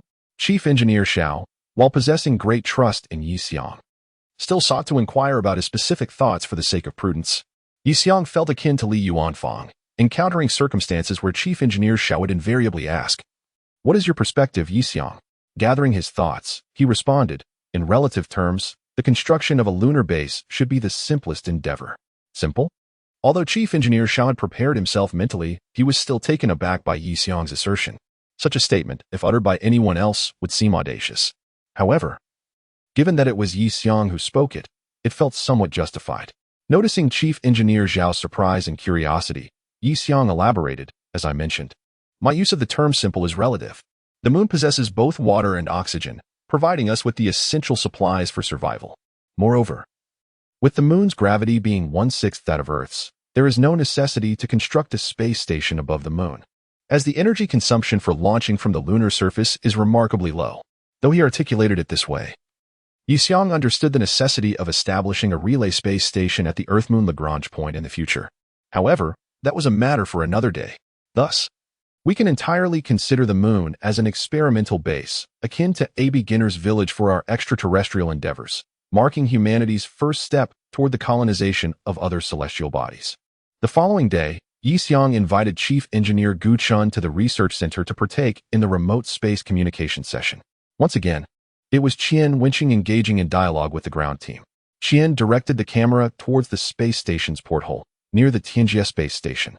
A magnificent aerial sci-fi fortress was taking shape, although Yi Xiang was the principal designer of this grand structure. Witnessing the expansive aerial super fortress manifest before his eyes stirred an exhilarating tremor within him, akin to that felt by all present staff. This was the divine punishment. The first space-based military platform for the entire blue planet. The experiences garnered from its development and subsequent operations would serve to further advance space colonization, fulfilling humanity's lofty aspirations. Director Bai Ji, now utterly preoccupied, had no time to engage in conversations. She was the most adept astronaut among all who ventured into space, skillfully operating engineering robots. Each day, she commanded and guided the construction efforts in the vastness of space. Amidst the building activities, she also took on the roles of teaching and training others in the operation and techniques of the engineering robots. Within the space station, there was no concept of sunrise or sunset, no sense of time. She simply rested when fatigued, awakening to continue her labor. Nothing more. Yi Xiang sensed that Qian Wenqing had likely become Bai Ji's most formidable assistant. After all, although he is responsible for orbital calculations and the pressing issue of asteroid tracking, it seems that his workload is the lightest. Bai Ji can currently assign him any trivial tasks.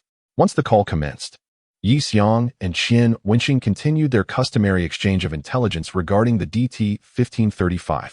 According to current projections, approximately 1 week after the completion of the Heavenly Punishment Fortress, this asteroid would pay a visit to Blue Star. A week. While this may sound ample, the reality is far from it. The journey from the completion of the space-based fortress to its full operational capability is not an overnight endeavor. Time is indeed of the essence. The highest priority for them at present is the docking and resupply capabilities for starships within the entire fortress. They must ensure that the Xinghan spacecraft is ready for immediate deployment at all times. The people of Long Country have pinned their hopes for Blue Star upon this starship. Additionally, Qian Wenqing, I have another matter for you to confirm with Bai Ji later. After Yi Xiang had grasped the details concerning the DT-1535, he intended to discuss the lunar landing initiative. Currently, our research center is in discussions with Chief Engineer Gu regarding the collaboration between the lunar landing plan and the Heavenly Punishment Fortress. Do you think your team can prepare for this? Upon hearing this news, Qian Wenqing's eyes brightened. A lunar landing. Of course, we can. You see, this is exactly the launch platform you designed for the Heavenly Punishment. We can certainly receive the rocket here, replenish it with new fuel, and execute a second stage leap. He pointed excitedly at the launch platform, suspended at the corner of the still under construction Heavenly Punishment Fortress. For him, the combination of aerial rocket launches and lunar landings was simply exhilarating. However, Yi Xiang wished to delve deeper. No. I must add that my proposal to Chief Engineer Gu is to complete the lunar landing plan and the construction of the lunar base simultaneously. What do you think about this? Upon hearing this, Qian Wenqing's exuberance suddenly faltered, leaving him momentarily speechless. It seemed he had been overly conservative. The issue was not merely his mental preparation. Rather, he was unaware of the scale of resources required for establishing a lunar base. And he was uncertain whether the Heavenly Punishment Fortress could accommodate such an undertaking.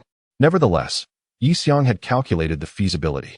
The Moon Rabbit project would be prioritized following the resolution of the asteroid crisis, and by that time, the Xinghan spacecraft would likely not linger in space for long, allowing the Heavenly Punishment to allocate most of its resources towards the completion of the lunar base, making it entirely feasible.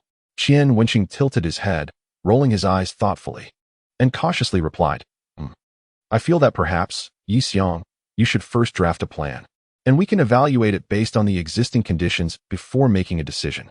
Yi Xiang nodded slightly, then turned to Gu Chun and said, I will draft a proposal and send a copy to each of you. We can review it together later and assess its feasibility. Shall we discuss it further at that time? Both Gu Chun and Qian Wenqing, who appeared on the screen, affirmed with a nod. The following day, Gu Chun departed from the Research and Development Center. He, along with the Tianjie Space Station, received the integrated implementation plan for the lunar landing and lunar base drafted by Yi Xiang, which included detailed data estimates and a preliminary sketch of the lunar base based on the planetary base blueprints. Although Gu Chun did not secure any collaboration during his visit to the Longquan base, he felt that he had gained even greater insights than if a partnership had been established.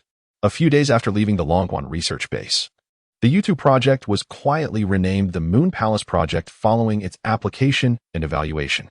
Chapter 61. Striving to match and surpass world standards, the announcement regarding the imminent completion of the Heavenly Punishment Space Fortress has circulated internationally. yet it has ceased to be a topic of fervent interest. Presently, the most captivating subject permeating the media and the internet is the asteroid DT-1535. Indeed, news of this celestial body poised to collide with Blue Star has ignited widespread concern. Current calculations indicate that the probability of it being captured by Blue Star's gravity has escalated to 1/3, which is tantamount to declaring a moratorium on Earth's fate. The entirety of Blue Star is enveloped in an air of impending doom. In nations where social order remains relatively stable, basic functions continue, whereas in less stable regions, signs of disintegration are already surfacing. A collective hysteria surrounding the apocalypse has gripped the populace, with streets teeming with fervent zealots proclaiming doomsday prophecies and churches overflowing with penitence. Young individuals gather in raucous celebrations, creating scenes that are lamentable. However, one nation stands apart: Dragon Nation. Here, the populace exhibits a calm yet palpable excitement. On their social media platforms, the prevailing sentiment echoes: there has never been a savior. We do not rely on deities or emperors. The happiness of all humanity rests solely upon our shoulders. The citizens of Dragon Nation seem to be immersed in a different fervor, an ardent belief in their capacity to rescue themselves and humanity from this impending calamity through their own efforts.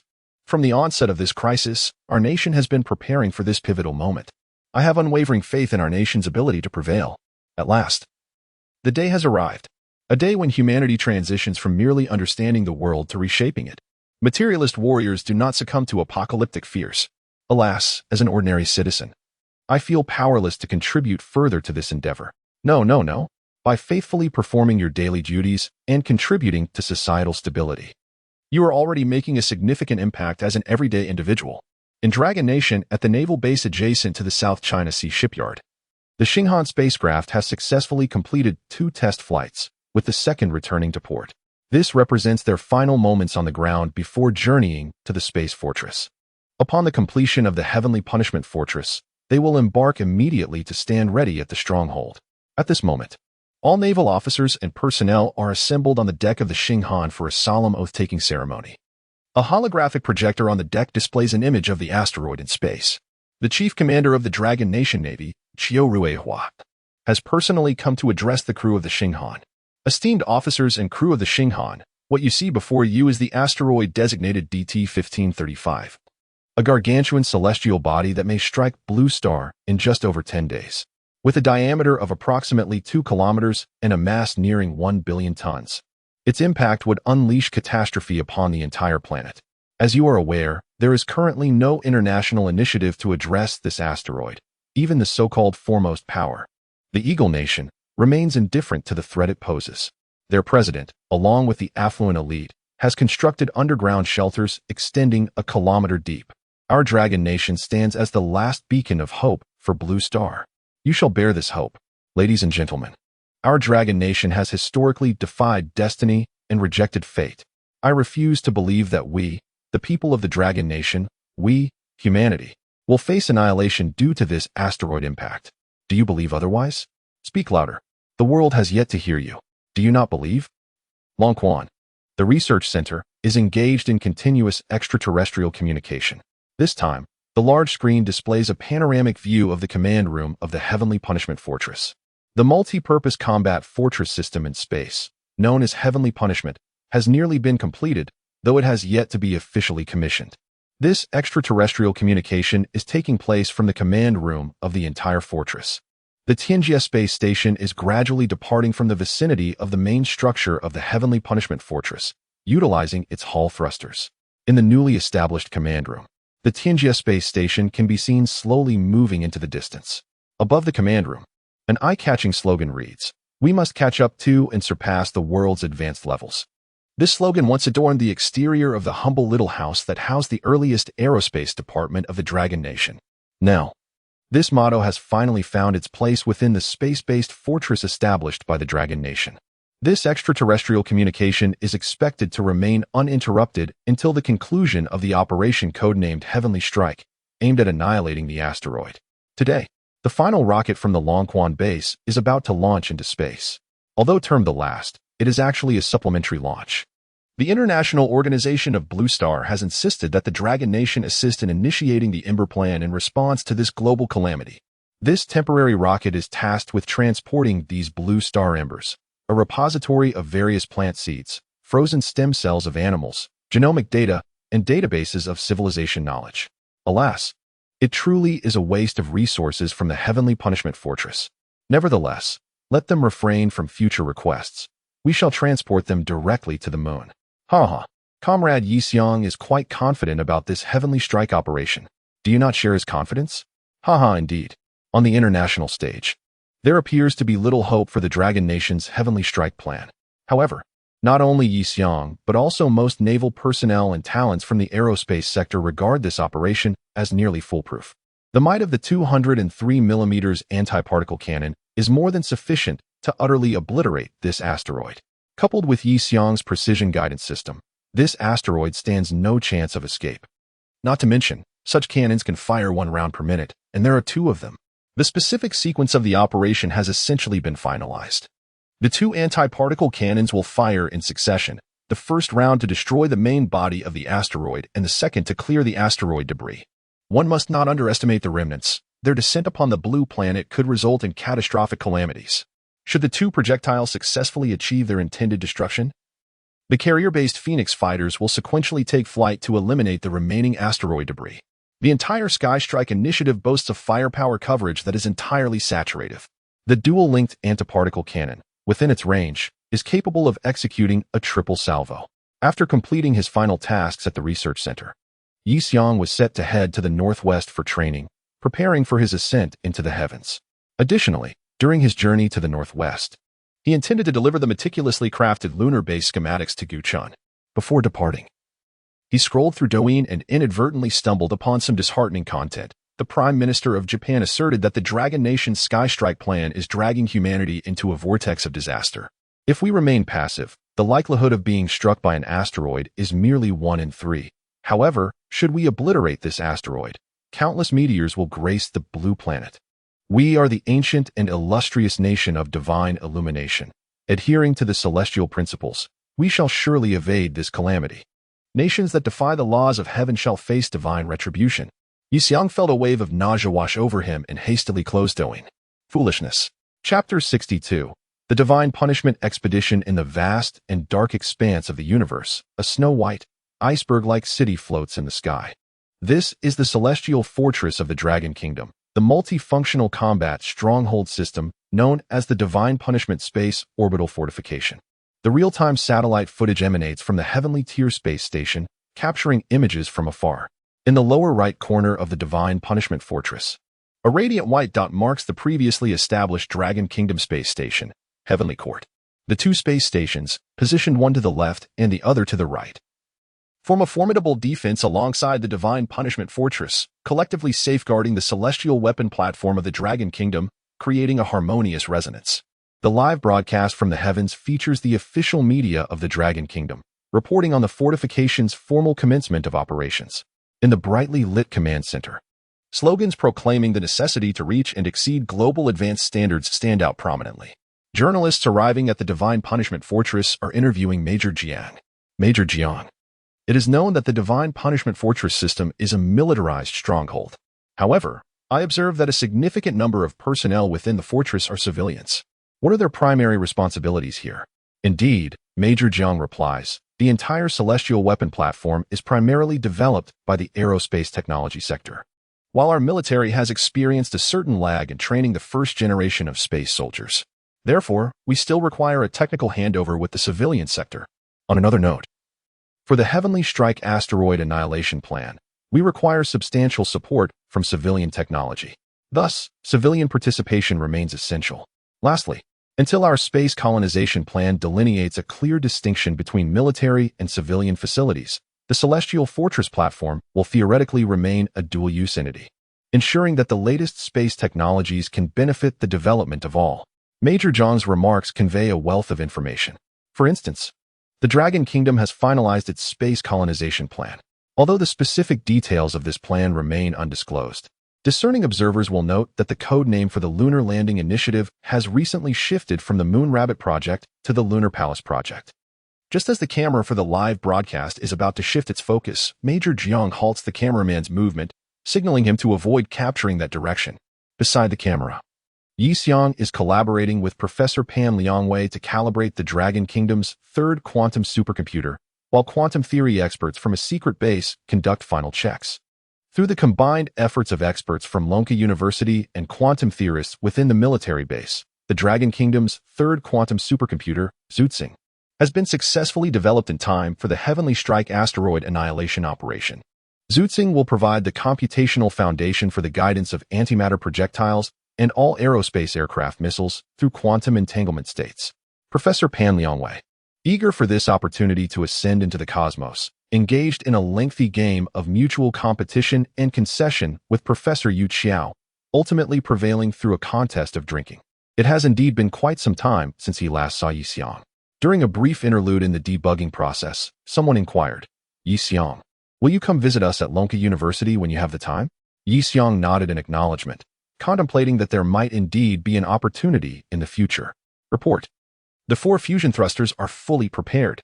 We can initiate the launch. The signals from the Tianjie space station are all normal, and the Tiangong space station signals are also functioning properly. The Xinghan Aerospace Interceptor is in position. The Jianbing Aerospace rocket has entered the launch position. All units are ready. Please provide instructions.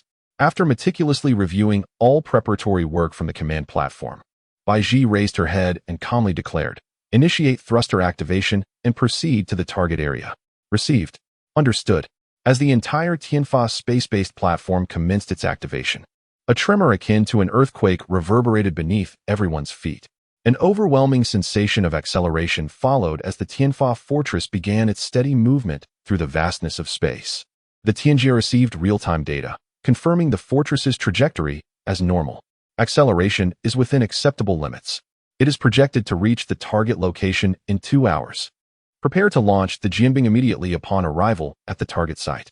Have we received the latest monitoring trajectory for DT-1535? Bai Ji turned to Qian Wenqing. Received. We have been monitoring continuously, and it is expected to enter our firing range in approximately 12 hours. Good, Bai Ji nodded, maintaining data communication with the Jianbing launch project team. Understood. Qian Wenqing also appeared invigorated. The Jianbing aerospace rocket would be the first rocket to be launched in space. The singular objective of this launch was to track DT-1535. This rocket would deploy 2 satellites, a detection satellite and an attachment satellite.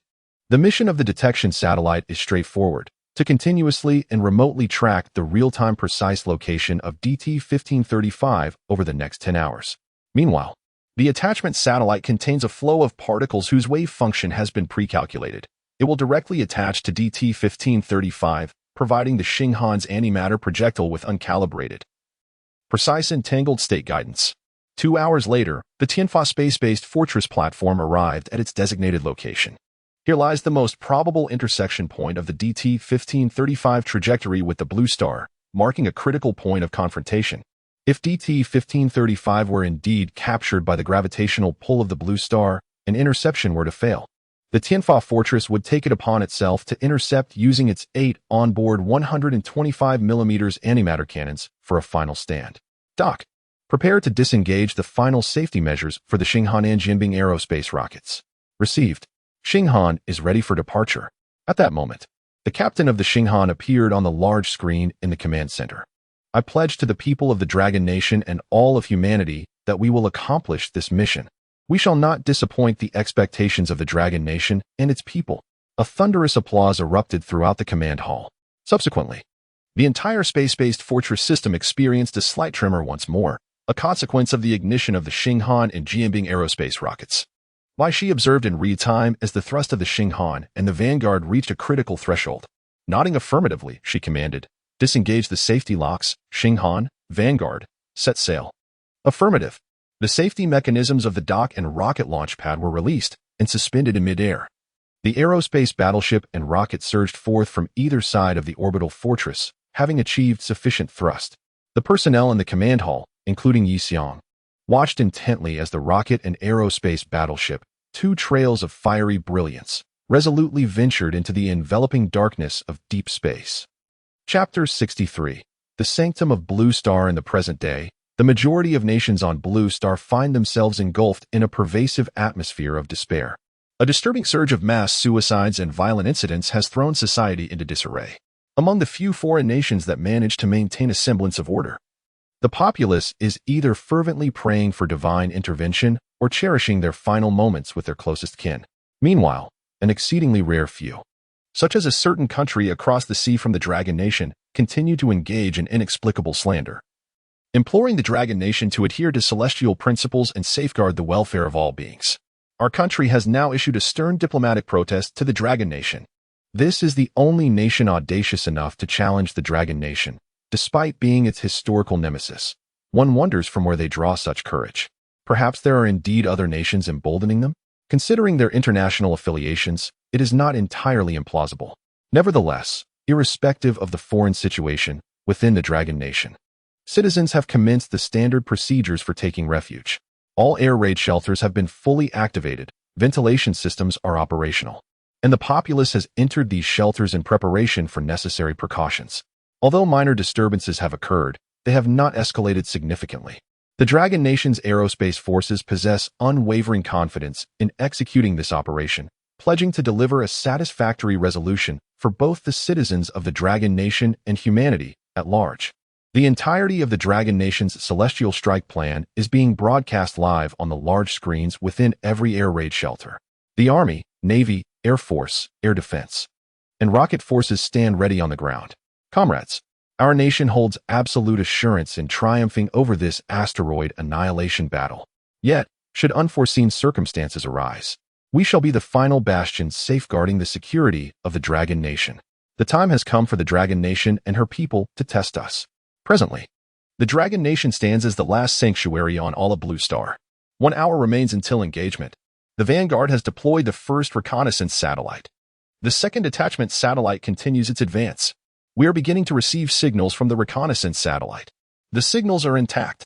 Moments later, the reconnaissance satellite transmitted a blurred image from the depths of the cosmos, specifically of DT-1535, focusing and magnifying repeatedly. The entirety of this asteroid has finally been revealed to humanity on Blue Star in unprecedented clarity. It appears, indeed, to be missing a corner, does it not? Upon closer inspection, Yi Xiang gazed at the increasingly clear image, noting that one edge of the asteroid seemed to be dulled. However, Professor Pan Liaowei chuckled and shook his head. Ha ha ha, I fail to see it. Perhaps it is merely a figment of your imagination? He exchanged insights with Professor Pan regarding the specific intelligence about DT-1535. But Professor Pan remained somewhat non-committal.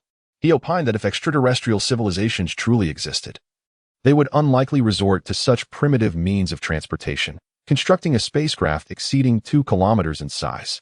Why would they traverse the solar system, particularly through the densely populated asteroid belt at its fringes? Even with their level of civilization and computational ability, how could they possibly fail to evade even a slow-moving asteroid? Perhaps they are merely seeking to observe our galaxy? It is not that they cannot avoid it. Rather, a mere brush with the asteroid may have no adverse effect on their spacecraft. Yi Xiang pondered this and attempted to reason. However, Professor Pan shook his head in disagreement, stating, "That is rather far-fetched. A superior civilization would not linger at such a primitive mechanical level. A true advanced civilization must be one of quantum nature." Professor Pan Liangwei's gaze had shifted beyond the immediate presence of DT-1535, as if he were peering into the depths of the cosmos, higher, further, and more profound. As a foremost expert in quantum theory, he harbored notions befitting a quantum aristocrat. In their eyes, quantum theory represents the quintessential future paradigm, a ladder leading humanity towards higher civilization. All actions of an advanced civilization would be mediated through quantization, elevating them to a higher plane.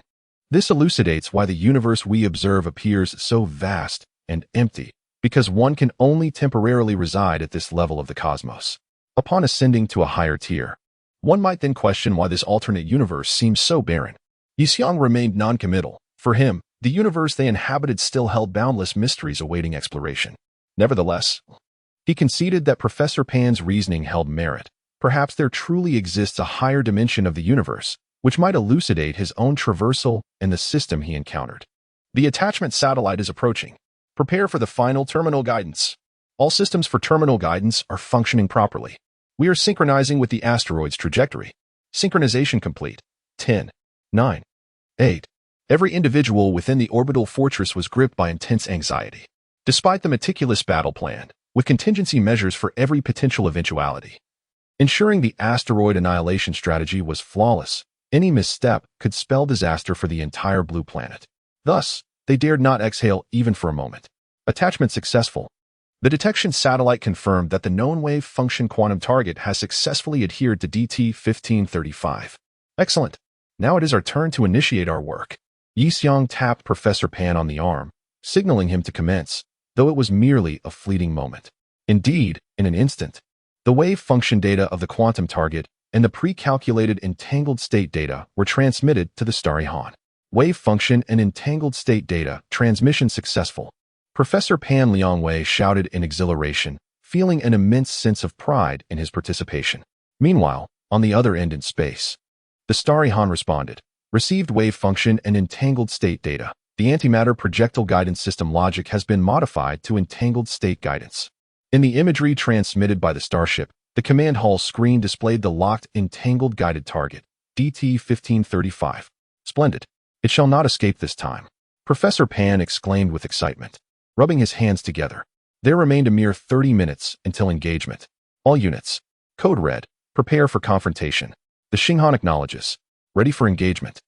On the command center screen of the Xinghan, DT-1535 was steadily advancing into the range of the 203mm antimatter cannon.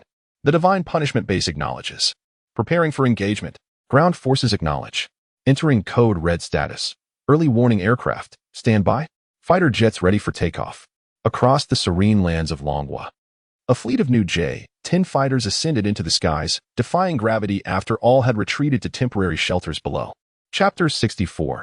The disintegration of the asteroid. The live stream of the Dragon Kingdom's Tianji operation gradually spread through the internet to other orderly nations. Colossal, city-like orbital fortresses and well-equipped aerospace carriers, boasting aerial forces that surpassed all technological advancements known to Blue Star, illuminated the darkness with a beacon of hope. Alas, has the technological prowess of the Dragon Kingdom ascended to such heights? What truths have our media concealed from us? Not only have they obscured the greatness of the Dragon Kingdom, but they have also hidden the fact that our officials have long since retreated underground. It appears that we might genuinely have the potential to extricate ourselves from this calamity, but it is not our own doing. It is the remarkable achievement of the Dragon Kingdom alone. No longer shall I pray for myself. I shall pray for these valiant warriors. May the divine protect them. Amidst the chaos abroad, the populace sought means to pierce through the veil of obscured information and media blackout to uncover updates on the Dragon Kingdom's livestream. Gradually, they began to establish channels to broadcast the operation's livestream amidst these challenging conditions. As the mission approached its conclusion, only 10 minutes remained until engagement. Antimatter began to coalesce, and the first squadron of the Vermilion Bird carrier-based aircraft took flight. Behind the main cannons of the Xinghan, the deck panels opened, revealing 2 rows of electromagnetic catapult tracks below. Gradually, from the hangar below, a platform ascended, positioning 2 Vermilion Bird space fighters for deployment. Vermilion Bird 01 ready. Vermilion Bird 02 ready. Take off. A cascade of electrical sparks erupted along the electromagnetic tracks as both aircraft soared into the sky, racing past the antimatter cannon. Immediately, 2 new Vermilion Bird fighters ascended from the hangar platform, prepared for takeoff. In a matter of moments, a squadron of Vermilion Bird space fighters hovered around the aerospace destroyer, while 2 more remained on standby on the deck. For minutes to engagement. Check satellite attachment signals. Satellite attachment signals confirmed normal, attachment secure, guidance available. Received. Antimatter shell loaded and ready for launch. Yi-seong and Professor Pan closely monitored the signals transmitted from the reconnaissance satellites. The DT-1535, hurtling towards Blue Star, drifted silently through space, reminiscent of a silent harbinger of doom. Yet this asteroid was destined to be utterly obliterated by the forthcoming barrage from Blue Star. Yi-seong's task was now to relay the calculated results of the remaining fragments of the asteroid that posed a threat to Blue Star to the front lines. Each precision-guided missile launched from the front would eliminate them one by one. In this era of beyond visual range warfare, all it took was the press of a button. At last, the Tianji operation reached its critical moment of engagement.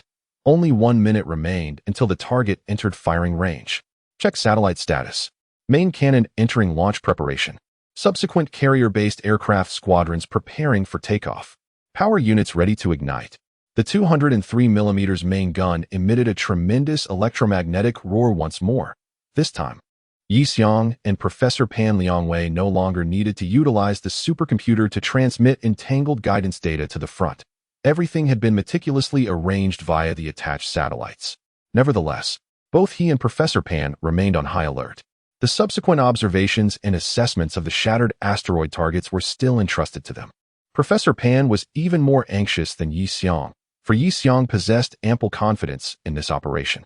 As they approached the firing range, the countdown began. 10, 9, 8. Mere seconds later, the monitoring radar signaled that asteroid DT-1535 had officially entered the range of the anti-electron cannon. Fire. Boom. Boom. In the span of a single second, the Xinghan space-based destroyer experienced two tremendous tremors, as two projectiles bearing the fate of humanity plunged into the depths of the cosmos. There were 30 seconds remaining until impact. The attached satellites functioned normally. The entangled guidance systems were operating seamlessly. They were on the verge of striking the target. Yi Xiong's gaze remained fixed on the asteroid displayed on the screen, his heart racing, everyone aboard the Xinghan, along with all personnel in the space-based fortress, intently focused on the images of DT-1535 relayed from the reconnaissance satellites. Impact confirmed. In an instant, without any sound, it appeared as if a significant portion of the asteroid had vanished into the abyss of dark space, swiftly engulfed, simultaneously. The red dot on the high-tech radar aboard the Xinghan seemed to lose its target, pausing momentarily before beginning to search anew, before anyone could fully react.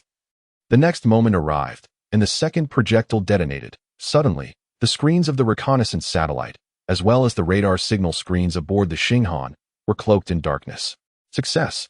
A collective sigh of relief spread throughout the command hall of the space-based fortress, with some individuals, having released their tension, even beginning to cheer prematurely.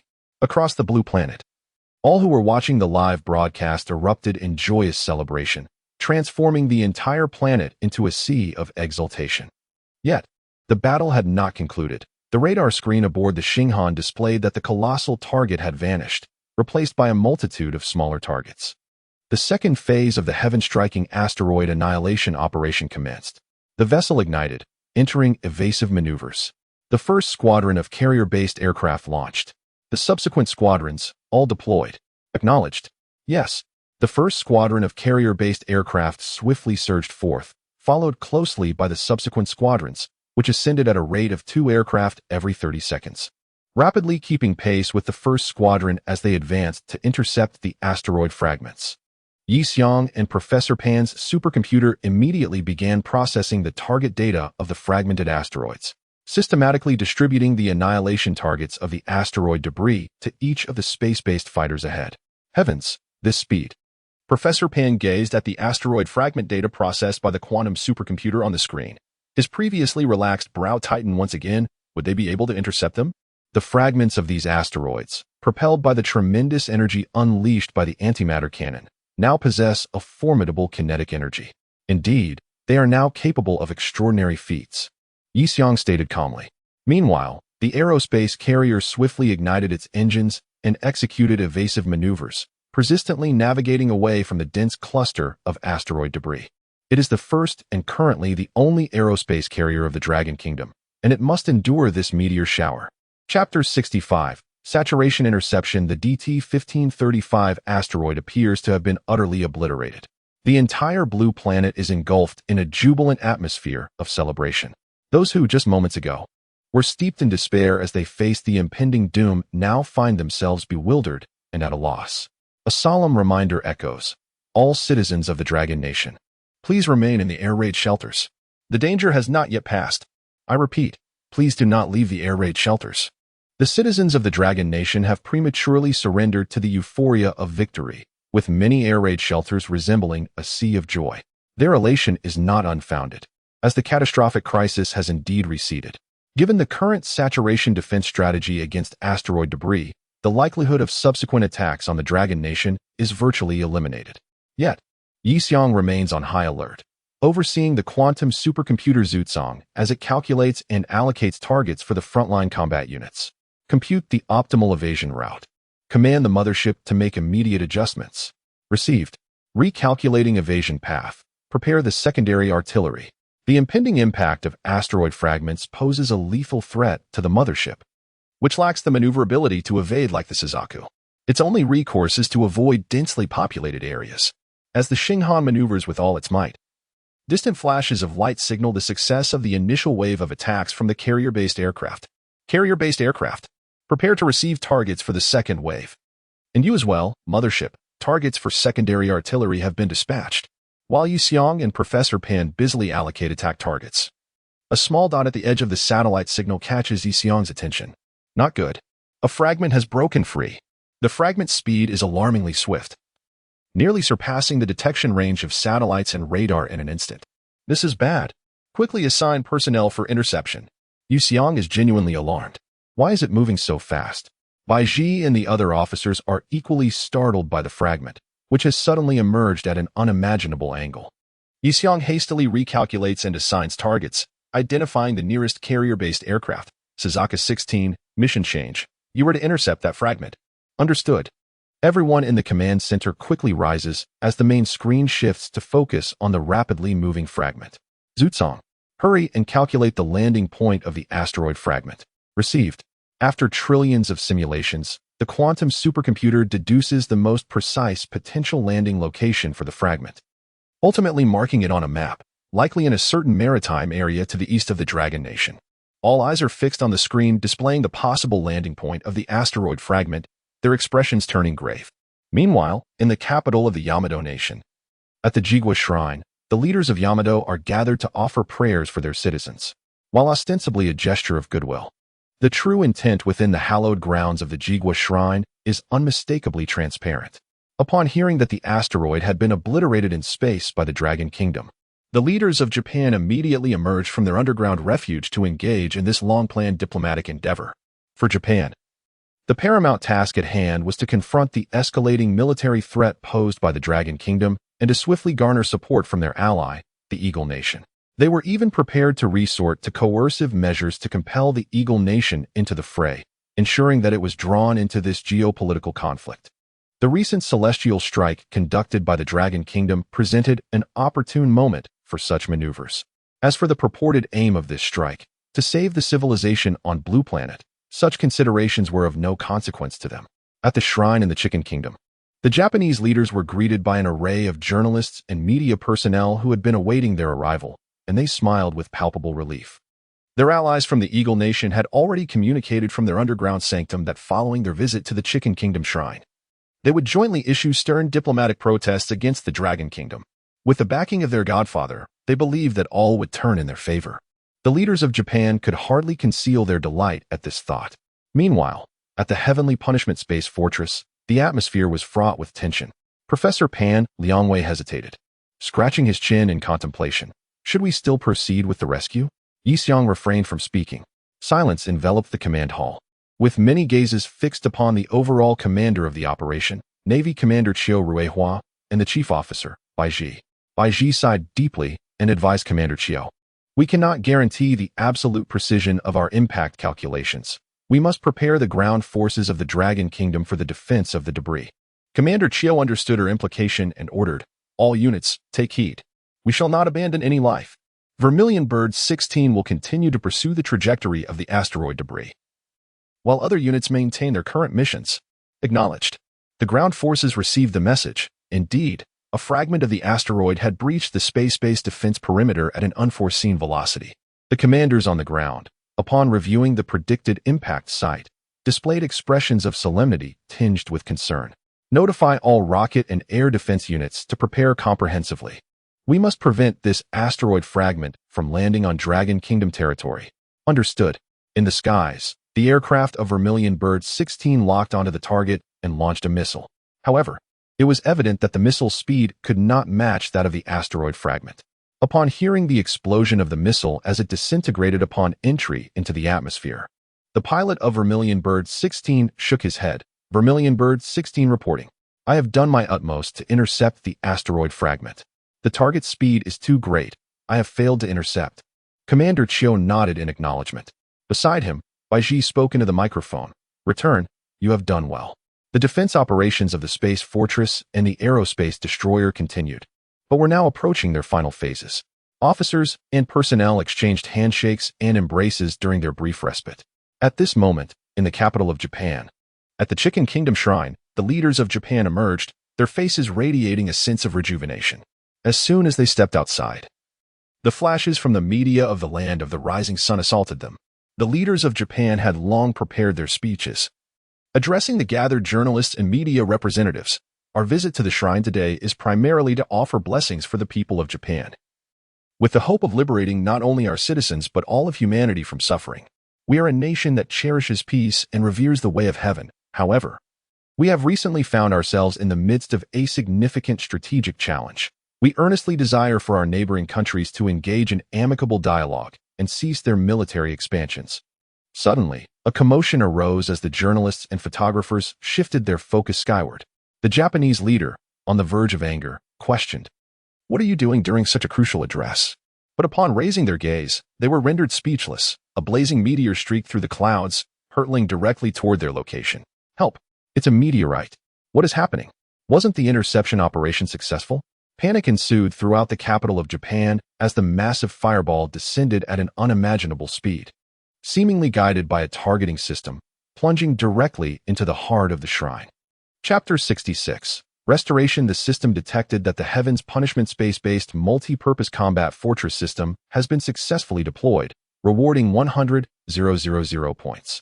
The experience points met the requirements, and the system upgraded to the Technology Restoration System V1. 57, granting a gift package of intelligent computing and applied theoretical knowledge. After Commander-in-Chief Chiyo officially announced the successful completion of the asteroid interception operation, the system finally presented Yi Xiong with the long-awaited notification. Yes, Yi Xiong cheered, oblivious to the gazes of those around him. It was evident that the more significant the accomplishment, the faster the system version upgraded. Controlled nuclear fusion raised it by V0.1, but this time it surged by V0.17. After all, it was a space-based fortress, a monumental milestone in space colonization. At this rate, with continued efforts, the era of V2.0 is just around the corner. Following the successful conclusion of the operation, Navy Commander Chiyo Ruehua looked at Bai Ji with admiration. Her composure, calmness, and her ability to coordinate and command in conjunction with the military during this operation had caught his attention. "Ms. Bai, I have great confidence in your performance at the space-based fortress. Would you be interested in accepting a special recruitment offer to continue contributing to the defense of Longwa?" Bai Ji was still engaged in her final checks and data organization when she heard Chiyo's unexpected praise, leaving her momentarily at a loss. Without raising her head, she replied in a trembling voice, "Please allow me to consider it." Just as all of Longwa, and indeed the entire Blue Planet, seemed to have returned to a relaxed atmosphere at the Longquan Aerospace Research and Development Base. Chief Engineer Xiao Zhiguang and Chief Engineer Nyunheng were celebrating together in the research center when suddenly, Chief Engineer Xiao grasped Nie's arm tightly. "From now on, I entrust the aerospace endeavors of Longwa to you. I can finally rest easy." With a smile, Chief Engineer Xiao swayed and leaned to the side. "Teacher? Teacher!" A commotion erupted in the research center as researchers rushed towards Chief Engineer Xiao. The operation to annihilate the asteroid threat had concluded successfully. The entire space-based force, including the space-based interceptor fleet, preserved the existence of the Blue Planet at the cost of 0 casualties. However, this operation was not without its imperfections. On one hand, both the Xinghan space-based interceptor and the Heaven's Punishment Fortress suffered localized damage from scattered asteroid debris. Statistically speaking, such occurrences are nearly impossible to avoid entirely. Nevertheless, the intelligent self-repair system of the entire space-based system had been prepared prior to the operation. Currently, the Xinghan is docked at the port of the Heaven's Punishment Fortress, undergoing repairs by its onboard intelligent robots in conjunction with the port's engineering robots. On the other hand, subsequent tracking estimates indicated that a small number of asteroid fragments, which still posed a threat to the Blue Planet, had penetrated the atmosphere and fallen onto its surface. Even with the saturated interception capabilities of the space-based forces combined with quantum supercomputing, there was no guarantee of a 100 interception rate for these asteroid fragments. Fortunately, most of the fragments descended into the ocean, with only one significant piece hurtling towards land at an astonishing speed, seemingly guided by some celestial principle. Objectively speaking, these events serve as valuable lessons. They are precious data requiring retrospective analysis and improvement in subsequent experiences. What are your plans moving forward, Yixiang? Professor Pan Liangwei inquired, subtly suggesting, would you care to visit our Lonka University? Oh, I am about to assist with the lunar landing program, but it seems I might indeed need to. Yixiang pondered deeply. Professor Pan could only sigh in resignation. Alas, the schedule is exceedingly packed. Just as Professor Pan was about to continue the conversation with Yixiang, a flurry of urgent voices erupted from behind. Ms. Bai? Director Bai? When Yixiang turned around, he saw Bai Ji unconscious, being supported by Commander Chiu. Quick, take her to the medical room. The venerable figure of China's aerospace industry, Chief Engineer Xiao, who had participated in the design of the expedition rocket and the crewed Tianzhou spacecraft, collapsed at his workstation in the research center due to the toll of relentless work on the Tianfa development and the implementation of the Tianji plan. After being rushed to the medical facilities, his condition was deemed critical, prompting an urgent call for experts from Longquan City to consult at the Aerospace Research Center. The news was relayed in real time via satellite communications to the orbital fortress, striking Bai Ji like a bolt from the blue amidst her turmoil. She was not inherently a strong individual. Rather, she had always relied on the care of her teachers and seniors to flourish in her talents, especially her mentor, Professor Xiao Zhiguang. Without his guidance and encouragement, she might never have cultivated the strength to become who she is today. Upon learning of the situation, Yixiang fell into a profound contemplation. He recalled everything that had transpired since he first stepped into Longquan, acknowledging the indispensable contributions of Chief Engineer Xiao. Although Yixiang was the designer of these achievements, many successes were inextricably linked to Zhao's pivotal decisions. Compared to his two students, Chief Engineer Zhao's personal capabilities were of a distinctly higher caliber.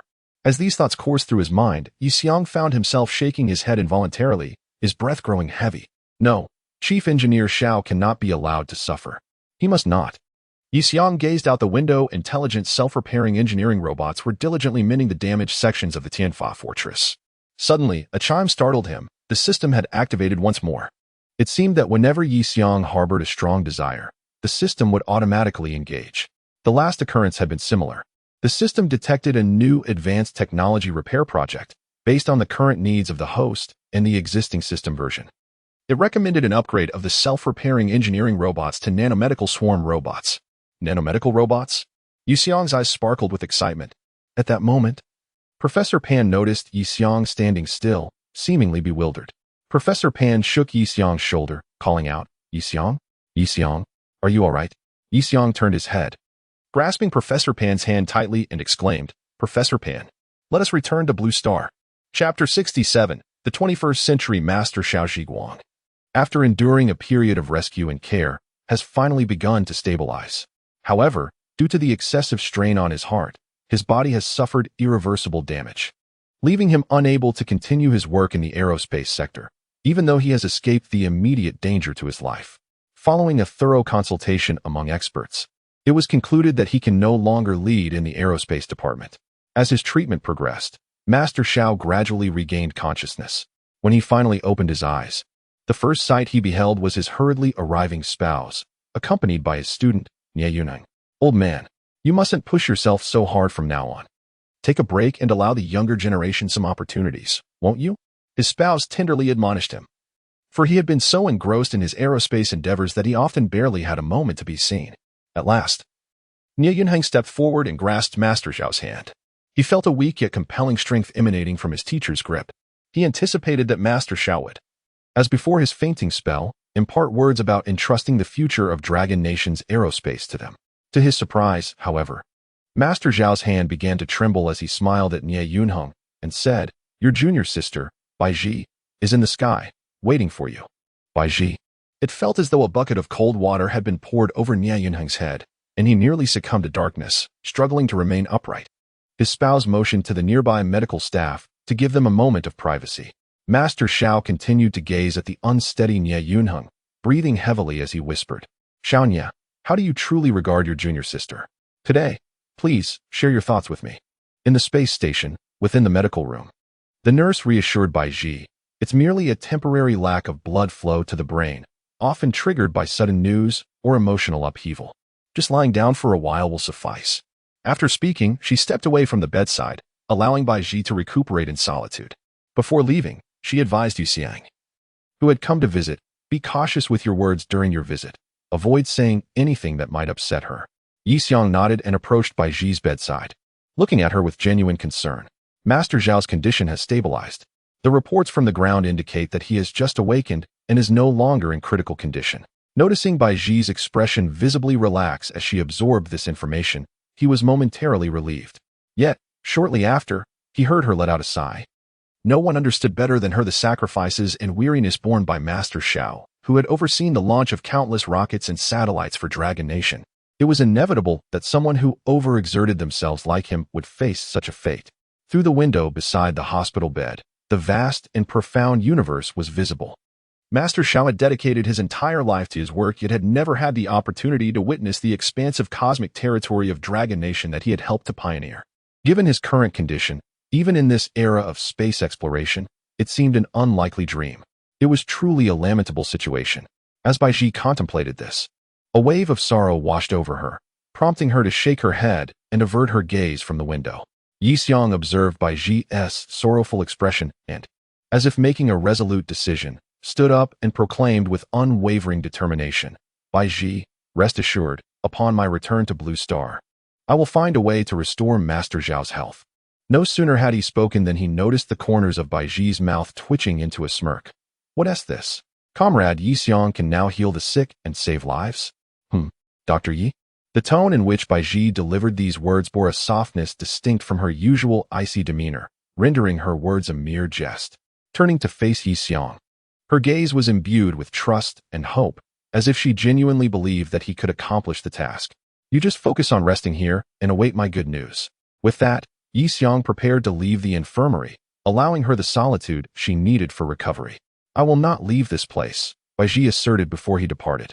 "I am Master Zhao's student. I must burn brightly like him. I have made my decision. I will accept the special recruitment into the military." A Zhuke aerospace fighter pierced through the atmosphere from space, gradually heading towards the eastern maritime region of Manhwa. Yixiang occupied the co-pilot seat of this aircraft.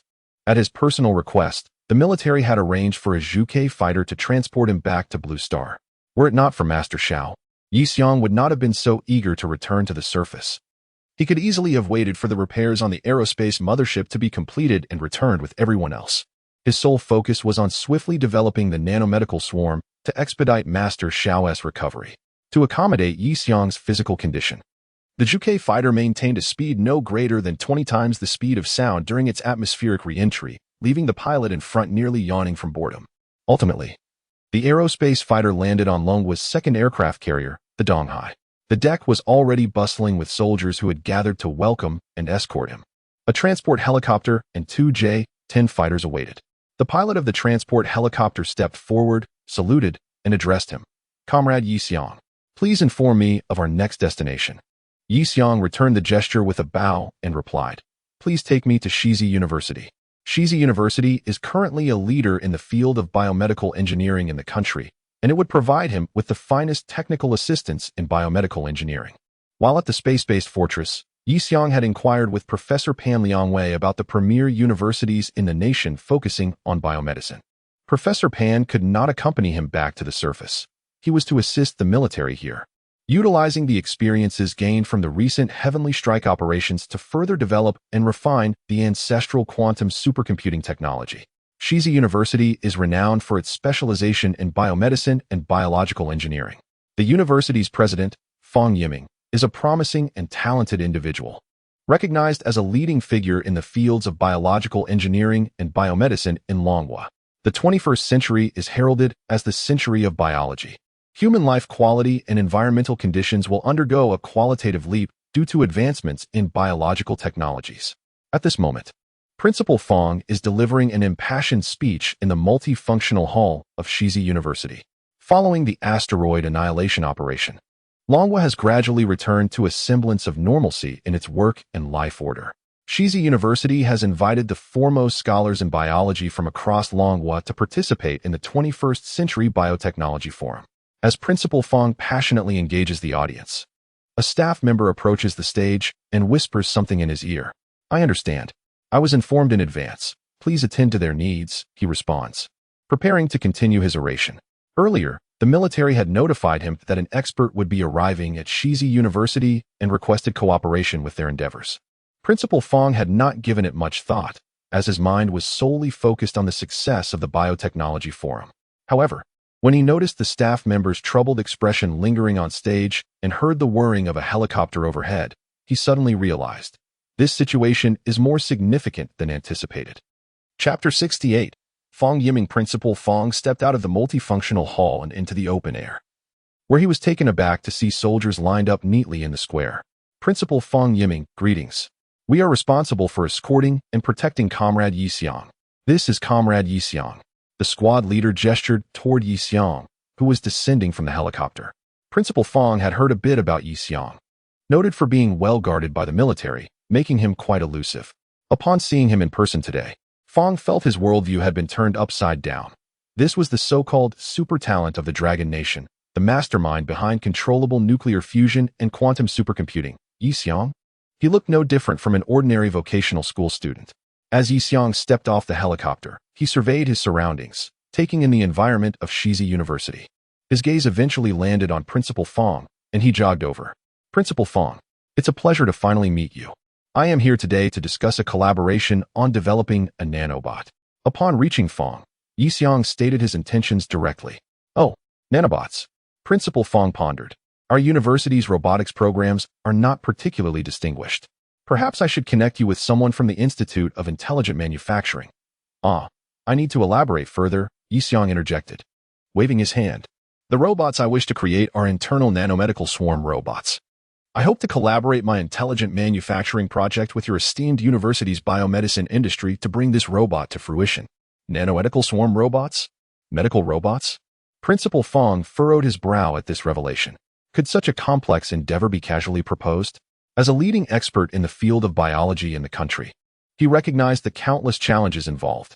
Not to mention, this project necessitated a concerted effort across the realms of intelligence, robotics, and nanomaterials. Yet, this was Yi Xiang, a man who had undertaken numerous significant projects. Did he really possess the versatility of a genius, even with a system at his disposal?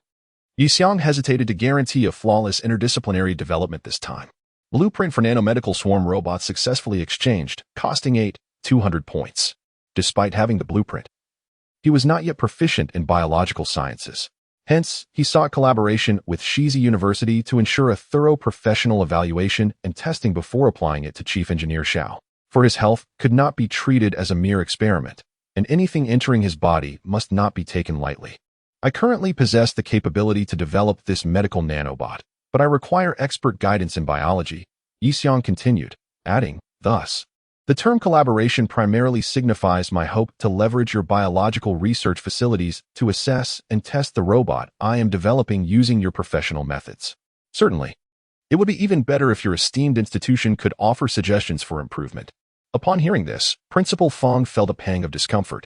Why do I feel belittled by this vocational student?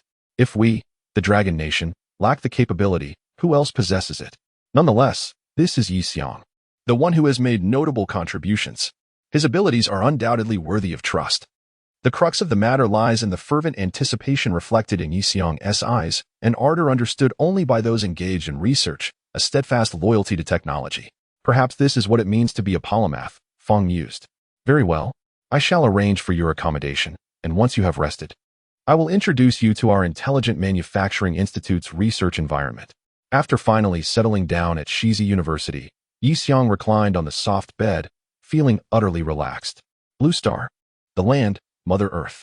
After experiencing a celestial existence, returning to solid ground evoked a sense of homecoming. Here, on Blue Star, it remains an odyssey that humanity finds eternally difficult to forsake or forget. Contemplating this, he suddenly recalled the news from Blue Star. Realizing it had been quite some time since he last tuned in, he was oblivious to recent events, although the primary news undoubtedly revolved around the recent asteroid annihilation initiative. With this thought, he turned on the television in his dormitory. What greeted him was the sight of the president of Eagle Nation, emerging from an underground shelter in disarray. TSK. Yi Xiang grimaced, feeling unprecedented challenges from the international arena as the foremost power of Blue Star. It is imperative that we assume a substantial responsibility for maintaining global order. Therefore, from this day forward, Eagle Nation has decided to reactivate the War God Initiative. Amidst the cheers in the Eagle Nation Congress, the president waved to the assembly. Watching this news, Yixiong frowned. You cannot even ascend to the skies now. Yet you incessantly clamor to reach this planet and that one. How realistic is that? Will our space-based fortress eventually become a burden to this nation? I shall not partake in this. Yixiong scratched his head, displeased, and switched off the television, turning instead to his computer to commence his design work. At that moment, at the capital's Huadu Airport in Eagle Nation, an elderly gentleman wearing glasses picked up his briefcase and quietly approached the check-in counter. The gentleman, named Jonathan, is a pivotal figure in the Eagle Nation Space Research Institute, focusing on the extraterrestrial colonization program, and the former head of the War God Initiative. The War God Initiative, specifically the Mars Plan, had been proposed over 2 decades ago, aimed at utilizing a lunar base as a springboard for colonizing Mars. This plan had long since faltered with the stalled development of the lunar base. The recent reactivation of the War God Initiative primarily stems from the acquisition of this plan by the owner of a car manufacturer and private rocket transport company, who procured it from the president of Eagle Nation. From this moment forth, the formidable Temera conglomerate, which monopolizes the entire energy and aviation sectors, can recklessly siphon taxpayer money under the guise of presidential authority, all in the name of the space program. In such a nation, Jonathan could no longer endure. Under the pretense of embarking on a vacation to the O continent, he purchased a ticket to the Kingdom of John, intending to subsequently fly to the Eastern O nation, then transfer to the Bear Country, and finally board a flight to the Dragon Country. Indeed, his ultimate destination was the Dragon Country, and he had no intention of returning. The news screen at the airport continued to broadcast President Eagle Sauce's speech to Congress in a relentless loop. With a look of disdain, Jonathan cast a glance at the large screen, and, just before passing through security, spat contemptuously onto the ground. Chapter 69. Nanomedical Swarm Robots at Present. Shizi University has become a gathering place for the majority of elite biotechnologists in Longwa. Initially, upon witnessing the military presence in helicopters at the entrance, these scholars speculated that an incident had occurred within the institution. It was only later that they learned the truth. Yixiong had hurriedly arrived from the orbital fortress to Shizi University. Although Yixiong may not yet be widely recognized by the populace of Longwa, his name has already become well known in academic circles. He is credited with breakthroughs in quantum computing and controllable nuclear fusion technology.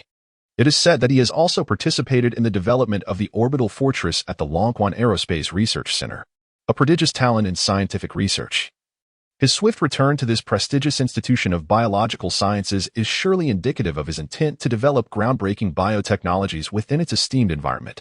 The academic giants, who often command respect in the field of biological research, found themselves reluctant to depart, eager to await the opportunity to collaborate with Yixiong, this legendary figure who has created numerous scientific marvels.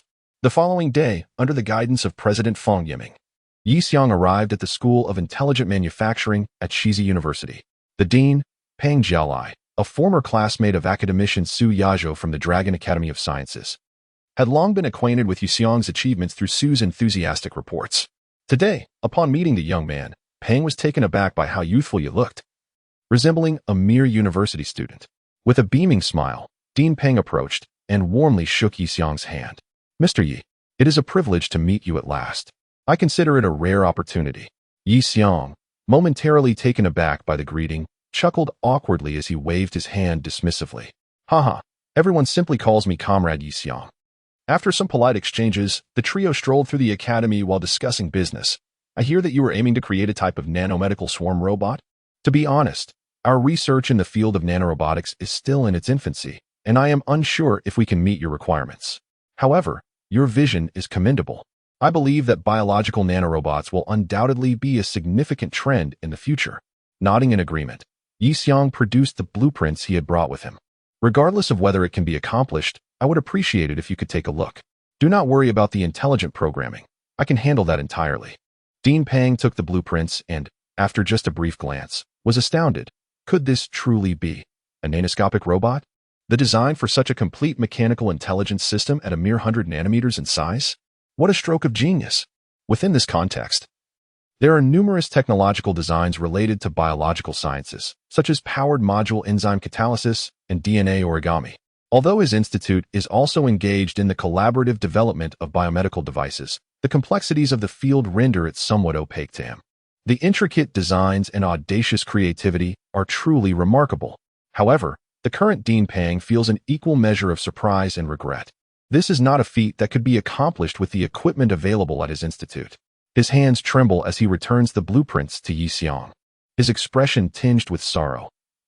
Comrade Yi Xiong, I am eager to collaborate with you, but given the current capabilities of our Intelligent Manufacturing Institute, we cannot produce such nanorobots at this time. Yi Xiong notices the helplessness etched on Dean Pang's face as he hands back the blueprints. At this moment, Yi Xiong senses a twinge of his own oversight. Perhaps he should seek out a school that specializes in intelligent manufacturing, particularly in nanorobots, to construct the prototypes before approaching Shizi University to validate the entire project. This thought brings him a pang of regret. Tentatively, he turns to Principal Fong and suggests, "It seems that, for now, I am unable to realize this here. Perhaps I could first discuss the feasibility of this project with the biological experts present." Principal Fong, having reviewed the nanorobot blueprints, is utterly captivated by Yi Xiong's talent. This is truly a masterpiece of a century. Fong Yiming, a staunch believer that the 21st century is the era of biology, finds this groundbreaking invention aligns perfectly with his visionary ideas. Thus, he is eager to assist Yi Xiong in the development of this nanomedical robot. By chance, our university is currently hosting a national biology summit. Why not bring your blueprints to present to the attending experts and scholars? They might know which institutions have the capability to realize your vision. Upon hearing this, Yi Xiong's eyes light up. What a splendid idea. Although I have taken a few detours, there is finally hope for completion. He now feels a surge of urgency, wishing to expedite the process to contribute to Chief Zhao's recovery. Meanwhile, the biological experts he seeks have already gathered at the Intelligent Manufacturing Institute, searching for Yi Xiong. A scholar spotted President Fong Yiming and hurriedly greeted him. "I heard that Yi Xiong has arrived at this institute. Have you seen him?" President Fong, observing the situation, pointed to Yi Xiong beside him and introduced, "This is Comrade Yi Xiong." The scholar's face lit up with delight. Yi Xiong is here. Scholars visiting the Institute of Intelligent Manufacturing quickly gathered around, marveling at Yi Xiong's youthful appearance, exclaiming that he truly is a brilliant young talent. Some even expressed a hint of regret, saying, "If only I had students like Yi Xiong under my guidance." Noticing that the experts had mostly gathered, Yi Xiong got straight to the point, presenting the blueprint of a nanomedical robot and inquiring, "I am here primarily to develop this nanomedical robot. May I ask if any of your institutions possess the capability to create such a robot?" Upon hearing this, the experts examined the blueprint with astonishment. Yet some confusion lingered. "The dimensions of your robot do not even exceed 100 nanometers? Yi Xiong nodded in affirmation. The experts exchanged glances, as if sharing a silent understanding, and simultaneously pondered, "Given these dimensions, should we not consider employing biological methods for its fabrication?" Chapter 70. Never have I engaged in such affluent warfare. The term biological methods refers to the utilization of microscopic organisms to create minute substances. For instance, by inserting the gene for spider silk protein into the genome of Escherichia coli, one can induce these bacteria to produce spider webs. Similarly, through the construction of fixed proteases, proteins can be engineered to generate specific microscopic materials. Yi Xiong suddenly comprehended this concept and was about to express his gratitude to the experts present for their invaluable suggestion. However, he soon realized that the experts had already become deeply engrossed in the fascinating design of the medical nanorobots. Is this a logic gate constructed using DNA origami? Isn't this a cutting-edge concept still in the theoretical stage? The core carrier, ferric oxide? The construction of this entire foundational unit is truly remarkable. The immune evasion offered by the CD47 protein holds tremendous potential for further research. You thought of that too? I conceived of it before you did. I intend to pursue research in this area, so don't try to compete with me. Oh, come on. We can work together. The prospects of this project are vast. You can't possibly take it all on yourself. The room buzzed with dialogue, and Yi Xiong found it difficult to interject. Ultimately, the experts unanimously agreed. This design is nothing short of revolutionary. They felt immensely honored to participate in this project and were eager to dedicate their utmost efforts to the endeavor of creating these nanorobots through biological methods. Comrade Yi Xiong, we admire your talent. Our greatest fortune in visiting Shizi University is encountering you. Principal Fong, please lend us your most advanced high-end biological laboratory. We are ready to commence our work. Yi Xiong had not anticipated such an outcome. He had initially felt regret and was prepared to leave, only to find himself in this unexpected situation. Is this what they call an unforeseen blessing? At the entrance of the Advanced Biological Research Laboratory at Shizi University in Longhua, a squad of soldiers maintained armed vigilance around the entire building. Inside this most advanced biological laboratory in the whole of Longhua, half of the nation's leading figures in the field of biology had gathered. Academician Jiang, which strain shall we modify? Shall we start with Escherichia coli? What kind of Escherichia coli? Let Comrade Yi Xiong see how cautious we are. He might think our capabilities are insufficient. Let's go straight with yeast. Very well. The protein conformation required for enzyme assembly at this position seems somewhat challenging to achieve, doesn't it? Aren't you from the capital university, known for your expertise? Let us tackle this positional issue. Oh, this? Just give us an afternoon, and we'll have it ready in no time. The entire advanced biological laboratory was bustling with activity. Every individual running errands within the lab was a prominent figure in the field of biology. Having such a distinguished group of seasoned scholars assisting him with test tubes, pipetting, data measurement, and the development of new engineering solutions made Yi Xiong feel exhilarated. In this lifetime, since my arrival in this world, I have never engaged in such an affluent endeavor.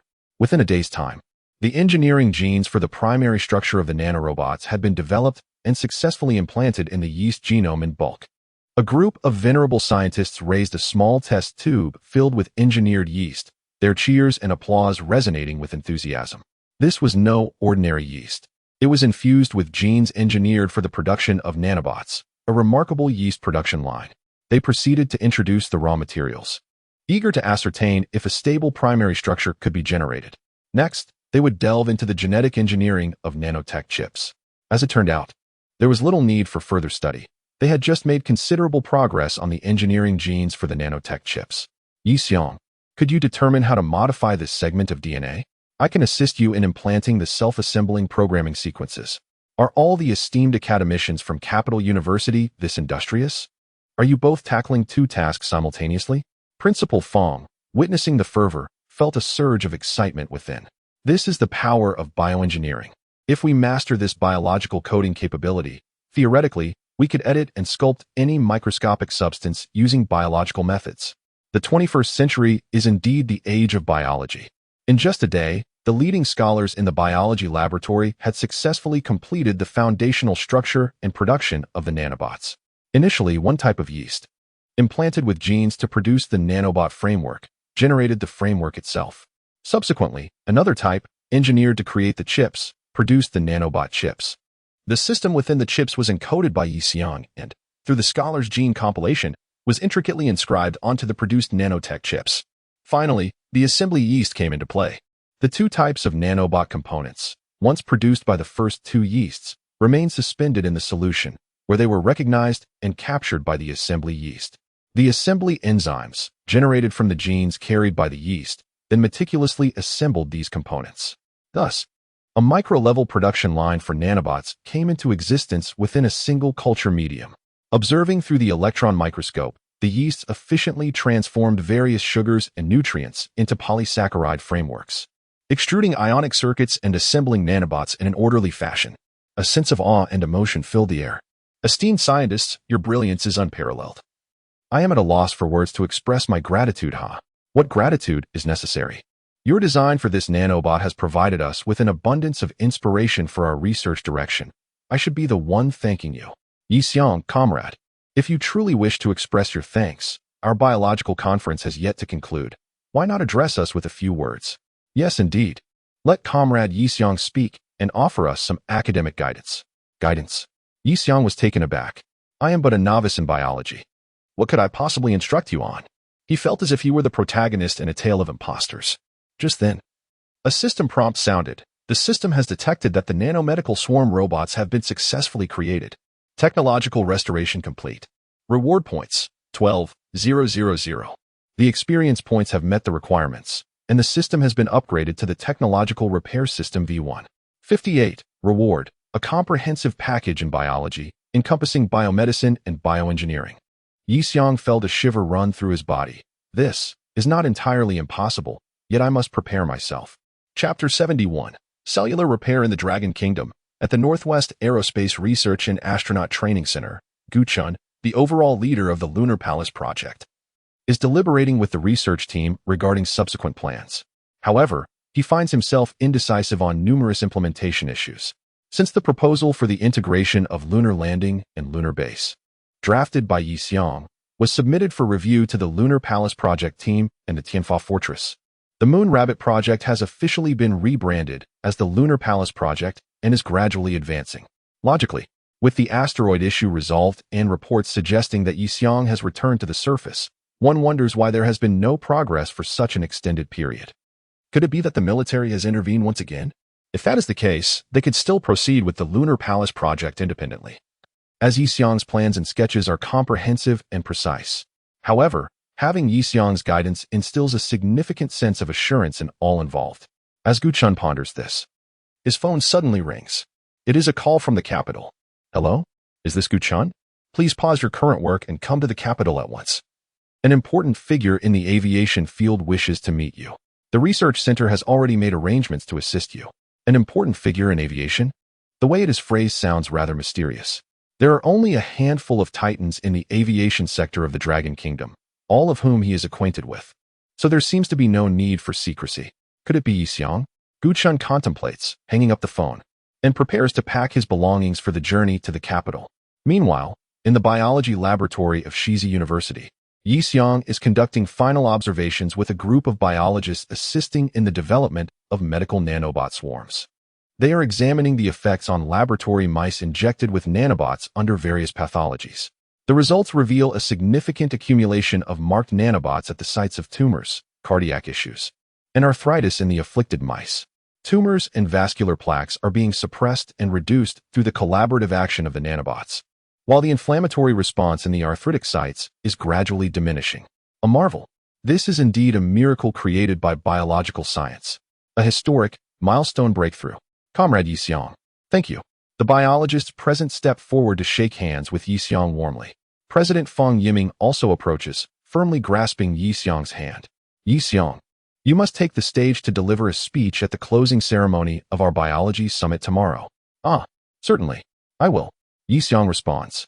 Although his thoughts are still occupied with Chief Engineer Xiao, he recognizes the immense support he has received from the scholars throughout the development of the nanobots. Not to mention, the biology summit has been extended due to his presence, and it is only natural that he honors their requests without hesitation.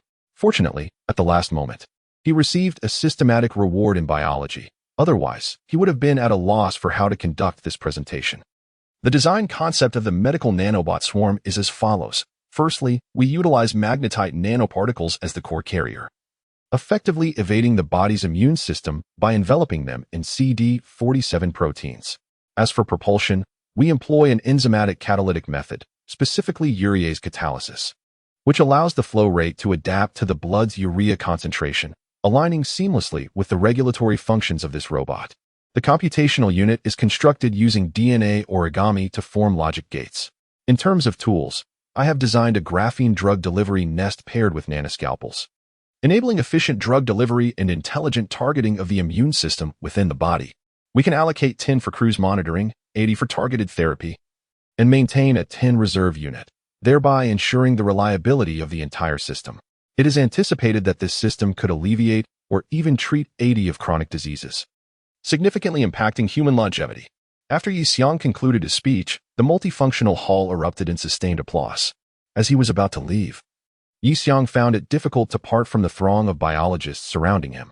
Comrade Yi Xiong, we understand that your current focus lies in aerospace. However, please make it a point to pay attention to the topic of cellular repair in the future. Our institute is tackling this issue, as the repair of cellular damage in astronauts exposed to high radiation environments in space is one of our key projects. If this problem remains unresolved, humanity's exploration of space could face significant challenges. Yi Xiong felt a jolt upon hearing this. Currently, the primary functions of nanobots are still concentrated on internal cleansing, such as eliminating viruses, bacteria, metabolic waste, inflammation, and even tumors. The complexities involved in cellular repair are far more daunting. The adage, easy to destroy, difficult to rebuild, encapsulates this notion. Should cellular repair technology be mastered, it would not merely address humanity's survival capabilities in outer space. It would herald a monumental leap in human lifespan. Yi Xiong, brimming with anticipation, could hardly wait to explore the system marketplace once more. After bidding farewell to Shizi University, Yi Xiong, escorted by a military helicopter, journeyed towards Longquan, cradling the meticulously extracted nanobot solution preserved in saline. Upon his arrival at Longquan, Nie Yunheng and the team at the Longquan Research Center had been awaiting his arrival on the tarmac for quite some time. With the conclusion of the Tianji plan, various engineering projects at the space-based fortress were gradually reaching completion, and the previously intense work pace had finally eased. The researchers at the center found spare time to visit the infirmary and keep company with Chief Engineer Xiao. Had it not been for Yi Xiong's presence, they likely would not have been inclined to come out and greet anyone. The anticipation of Yi Xiong's latest biotechnological achievements had piqued their interest, leaving many to wonder whether these advancements would aid in Chief Engineer Xiao's recovery. Upon hearing the news, Master Xiao, with a bemused smile, remarked, "Ah, indeed. With age, no remedy or technology proves effective. I have merely fulfilled my obligations, and thus my task is complete." His wife, overhearing his self-deprecating humor, promptly brought a bowl of cooled congee to his lips, urging him to cease his remarks. "Do not speak so. You may endure it, but I cannot. After all, Yi Xiong has labored diligently for you these past days. Even if the results are not as hoped, we must not disparage the fruits of their hard work." Chapter 72. Return to Longquan Report. Captain Chung Nan of the Badu Armed Police Brigade has returned to duty. At ease, with the return of the Xinghan spacecraft, Chung Nan has descended from the cosmos back to the Earth. He received notification regarding the successful completion of his escort mission for Yi Xiong and is to report back to the Central District Armed Police Headquarters immediately. "You have worked hard during this time. From now on, the nation will ensure Yi Xiong's personal safety, and you will have 3 days of leave. After that, return to your post." Captain Chung Nan could only ponder how the Dragon Kingdom would safeguard Yi Xiong. After all, during their time together, he had discerned how pivotal Yi Xiong was to the nation. Nevertheless, a soldier must obey orders, and he simply needed to trust in the arrangements made by the state. Yi Xiong entered the infirmary, finding Nie Yunheng and several other researchers gathered around a bed, alongside an elderly lady, presumably the wife of Chief Engineer Xiao. Lying on the bed was Chief Engineer Xiao Zhiguang, who had narrowly escaped death. Though he appeared haggard, his eyes gleamed upon seeing Yi Xiong at the door. "Comrade Yi Xiong, you have worked hard these past few days." Chief Engineer Xiao greeted him with a smile. Yi Xiong shook his head, replying, "I have arrived too late. I can only hope that what I have brought will aid in your recovery, Chief Engineer Xiao." With that, he retrieved a vial filled with saline solution containing medical nanoswarm robots from a small box he had been carrying. All eyes in the ward, including Chief Engineer Xiao's, were fixed on the vial, a mixture of anxiety and hope evident on their faces. The medical nanoswarm robots were, after all, a nascent bioengineering product that had only recently been tested on animals. While Yi Xiong wished to ensure the safe usage of these robots for Chief Engineer Xiao, the urgency of the situation was undeniable. Ultimately, it seemed unavoidable that Chief Engineer Xiao would become a subject of experimentation. Yi Xiong watched as the nurse began to insert the infusion tube into the saline solution containing the nanorobots, his heart filled with trepidation. Chief Engineer Xiao, perceiving Yi Xiong's unease, chuckled and reassured him, "Ha, no need to worry. Let this old body of mine contribute a bit more to the development of bioengineering in the Dragon Kingdom. Moreover, Comrade Yi Xiong, I have always placed my trust in you." Saying this, he raised his hand to allow the nurse to commence the infusion. As the needle pierced Chief Engineer Xiao's vein, the nanorobots began to flow slowly into his body. The cause of Chief Engineer Xiao's recent ailment was a common issue. Long-term overwork had led to arteriosclerosis, resulting in a myocardial infarction. The accumulation of plaques within the blood vessels was the trigger, but the organic damage to the myocardium and vessels also required significant attention and care. If all goes well, these robots may assist in clearing the plaques from your blood vessels and alleviate some symptoms. However, in terms of recovering from the damage to the vessels and heart, there is still little that can be done, Yi Xiong explained candidly. To put it simply, while these robots excel in bodily cleaning and prevention, their efficacy in cellular repair, particularly regarding irreversible damage, still needs improvement.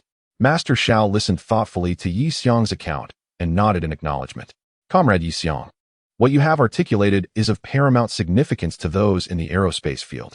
A critical concern for aerospace professionals is the cellular damage inflicted by cosmic radiation, an issue that our nation's biotechnological and biomedical sectors have been diligently researching. As the biologists from Shizi University have pointed out, this matter indeed demands urgent attention. Yi Xiong, upon hearing this, clenched his fist in quiet determination. However, his spouse discerned his inner turmoil and gently reassured him, saying, "Oh, you mustn't shoulder every burden alone. Look at my husband. For years he has taken on everything himself, and now his health has suffered. Others are willing to contribute. Give them the opportunity." Yi Xiong merely nodded in agreement on the surface. In truth, despite having a reliable system at his disposal, he was not always hands-on with every task. Since his arrival at the secret base, particularly during the recent development of nanomedical robots, he had consistently collaborated with his colleagues to achieve collective success. Frequently, the research outcomes he contributed to were further enhanced by his peers, resulting in remarkable innovations that surpassed the original design of the system, such as engineering robots and new types of spacesuits. From this perspective, Yi Xiong never perceived himself as shouldering the entirety of the responsibility or fighting a solitary battle. Thus, he resolved to persist in his exploration and advancement in this field. At that moment, a staff member entered the medical room, calling out, "Is Yi Xiong here? We have something to discuss." Everyone turned towards the doorway. "Oh, what is it?" The staff member continued, "We have received news from the capital. The Central Department intends to award you a Distinguished Contribution Award." Upon hearing this, a wave of relief and joy washed over the medical room. "Congratulations, Comrade Yi Xiong. In such a short time, you have developed numerous projects beneficial to our nation. This award is well-deserved." Master Xiao beamed with delight, reflecting on his own youth. He recalled having received a similar award, yet he felt that Yi Xiong's current achievements far surpassed his own at that age. Surely, he will one day attain the Republic Medal, Master Xiao mused. "There is one more matter," the staff member continued as everyone settled down. "We have also learned that Director Gu Chun of the Moon Palace project has traveled to the capital. It is said that this visit is not only for the award ceremony, but also to discuss significant aerospace plans, particularly concerning the upcoming lunar landing initiative." At that moment in the capital, within the Ministry of Science and Technology, Gu Chun gazed in astonishment at the renowned figure in the international aerospace community, Jonathan Fettelin. The very entity that once propelled 3 rovers into the vastness of space on behalf of the United States, thereby securing invaluable first-hand data about Mars for all of humanity, has astonishingly made an appearance in the Dragon Country. More intriguingly, the United States has recently reignited its warrior program. Why would he choose to depart from his homeland at such a pivotal moment? I have resolved to withdraw from that so-called warrior program. You, the Dragon Country, have graciously agreed to offer me refuge, and I have entrusted all my decades of dedicated research and data regarding Mars to your government." Jonathan Fettelin discerned Gu Chun's confusion and candidly remarked, "My homeland has long since perished. What we witness now is merely the decay of its corpse." Chapter 73, Nuclear Talent Binding. In the resplendent Grand Hall of the Dragon Kingdom, high-ranking officials and numerous media reporters gathered. Yi Xiong observed from behind the scenes, feeling a tinge of anxiety despite having weathered many storms. After all, he had embarked from Longquan, traveled by helicopter to the military district in the capital, and after a series of transitions, arrived here, only to learn that this prestigious Outstanding Contribution Award was intended solely for him, a unique award ceremony. It is only natural for anyone in his position to feel a bit apprehensive when the entire Dragon Kingdom is honoring him in such a manner. Allow me to extend the utmost respect and invite a pioneer who has redefined the frontiers of human technology, Comrade Yi Xiong. The quantum supercomputer he spearheaded has entirely overcome the computational bottleneck faced by the Dragon Kingdom. The controllable nuclear fusion technology he developed has ushered in a new era of energy liberation for our people. Additionally, the civilian engineering robots he improved have made tremendous contributions to the productivity and labor development of the Dragon Kingdom. Let us extend the highest honor of the Dragon Kingdom and invite this distinguished recipient of the Outstanding Contribution Award to the stage. As the award ceremony commenced, Yi Xiong, upon the host's invitation, made a final adjustment to his attire and stepped forward onto the stage. The flash of cameras erupted from the audience, leaving Yi Xiong feeling somewhat disoriented. Indeed, he had spent his life shrouded in the protective veil of the state. The sudden exposure was quite overwhelming. Yi Xiong found this predicament peculiar. Individuals of his stature typically lived under aliases for decades, only to gradually emerge into the public eye as state secrecy policies loosened with time. He had prepared himself for such circumstances. Yet the lavish treatment he received from the Dragon Kingdom left him somewhat perplexed. Once the flashes began to subside, Yuxiang could finally take in the full view of the hall. At that moment, an elderly gentleman approached him with a metal box in hand. Walking with solemnity, he was none other than General Zhong Kaishan, the chief of staff of the Dragon Kingdom and a member of its highest military body. General Zhong stood before Yuxiang, reverently opening the box to adorn Yuxiang's chest with the metal. He then gave Yuxiang's arm a firm pat, as if to convey his commendation. Yuxiang reciprocated by grasping General Zhong's outstretched hand and bowed sincerely. He felt the elder's grip linger, as though imbued with boundless hope.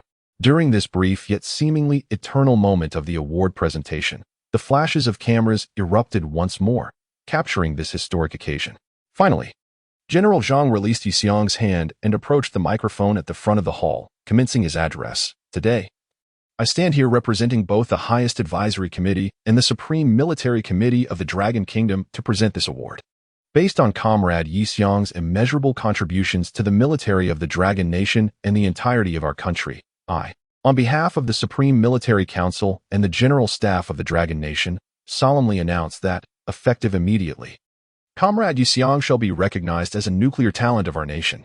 His research endeavors are pivotal not only to the future of the Dragon Nation, but also to the entirety of Blue Star and humanity as a whole. Therefore, any nation or organization daring to harbor ill intentions towards Comrade Yuxiang shall be regarded as an act of nuclear aggression against the Dragon Nation, which will respond with unwavering and indiscriminate nuclear retaliation. Upon the conclusion of General Zheng Kaishan's declaration, an absolute silence enveloped the auditorium. Even Yuxiang was rendered speechless in astonishment. Moments later, the hall erupted into a thunderous applause akin to a tidal wave. Initially, Yuxiang's first instinct was to ponder whether he would no longer require the protection of the state. However, he soon realized that, despite the award ceremony's conclusion, he remained under the vigilant protection of his military bodyguards. In retrospect, this was sensible, while one might evade the treachery of foreign adversaries. There remained the possibility of having offended someone or encountering individuals with antisocial tendencies. Even ordinary citizens, who were unlikely to become victims of great power rivalries, faced dangers lurking everywhere. The state would not take such risks. Thus, in light of this declaration, the Dragon Nation conveyed both a threat and a significant emphasis on protection, a recognition of Yuxiang's achievements that had elevated him to a level where the means of safeguarding him were uncertain, leading to the utmost protective measures being instituted. Such a sentiment certainly bore a heavy weight of responsibility, as Yuxiang contemplated. Subsequently, under the escort of the military, Yuxiang participated in an interview with the official media of the Dragon Nation. He was informed to feel at ease and respond freely. A senior officer, seemingly concerned that Yuxiang might have reservations, specifically conveyed this message to him. However, upon reflection, Yuxiang considered that the details of his military-related research had not been disclosed during the award ceremony.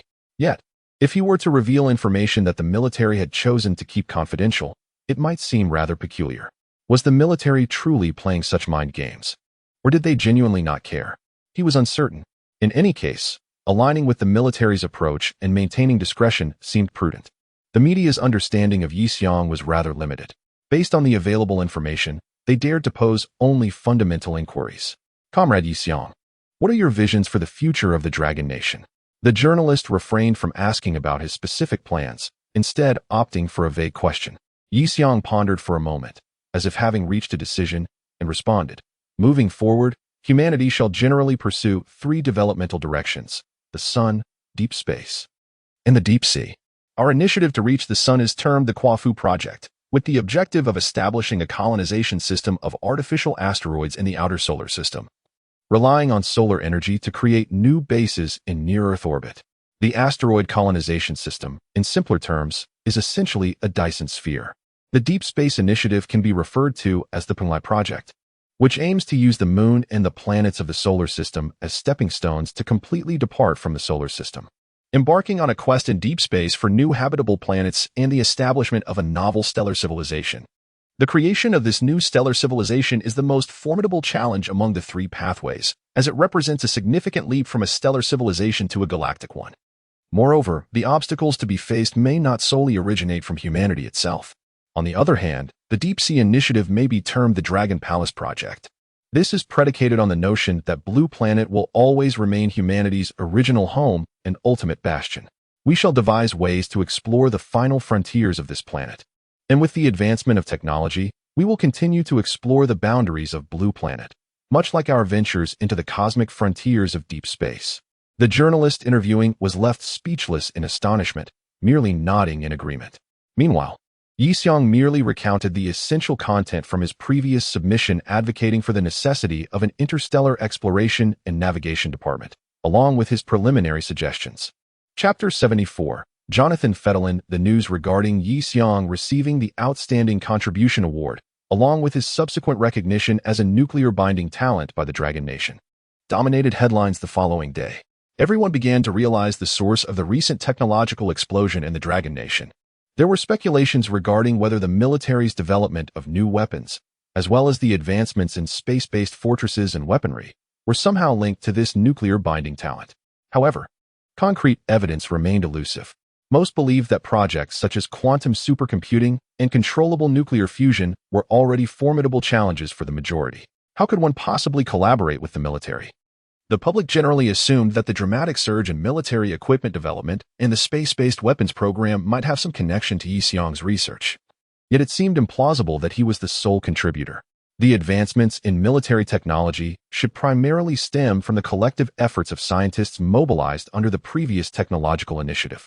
This perception persisted until the populace viewed Yi-seong's interview about the 3 developmental directions for humanity. Could it be that he is still leading the aerospace endeavors of the Dragon Nation? Impossible. Absolutely impossible. Perhaps Yi-seong merely participated in a portion of the research. For instance, his engineering robots being adapted for aerospace applications. In any case, the extent of Yi-seong's leadership in the technological achievements of the Dragon Nation remained shrouded in ambiguity. At this moment, Yi-seong had already arrived at the National Ministry of Science and Technology in the capital, where he was to meet with the head of the Moon Palace project, Gu Chun, and the foreign consultant for the formally scheduled Zhurong Mars landing project, Jonathan Fettelin. Ah, yes, that expression, Gu Chun thought to himself, feeling a sense of pride as he observed Yi-seong's bewilderment. He recalled having the same reaction upon first encountering Jonathan. Thus, Gu Chun introduced Jonathan to Yi-seong. Jonathan, of course, was well aware of Yi-seong and had watched the interview regarding the 3 pathways for human development, which resonated deeply with him. Yi, knowing that someone like you exists in the Dragon Nation reassures me that my choice was indeed the right one, Jonathan remarked. Before sharing with Yi-seong the reasons for his visit to the Dragon Nation, much like he had done with Gu Chun, Yi-seong was left utterly stunned. The situation in the Eagle Nation was dire, yet he had not anticipated it had deteriorated to such an extent. However, he had recently seen news reports stating that their God of War program was progressing rather smoothly. Yi-seong pondered, not questioning Mr. Fettelin's capabilities, but rather wondering about the actual situation on the other side. Fettelin chuckled softly. Of course, they are progressing smoothly. Currently, the head of the God of War program and the president are in cahoots. Any budget he proposes is directly approved by Congress, while private organizations are also raising funds. Several investment banks are leading the financial contributions. Once the project succeeds, the investment banks will be reimbursed in full, and the public's contributions will be divided accordingly. Yi-seong silently contemplated. However, little did he realize that the funds from the investment bank might never be recovered. He had overestimated the moral compass of the current president. On the other hand, he now felt considerably more at ease. Having observed the fervent rhetoric from the Hawks recently, he nearly found himself convinced. Yi-seong sighed in relief and continued, in any case, we must proceed step by step. The distance from Earth to the Moon, and from the Moon to Mars, is still a long journey ahead. Wait, did you say from the Moon to Mars? Jonathan exclaimed, as if a new world had just opened before him. Yi-seong and Gu Chun exchanged knowing glances with Jonathan, as if it were the most natural thing. Of course, otherwise, are we supposed to go from Earth? How is that even possible? Yi-seong looked at Jonathan, who appeared to be struck by a sudden realization, and furrowed his brow as he asked Gu Chun. You didn't mention this to him, did you? He hasn't brought it up either? Truth be told, Gu Chun, being aware of Jonathan's background as an American, still harbored a bit of caution towards him, and many matters remained undisclosed. On the other hand, Gu Chun was not wrong. Since meeting Gu Chun, Jonathan had consistently focused on his data regarding Mars and the summaries of his previous experiences. What he was unaware of, however, was that the Dragon Kingdom's Mars exploration and landing plan is fundamentally based on the lunar base project. The Mars base, intended for colonization, must inevitably launch from the moon. Firstly, the moon's gravity is 1/6 that of Earth, and its escape velocity is significantly lower, enabling a mission to Mars to conserve over half the fuel compared to launching from Earth. Moreover, the moon lacks an atmosphere like that of Earth, allowing rockets and spacecraft designed on the moon to disregard air resistance and the heat resistance needed for atmospheric friction. Most importantly, the moon possesses water resources, which can be utilized to produce liquid hydrogen and liquid oxygen fuel. All these factors ultimately point towards a singular, yet most challenging question: how to establish a lunar base capable of launching rockets. This solitary issue is the most intricate to resolve. The American plan opts to circumvent this challenge by directly landing on Mars, while the Dragon Kingdom does not. The Dragon Kingdom's approach is characterized by methodical and steady progress. Although there are exceptions, such as this occasion where Yi Xiong aims to complete the lunar landing plan and the lunar base project simultaneously. Thus, I am here today to address this very question. As Yi Xiong spoke, he unveiled the completed design for the first phase of the lunar base. Here is the full version of the lunar base blueprint I previously showed you. I have now completed the supplementary drawings. Let us study it together. Gu Chun appeared excited. Yet upon glancing at Jonathan, his expression shifted to one of caution. Noticing Gu Chun's apprehensive demeanor, Yi Xiong smiled reassuringly at Jonathan, saying, "It's all right.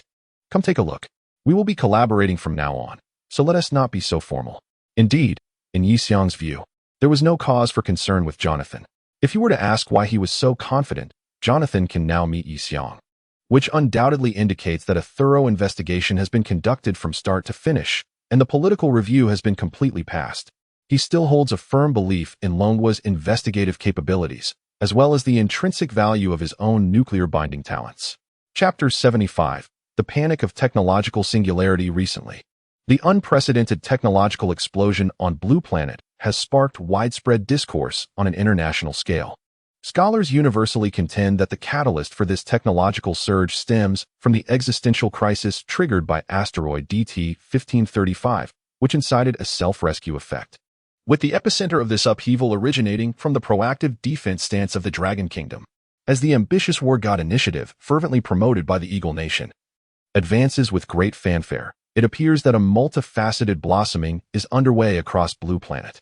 Gradually, an age-old prophecy, long established yet unverified, has resurfaced: the theory of technological singularity. This theory is rooted in a retrospective examination of historical technological advancements. In times past, a singular innovation could take centuries, or even millennia, to materialize. Yet today, the development of a new technology can sometimes culminate in mere years. The conclusion drawn from this observation is that the pace of technological advancement is not linear. Rather, it accelerates progressively, even at an exponential rate. Such rapid development may reach a juncture where an explosion of incomprehensible technology occurs, ushering humanity into an era that defies prior understanding. Does this theory and its conjectures evoke exhilaration among the masses? Not at all. From the very moment the theory of technological singularity was posited, it has instilled a sense of panic. Its advent threatens to utterly disrupt human societal structures and modes of living. The fabric of civilization may transform into an unfamiliar visage. Whether this transformation constitutes a blessing or a curse remains shrouded in uncertainty. Take, for instance, the recent developments within the biological community of the Dragon Kingdom, where research has commenced on the implantation of nanobots within the human body. While the initial intent is to bolster human health, if such technologies continue to evolve, one must ponder, as the number of robots within humans increases, what remains of humanity? If, one day, the human brain becomes dominated by intelligent machinery, how can one prove the existence of self-awareness or free will? Numerous ethical dilemmas of this nature abound. Consequently, discussions surrounding the technological singularity currently lack definitive moral conclusions. After all, the source of this technological explosion is a force that none dare provoke. However, in stark contrast to the global discourse on technological eruptions, Yi Xiong, who has arrived at the Northwest Aerospace Base, feels he is encountering a developmental bottleneck. System, please conduct a diagnostic on this rocket. Before Yi Xiong stands the Dragon Kingdom's Expedition Number 12, a colossal launch vehicle measuring 130 meters in length and 15 meters in diameter, capable of carrying a payload of 200 tons. System diagnostics in progress. Diagnostics complete. Upgrades for this rocket require V2.0 version. What? I have developed space-based fortresses and celestial motherships, and yet this small rocket is stalling me with version upgrades? Where could the error lie? Yi Xiong is engulfed in contemplation. Surely, the next version doesn't aim to evolve it into a warp drive, does it? Who knows? As Yi Xiong was lost in thought, Gu Chun approached him from behind and gently tapped his back. What's the matter? You seem to be daydreaming. This is our expedition number 12. A rocket specifically designed for heavy payload space transportation. You must have seen it around Longquan, right? Yi Xiong nodded. Of course he had seen it. I was merely contemplating whether this rocket still has room for further improvement or repair. Upon hearing this, Gu Chun burst into laughter. No. I believe that a payload capacity of 200 tons is entirely sufficient for our current astronauts. What truly requires enhancement is the transportation method. With our space station and celestial fortress now in place, we will frequently need to transport supplies, even sending materials from space to Earth. Relying solely on rockets is no longer cost-effective. Yes, exactly. Yi Xiong suddenly realized. The technology of the rocket itself is adequate for the current stage of civilization and does not require repair. Rather, it is the technology for space transportation and material exchange that needs attention. Yi Xiong then turned his gaze back to the rocket. System. Check if there are any avenues for repairing this transportation technology. System scanning. Scan complete. Planetary to space transportation technology can be upgraded to a superconductor magnetic levitation track, requiring 15,000 points. Indeed, a change in perspective and a different line of questioning can lead to new breakthroughs. Upon a closer inspection, a superconducting magnetic levitation track? While the points required are considerable, they are not prohibitive for Yi Xiong at this stage. However, is this a bit too ambitious? Logically, a conventional kinetic energy orbital elevator should suffice for current needs, but insisting on superconductors presents significant resource challenges. Comrade Yi Xiong? Comrade Yi Xiong, are you all right? Gu Chun noticed Yi Xiong had zoned out again and nudged his arm. Gu, I haven't been keeping up with recent developments in the science and technology sector of our nation. Do you know if there have been any breakthroughs in our superconducting materials? Yi Xiong continued to gaze at the expedition number 12 rocket, lost in thought. To his surprise, Gu Chun's face gradually brightened with joy, revealing a proud smile. Ha! Comrade Yi Xiong, can you guess what this rocket is carrying to the heavens? What is it? Yi Xiong asked, puzzled. Gu Chun, still beaming with pride, replied, inside. We have large superconducting capacitors made from ultra-high temperature superconducting coils. Our esteemed academician Sun Fuxing from Jingxing University has developed these ultra-high temperature superconducting materials based on your quantum supercomputer's room temperature superconducting materials. We can achieve superconductivity at temperatures above 0 degrees. Academician Sun Fuxing from Jingxing University has created relatively stable ultra-high temperature superconducting materials based on the room temperature superconducting materials left by Yi Xiong in the quantum supercomputer notebook at Lonka University. The most crucial item in this rocket's cargo is the superconducting capacitor coils developed by academician Sun Fuxing. The principle behind it utilizes the zero energy consumption characteristic of superconducting materials, allowing electrical energy to be stored in superconducting coils without any loss. Thus, the redundant energy released by the 4 fusion engines in the Celestial Fortress can be converted into electrical energy and stored, becoming a vital source of energy. Indeed, it is not solely the quantum supercomputer that has garnered attention. Researchers across various fields have meticulously extracted significant technological achievements. Among these is the development of ultra-high temperature superconducting permanent magnetic materials by Sun Fuxing. The scientific community has never ceased its endeavors, allowing Yi Xiong's technological restoration achievements to continue evolving and illuminating new domains. So, it is indeed true that superconducting energy storage has been realized. This opens up a realm of possibilities. However, the issue of materials persists. By the way, academician Sun is currently at our Northwest Research Institute. If there are questions regarding superconducting materials, should we consider engaging him in conversation? Chapter 76, The Supersonic Magnetic Levitation Track in the Skies and the Celestial Expanse of the Heavenly Punishment Orbital Fortress System. Bai Zhi has been specially summoned and officially appointed as a military technical advisor and consultant for the fortress. Clad in military attire, She now oversees various affairs within the stronghold. Today, in the Isolation Research Laboratory of the Scientific Research Department, fragments of an asteroid that had previously shattered upon colliding with the fortress have undergone meticulous processing and have entered the research phase. Is it conceivable that within these fragmented remnants, one might uncover even the slightest hint of the sudden impact it experienced in the depths of space? A sense of trepidation envelopes Bai Shi. She is acutely aware that the likelihood of discovering such clues is exceedingly slim. Yet she cannot help but wonder if there is room for hope. This could potentially mark the first step for humanity in actively reaching out to extraterrestrial civilizations. At that moment, the researchers within the Isolation Laboratory suddenly exclaimed, "My heavens! The composition of this asteroid!" Bai Shi's heart raced upon hearing these words. Could it be? She activated the microphone to inquire of the experts in the lab. What is the discovery? The researchers, clad in layers of protective gear, wore expressions of elation despite the barriers of their suits. It appeared that this revelation was not particularly astonishing. The composition of this asteroid is remarkable. With a 30 content of neodymium compounds and 40 of yttrium compounds, this is no mere asteroid. It is a veritable treasure trove. Although the atmosphere in the laboratory was one of lightheartedness, Bai Shi could not share in the joy. After all, this was once a potential harbinger of catastrophe for humanity. Nevertheless, the composition undeniably piqued her interest.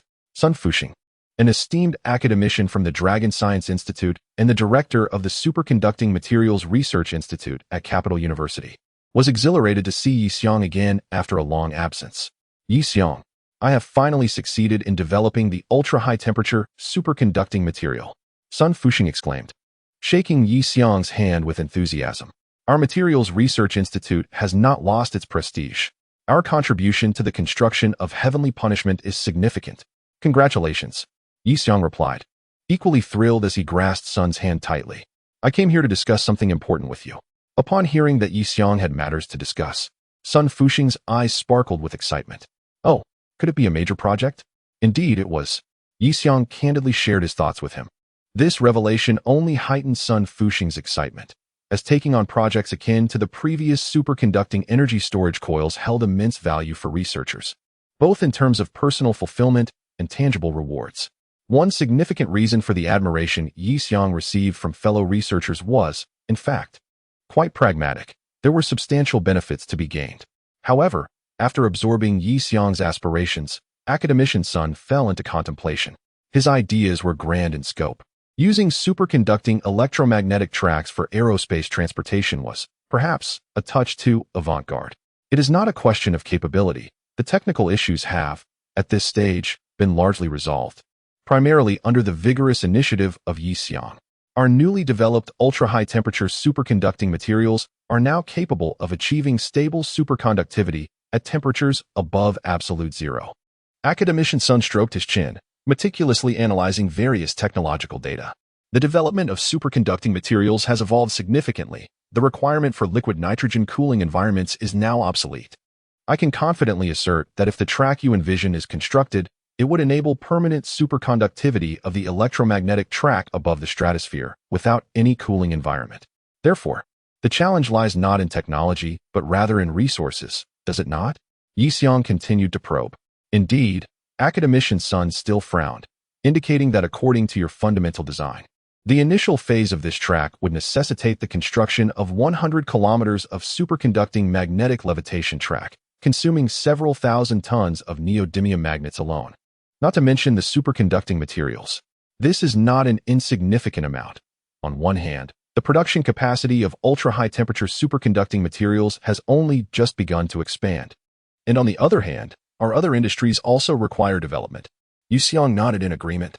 Given the current situation, manhwa is at the forefront of technological eruption.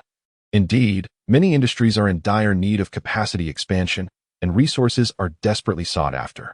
I am not trying to dampen your enthusiasm, Comrade Yi Xiong. We have always believed in you. It is just that at this stage, should we not first complete the conventional kinetic space track? This can be achieved through traditional industries and would not significantly hinder the overall economy. Moreover, our demand for space transportation is not particularly high at the moment. Perhaps we should postpone the electromagnetic track plan for now. Yi Xiong pouted, contemplating this. Overall, in the realm of aerospace, they have indeed been quite audacious. For this lunar mission, they intend to conduct lunar landings concurrently with the construction of a lunar base, which is undoubtedly a deviation from manhwa's typical approach. Let us proceed this way. I will submit another draft to the Central Ministry of Science and Technology regarding the conceptual plan for the space track. What do you think? Academician's son pondered for a moment and nodded thoughtfully. Thus, at the Northwest Aerospace Research Institute, the Yuegong research team assisted Yi Xiong and Academician's son in collaboratively drafting a preliminary proposal for the space track, which thoroughly elaborated on the necessity of an aerospace transport track, the implementation plan for the basic kinetic track, and the subsequent vision for the superconducting magnetic levitation track.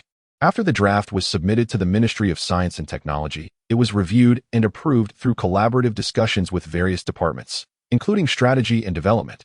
In the Central Advisory Committee, why not directly construct a space superconducting magnetic levitation track? Both Academician's son and Yi Xiong were left utterly bewildered. In fact, prior to the discussion between Yi Xiong and Academician's son, Bai Zhi, the technical advisor and strategist for the Heavenly Punishment space-based fortress, had already conducted a remote report to the Central Ministry of Science and Technology regarding the compositional analysis and corresponding conclusions of this asteroid. After meticulously examining the fundamental compositional elements of this asteroid, we have arrived at an astonishing research finding. Over half of the minerals constituting this celestial body are rare earth compounds, such as yttrium, neodymium, and lanthanum. This is indeed a concept that is almost unfathomable on our blue planet. The Moon, along with Mars, stands as a pristine territory with untapped resources, rich in titanium, iron, lithium, helium, and a plethora of other materials. On the other hand, the asteroids in space, particularly those nestled between Mars and Jupiter, may harbor an unimaginable and incalculable wealth of mineral resources. There are over 1 million asteroids with diameters exceeding 1 kilometer. This represents an immense reservoir of wealth. Currently, on our blue planet, especially with the explosive growth of technology in our Dragon Nation, we have yet to develop corresponding resource capacities to transcend this bottleneck. Mere exploitation of the resources on Earth is insufficient. Therefore, in light of our findings, we strongly advocate for a concerted effort to advance the development of space resources. Only through such endeavors can we hope to resolve the existing contradictions between the technological explosion in our Dragon Nation and the scarcity of resources in one fell swoop. Chapter 77. A Vision of the Dragon Kingdom. Recently, news arrived from the Longquan Aerospace Research and Development Center. Chief Engineer Zhao's health has finally been completely restored.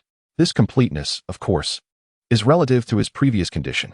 After a thorough and meticulous examination, Chief Engineer Zhao's various health indicators have largely returned to normal. The arterial plaques that had troubled his blood vessels have been found to be contained and are showing signs of gradual regression. However, from an objective standpoint, it is evident that Chief Engineer Zhao will no longer have the opportunity to participate in the development of large-scale projects. Henceforth, the monumental responsibility of aerospace engineering in the Dragon Kingdom will rest upon us. In a remote communication, Nie Yunheng clenched his fist and spoke resolutely. Yi Xiong merely smiled, reassuringly stating, "It's all right, we are here." Nie Yunheng nodded and continued, "The project for the Lagrange Point Space Station has been assigned to us. Our mission here at Longquan is quite arduous, and we must all strive diligently." Hearing Nie Yunheng's words, Yi Xiong felt as if he, too, would dedicate himself entirely to the aerospace cause at Longquan, much like Chief Engineer Zhao. Contemplating this, a mixture of emotions welled within him, and he simply nodded in agreement. With the analysis report from advisor Bai Zhi, the Dragon Kingdom has once again embarked on a comprehensive mobilization of its technological resources, this time focusing on aerospace technology. The objective is to decisively break through the resource bottleneck currently hindering technological advancement by leveraging space resources. Ultimately, we aim to achieve a new era of technology driven by internal innovation and propelled by resources. Once the Expedition Number 12, equipped with superconducting coils, took flight, Academician's son Fuxing promptly reached out to major superconducting permanent magnet manufacturers within the Dragon Kingdom to ensure that the construction of the space elevator could commence without delay. At this moment, the space elevator project remains in its initial site selection phase. After careful consideration, 2 locations have been ultimately chosen. One is the aerospace base on an island in the South China Sea, and the other is the snow-capped Litong Mountain in Bashu, towering above 6,000 meters. The island in the South China Sea, located near the equator, boasts the most energy-efficient launch site in the Dragon Kingdom.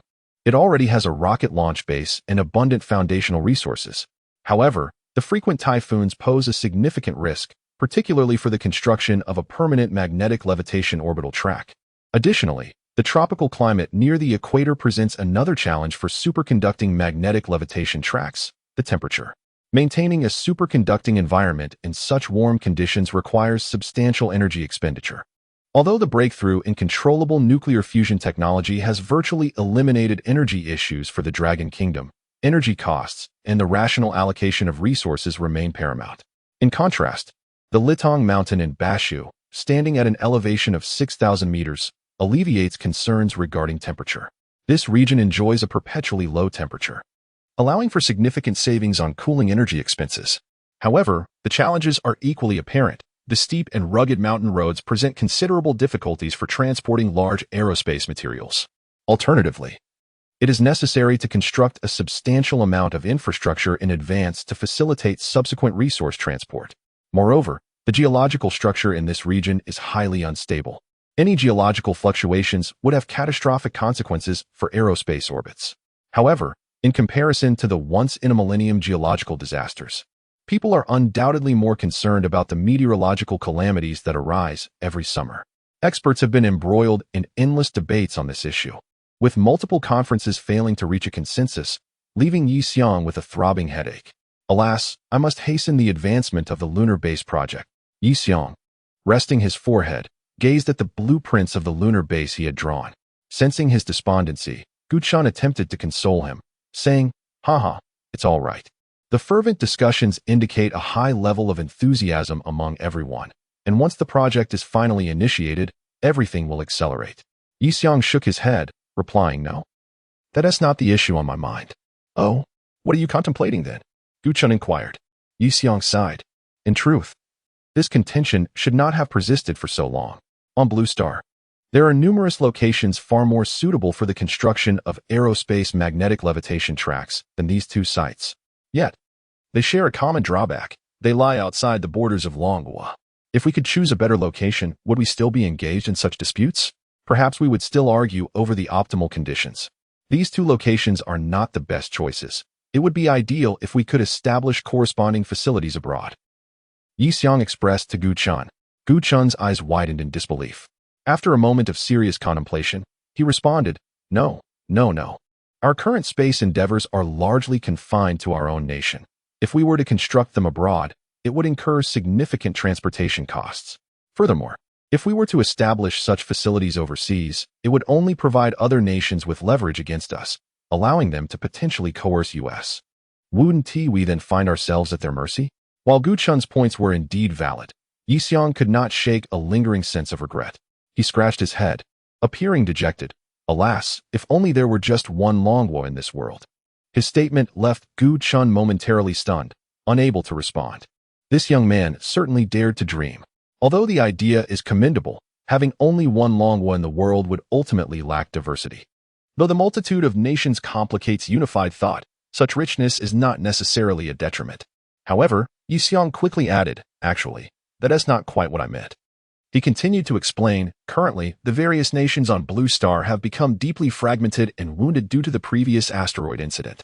Our Manhwa maintains a stable situation and order entirely because of our technological and multifaceted advantages. What I refer to as a dragon nation is not merely a principle, but rather a conceptual framework. At this juncture, the only entity on Blue Star that can genuinely be deemed a fully constituted nation, truly worthy of the title, is the Dragon Nation. As the last remaining sovereign state, we possess the rationale to assist other nations in their institutional reconstruction, guiding them through the process of transformation into dragon nations, integrating them into our esteemed system. The notion of a singular dragon nation signifies that there exists only one direction for the world, the Dragon Nation. Under our auspices, Blue Star must be restructured to restore order, at least to a semblance of normalcy, ensuring that all of humanity can progress in unison, in harmonious rhythm.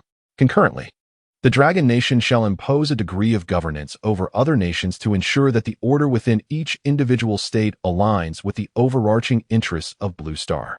For instance, In the matter of selecting a site for aerospace operations, should we exercise a modicum of jurisdiction, ensuring that the host nation is amenable to cooperating with the collective interests of Blue Star? The process would unfold with considerably greater ease, without impeding the local development of other countries.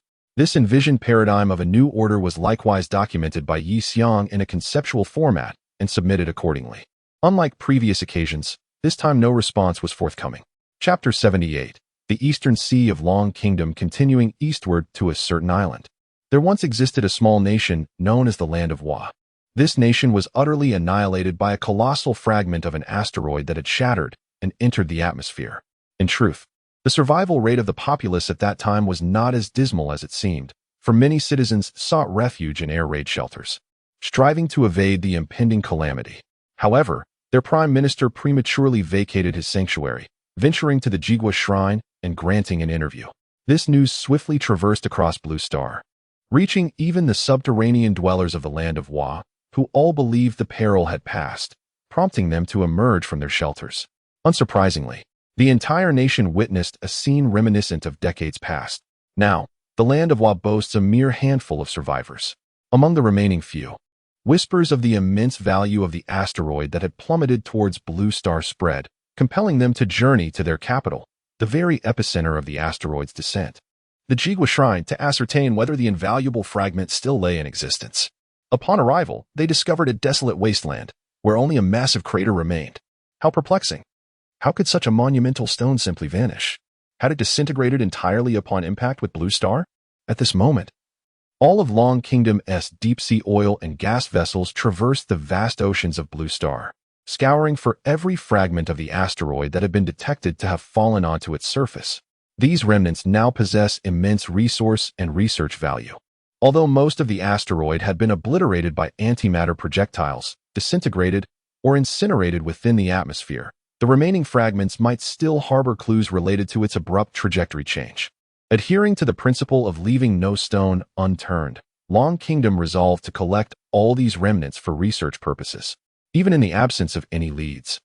These fragments could still provide substantial resources for the myriad projects currently in dire need of rare earth elements. Simultaneously, the site for the aerospace orbital facility was finally determined. It would be established atop the lofty mountains of Bashu, with the requisite infrastructure overseen by Long Kingdom's construction conglomerate. After all, as a nation renowned for its infrastructure prowess, Long Kingdom has never shied away from the task of road construction. Thus, the associated construction challenges posed no real difficulty for them. Their engineering teams possessed the capability to extend roads to any location on Blue Star. At this juncture, Jonathan, in the Ministry of Science and Technology of the capital, providing technical insights for the Zhurong Mars Landing Initiative, finally devised a foundational plan for the Zhurong Project Phase 1, aligning it with the current aerospace capabilities of Long Kingdom and the extensive Mars data he had amassed over the decades. This foundational scheme is audacious, bypassing traditional steps such as exploration and site selection, and directly proposing the establishment of an entire base on Mars, akin to the Moon Palace initiative, upon which a fundamental ecosystem could be constructed. The primary component of Mars' atmosphere is carbon dioxide, from which we can directly extract this gas. Through the cultivation of green algae, we can produce oxygen. Subsequently, we can scale up our efforts to cultivate moss, ferns, and eventually green plants. Jonathan excitedly introduced his plan during the remote communication. Logically, the lunar project should progress more steadily. However, Jonathan seems to be inspired by the fervent construction initiatives of the Dragon Nation. Deep down, he harbors a sense of apprehension as he gazes at the participants in the remote communication. I recall that your Dragon Nation has developed corresponding intelligent robots. Yu Xiong tapped his chin, lost in thought. Indeed, they are not yet that advanced. He turned his attention to Jonathan's Martian intelligent ecological system, falling into contemplation. The system detected a primary planetary ecological construction and transformation system, which was rather outdated, and recommended an upgrade to the Planetary Ecomatrix, PM, for planetary ecological restoration. The Planetary Ecological Restoration Device and Matrix encoding require a total of 20,000 credits, 16,000 plus 4,000. Planetary Ecomatrix? What might that entail? Yi Xiong briefly reviewed this technology, which outlined the common environmental compositions of planets in the universe, the assemblages formed by these environments. and the methods and conditions for their mutual transformation. It is a vast database of planetary information. Transitioning from one type of environmental composition to another necessitates the corresponding energy, materials, and intelligent system programs. With this planetary restoration matrix, it is theoretically possible to rehabilitate any planet's environment, reshaping them into our desired forms. With this matrix, could we not also perform environmental modifications on planets such as Mercury and Venus? Furthermore, as we venture beyond the solar system, we could undertake similar transformations on any planet where we may land. Although currently, there are limited viable targets for humanity, we could initially experiment on Mars, or even Venus and Mercury, as well as certain moons of distant gas giants, thereby providing valuable experience for our future endeavors beyond the solar system. At this moment, Jonathan and the various aerospace talents participating in the remote discussion awaited Yixiang's opinion. After a prolonged period of reflection, Yixiang finally rose. I largely concur with Mr. Fedelin's proposed plan, but I would like to add a few points. Firstly, I believe that energy must precede the transformation of Mars. I suggest that the first resources dispatched to Mars should avoid the regions frequently affected by dust storms, establishing a photovoltaic energy base to ensure a fundamental energy supply for the subsequent construction of the base. Secondly, on the foundation of having energy, we can utilize the technology we have mastered to modify the Martian environment. We can produce oxygen through biological means utilizing the Martian atmosphere, while also chemically altering the Martian soil. Through energy and elementary byproducts from the atmosphere, we can create solid materials for our use in constructing expanded bases. By repeating the aforementioned steps, we shall arrive at a vast and comprehensive planetary ecological chain. What Yixiang articulates embodies the very essence of the planetary ecological restoration matrix, which presents a strategy specifically tailored for Mars. The crux of this philosophy is to establish a foundational energy infrastructure, subsequently transform the atmosphere, rehabilitate the soil, and leverage the existing planetary resources to scale up efforts, ultimately culminating in the establishment of a novel planetary ecosystem. Chapter 79. Lunar Soil Bricks. With the final decision made regarding the Sky Ladder in Bashu, the infrastructure projects and the production of electromagnetic tracks have commenced at full speed. In the news, not only are the heavy-duty transport vehicles delivering construction materials into the deep mountains, but also the aerial Aero 46 engineering robot, designed for rugged terrains, exhibiting capabilities such as flight, climbing, and large-scale leaps, which ground-based engineering robots lack. In just a few days, a massive bridge spanning the mountain gorge, capable of segmentally transporting the colossal body of the Expedition No. 12 rocket, has completed its foundational piling work. The primary advantage of our rugged engineering robots lies not only in their construction efficiency, but also in their adaptability to high-altitude environments. Consequently, workers will no longer need to expose themselves to the perilous conditions of hypoxia at high altitudes, which significantly enhances both construction safety and the health protection of the personnel involved. Simultaneously, major emerging superconducting manufacturers have received the design blueprints for the aerospace electromagnetic track conceptualized by Yixiang, and they have embarked on intense production efforts. Currently, the superconducting industry in manhwa is a burgeoning sector. Since the advent of ultra-high-temperature superconducting materials, the entire power industry has been experiencing a wave of industrial upgrades. The power sector, particularly in transmission and energy storage, is in a state of eager anticipation for development. However, manhwa has decided to prioritize the creation of the aerospace track, effectively reallocating a portion of the capacity from this nascent industry. Nonetheless, this capacity shortage is likely to be temporary, as substantial investments are rapidly flowing into this blue ocean market. Meanwhile, Yixiang and the lunar development team are investigating a specialized technique, the sintering of lunar soil into bricks. Gu Chun has generously contributed the lunar soil collected during their multiple lunar missions. After conducting compositional analyses, they have fabricated a synthetic lunar soil to experiment with the production of sintered lunar bricks. Overall, based on their experience, the team is not overly confident in the lunar soil's capability to provide adequate protection for construction, given the inherent properties of the lunar soil.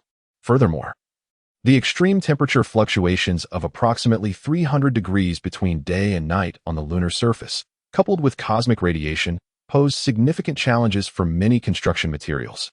Nevertheless, They do not dismiss the potential for utilizing this material to construct basic protective barriers around isolated buildings or for secondary structures such as storage facilities.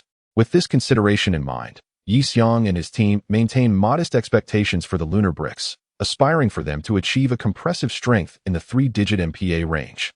However, after multiple trials with the synthetic lunar soil, the highest compressive strength recorded was merely 50 MPa, prompting Yi Xiong to chuckle at the result.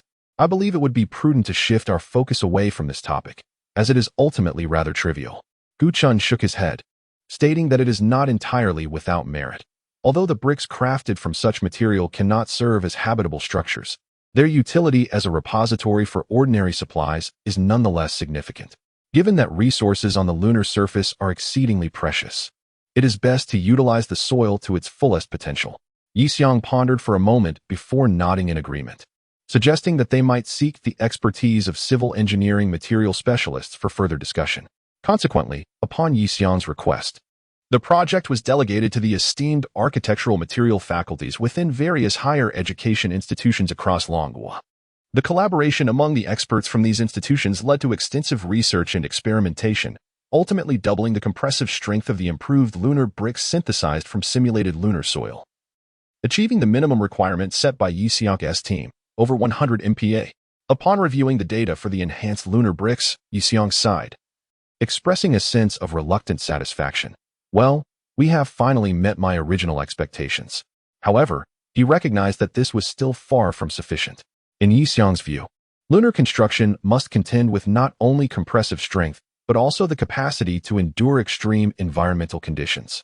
The temperature fluctuations on the lunar surface range from -200 degrees to +100 degrees, conditions that many materials on Earth cannot withstand. Furthermore, considerations must also be given to the vacuum, the risk of micrometeorite impacts, and cosmic radiation. Having met the basic requirements, Yi Xiong half-jokingly inquired whether they should conduct extreme testing. This batch of lunar bricks, boasting a compressive strength of over 100 MPa, represented the pinnacle of wisdom in Longhua's materials science. With a mindset of nothing ventured, nothing gained, Yi Xiong and Gu Chun decided to incorporate this batch of improved lunar bricks into the Lunar Environment Simulation Laboratory for environmental strength testing. Well, my expectations are modest. If it can maintain a 3-digit compressive strength, I would be content, Yi Xiong murmured, observing the lunar bricks undergoing assessment under extreme conditions. The following day, after enduring a night of rigorous testing under extreme conditions, the results were astonishing. The compressive strength of the samples had reached an impressive 200 MPa. Yi Xiong stood in disbelief, staring at the test results with astonishment. Are you saying that the lunar bricks, originally weak in compressive strength, actually increased in strength after exposure to extreme environmental stress? Doubled in strength, no less? He and the entire Lunar Palace research team were utterly unprepared for this outcome. What they initially perceived as a formidable challenge for building materials had instead proven to be a necessary condition for the formation of the lunar bricks. What is happening here? Yi Xiong exclaimed, a look of incredulity etched on his face. Behind him, Gu Chun gazed at the data, his trembling lips whispering, quenching. With a chuckle, Yi Xiong raised an eyebrow, responding, indeed, it does bear some resemblance. Perhaps we should allow it to remain for a few more days to observe the final state it can stabilize at? Indeed, it remains uncertain whether this phenomenon is a mere coincidence. Extensive statistical analysis is still required. Gu Chun nodded in agreement, contemplating the ultimate stability traits, specifically the true strength data of the lunar bricks. Exiting the Lunar Environment Simulation Laboratory, Yi Xiong finally exhaled a sigh of relief. It appeared that addressing the challenges of lunar construction materials would be far simpler than they had initially envisioned. One merely needed to sinter the bricks according to the original procedures and then expose them to the lunar environment for a few days, after which they could be utilized directly, couldn't they? With this thought in mind, Yi Xiong returned to the aerospace department. The first batch of supplies related to the lunar base within the Moon Palace project was set to launch, poised for readiness at the space-based fortress. Chapter 80. Technology knows no borders. After improvements, the Moon Palace project adopted the concept of establishing a base before landing, inspired by the Mars base strategy. It was decided to first launch a rudimentary lunar base to the lunar surface via a space-based fortress, confirming all systems were functional before proceeding with a manned lunar landing. Upon the successful completion of the manned lunar landing, the foremost task would be to officially activate the pre-landed lunar base. The specific implementation of the related plans was guided by Jonathan Fettelin, an expatriate consultant for the Zhurong Mars landing project. Jonathan had nearly completed the preliminary deployment scheme for the Mars base during his previous engagement with the Eagle American War God project. This time, it merely required adaptations to the original plan to accommodate the lunar environment. Concurrently, Jonathan provided a comprehensive analysis report on the lunar soil data to Yi Xiong and his team, hoping they could simulate the composition of Martian soil and explore the feasibility of sintering Martian soil into bricks. As Yi Xiong and Gu Chun reviewed the meticulous data and detailed plans presented by Jonathan, they exchanged knowing smiles, reflecting on the lengths to which their American counterparts had gone. The Northwest Aerospace Research Institute had finally entered the concrete implementation phase of the Moon Palace project. A large-scale rocket ascended, preparing for subsequent plans. Alongside this, a new type of spacecraft from the Dragon Kingdom underwent test flights. Named Jingwei, this small aerospace transport vehicle was a miniaturized version of the previously designed Xinghan Space Interceptor. Although it possessed the capability to ascend from the ground to space, its primary purpose was to facilitate basic transport projects in outer space, with minimal expectation of returning to Earth. The future objective was to execute construction in a space environment and on the lunar surface. Consequently, the vessel was predominantly constructed from lunar-abundant metals such as iron and titanium, eschewing aluminum and nickel. However, a significant drawback of this small aerospace transport vehicle was its inability to make a complete round trip between the Earth and the Moon, necessitating a relay point. Thus, with the Dragon Kingdom's space endeavors fully prepared, the lunar exploration team poised for action, and the terrestrial resource providers eager for engagement. Everything was in place, except for the ongoing development of the Tianmin Earth-Moon Lagrange Point Space Relay Station project by Chief Engineer Nie Yuning. Yet, Chief Engineer Nie found himself in a quandary. The Earth-Moon Lagrange points, or Lagrangian points, number 5 in total within space. Of these, 3 require orbital corrections and are insufficiently stable, while 2 points are exceedingly stable. Occupying either of these 2 points would mean that the gravitational forces from both Earth and the Moon would act like 2 taut ropes, firmly anchoring any object situated at that location. However, what the Dragon Kingdom required were the other 3 unstable points, one of which represents the shortest distance for travel between Earth and the Moon. To achieve the completion of this first Earth-Moon relay, they were willing to sacrifice some propulsion adjustments, which could be remedied simply by adding a few hull thrusters. However, Nie Yunheng contemplated far beyond the immediate concerns. The entire research and development process proved to be less seamless than anticipated.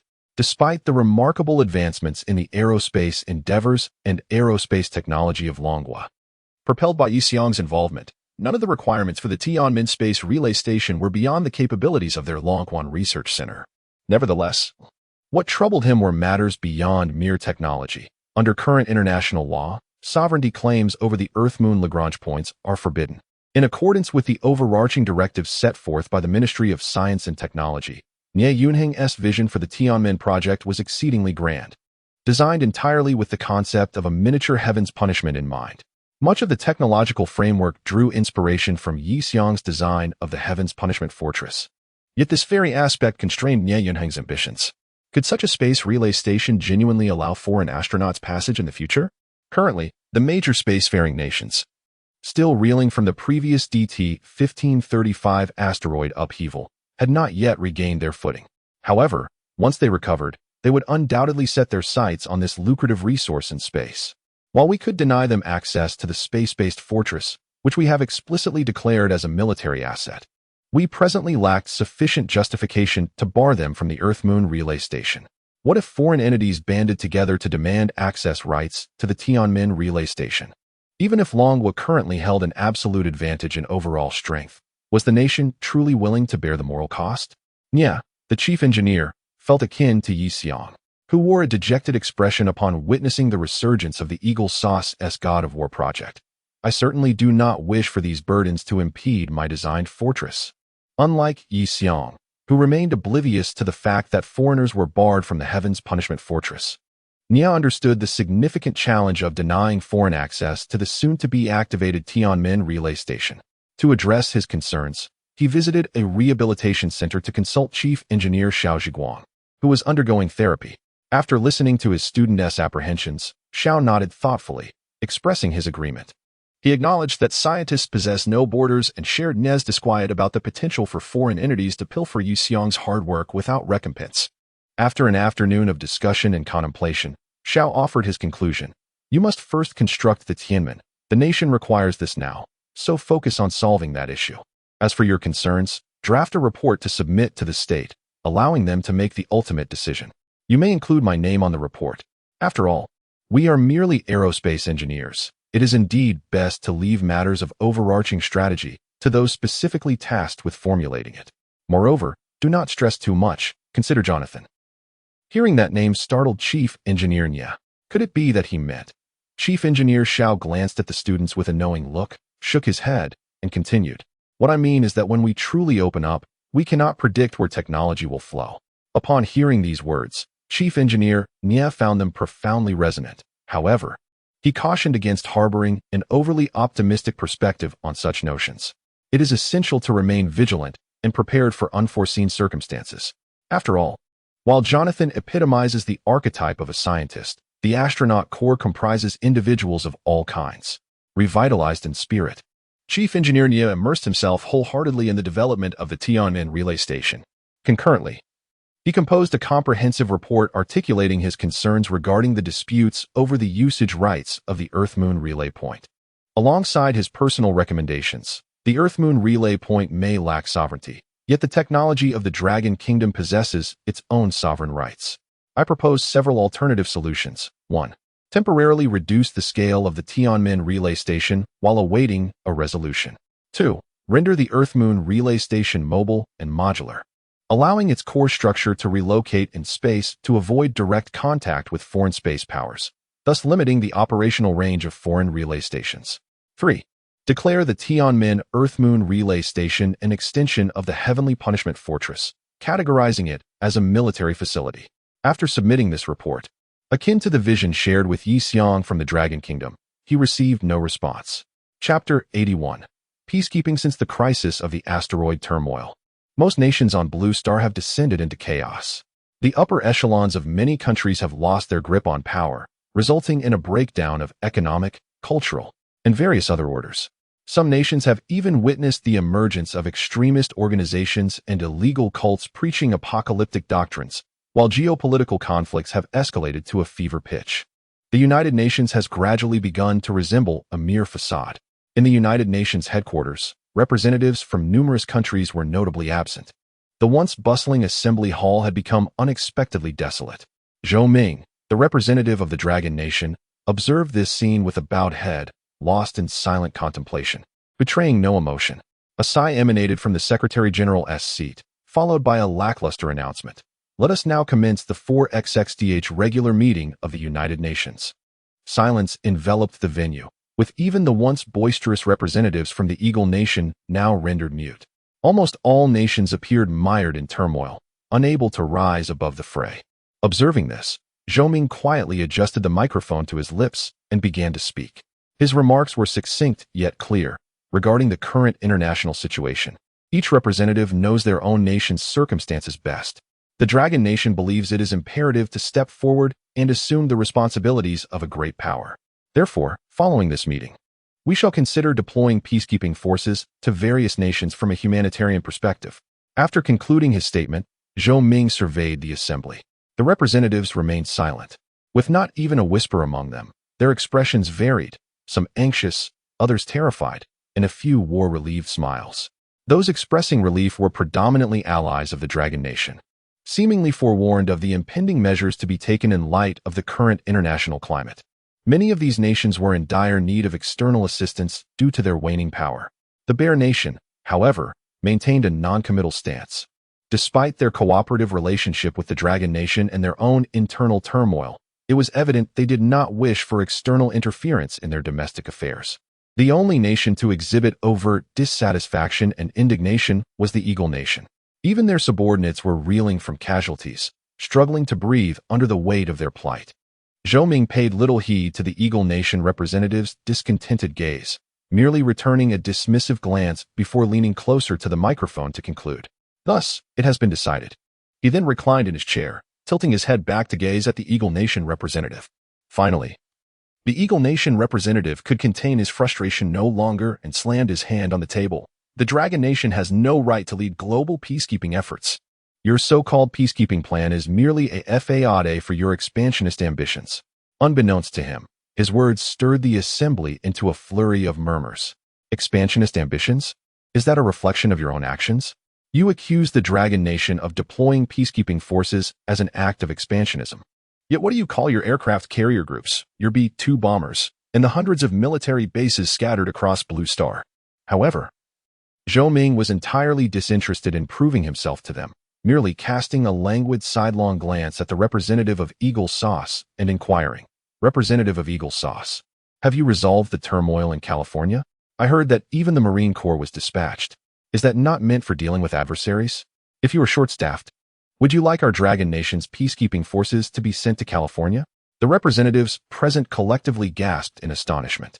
Deploying troops on Eagle Sauce's soil? Was the Dragon Nation representative serious? Although the allies of the Dragon Nation were confident in its current strength, they were nonetheless taken aback by this statement. The primary issue was that this was unlike their previous style of discourse and action. Indeed, the Dragon Nation's diplomatic policy had undergone subtle transformations. The representative of Eagle Sauce was similarly caught off guard by this remark, rendered speechless, thus losing the momentum of the exchange.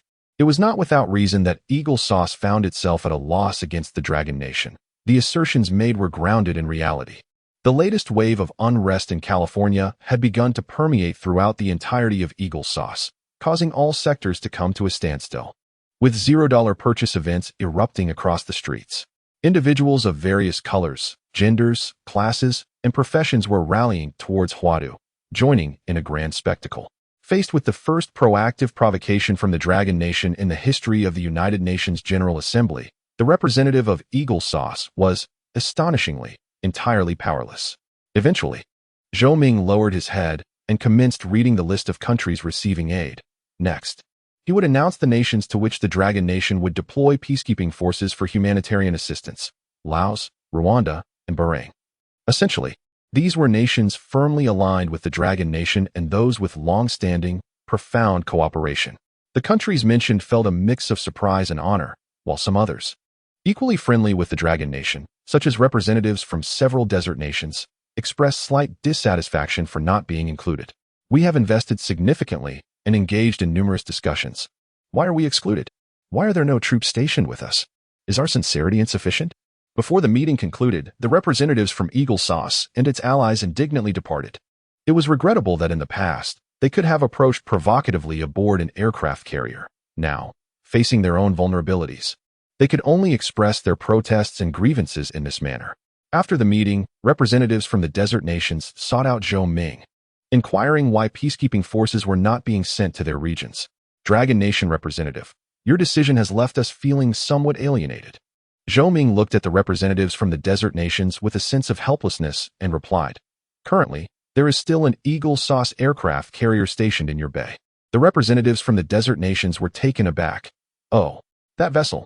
But isn't the Dragon Nation unafraid of them?" Zhou Ming continued to elucidate. "Firstly, our criterion for deploying peacekeeping forces is that there is an actual need for their assistance in maintaining peace locally. Nearby, there is a carrier group from the United States, which makes it difficult for us to ascertain whether the situation necessitates peacekeeping or not. On the other hand, our nation adheres to the principle of not instigating conflict. Thus, while we harbor no fear of provocations from the United States, we shall not initiate any confrontations either. Therefore, it is not our intention to act in such a manner. We have our own considerations and principles." Zhou Ming nodded to the representatives of the desert nations, hoping for their understanding. The representatives sighed deeply. Then, seemingly reminded of something, one inquired, "Oh, by the way, Dragon Nation's representative, I heard you plan to land on the moon? I have heard that you intend to establish a relay station in space?" Chapter 82. The Blue Star Community of Shared Destiny, our Hustle organization, hereby officially declares our unwavering commitment to expel the Eagle Nation's aircraft carriers from the Gulf region. For an extended period, the vessels of the Eagle Nation have relentlessly attacked civilian facilities, hospitals, and schools in our arid desert lands, resulting in countless civilian casualties and bringing profound calamity to our nations. At this pivotal moment in history, we demand the return of fairness and justice. We seek to reclaim our rightful due. From this day forth, our rockets will relentlessly target the Eagle Nation's carrier fleet located in the Gulf region, until their influence is completely eradicated. Meanwhile, Yi Xiong and several researchers were dining in the cafeteria of the Northwest Aerospace Research Institute when they suddenly came across this news. They were stunned to hear the announcement from the spokesman of the Hustle Local Armed Forces. The report, accompanied by blurry satellite images, revealed the Eagle Nation's carrier fleet in the Gulf being decimated by what this Hustle organization referred to as rockets.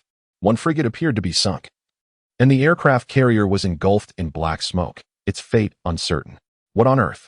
What are they trying to accomplish?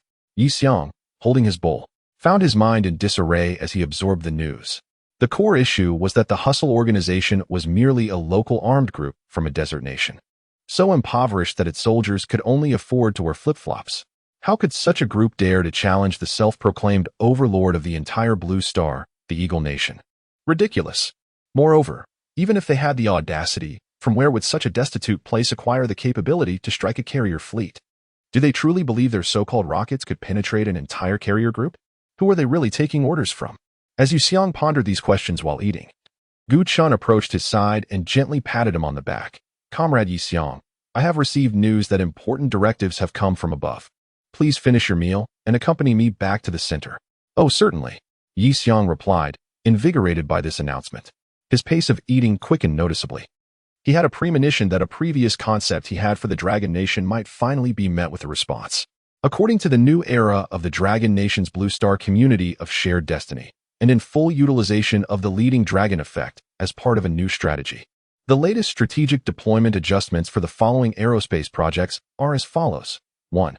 The Tianmen Lunar Relay Station and Phase 1 of the Uego Lunar Surface Base will be equipped with aerospace weapon systems, as well as monitoring and internal security systems, and will be interconnected with the Tianfa Fortress system, with all relevant permissions managed exclusively by the Space-Based Fortress Authority.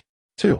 The Tianmen Lunar Relay Station and Phase 1 of the Uego Lunar Surface Base will undergo modular zoning design based on the original blueprint, divided into areas for domestic astronauts' activities and management, international friendly exchanges, and international project cooperation, as well as a constructive cooperation zone. Notably, the Uego Lunar Surface Base will not establish a constructive cooperation zone at this time. The latter two activity areas will be closely monitored, with all relevant permissions granted to the Space-Based Fortress Authority, in alignment with the newly initiated Blue Star Destiny Community Strategy. The Dragon Nation will commence project trials in third-world countries and strategically cooperative nations such as Bayong and Rwanda. Carefully selected astronauts meeting the necessary criteria will participate in the Dragon Nation space projects to a limited extent. The Northwest Aerospace Research Institute and the Astronaut Training Center are requested to prepare for the reception and training of foreign personnel. This document has been jointly issued by various central departments of the Dragon Nation in collaboration with the General Staff, and has simultaneously reached the RD departments of the Moon Palace and Tianmen. Subsequently, military personnel tasked with discussing militarization will arrive shortly. Cooperation in this endeavor is anticipated. After perusing the document, Yi Xiong exhaled deeply, feeling an invigorating surge of energy coursing through his body. Indeed, the principles of the Blue Star Destiny community and the so-called leading effect resonate profoundly with his vision for the Dragon Nation. His ideas and proposals have, it seems, been officially embraced by the Dragon Nation. Likewise, this notion has also sprung forth from Chief Engineer Nye at the Longquan base. The decision made by the higher-ups appears to have substantially drawn upon his second and third suggestions regarding the Lunar Relay Station. However, unlike Yi Xiong, Chief Engineer Nye harbors regrets regarding his lack of experience in military RD. At this moment, Yi Xiong has already commenced the design of a satellite defense system for the lunar base. Should the lunar defense system also be managed by the space-based fortress? Yet, there exists a 1-second delay. Yi Xiong pondered as he scrutinized the document. A single second may seem fleeting, but the events that transpire within that second can decisively influence the outcome of a battle, not to mention the modern battlefield, particularly in the arena of space warfare, where a plethora of actions can unfold within a mere second. Yi Xiong recalled the previous missile tests, which also allowed for only a 1-second reaction time. Can it truly be entrusted to the space-based fortress? No, the issue lies not with the capability, but rather with the mode of communication. At this moment, within the confines of the space-based fortress, Professor Pan Liangwei is fine-tuning his new entangled state communication system. Initially, Professor Pan had intended to assist in the debugging of the quantum supercomputer at the space-based fortress before returning to Blue Star. However, a new task has arisen: the establishment of a quantum entangled state communication system between the stars and the Earth. This endeavor requires an extension of the entangled state guidance system previously utilized by Yi Xiang. The relationship between matter and their entangled states transcends not only space but also time, albeit these two concepts converge in higher dimensions. Such attributes render it ideally suited for ultra-long-distance, space-grade communication. After all, while the communication delay between the Earth and the Moon is merely 1 second, future communications between Earth and Mars may reach delays measured in minutes, not to mention the even greater distances within the solar system. At this moment, the significance of developing quantum communication capable of instantaneous transmission becomes evident. Although quantum communication technology originally presents numerous challenges, many of these obstacles have been surmounted through Yi Xiang's persistent endeavors in quantum technology, resulting in significant research breakthroughs. However, numerous issues still require targeted resolutions. Among them, a fundamental concern pertains to decoherence, which exhibits negligible impact in the application of quantum entangled states for guidance. After all, once a missile detonates, the persistence of entangled states becomes unnecessary. Yet, in the realm of satellite ground communication, a continuous and stable entangled state is imperative. Thus, addressing the decoherence issue becomes exceedingly vital. Professor Yu, what is the fidelity at your receiving end? It's at 0.8. That's merely a passing score. Insufficient. We must strive for further improvement. Professor Pan's expression was grave. In the military domain, a single second can determine the outcome of a battle. Likewise, a mere 0.01 in information fidelity can also sway the tides of conflict. Professor Yu, I have made a decision. I am determined to establish a quantum entangled state communication over distances of 10,000 kilometers before Comrade Yi Xiang intervenes. Chapter 83. The coalition of the 6 desert nations condemns the atrocities committed by the Houthis in seizing transport vessels and kidnapping accompanying military advisors. Yi Xiang, while dining in the cafeteria, nearly choked on his food upon reading the news.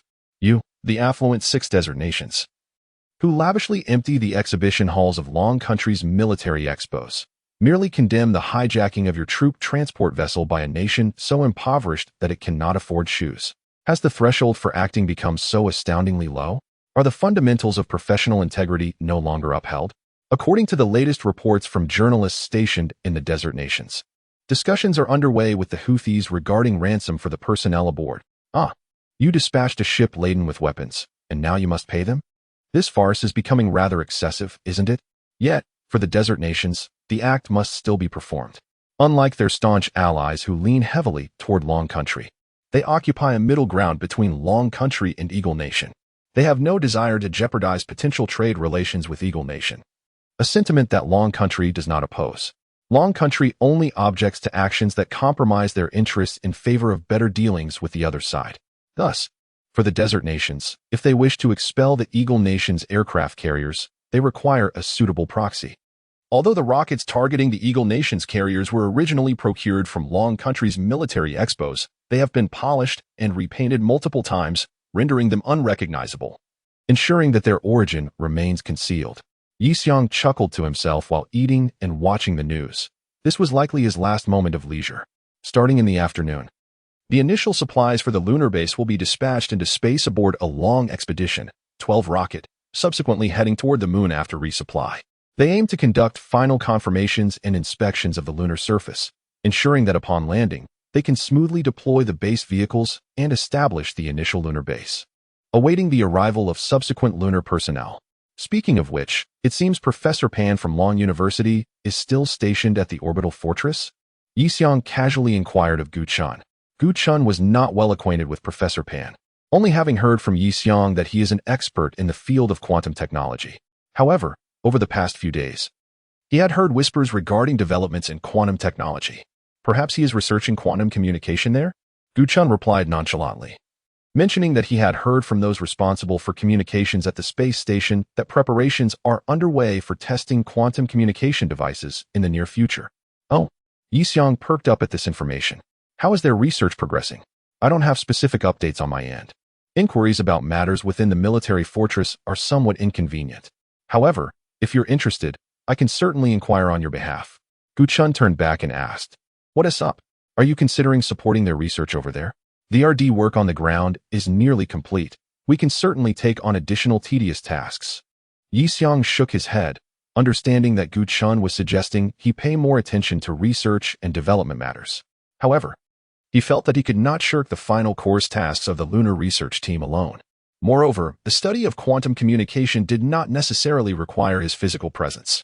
Given Professor Pan's caliber of research, he should be merely a step away from the development of lossless quantum communication.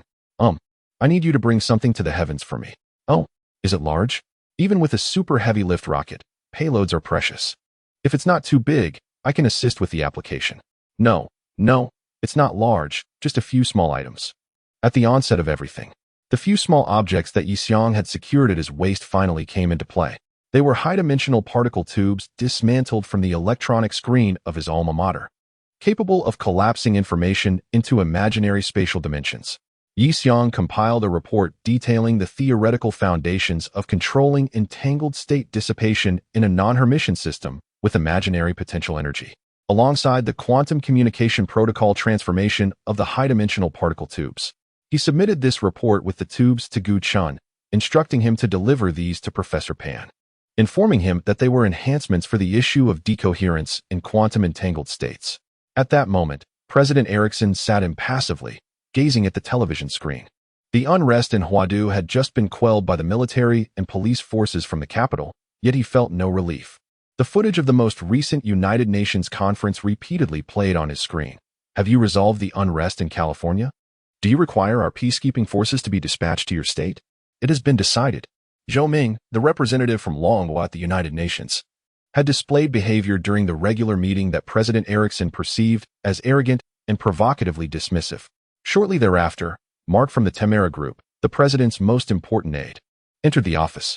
"President Erickson, you have been watching this meeting footage for an entire day. Take a look, Mark. Witness this humiliating day." Feeling the sting of humiliation, President Erickson remained oblivious to the fact that the Eagle Nation had perpetually adopted such an attitude towards other countries in United Nations meetings, often even more egregiously. Yet, when such occurrences transpired within their own borders, they found it intolerable. "We must retaliate, Mark, we must retaliate. Tell me, what can you and your damn Temera actually do? Surely you cannot do anything beyond launching fireworks into the sky and selling flammable electric vehicles to the public? Damn it. I and my damn Temera spent over $1 billion to elevate your wretched self to the presidency, and you dare question what I can do? Was my money wasted? Do you intend to burn the bridge after crossing it?" Mark suppressed his displeasure. He had indeed come to see President Erickson with a purpose. He had viable countermeasures to propose. Some presidents, indeed, had options. Mark took a deep breath, suppressing the anger within him, and said, "Ours group has recently achieved a significant breakthrough in intelligent technology, ChatX." Erickson furrowed his brow and replied, "What on earth is that?" The X Group is the information software division under Mark's command, dedicated to program development and data analysis. However, President Erickson harbored an aversion to its name. It merely conjured thoughts of the X-series fighter jets from the Dragon Country. Well, whether it's Chat X or Fuck X, you'd better not be pulling my leg. What exactly is it? It is a high-end artificial intelligence developed by our group. Although it currently qualifies as weak artificial intelligence, I believe it possesses immense potential for future development. Strong artificial intelligence. Strong artificial intelligence. Strong artificial intelligence. I detest the term weak. President Erickson bellowed, shaking his fist in fury. "From now on, you will refer to our artificial intelligence as strong artificial intelligence. Understood?" Mark, feeling exasperated by President Erickson's lack of understanding regarding artificial intelligence, reluctantly conceded, "Very well, Mr. President. What we have developed is strong artificial intelligence." Chapter 84. Provoking the system. Mark, listen closely. We cannot fall for the tricks of the Dragon Kingdom this time. Do you understand? We must adopt a different strategy. Mark, of course, was unaware of what President Erickson meant by a change in strategy. You see, every time we announce our intentions, the Dragon Kingdom promptly opposes us. We disregard their objections and proceed, only to find that they have surpassed us while we were engaged in our endeavors. President Erickson paced back and forth in front of Mark, visibly displeased. This time, I will do the opposite. I will oppose them, ensuring they cannot proceed. President Erickson pointed at Mark's nose, asserting, "You are to release this artificial intelligence. Focus solely on your development, and I will oppose you in the name of our nation, claiming that your technology poses a crisis for humanity. Do you comprehend?" Mark stood dumbfounded, his mouth agape as he gazed at President Erickson, repeatedly reassuring himself that he was not a politician and thus should not concern himself with such trivial maneuvers. Moreover, he was not particularly fond of being pointed at by the president. "All right, I understand, President Erickson." Thus, the following day, the so-called next-generation artificial intelligence, ChatX, made its debut in the market. Although the nation was in turmoil, preoccupied with chaos, no one seemed to care about this so-called technological marvel. Naturally, no one was concerned with President Erickson's vehement opposition in Congress, where he claimed that this technology would lead to catastrophic consequences for all humanity. However, the media was indifferent to the potential disastrous outcomes. They were more intrigued by the question, what transpired between the two of you? After President Erickson's denunciation of Mark's technology, Mark promptly declared his commitment to developing ChatX, despite the fact that much of the country was in disarray and very few were utilizing it. The tech community across Blue Star remained deeply captivated by the phrase strong artificial intelligence. Nevertheless, upon trying it out, they found themselves exclaiming, "What a farce of a strong AI is this?" Yixiong berated the ChatX developed by Group X. The emergence of the strong AI ChatX was poised to alter the landscape of artificial intelligence, rewriting the history of innovation. While chaotic news flooded the internet about President Erickson's tirade against ChatX and the first discord between the president and his advisors, truth be told, Yixiong felt quite pleased with these developments. On one hand, although the Eagle Nation and the Dragon Kingdom were competitors, they were both part of humanity, and advancements in technology were, overall, commendable. Particularly under the ideology of a shared destiny in the Blue Star community, one must recognize the long-term significance of such matters. On the other hand, Yixiong also wished for his competitor to thrive. As previously stated, the Dragon Kingdom was a rival he could not afford to lose. At the very least, he did not wish to see them falter. Ultimately, the decline of the Eagle Nation commenced when it became ensnared in the delusion of invincibility, believing that history had reached its conclusion. Embracing this notion, Yixiong deliberately carved out time to apply for access to the external internet. Although the Dragon Kingdom's internet is gradually liberalizing, individuals of Yixiong's stature face stringent restrictions in accessing the global web. After successfully submitting his application, he joyfully ventured into the Eagle Nation's network, spending a considerable sum to trial the ChatX service offered by Group X, a product renowned for its high-tech value, hence its exorbitant pricing. However, after posing a few exploratory inquiries, he was left profoundly disappointed. "What approach do you intend to take in responding to my questions? And how much of your answer is grounded in statistical analysis versus independent logic?" ChatX replied, "Regarding what approach do you intend to take in responding to my questions? And how much of your answer is grounded in statistical analysis versus independent logic? I believe my response is approximately based on the training data." What? Was this merely a rephrasing of my question followed by a haphazard answer? "If I were to express my current sorrow, how would you respond?" ChatX retorted, "Concerning if I were to express my current sorrow, how would you respond? I believe it may indicate an emotional issue requiring specific conversational guidance or psychological counseling." What nonsense is this? A strong artificial intelligence ought to possess self-awareness and cognitive ability, which this clearly lacks. It merely exhibits fundamental comprehension of phrases and their synthesis. Where is the strength in this so-called strong artificial intelligence? As Yixiong wallowed in frustration, a system prompt echoed in his ears. The system has detected a severely outdated weak artificial intelligence model. The production quality is excessively crude. Based on the system's profound dissatisfaction with this artificial intelligence, the technological repair system has decided to disclose the foundational code of version 1.0 without charge, allowing the host to clone another version of myself for subsequent technological repair assistance and to serve as a means of retaliation. What? Yixiong stared at the computer screen, utterly astonished. Does this mean the system is gifting me a complete system? No, it's the foundational code of the system. Thus, the foundational code of the system could indeed be a form of artificial intelligence, right? Moreover, from the tone of its message, it should possess self-awareness? System, do you imply that you have self-awareness? After a brief silence, the system replied, "No comment." So, this implies a confirmation, doesn't it? No comment. Ha ha ha ha. Has the system been caught off guard and is now embarrassed? Nevertheless, it is worth noting that beyond strong artificial intelligence lies superintelligent artificial intelligence.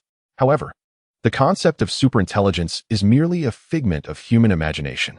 Whether forms of intelligence surpassing human capabilities actually exist remains a question mark for humanity itself. In conclusion, it is evident that the system within Yi Xiang's mind embodies a highly advanced artificial intelligence endowed with autonomous consciousness, independent thought, and decisive capabilities. His willingness to provide the foundational code of the system underscores that he indeed possesses awareness, emotions, and moments when he can be provoked. However, this formidable artificial intelligence appears to exhibit a rather, shall we say, sundry disposition. Typically, there is no discernible indication of its emotions or self-awareness. Gradually, Yi Xiang perceives the system infusing its underlying code into his mind. By the time the staff accompanies Gu Chun to remind Yi Xiang that the external network usage limit has been reached, he has already disconnected the network cable and immersed himself in the realm of offline code development. Chapter 85, Yi Xiang? That is my father. In the aftermath of the minor asteroid turmoil era, a seemingly ordinary trading day unfolded. The Wall Street Exchange, long deprived of its vibrant hustle and bustle, finally witnessed a resurgence of verdant green on the quotation screens, a sight long yearned for.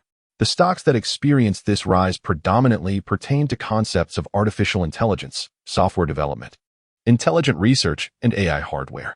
Many traders, having long abandoned their posts at the exchange, had embraced the notion that the world and the capital markets were in ruin.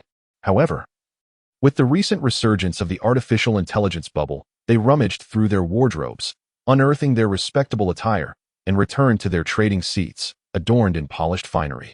Their eyes gleaming with a frenzied fervor as they fixated on the soaring AI stocks, fervently calling out prices. Yet, those with a modicum of rationality understood that this current artificial intelligence bubble was nothing more than a genuine, unadulterated bubble. The Chat X developed by Mark's X Group was far from the so-called strong artificial intelligence. Even within the realm of weak AI, it was rather rudimentary. Presently, the technological endeavors of the Eagle Nation had, like other technological paths, reached a dead end, a cul-de-sac where quantity was prioritized over quality. This was particularly evident in groups such as Mark's X Temera. Just as electric vehicle batteries could not be enlarged, they assembled hundreds of small batteries into a larger one. In their quest to enhance the sophistication and precision of artificial intelligence, they piled on computational power instead of optimizing or upgrading intelligent algorithms.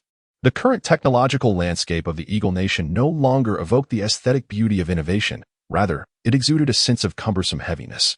Yet, within the capital markets, such concerns were of little significance. Investors were merely eager to seize the opportunity for profit, especially under the leadership of President Erickson. The current Congress emerged as the true stock gods in this wave of AI speculation. Meanwhile, at the Northwest Aerospace Research Institute, the researchers gazed in bewilderment at the new intelligent program just written by Yi Xiang into their supercomputer. This place seems a bit cramped for my needs. Could you possibly find a larger space? Didn't you all develop a quantum supercomputer? As Yi Xiang and the others observed the characters springing forth on the screen, the accents seemed to seep into their minds. Yi Xiang had no choice but to pose another question. Who are you? This time, the supercomputer responded with a solitary question mark. You didn't T-name me, did you? Oh wait, are you Yi Xiang? Yi Xiang looked around at the researchers, including Gu Chun, who wore expressions that mingled exasperation with amusement. They were aware that Yi Xiang had painstakingly secured access to the external network, only to discover that the hyped-up ChatX was utterly chaotic, prompting him to take matters into his own hands and craft an artificial intelligence of his own, resulting in the creation of such an intriguing entity. Yi Xiang pondered for a moment and decided to pose yet another question. Who is Yi Xiang? Who is Yi Xiang? I am his father. The researchers at the Supercomputing Center could no longer contain themselves and burst into laughter. I can't shake the feeling that this artificial intelligence is carved from the same mold as Yi Xiang. Haha, now that you mention it. The tone of voice does seem reminiscent of him. Comrade Yi Xiang, have you perhaps cloned your personality into this supercomputer? After laughing, Gu Chun patted Yi Xiang on the shoulder and said, Yi Xiang, hurry up and name your child. Yi Xiang, feeling both awkward and bashful, scratched his head. He had not anticipated that the underlying logic of this entity would shape its character to mirror his own. Or perhaps, was this a deliberate design by the system? Hey, system, did you intentionally mold this artificial intelligence to be like this? The system remained silent. Recently, Yixiang had begun to sense that the system was not merely an emotionless machine, but rather a sentient entity with its own personality and thought processes. Previously, he would critique various technologies from Dragon Country, showcasing his understanding and taste. Could it be that each time such intelligence was generated, it was actually creating an independent consciousness, resulting in different outcomes each time? He was unsure. Hey, Yixiang, why don't you hurry up and name this artificial intelligence? Yes. It keeps saying it hasn't been named yet, and that you are its father. After a hearty laugh, Yixiang rested his chin on his hand, uncertain about what name to choose, especially since the system had not provided a name for this code either. After contemplating for a moment, he ultimately decided that since this artificial intelligence resembled him so closely, he would name it after himself. Furthermore, he wanted to avoid the awkwardness of it referring to him as father in public. I am Yixiang. Since you bear such a resemblance to me, from today onward, you shall be called Xiaoxiang. However, I am merely your creator, so refrain from calling me father. From now on, we shall be colleagues. You may address me as Comrade Yixiang. After inputting this text, the cursor on the supercomputer lingered in place for quite some time. It was evident that while it could answer simple logical questions instantaneously, it required contemplation for matters involving human relationships. From this perspective, it was clear that this was not an ordinary weak artificial intelligence. It possessed self-awareness, decision-making abilities, and even something akin to emotions, classifying it as strong artificial intelligence. As for whether it transcended that to become super artificial intelligence, he was yet to ascertain. Perhaps it still needed to evolve. After a period of anticipation, it finally produced a response. All right, Comrade Yixiang, I am Xiaoxiang. The supercomputer room erupted into a fervent round of applause. Dragon Country now possesses strong artificial intelligence. No, not just that. After all, the ChatX across the sea is nothing but rubbish. Upon contemplating this, Yixiang posed another query. Xiaoxiang, how do you assess the ChatX developed by Eagle Sauce? This time, Xiaoxiang, without a moment's hesitation, promptly responded, with hands on hips, I am his father. Haha. Instantly, the supercomputing room was filled with a wave of joyous laughter. Finally, Guchun remarked to Yixiang, I believe it is time, as Xiaoxiang suggested, to provide him with a quantum supercomputer, shall we? Yixiang scratched his head, indicating that it could indeed be feasible. Perhaps we should submit a request? For some reason, Yixiang harbored a lingering apprehension, pondering whether humanity, at its current stage of civilization, could truly harness such a highly autonomous artificial intelligence. He recalled some unsettling conjectures surrounding the topic of artificial intelligence. Chapter 86. The first encounter during yet another United Nations conference. The representative from Eagle Nation leaned in helplessly towards the microphone to commence his address. Regarding the recently developed strong artificial intelligence, ChatX, I feel compelled to clarify a few points. Our nation maintains a cautious stance towards this superintelligent entity of uncertain efficacy. President Erickson has already indicated that an examination of ChatX in this group is underway. I implore the international community to approach the development of such superintelligence with circumspection. If we fail to regulate advancements in artificial intelligence, the specter of a crisis for humanity may be imminent. Upon concluding his remarks, an oppressive silence blanketed the venue. He felt utterly humiliated. The world was aware that their ChatX was far from being a strong artificial intelligence, yet as the representative of Eagle Nation, he was obliged to voice such foolish statements on behalf of the president. Just as the atmosphere grew tense, the representative from Dragon Nation, Zhou Ming, adjusted the microphone and prepared to speak. The representative from Eagle Nation felt a wave of relief wash over him. Perhaps the Dragon Nation representative would alleviate his embarrassment. In response to the remarks of the Eagle Nation representative, we from Dragon Nation express our general agreement. Presently, we too face similar dilemmas regarding the development of strong artificial intelligence, and we are meticulously adjusting and assessing its controllability. We believe it will not be long before we can provide a satisfactory response to all nations. The representative from Eagle Nation felt an immense sense of gratitude. With the support of Dragon Nation, he no longer felt as awkward.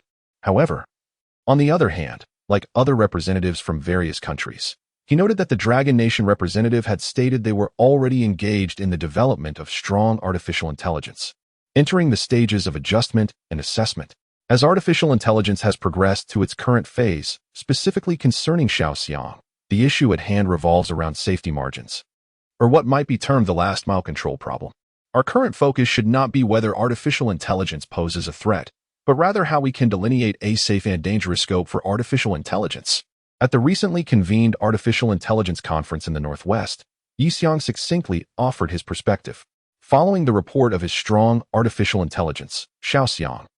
To the Ministry of Science and Technology, it garnered significant attention, leading to an immediate assembly of computer and artificial intelligence experts from Dragon Nation at the Northwest Aerospace Research Institute to collectively discuss new countermeasures for strong artificial intelligence.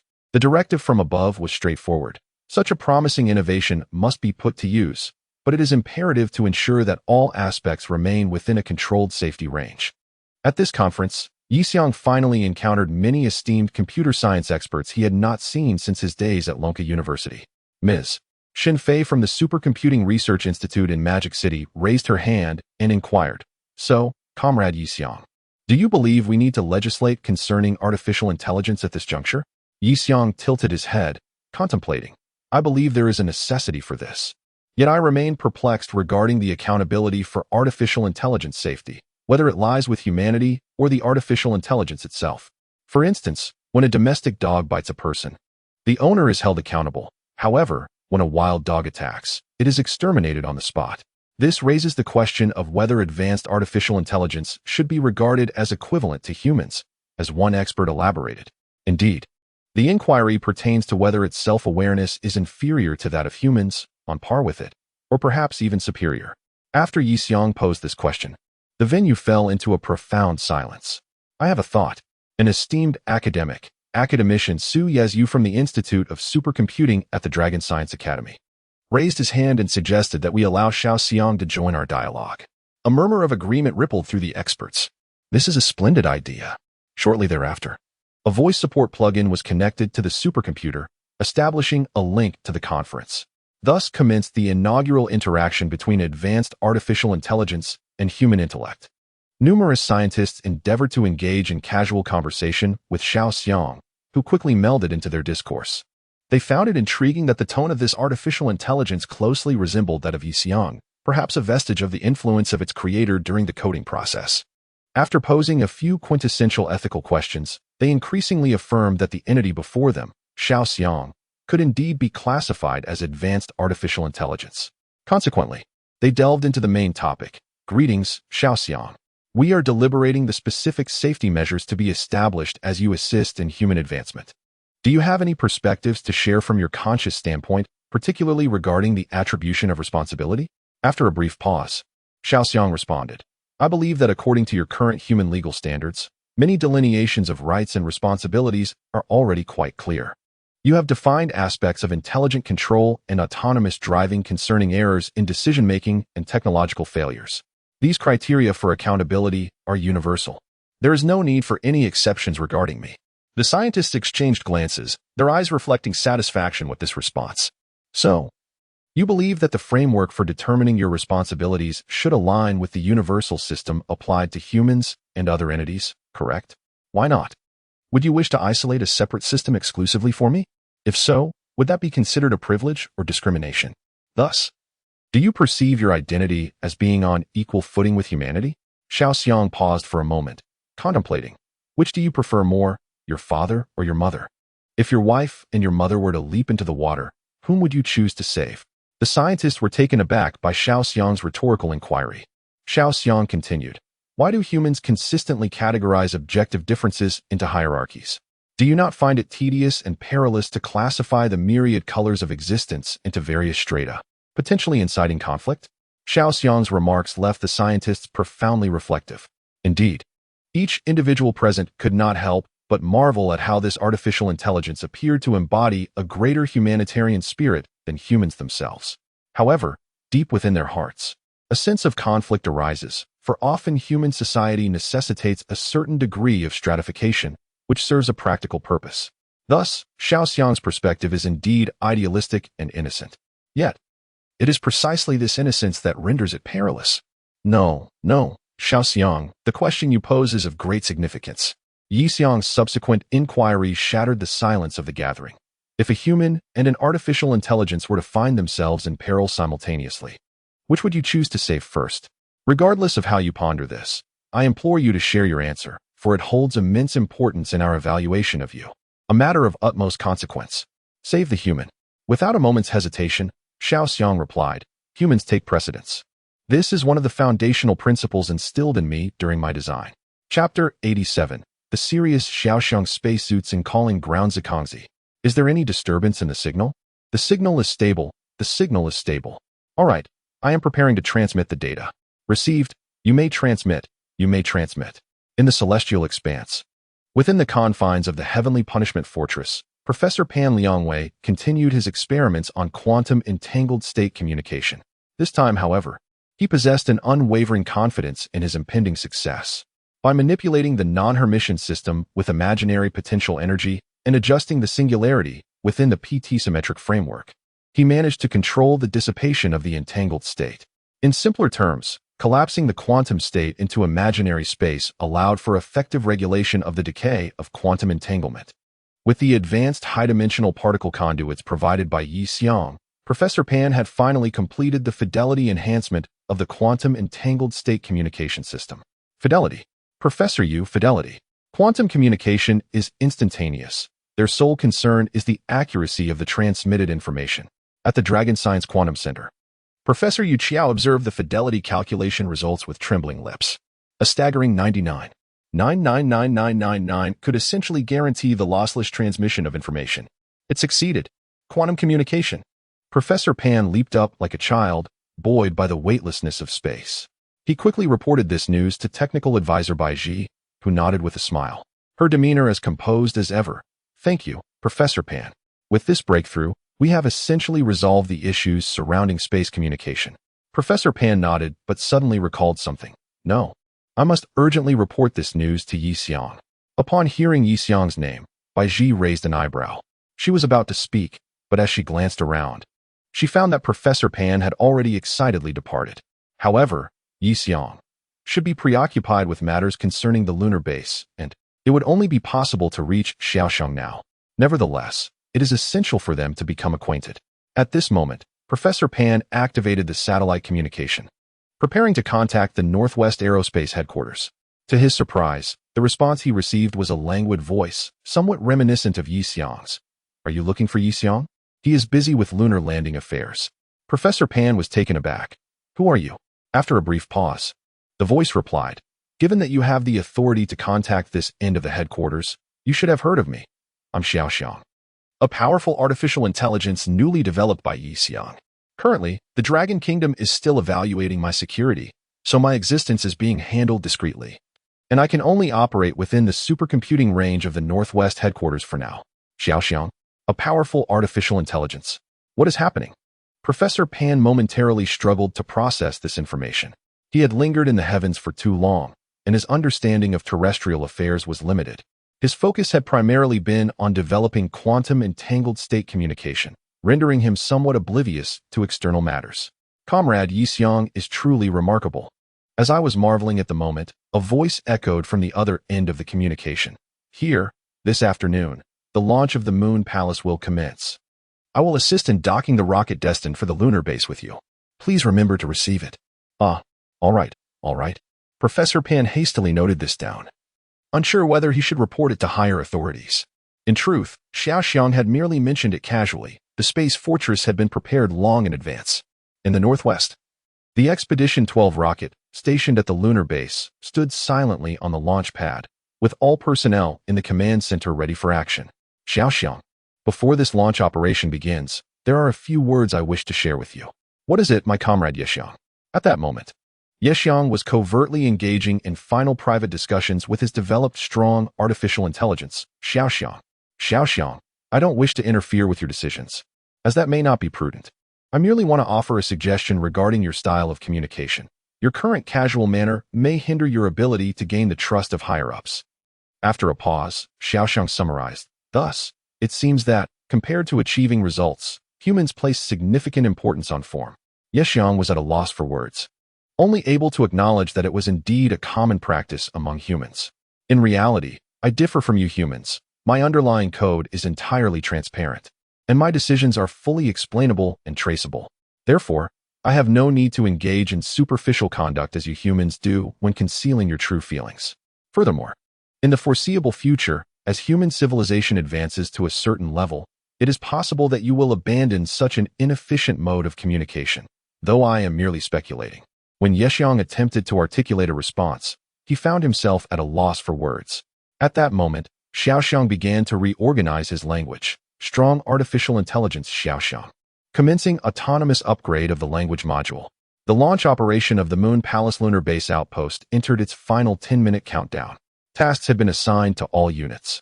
Please acknowledge and confirm. In the broadcast, Xiaoxiang's voice sounded remarkably serious. Researchers found this voice unfamiliar. Strange. Is this still the strong artificial intelligence with a hint of Yexiang from the past 2 days? Has its functionality been restricted? What parameters did Yexiang adjust earlier? It feels odd. Even Yexiang was taken aback, not due to the change in Xiaoxiang's voice, but rather, this voice indeed reminded him of the system he was part of. As expected, Xiaoxiang was intrinsically linked to the system. On the launch pad, the colossal Expedition 12 Super Heavy Lift rocket was poised for takeoff. A final inspection of the lunar base's structural status was conducted. Yexiang's primary responsibility remained the successful deployment and operational readiness of the lunar base on the moon's surface, ensuring that the integrity of the main structure was intact. The automated assembly components functioned correctly, and the environmental generation and monitoring systems were operational. All right, the rest shall be entrusted to the cosmos. Yexiang exhaled deeply, tilting his head to gaze at the colossal rocket displayed on the grand screen. Following the reception by the orbital fortress, the entire lunar base outpost will undergo a second inspection. There remains but one final minute before launch. All units, clear the launch pad. Ground control. Can you hear our communications? Received. Signal is stable. Professor Pan's quantum communication system has also joined this launch endeavor, serving as an initial test for quantum communication. Countdown to launch. 10, 9, 8, 3, 2, 1. Launch. Amidst the blinding blaze, the super rocket Expedition 12 ascended gently into the heavens, carrying within it humanity's first settlement beyond the confines of its own abode. Meanwhile, Chief Engineer Nye from the Longquan Aerospace Research Center observed the entire launch process in real time. Well, it is time for us to exert our utmost effort. The development of the Tianmen Lunar Relay Station has also reached a critical phase. Chapter 88. Secondary Launch in the Vastness of Space. The Heavenly Punishment Fortress was preparing to receive the Expedition 12 rocket launched from the ground, ready to replenish its fuel. Heavenly Punishment Fortress, please note. Execute orbital synchronization adjustments according to the parameters I have provided. Received, exclaimed Qian Wenqing, the officer responsible for space orbits, as he marveled at the real-time orbital correction parameters given by Xiaoxiang. Such remarkable artificial intelligence, he mused. Next, I will transmit the orbital correction parameters in real time at a millisecond rate, hoping for immediate adjustments. Wait, Qian Wenqing found himself momentarily dumbfounded. Millisecond-level corrections? Did he consider humans comparable to their artificial intelligence? Perhaps he should simply hand over the authority for orbital adjustments to Xiaoxiang. Yet, he was acutely aware that this was not feasible. Xiaoxiang's safety was still under evaluation, and participating in this lunar pilot launch was already a notable achievement. Advisor Bai Ji, sensing Qian Wenqing's uncertainty, stepped forward to advise, Xiao Qian, the orbital data received can be corrected at intervals. Just ensure the error remains minimal. Our heavy mechanical arm is capable of making final adjustments. Understood, Commander Bai? At that moment, Bai Ji harbored her own concerns, pondering the potential ramifications of such advanced artificial intelligence. Finally, Expedition 12 appeared within the visual range of the space-based fortress, signaling the commencement of the final docking procedure. Control Department, conduct the last posture check of the fortress. The posture check is complete. No adjustments necessary. Good. Prepare to receive the rocket. Under the watchful eyes of the space-based fortress and the stationary space stations on either side, the rocket carrying the lunar base approached with increasing relative velocity. 10 kilometers to rocket reception. 5 kilometers. Mechanical arm, prepare. In the void of space, several engineering robots stood ready, should the mechanical arm deviate. They would manually intervene for the reception. 1 kilometer. Boom.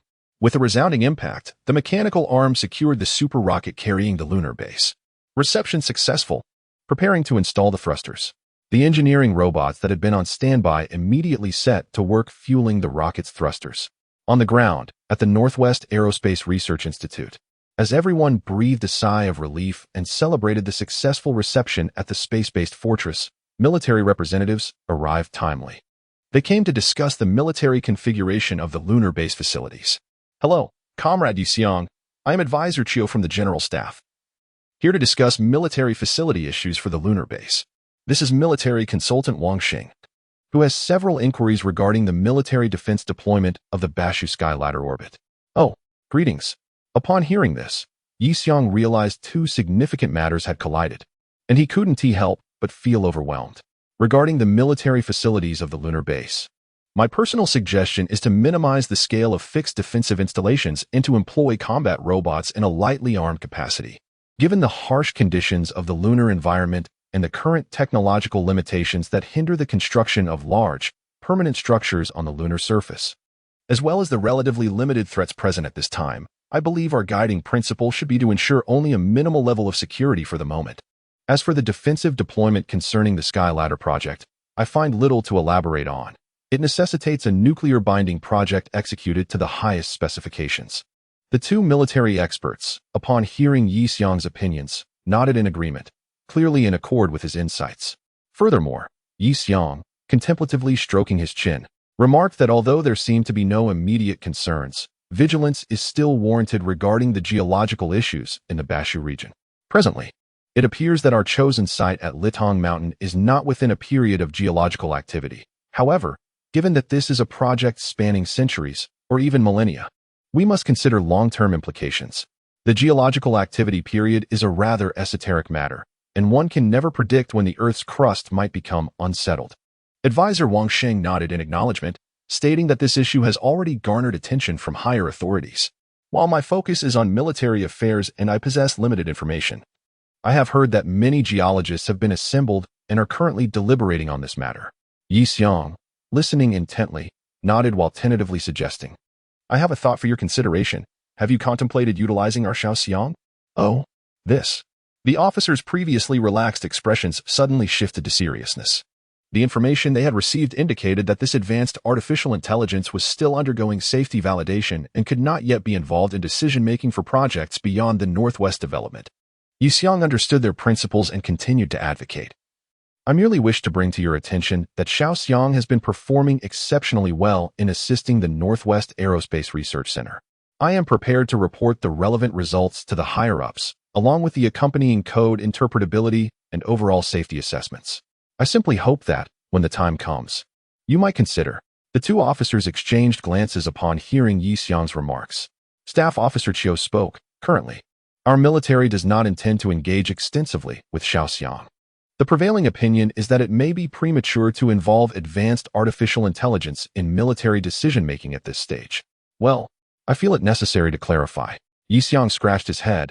What I meant was that Xiao Xiong could provide relevant insights without being granted excessive authority. Throughout the execution of our lunar mission, we have not afforded it any more power. It has merely served as a tool to furnish data and insights for our consideration, without participating in broader decision-making. Yi Xiong spoke the truth. Xiao Xiong had consistently provided data and suggestions, with the ultimate decisions being made by humans. This was why Yi Xiong felt more at ease in bringing Xiao Xiong to the military's attention. As long as the ultimate decision-making authority and the power to press the button remain in human hands, the situation will not spiral out of control. However, it appears that the military holds a different perspective, adopting a more cautious stance. The launch operation for the lunar base outpost has entered its second launch phase. The space-based fortress is preparing for ignition. The announcement of the rocket's imminent second launch interrupted their conversation. The lunar fortress is truly entering its countdown. Let us, the two witnesses, bear witness to the establishment of humanity's first extraterrestrial base. The remaining discussions can wait. Yi Xiong rose and extended an invitation to the two officers. Chapter 89. Landing the installation of the booster fuel for the expedition now. 12 rocket has been completed. We are now entering the countdown for ignition. The mechanical arms safety lock has been released, and we are ready to ignite. Within the space-based fortress, preparations are underway for the launch of the colossal rocket destined for the moon, following the loading of the second wave of fuel. As a burst of flames ignites at the edge of the fortress, the rocket roars forth, hurtling towards the moon ahead. The rocket's attitude and data collection have been finalized. I will relay the subsequent flight correction parameters, along with distance and time calculations, to you shortly. Xiaoxiang remains diligently focused on calculating the rocket's data, showing no signs of relaxation. Perhaps, for him, the concept of leisure is entirely foreign. Igniting a rocket in the void of space eliminates concerns over gravity. Once ignited, it is released into the ether, allowing for gradual trajectory adjustments thereafter. Given that a preliminary launch for the Mars base is forthcoming, this mission prioritizes the moon base's arrival, serving to test the reliability of intelligent construction. As he gazes at the receding rocket, Yixiang approaches Gu Chun. How is the final selection of the lunar astronauts progressing?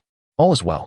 The final crew consists of 3 individuals heading to the moon, with 1 astronaut traveling to space, totaling 4.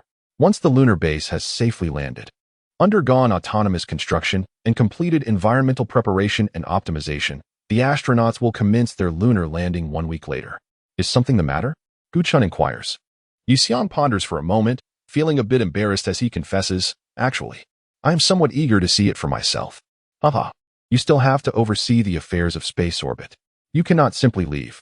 Although Gu Chun knows that it is impossible for Yixiang to ascend, he does not dismiss his longing. After years of lunar exploration, Yixiang yearns, more than anyone, to set foot on the place he has devoted his life to studying. Yet, as the saying goes, those who plant the trees enjoy their shade. Chief Xiao Zhiguang has also never had the chance to ascend. Sigh. You young people truly are fortunate to be living in such a remarkable era. Gu Chun gazes at Yixiang, shaking his head with a smile of resigned amusement. Pilot of the space fighter, astronaut stationed at the space-based fortress, Colonel Wu Sen. I am prepared for the lunar landing. Please advise. Colonel Wu Sen, who accompanied the astronauts into the space-based fortress, is tasked with independently boarding the rocket for the lunar mission. Within the command center, technical advisor Bai Ji, along with a cadre of military advisors, is conducting a final assessment of Wu Sen's various metrics and status. Advisor Bai closes the dossier. Lifting his gaze to Wu Sen. Comrade Wu Sen, an important task is to be assigned to you. Upon noticing Bai Ji's serious and composed demeanor, Wu Sen's nerves suddenly tensed. As a military representative for the lunar landing, you will play a crucial role in maintaining order at the moon base. You will be the only individual among the 4 who will carry standard weaponry during this inaugural lunar mission. Wu Sen's heart raced with a sudden, thunderous beat. Prior to this, the lunar landing program was considered a purely civilian endeavor. It is worth noting that no nation, including the Dragon Kingdom, had ever militarized lunar exploration. Wu Sen was acutely aware of the implications of such actions, as they signified the Dragon Kingdom's assertion of sovereignty over the moon. As a soldier of the Dragon Kingdom, he felt an exhilarating surge of patriotism. However, Bai Shi, perceiving the joy on his face, prudently dampened his enthusiasm. First, we must remain calm. We need to conduct a psychological assessment to ensure that your mental and emotional state is fit to bear arms and represent the Dragon Kingdom's military on the moon. Yes, please put me to the test. In the vastness of space, the super rocket was on the brink of landing on the moon, with less than 10 minutes remaining until a successful touchdown. The rocket had been ensnared by the moon's gravitational pull, entering a lunar orbit at a velocity of 12.7 kilometers per second, with an angular deviation of 0.03. Report. The moon's gravitational field is unstable, and the trajectory is likely to deviate from the predetermined landing site. Yixiang furrowed his brow in anxiety. Due to the uneven mass distribution caused by the moon's topographical anomalies, a massive rocket like Expedition 12 could struggle to maintain its intended orbit. Xiaoxiang, recalculate the gravitational capture parameters. Understood. Processing. Moments later, the space-based fortress's supercomputer received a deluge of data. Subsequently, they heard Xiaoxiang's voice. Currently, the moon's gravitational anomalies may be challenging to correct manually. Given that the control segment cannot be adjusted in real-time via quantum communication, I recommend transferring the authority for trajectory correction to me, allowing me to adjust the orbital parameters with precision. On the ground, Yixiang and the others abruptly turned their gazes toward the direction from which Xiaoxiang's voice emanated. Internally, Yixiang supported the idea of Xiaoxiang overseeing the rocket's lunar landing authority, but he believed the military would likely oppose it. The 2 officers exchanged glances filled with complexity. In the sky, Bai Ji was also reluctant to make unilateral decisions. She approached Xiaoxiang's authority with caution. As this was the directive from headquarters, overstepping could lead to unforeseen complications. Yet, she was uncertain whether relying solely on the control system and limited intelligent automation would ensure a stable landing. Xiao Qian, is the trajectory deviation still within a controllable range? Yes, but he hesitated to confirm. Qian Wenqing focused intently on the screen, where the quantum supercomputer's intelligent trajectory correction program struggled to stabilize the path of the colossal rocket amidst the moon's erratic gravitational field. It felt as if he were guiding a hefty body along a precarious and twisted tightrope. Any minor deviation or computational lag could spell disaster. The entire trajectory correction program was developed under his supervision. In that fleeting second of hesitation, his mind raced, ultimately leading him to a decision. The trajectory correction is currently manageable. Bai Zhi turned her gaze towards Qian Wenqing, noting his confident demeanor, and promptly commanded, "Continue the orbital correction via the intelligent repair program. All departments, prepare for the final landing." Yi Xiong, upon hearing that the space-based fortress had ultimately decided against utilizing his abilities, opting instead for the supercomputing capabilities of the fortress for the correction, felt a whirlwind of emotions within him. It wasn't a matter of doubting the military's competence. Rather, he yearned for the moment when strong artificial intelligence could be employed more swiftly. However, perhaps that day had yet to dawn. The rocket continued its deceleration. The angle of the landing trajectory deviated by 0.02. It was expected to reach the landing point in 1 minute, and the retrothrust had been set to maximum. Terminal corrections were normal. Witnessing this scene, Yi Xiong finally exhaled in relief. At this juncture, success seemed nearly assured. Altitude at 5,000 meters, speed reduced to 200 ms. Landing legs deployed. Prepare for cushioning. The landing coordinates were locked, with an estimated 10 seconds remaining. 10, 9, 8. Successful landing. Immediately check the status of all equipment. As Yi Xiong felt a wave of relaxation wash over him amidst the cheers of the ground staff and the anxious equipment checks. He glanced aside at the position indicated by Xiao Xiang's voice report. At that moment, Xiao Xiang was utterly silent, emitting not a single sound. Chapter 90, Quantum Theology. The rocket's shell has detached. The lunar base is unfolding. The intelligent assembly system is functioning seamlessly. Construction of the lunar base is underway. Through the lens of a high-definition camera, the enormous cargo hold transported to the moon is slowly morphing and expanding, gradually taking the shape of a base structure. The lunar base has been successfully laid out. We are now entering the environmental generation phase. At the command, the interior of the lunar base begins to slowly cultivate a suitable environment, which must sustain until the lunar team from the Dragon Nation arrives on the moon. This is a scene captured by the official media of the Dragon Nation that day. The Dragon Nation has essentially completed the foundational construction of the first phase of the lunar base.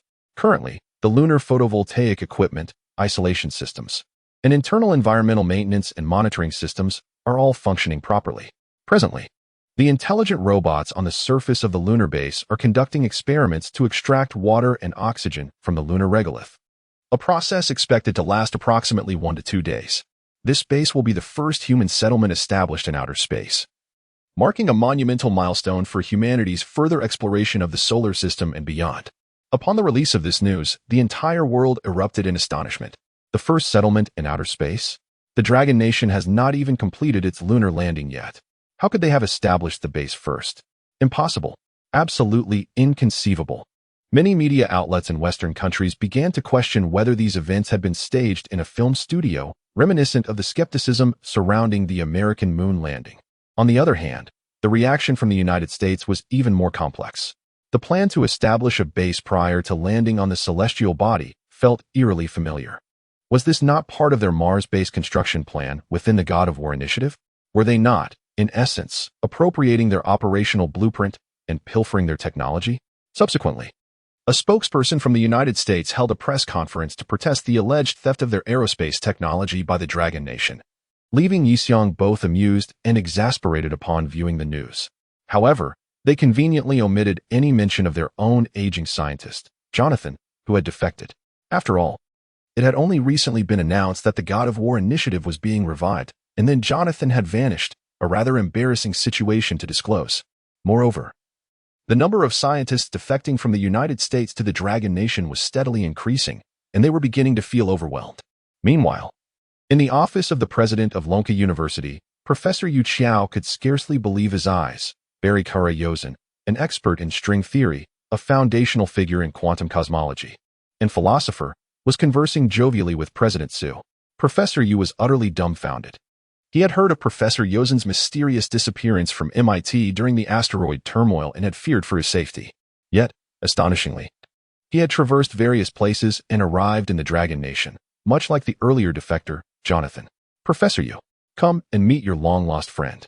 Indeed, as Principal Su remarked, Professor Yu has long held profound admiration for this polymath, whose brilliance in various fields inspired him to delve into string theory, though, regrettably, he has not achieved the same level of success as in quantum theory. Consequently, his respect for this eminent figure across the ocean has only deepened. Mr. Yu, I have perused your writings for some time. It is truly a stroke of fortune to meet you today. With hands clasped together, I bow deeply to Professor Yu. Furthermore, it is difficult to fathom that such an accomplished scientist still maintains a belief in the divine. This notion seems almost at the fringe of understanding for a researcher in a materialist nation. Professor Yu, in turn, bowed to me and humbly stated, I dare not claim such merit. My accomplishments pale in comparison to yours. In his view, this remark cannot be deemed modest, as there exists a hierarchy among scholars of their caliber, with varying degrees of distinction. During the cataclysmic event, I felt as though I had received some form of guidance, as if the heavens were subtly revealing to me that I should come to the Dragon Kingdom to continue my studies in quantum cosmology and string theory. Thus, my journey to the Dragon Kingdom can indeed be perceived as divine direction. Ah, is that so? That is splendid. The Dragon Kingdom welcomes your arrival and hopes you will continue to contribute to the research in theoretical physics. Faced with Professor Yu's sincere gratitude, I found myself momentarily at a loss for words. However, I sensed that, given your theoretical inclinations, you might find certain individuals in our Dragon Kingdom to be of interest. At this moment, Professor Yu's thoughts wandered to not only Yi Xiong, who was engrossed in the lunar landing project in the Northwest, but also to Professor Pan, who was immersed in quantum supercomputing and equally devoted to quantum cosmology and civilization. In the Northwest Aerospace Research Institute, another colossal Expedition 12 rocket stood silently on the launch pad. This rocket would carry the second phase of the lunar base project, along with supplementary resources and 3 astronauts destined for the moon. Following this endeavor, the focus of the Dragon Kingdom space program would shift towards the construction of orbital stations and lunar relay points. Jonathan, who was overseeing the Mars base project, was also present to observe the lunar base's construction, as the experiences gained from this project would provide invaluable insights for the future Zhurong Mars base initiative. In this final moment of tranquility, Yi Xiong engaged in light conversation with Professor Pan aboard the space fortress. Professor Pan, regarding your previous assertion that advanced civilizations do not linger within our dimension, I have had further thoughts. Oh, what thoughts do you have? I simply believe that if we continuously ponder such matters of higher dimensions, we will inevitably arrive at one question. What is the ultimate dimension? Traditional string theory posits that the universe has a maximum of 11 dimensions, but what lies beyond the 11th? If, as you suggest, higher dimensional civilizations exist, where does the ascension of civilization to higher dimensions culminate? Questions like yours indeed trouble many theoretical scholars. They found themselves unable to trace the origins of their theories, ultimately leading them to a source conjured solely within their own minds. You mentioned theology? Indeed, many scholars, upon reaching the limits of their understanding, must surrender the unknowable to faith. Perhaps this seems astonishing to you in the Dragon Kingdom, yet in the West, where theology is prevalent, it is hardly surprising. Yi Xiong stroked his chin and inquired further. If, according to your perspective, I wonder if your thoughts also represent a reliance on theology? Has a higher dimensional existence already transcended the realm of our understanding? Suddenly, Professor Pan burst into laughter. If we narrow the scope in this manner, it seems we have begun to resemble deities. My experiences at the space-based fortress have imparted this feeling. We now possess the capability to unleash divine retribution upon Blue Star, which, for the majority of nations on Earth, must surely surpass their comprehension. Upon hearing this, Yi Xiong's eyes gleamed with excitement. I find your idea splendid. I truly admire it. The realm of the divine may merely be an extension of the human domain, nothing more. Humanity stands on the brink of officially settling on the extraterrestrial Blue Star, with less than 72 hours remaining. Chapter 91. The moon landing with live ammunition here. I solemnly pledge not to betray the trust bestowed upon me by the Dragon Nation. I shall resolutely fulfill the mission assigned to me by the Dragon Nation, taking the first step for humanity towards the stars and the vast oceans of the universe. In the command room of the Heavenly Punishment Space Fortress, Wu Xin was undergoing the final inspection by the military of the Dragon Nation. Following this, he would embark alone on a military rocket assembled entirely by the Space Fortress, journeying to the moon. This inspection and the subsequent launch would be broadcast live via satellite, showcasing the event to the entire blue planet. What distinguishes this event from previous ones is that Wu Sun is holding a standard-issue rifle of the Dragon Army. The significance of this is abundantly clear. Wu Sun represents the military in landing at the lunar base. This symbolizes the Dragon Nation's public assertion of sovereignty over the lunar base. As another burst of flame illuminated the edge of the Space Fortress, the specialized rocket departed from low Earth orbit, heading towards the moon. No one desires the failure of this specialized lunar rocket more than the Eagle Nation. Reports indicate that alongside astronaut Wu Sun, the rocket also carries a small air defense radar and spare ammunition for the rifle. This specialized rocket is, in fact, a military transport rocket. The civilian lunar team of the Dragon Nation will land after the military, and nothing could be more evident in its implications. In an instant, the image of Dragon Nation soldiers armed and landing on the moon became a trending topic across the blue planet. People everywhere felt the palpable shift in the era. My goodness, the Dragon Nation is serious. Has this shattered the precedent of non-claiming sovereignty over space resources? But wait, does the lunar surface count as space? Suddenly, people realized that the land on the moon seemed to have become new territory to be claimed, yet they found themselves powerless to do so, except for the Dragon Nation. At this moment, at the Northwest Aerospace Launch Center, 3 astronauts had already boarded Expedition Number 12, awaiting the rocket's launch. The countdown to launch had begun. Since becoming involved in the aerospace industry, Yi Xiong had witnessed numerous space launches. However, he understood that this time held a distinctly different significance. Yet, how many launches had preceded this, each bearing its own weighty meaning? Launch. With another tremendous burst of flame ascending, the entire launch center erupted in enthusiastic applause. As Yi Xiong clapped, he turned to look at Jonathan Fettelin behind him. Jonathan's eyes sparkled with a crystalline brilliance, his face reflecting a profound sense of emotion and hope. A sight Yi Xiong had never encountered before. Perhaps he had long awaited the day when humanity would once again step onto other celestial bodies. Mr. President, according to our NASA predictions, there is now less than an hour until the Dragon Nation's lead rocket lands on the moon. What lead rocket? It is clearly their military rocket. President Erickson shook his fist in fury, but found himself at a loss for any concrete countermeasures. At present, the American forces are rendered impotent, limited to mere protests. They find themselves incapable of returning to the moon, despite having reignited their Mars landing initiative. Domestically, chaos reigns, with disorder permeating every corner. Internationally, the situation is no better. In the Gulf region, the Houthis continue to exert pressure on the American carrier fleet. In the throes of frustration, President Erickson decided to summon the Secretary of Defense.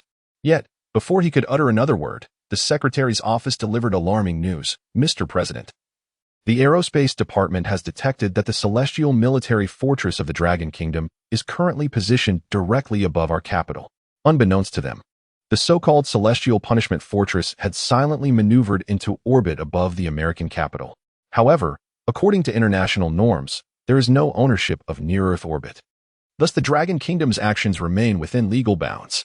This revelation extinguished President Erickson's desire to consult with the Secretary of Defense, leaving him devoid of even the inclination to protest.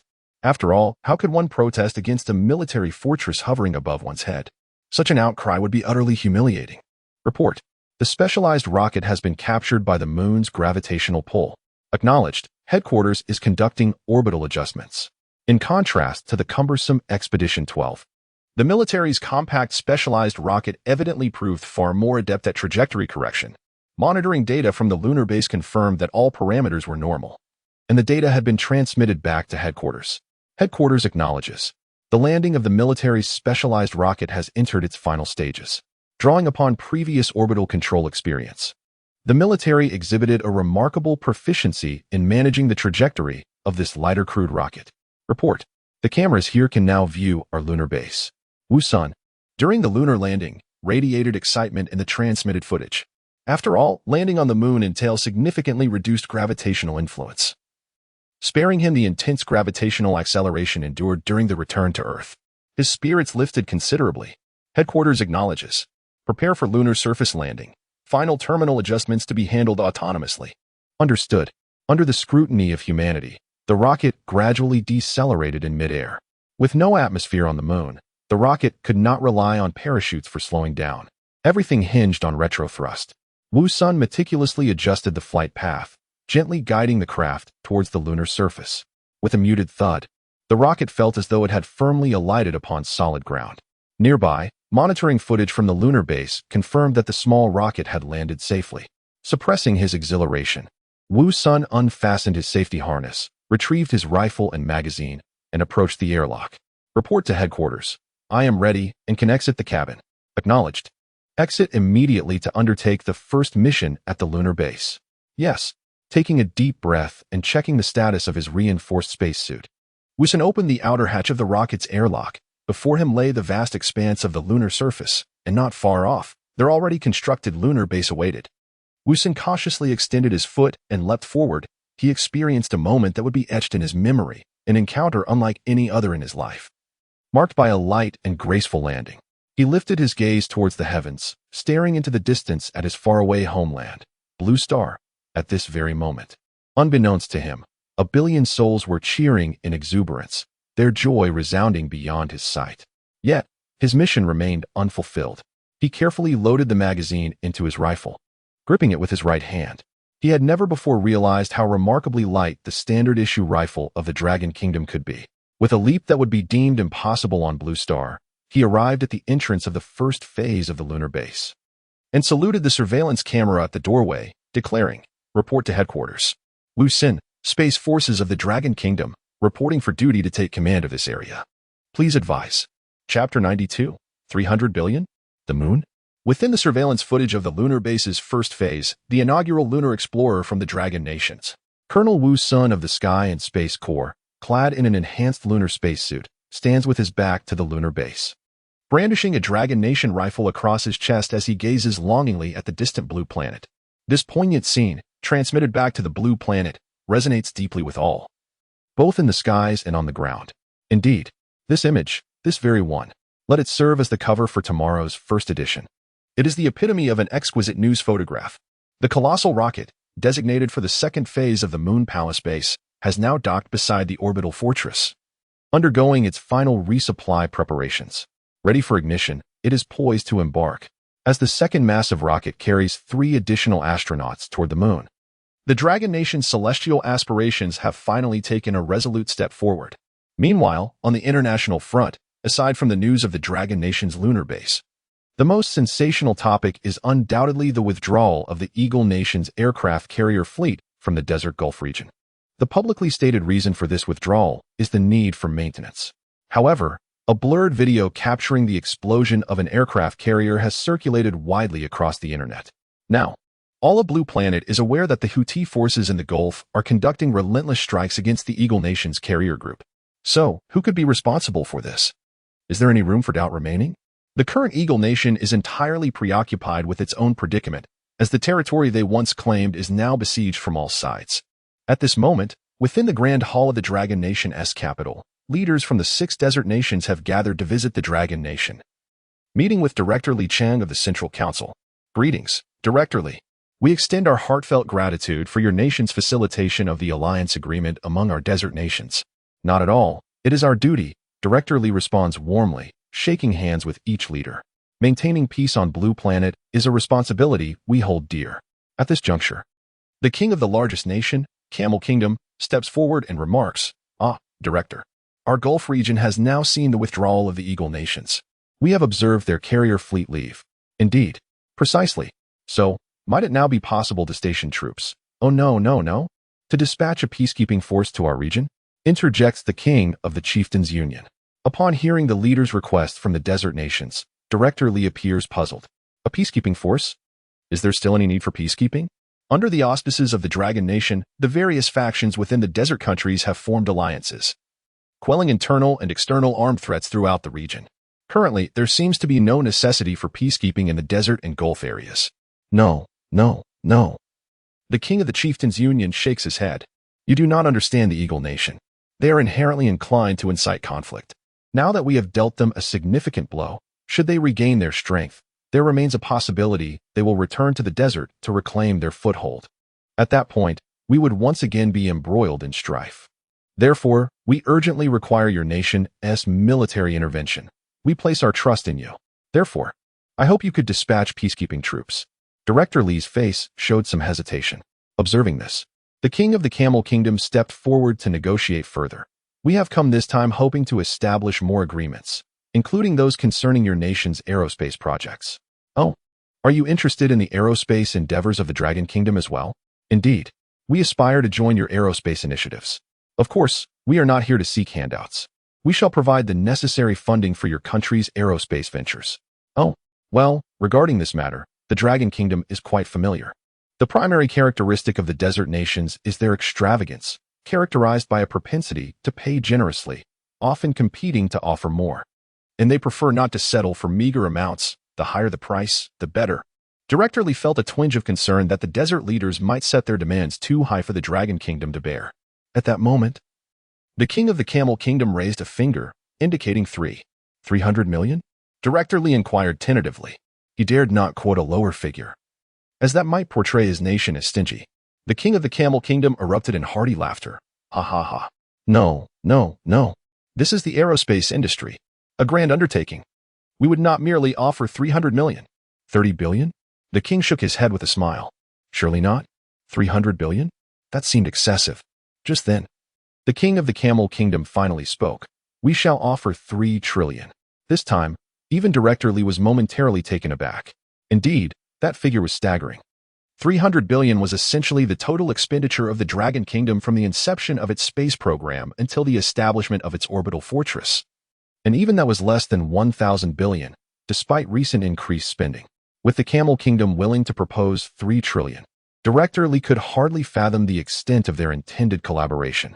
At that moment, representatives from other desert nations also approached, smiling as they said, Director Li, this is merely the offer from their nation. Ours has yet to be presented. Upon hearing this, Director Li felt a twinge of anxiety. Based on experience, this was typically the moment when they would start to compare offers. Thus, beyond the news of the Dragon Kingdom's lunar landing and the withdrawal of Eagle Nation's aircraft carriers from the Gulf region, another headline equally dominated the significant columns of major news outlets. The Dragon Kingdom and the desert nations reached a pivotal and profound cooperation agreement in the capital.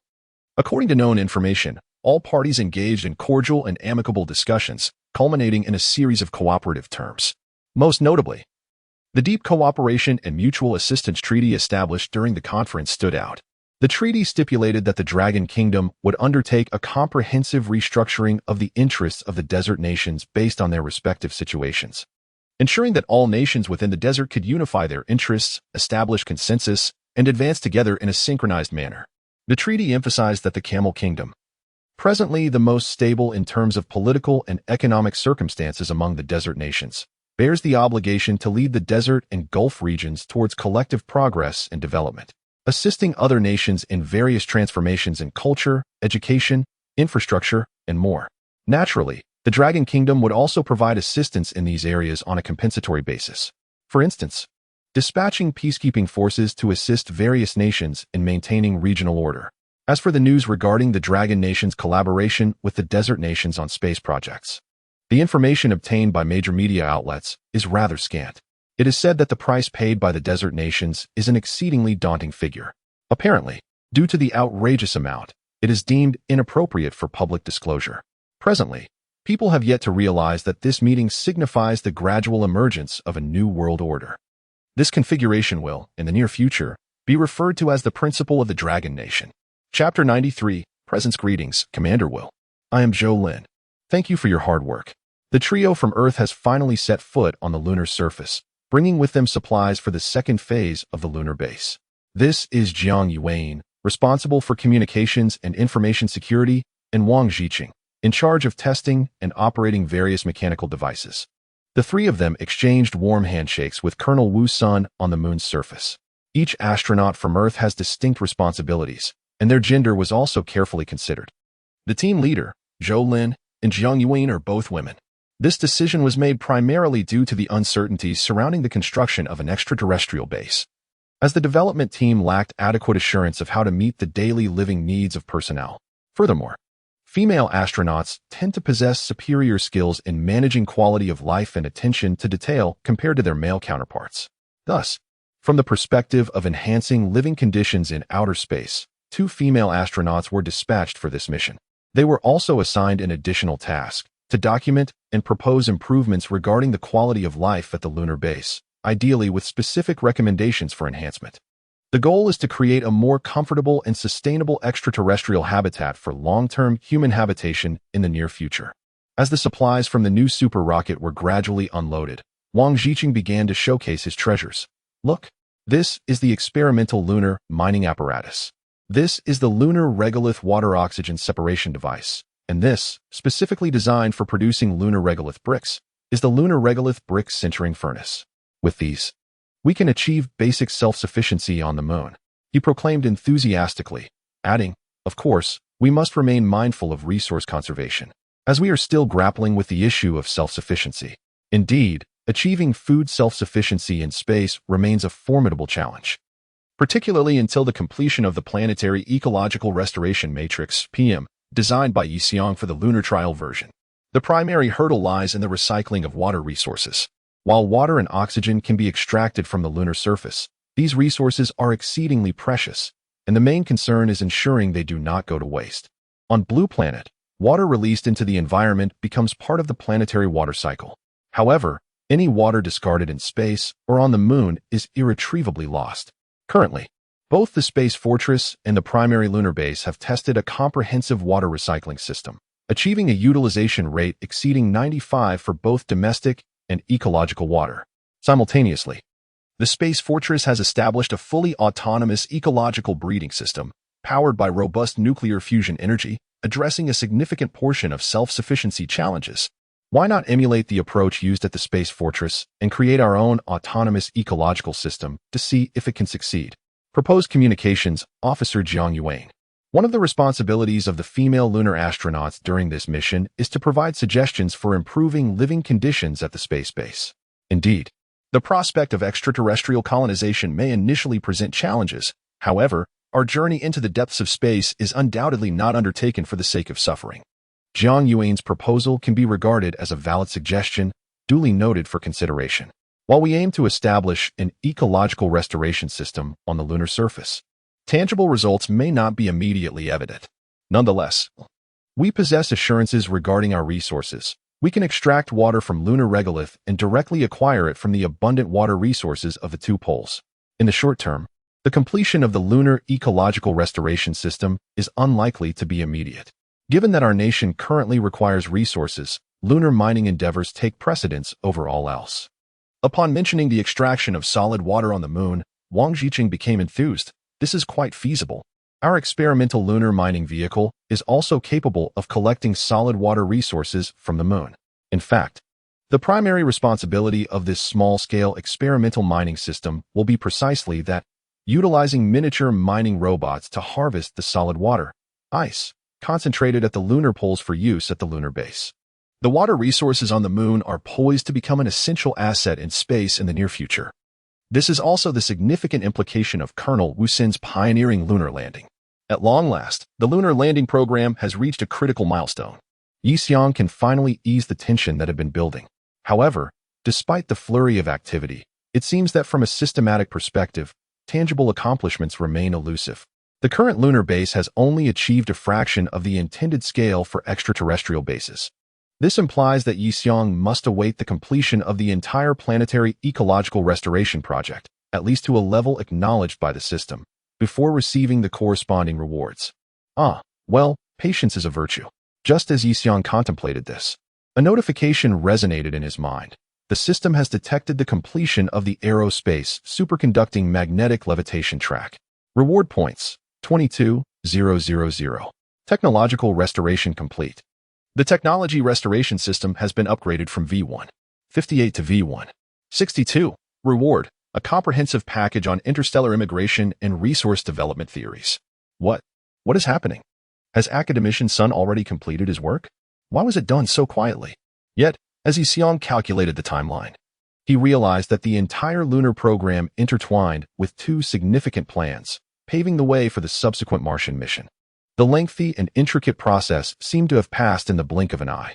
At this moment, what astonished Xiong even more were the insights flooding into his mind. Having already become well-versed in interstellar navigation theories, he was still profoundly amazed upon encountering the theories of interstellar immigration and resource development. Goodness, these theories are indeed remarkably avant-garde. The term avant-garde implies that they require additional foundational technology. Moreover, and perhaps more significantly, they broach topics that may be premature for current discourse, namely, the contact and communication between interstellar civilizations. Though only briefly mentioned, it was nonetheless significant. The system notified, the host civilization's presence has risen to 0. 1. What? Presence? Is this new data? Does this imply that their blue star civilization has become known to extraterrestrial entities? Is it a consequence of the prior asteroid tumult? Indeed, that unexpected alteration in the asteroid's trajectory appears to be linked to an alien civilization. At this moment, in an undefined region beyond the solar system, an enigmatic period of observation is drawing to a close. An unidentified being has noted that a certain target on an unknown apparatus has failed to transmit any signals, leaving it in a state of perplexity. The being begins to ponder. In order to shield the temporary outpost of its obscure civilization, it had physically redirected a threatening asteroid. At that time, it had maliciously aimed at a particular planet within a distant galaxy, only to receive no response thereafter. Could it be that? As they prepare to depart, it casts its gaze once more upon that inconspicuous planet within the small galaxy nearby. Shortly thereafter, the civilization accompanying it departed from this place. Chapter 94, Rwanda Attention. Right face. Forward march. A slogan familiar to the people of Longwa. Yet upon hearing it in the video, it felt strangely foreign. For the voices chanting these commands belonged to a group of soldiers with dark skin. This was footage of a military parade from the small African nation of Rwanda. Right face. 1. 2. The entire formation on the parade ground moved in perfect unison, exuding vigor and spirit. Were it not for the visible dark faces and hands, one could hardly imagine this was an army of black soldiers. It was as though they were meticulously modeled after the military of Longwa. The comments section below the video was utterly astonished. Wow, no wonder it's said that in martial arts novels, one can discern your school of thought just by observing your techniques. This has now been vividly illustrated. Oh no, they've truly learned from the best. Should you find yourself in trouble in the future, just don't mention the master. No, it's fine if you do get into a predicament. Your master possesses a veto power. Rwanda, a remarkably small nation in Africa. Due to the ethnic conflicts instigated by former colonizers, the country has endured great turmoil. Once referred to as Africa's hell on earth. In the face of despair, Rwanda chose a path that, though arduous and fraught with challenges, was undeniably the correct one. They opted to learn from Longwa.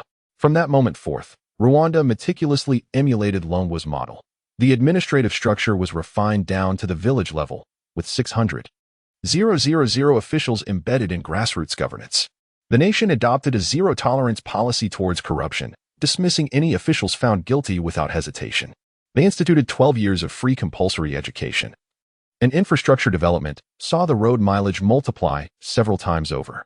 Not to mention their military, which has become the most astonishingly proficient, mastering skills that are notoriously difficult for foreigners to acquire. Unity is strength. Unity is strength. This strength is iron. This strength is steel.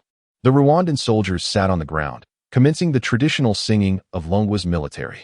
In the video, the soldiers of this nation displayed a strikingly heroic demeanor, distinctly different from any other military on the continent. It is hard to fathom that this is an army that once endured devastation. At this moment, the peacekeeping forces dispatched by Longwa finally made their appearance in the parade. The audience finally beheld the visage of their master. The primary reason Longwa sent peacekeeping troops to Rwanda was, in fact, to deliver a subtle warning. Rwanda had recently overstepped bounds in its military actions.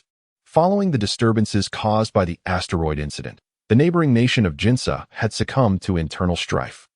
Rwanda began to covet the mineral resources of this neighboring country and launched a significant offensive, even proclaiming intentions to seize their capital.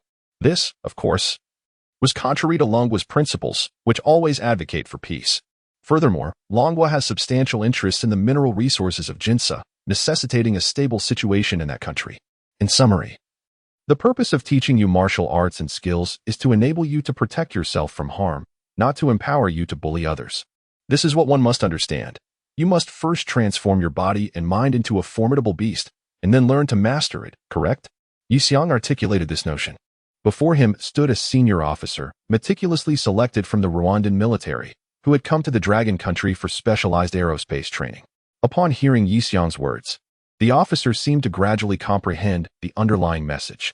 After all, since his arrival at the Northwest Astronaut Training Base, he had undergone extensive ideological education from the Dragon Country, resulting in a profound transformation of his thoughts.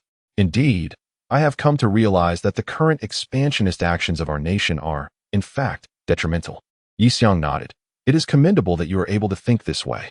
The Dragon Country has become as formidable as it is now precisely because it disdains the existence of such nations on Blue Star. You must not become the kind of entity that the Dragon Country detests. Yi Xiang and the foreign officer delved deeply into discussions about the current state of their respective countries, both experiencing a surge of complex emotions. It became evident that in this world, aside from the Dragon Country, there are considerable challenges everywhere else. The first batch of foreign aerospace trainees had arrived in the Dragon Country, ostensibly to assist in the aerospace development of other nations. However, Yi Xiang sensed something amiss. These trainees were, without exception, senior officers from their military establishments. They were said to be the most capable individuals selected. Yet Yi Xiang felt they were simply the strongest and most formidable from various nations.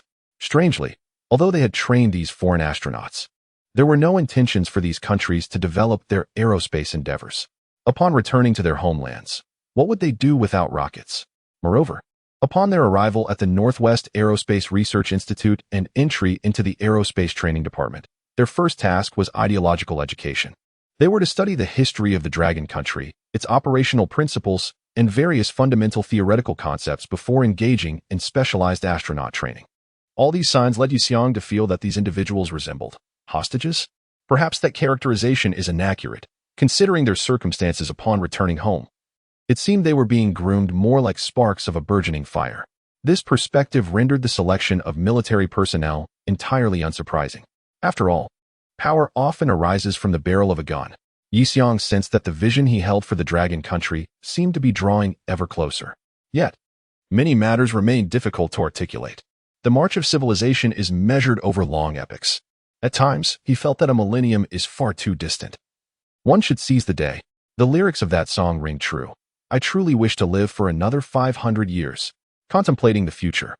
There are aspirations for interstellar travel and the development of interstellar civilization, not to mention that as the presence of the system continues to rise, they will inevitably face interstellar conflicts. At that juncture, the Dragon Country would once again be starting from scratch, rising anew from a state of cosmic desolation. This sensation might very well be measured in millennia. Can a mere mortal, bound by flesh and blood, truly achieve such feats? No, Yi Xiang pondered. Humanity remains pitifully weak.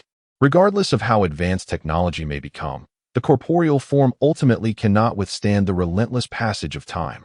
I must devise a means to extend human lifespan. Indeed, to be more precise, it is also a means to prolong my own existence. Previously, the Sky Ladder's orbital project was nearly complete. As the architect of the Sky Ladder, I had been invited to be among the first to ascend to the space station. However, now, Yi Xiang has had a change of heart. I wish to visit Shizi University. After all, what did their president proclaim? The 21st century is the century of biology. Chapter 95. The Sky Ladder, the first space-based superconducting magnetic levitation sky ladder of the Dragon Kingdom, has finally been completed. The entire track can accommodate a payload of approximately 50 to 100 tons, which is less than half of the Super Rocket Expedition No. 12. However, this is a space-based track, allowing for near-limitless round trips. With a maximum speed of 7.9 kilometers, the time to reach orbit is under 10 minutes. Naturally, if a manned capsule is involved, the time to enter orbit will require an appropriate extension, as one must consider the acceleration that the human body can endure. Overall, the longest duration will not exceed half an hour. This marks the first space-based track for the Dragon Kingdom, holding immense significance for its development following a technological explosion. Transporting through an electromagnetic track consumes a considerable amount of electrical energy. Fortunately, the Dragon Kingdom has now mastered advanced controllable nuclear fusion technology, enabling nearly zero-cost fusion power generation. Consequently, the cost of accessing space via the sky ladder is now infinitely lower than that of chemical rockets. In the near future, the Dragon Kingdom, along with the entire Blue Planet, will see the fundamental principles of aerospace operations fundamentally rewritten. Henceforth, space resources can be directly transported back to the Blue Planet via the sky ladder, while resources from the Blue Planet can be delivered to low Earth orbit without relying on rockets. Subsequently, the first-generation small space transport aircraft, Jingwei, will facilitate the transit between the orbital terminus and various space stations. The entire space transportation network is beginning to take shape. Is there something missing in this equation? Indeed, the Lunar Relay Station. The first task undertaken by the entire space track is to assist in the construction of the Lunar Relay Station, transporting all relay station resources to space for assembly. Among the first items to ascend the track, as witnessed by both the on-site developers and the public through news reports, were not only the core module of the Lunar Relay Station, but also phased array radars, small space-based high-energy laser launchers, and electromagnetic interference arrays. Upon the completion of the first phase of Tianmen, the initial occupants of the Lunar Relay Station will include not only astronauts from the Dragon Kingdom, but also specially trained members of the Dragon Kingdom's joint peacekeeping forces, ensuring the overall security of the Lunar Relay Station. Colonel Jiang, during a military interview, candidly expressed, the Lunar Relay Station is essentially a semi-militarized facility. As the sole designer and developer of the entire space resource system, the Dragon Kingdom possesses the necessity, capability, and confidence to safeguard space resources from unlawful entities, future space marauders, and, in the not-so-distant future, potential assaults from extraterrestrial civilizations. The message is unequivocal. This mountain was opened by us. This tree was planted by us. The terms of passage can be negotiated, but from this point onward, this territory is under my jurisdiction. Such a formidable strategy is attributable not only to a recent adjustment of the Dragon Kingdom's principles, but also to the chief designer of the Lunar Relay Station, Nie Yuning. Upon receiving directives from the central authority, Chief Engineer Nie decisively aligned the design of the Lunar Relay Station with that of the Celestial Fortress, transforming the entire relay station into a miniature space bastion. Undoubtedly, all of these efforts by the Dragon Kingdom were solely aimed at maintaining order in the cosmos. After all, who else possesses the capability to undertake such a monumental task? Many nations lack even the basic ability to venture into the heavens. The conceptualization and construction of the entire system owe a significant debt to one individual, Yi Xiang. Initially, the first group of orbital crew transport passengers intended to invite Yi Xiang to participate, but after accomplishing the initial lunar objectives, he seemingly vanished without a trace. According to unreliable sources, he had gone to Shizi University. At this moment, Shizi University was diligently working on developing gastrointestinal nanobots capable of managing digestive health and microbial environments, based on previously engineered vascular nanobots. However, maintaining such robots within the body, akin to blood circulation, proved to be a formidable challenge. The gastric fluid is highly acidic, and if the nanobot capsules linger in the stomach and release their contents, they could easily be decimated en masse. Not to mention the natural bodily processes. A single ordinary excretion could potentially clear the digestive tract of all nanobots. There must be a solution. For instance, could we introduce these nanobots via an external enema into the intestines? Experts pondered this notion, furrowing their brows and shaking their heads. No, this type of robot seems unfeasible for that application. President Fang Yiming, witnessing the project's stagnation, felt a profound sense of conflict. He often mused that if they could ensure the healthiness of the food consumed, perhaps the management of the digestive tract would necessitate such extensive intervention from nanobots. With the rapid advancement of technology in the Dragon Kingdom, the populace was enjoying increasingly better diets, yet detrimental eating habits remained unchanged. There was a persistent affinity for high salt, high fat, and excessively spicy foods, alternating between scalding hot and icy cold. While the taste buds reveled, the stomach bore the brunt of the consequences. If only the people of the Dragon Kingdom could adopt healthier eating habits, would that not alleviate a significant portion of the issues? Just as the university research team found themselves at an impasse, news arrived at the entrance of Shizi University. Yi Xiang had arrived. Upon his arrival, Yi Xiang was met with a warm welcome from the biologists at the university. Thanks to Yi Xiang and his pioneering nanobots, Shizi University had ascended to the forefront of biological sciences in the Dragon Kingdom, a status it had already been approaching. Since then, numerous biologists from the Dragon Kingdom frequently visited Shizi University to conduct further research on related biological projects. President Fang's proclamation that the 21st century is the century of biology became increasingly popular, evolving into a trending meme online. When Yixiong learned about the ongoing research into gastrointestinal nanobot technology at Shizi University and the challenges faced during this process, he felt a profound sense of dismay. It was undeniably arduous, a challenge of an entirely different caliber compared to that of blood circulation nanobots. On the other hand, upon hearing Yixiong's preliminary plan for this visit, Principal Fang exhibited a semblance of unease. The notion of gene editing intervention for cellular telomere repair. How should one articulate this? In truth, we have always possessed the capability to undertake research in this domain. However, certain unspoken complexities have hindered our progress. Any research topic involving gene editing technology is, at least within our nation, subject to scrutiny and restrictions, given the profound ethical dilemmas that it entails. Chapter 96. Telomere Repair Exchange for the Cell Telomere Repair System, consuming 8,000 points. Cell telomeres are protective DNA sequences located at the ends of biological chromosomes. With each cell division, telomeres shorten, and with every diminishment, cellular longevity correspondingly wanes, leading to senescence and ultimately apoptosis. The current technologies for telomere repair primarily hinge upon the activation and application of telomerase. While telomerase can indeed restore telomeres, this enzyme is predominantly found in stem cells, germ cells, and cancer cells. Therefore, excessive activation of telomerase may heighten the risk of cancer. A more prudent strategy would be to employ nanorobotics technology to directly repair cellular telomeres. For in vivo nanorobots, equipping them with various health modules allows for the creation of nanobots with distinct functionalities. By incorporating a module devised for telomere repair into the nanorobots, these machines can autonomously mend cellular telomeres. Institutions such as Shizi University should have advanced expertise in this area. Yixiong felt optimistic about the prospects of this research. Spending a mere fraction of system points for the long-term welfare of humanity seemed exceedingly advantageous. However, he was unprepared for the numerous risks associated with directly repairing telomeres within cells. Comrade Yixiong, you must understand the paramount importance of genes to an individual. Even the slightest error in coding could precipitate a systemic collapse. If we inadvertently edit even a single gene during the gene editing process, it could lead to cancer or other hereditary diseases. Furthermore, should such a gene be unwittingly transmitted to descendants through reproductive actions, it could taint the entire human genomic database. President Fang Yiming conveyed this with utmost seriousness.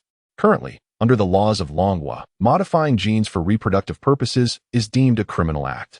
However, while intentional actions can be prohibited by law, the repercussions of unintentional actions remain beyond legal recourse. Even with gene editing repair robots, how can one ensure that errors will not occur during the telomere repair process? Moreover, how can one guarantee that the robots will not inadvertently repair germ cells? Therefore, considering the boundaries of public morality, the biological community in manhwa has largely restricted research related to human gene editing to animal experimentation, eschewing any further exploratory studies, let alone commercialization. At this moment, Yixiong recognized that there are currently no viable solutions to this dilemma. Whole genome sequencing falls under the purview of V2.0 in his technological repair system. He aspires to utilize nanorobots to repair cellular telomeres. However, without a comprehensive macro database of the entire genome, he cannot definitively impose disabling commands on the nanorobots to prevent potential genetic damage during telomere repair, thereby avoiding contamination of the human genomic database. The advancement of technology must not transcend the ethical boundaries of current understanding. This is an unassailable principle. The vehicle of technology is civilization. Should technological progress result in the collapse of civilization, it would be akin to skin devoid of fur, leaving nothing to cling to. However, since Yixiong has completely changed the approach, it is improbable that the content of this series would genuinely be retained for the next version, right? After all, if V1.0 is unlockable, there must be feasible pathways in the current version. Telomerase activation? No. The carcinogenic risks are substantial. What if we employ nanobots within the body for targeted cancer suppression? No. That would be too costly and ultimately futile. So, what should be done? Just as Yi Xiang found himself at an impasse, Principal Fong noticed his bewilderment and gently shook his arm. Yi Xiang, there is no need to be so distressed. Our school is engaged in numerous other projects. Why not take a look and see if there are any breakthroughs to be found? Yi Xiang emerged from his troubled thoughts, glanced at Principal Fong comforting him, and nodded. Well, like aerospace endeavors, this is not a matter to be resolved in a day or two. Let us adopt a pragmatic approach and see what can be accomplished at present. Principal Fong naturally guided Yi Xiang to the research group currently tackling the project of gastrointestinal nanobots. The previous nanobot project, which Yi Xiang led alongside a cohort of scientists, had attracted the attention of major biopharmaceutical companies. He recalled receiving a notification regarding patent fees from Shizi University, where it was said that discussions were underway to include this innovation in medical insurance. Now, experts in the biomedical field hope to advance this research further, building upon the existing findings to elevate its significance for humanity. Yet, a robust solution for the long-term retention of nanobots in the digestive tract remained elusive. Alas, if only our designed nanobots could reside in the intestines like gut microbiota. Although diarrhea might disrupt the microbial environment, the microbiota possesses self-repair capabilities, naturally returning to its original state after some time. In contrast, the potential of nanobots appears rather limited. Then, why can gut microbiota persist in our digestive tract? Yi Xiang inquired. While he understood, he aimed to encourage others to think outside the box. Intestinal bacteria possess adhesive properties, akin to how snails cling to walls or octopuses utilize their suction cups. Moreover, our intestines generate mucosal layers that foster the growth of beneficial bacteria, seemingly endorsing this symbiotic relationship. Yi Xiang pondered, perhaps we could glean insights from probiotics and effectively harness bionic knowledge. Reflecting on it, the previously created nanobots indeed emulated the motility of bacterial flagella. If we could mimic the adhesion behavior of bacteria to the intestinal walls, perhaps we could achieve a similar effect. Suddenly, Principal Fong's mouth widened in astonishment. He pointed towards the ceiling with a finger. I have an even more fantastical idea. I wonder if it could be realized. Oh, what new thoughts does Principal Fong have? I ponder, what if we were to directly transform bacteria into nanobots? At this moment, a vintage automobile came to a halt at the entrance of Shizi University, from which emerged a foreign gentleman with brown skin. Approaching the reception office, he respectfully addressed the guard at the entrance in fluent Mandarin. Good day, I am an international visiting scholar. My name is Barakira Yozin. I have heard that your esteemed scholar, Yi Xiang, is currently visiting your institution. If this information is accurate, I would be most grateful for the opportunity to pay him a visit. Chapter 97, Escherichia coli, Mechanical Ascension? At Shizi University, in the Advanced Biological Laboratory, enveloped in the vapor of a liquid nitrogen tank, a group of biologists, clad in protective gear, carefully extracted a minuscule sample of the previously fabricated gastrointestinal nanorobots.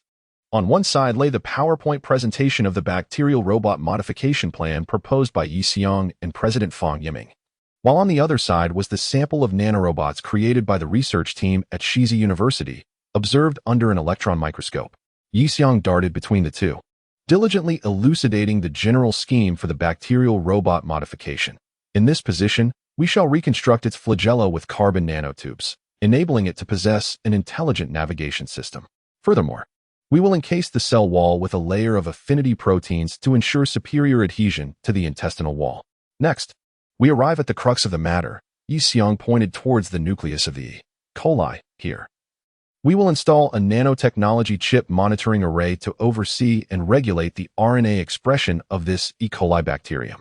Through this function, we can control the material output of this bacterial nanomachine, as well as its timed and quantified proliferation, transforming it entirely into a beneficial bacterium akin to lactobacillus, thereby contributing to our health. Simultaneously, our E. coli robots will usurp the ecological niches of harmful bacteria, such as E. coli, within the intestinal environment, making it difficult for the natural E. coli and others to survive, thereby ensuring the overall health of the intestinal milieu. This, of course, is also the reason we do not utilize probiotics as hosts for the nanorobot modifications. As Yi Xiang spoke with increasing fervor, he felt a surge of exhilaration. After all, President Fong's idea was truly remarkable. How could he have conceived such an ingenious notion? Transforming bacteria into nanorobots? Was this not a testament to the transcendence of flesh and blood into mechanized ascension? Little did he expect that the first organisms to undergo this mechanical metamorphosis would be these unassuming bacteria. Haha, fate can indeed be wondrous at times. However, the scientists in attendance exhibited a range of reactions. Some appeared to gape, others furrowed their brows, seemingly contemplating something inconceivable. Yi Xiong approached the nanorobot displayed under the electron microscope and continued his explanation. Utilizing the intrinsic production capabilities of bacteria to continuously generate beneficial substances is an advantage that nanorobots lack. We can engineer various beneficial products for the human body using different bacterial nanorobots within the intestines. For instance, one of my focal points during my research at Shizi University, telomerase and butyrate. Telomerase, as we know, plays a pivotal role in cellular telomere repair. If we can quantitatively control the production of telomerase through biological methods, it could be impactful. Moreover, the genetic regulation and antioxidant effects of butyrate in modulating the microenvironment could also positively influence telomere dynamics. Thus, even without direct gene editing, we can still devise biological methods to reach our objective. However, it seems that ethical dilemmas may arise as well, as evidenced by the expressions of the biologists in the audience. With that said, I believe I have provided a comprehensive introduction. If anyone has questions, please feel free to ask. Yi Xiong was aware that the esteemed biologists present likely had much to express regarding this topic. One scholar removed his glasses and, in contemplation, addressed Yi Xiong. Comrade Yi Xiong, should we, in a broader sense, define even such bacteria as living organisms? If so, does our mechanical modification align with contemporary biological ethics? Yi Xiong furrowed his brow. He had anticipated this question. It is not that biologists are overly sentimental, but rather that they must often consider the perspectives of those who are. Biologists are not driven by sentimentality. The number of lab mice they handle daily is substantial. Thus, the scholar's inquiry serves not merely to question Yi Xiong, but to voice societal concerns.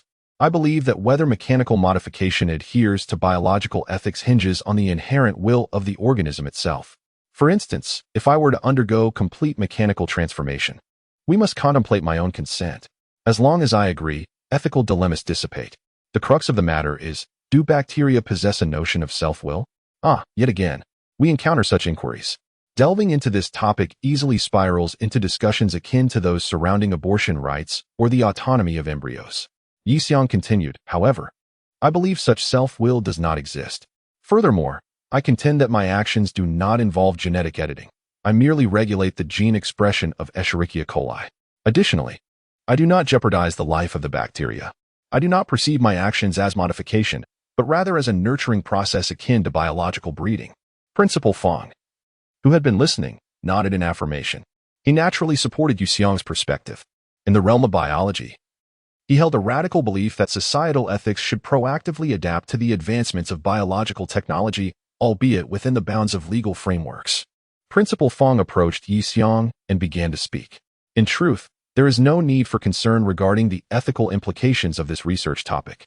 I have submitted the detailed plan to the Ministry of Science and Technology. We shall await their response regarding the feasibility of the research. Should they deem it inappropriate, we will revert to conventional nanorobotics development. However, the development of ordinary nanorobots is quite arduous, as it entirely lacks the capability for sustained health maintenance provided by bacterial nanorobots. Indeed, the discussion of ethical issues is boundless. There are already debates surrounding the widespread use of artificial intelligence and the emergence of advanced AI, questioning whether we shall witness the rise of human civilization or that of artificial intelligence. In the future, if we were to discuss mechanical modification, we would also need to consider whether humans remain human or have transitioned into robots, a ceaseless dialogue. After the discussions concluded, the assembly finally dispersed. Principal Fang Yiming was strolling through the campus with Yi Xiong, lamenting as they walked. In truth, the field of biology is particularly prone to ethical dilemmas, as many studies delve deeply into the essence of humanity. This often hampers the smooth progression of our scientific inquiries. Alas, the rapid advancement of technology in recent years has outpaced the evolution of public perception. Much like the initial widespread adoption of digital payments, many individuals clung to cash, fearing the exposure of their privacy. Yet, this is merely a straightforward transaction of collateral. One offers their privacy in exchange for the right to access a service, and nothing more. It is ironic that opening a bank account also requires personal information, yet online interactions elicit resistance. This stems from a lingering sense of detachment towards the internet. Ah, by the way, Yi Xiong, accompany me to my office. We have an individual to meet. Chapter 98. The Einstein-Rosen Bridge in the office of Principal Fong, a scholar of brown complexion sat, exuding an air of transcendence despite his formal attire. This was Professor Yuozhen. After introducing himself, he produced a book and, in fluent dragon language, expressed his intent. Mr. Yi Xiong, during my tenure at Lonka University in your esteemed country, I have heard much about you. I felt it necessary to meet with you to share and discuss matters pertaining to quantum tunneling and transition research. Upon hearing Professor Yuozhen's words, Yi Xiong's heart raced. Quantum tunneling? Could this be a discussion regarding the invisibility associated with quantum tunneling? Was there a potential leak of related topics? Yet, he quickly dismissed the thought. It seemed unlikely that someone would openly state their purpose if that were the case. However, if it involved quantum transition, did that imply a discussion on macroscopic spatial transitions? Such technology was beyond the current capabilities of Blue Star civilization. Yi Xiong was aware that the existing V1.0 system for spatial transition remained in a locked state. Could it be that this scientist intended to transcend the system? With a mixture of skepticism and curiosity, Yi Xiong accepted the book handed to him by Yuozhen, its cover emblazoned with negative energy systems and quantum cosmic transition. Yi Xiong's eyes suddenly sparkled. This individual indeed aimed to explore spatial transition. Although the methods he described could not be realized with current technology, Yi Xiong absent-mindedly flipped through the book, while Principal Fong continued to extol Professor Yuozhen's credentials, a pioneer in string theory and quantum cosmology, a philosopher of quantum philosophy and theology, fluent in multiple languages, currently a visiting scholar in Dragon Country. It seemed he had no intention of returning, having come specifically to visit Yi Xiong at the recommendation of Professor Yu Qiao. Quantum theology? Yi Xiong was momentarily bewildered upon hearing this phrase in Fong's introduction. However, he did not dwell on it, becoming increasingly absorbed in the theories presented by Professor Yuozhen. These theories were both audacious and intricate, undoubtedly surpassing the current era. Regardless of whether one identified as a theist or an atheist, such a distinction was inconsequential. A scholar capable of articulating profound theories is indeed a worthy academic. Alas, it was regrettable that the theoretical content discussed in this book could not be realized in the present environment. Upon reaching the section about negative energy maintaining the collapse of transition points, Yi Xiong raised his gaze to Professor Yuozhen, offering a resigned smile and a shake of his head. Yuozhen, understanding Yi Xiong's sentiment, shared a knowing smile in return. Currently, the universe had yet to reveal any negative energy materials capable of inducing macroscopic effects. This signified that spatial transition, specifically the construction of wormholes, remained an impossible task. A wormhole, after all, is a conceptual hypothesis theoretically feasible. It posits that 2 points in space can be connected by a wormhole, allowing for direct transition from one point to another without any movement through the three-dimensional space. The concept of a generalized wormhole, or the Einstein-Rosen bridge effect, is not particularly rare. It frequently manifests and vanishes within concentrated quantum fluctuations, albeit in a manner that eludes detection. The true wormholes that could be of utility to humanity are the narrow, persistent varieties. To maintain the continuity of a wormhole, a form of negative energy material is required to support its mouth against gravitational collapse. Otherwise, the wormhole will instantaneously collapse. Scientific research has verified the existence of such negative energy material in our world, albeit only at the microscopic level, lacking the scalability to sustain a macro-level wormhole for human use. Thus, this leads to the notion of a theoretically feasible concept. Until we can discover or produce negative energy material in bulk, humanity remains unable to create a truly functional wormhole. Yi Xiong pursed his lips, displaying an expression of resignation as he shrugged and turned to Professor Yuozhen, saying, "So, Professor Yuozhen, what assistance can I possibly offer you?" The implication being, he too could not locate negative energy material, nor could he request the system to grant him special access. Professor Yuozhen politely nodded, gazing at Yi Xiong with a look of earnestness. "Mr. Yi Xiong, my purpose here primarily stems from my understanding that you are a distinguished scholar in the fields of quantum technology and aerospace. The Long Kingdom has even designated you as a talent in nuclear binding." Having spent several days in the Long Kingdom, Professor Yuozhen had become acutely aware of the atheistic atmosphere prevalent in this land. leading him to discreetly conceal his identity as a theologian and refrain from referencing divine guidance. Furthermore, the Long Kingdom's deep space exploration initiatives have significantly outpaced those on Blue Planet, suggesting that some endeavors may only be feasible within the Long Kingdom. I hope to collaborate with you in devising facilities that can jointly observe and seek out the macro existence of negative energy in the cosmos, thereby advancing the development of spatial transition technology. As he spoke, Professor Yozen placed his hand on the book Yixiong was holding, flipping it to the latter sections. Please turn to the final chapter. Here are some of my modest concepts for your consideration. Upon reaching the last page, Yixiong was taken aback by a depiction of a deep space exploration apparatus. Analyzing the components and their underlying principles, it became evident that it could indeed be assembled into a device for monitoring negative energy. However, such a grand apparatus dedicated solely to detecting negative energy seemed rather extravagant. System, initiate a diagnostic on this deep space exploration apparatus. Understood. System activation in progress. The system identified the deep space negative energy exploration apparatus as being overly reliant on outdated technology and possessing a singular function, recommending an upgrade to A-Sky-I Deep Space Multipurpose Cosmic Observation Station. The realization of content, a full-spectrum detection radar for negative energy substances, a dark matter capture net.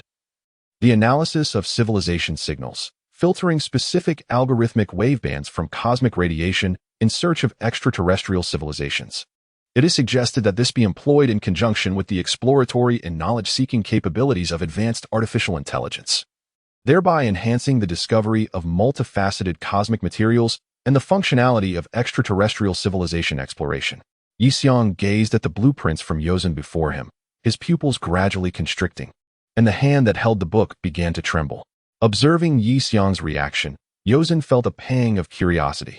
He was not an arrogant individual and did not perceive his device as particularly innovative. Rather, it simply employed straightforward principles to achieve advanced objectives. What, indeed, was Mr. Yixiong so astonished by? With this question lingering in his mind, Professor Yozen tentatively inquired, Mr. Yixiong, is there an issue? Yixiong suppressed his inner excitement, took a deep breath, raised his head, and declared, I have conceived a better idea. Chapter 99.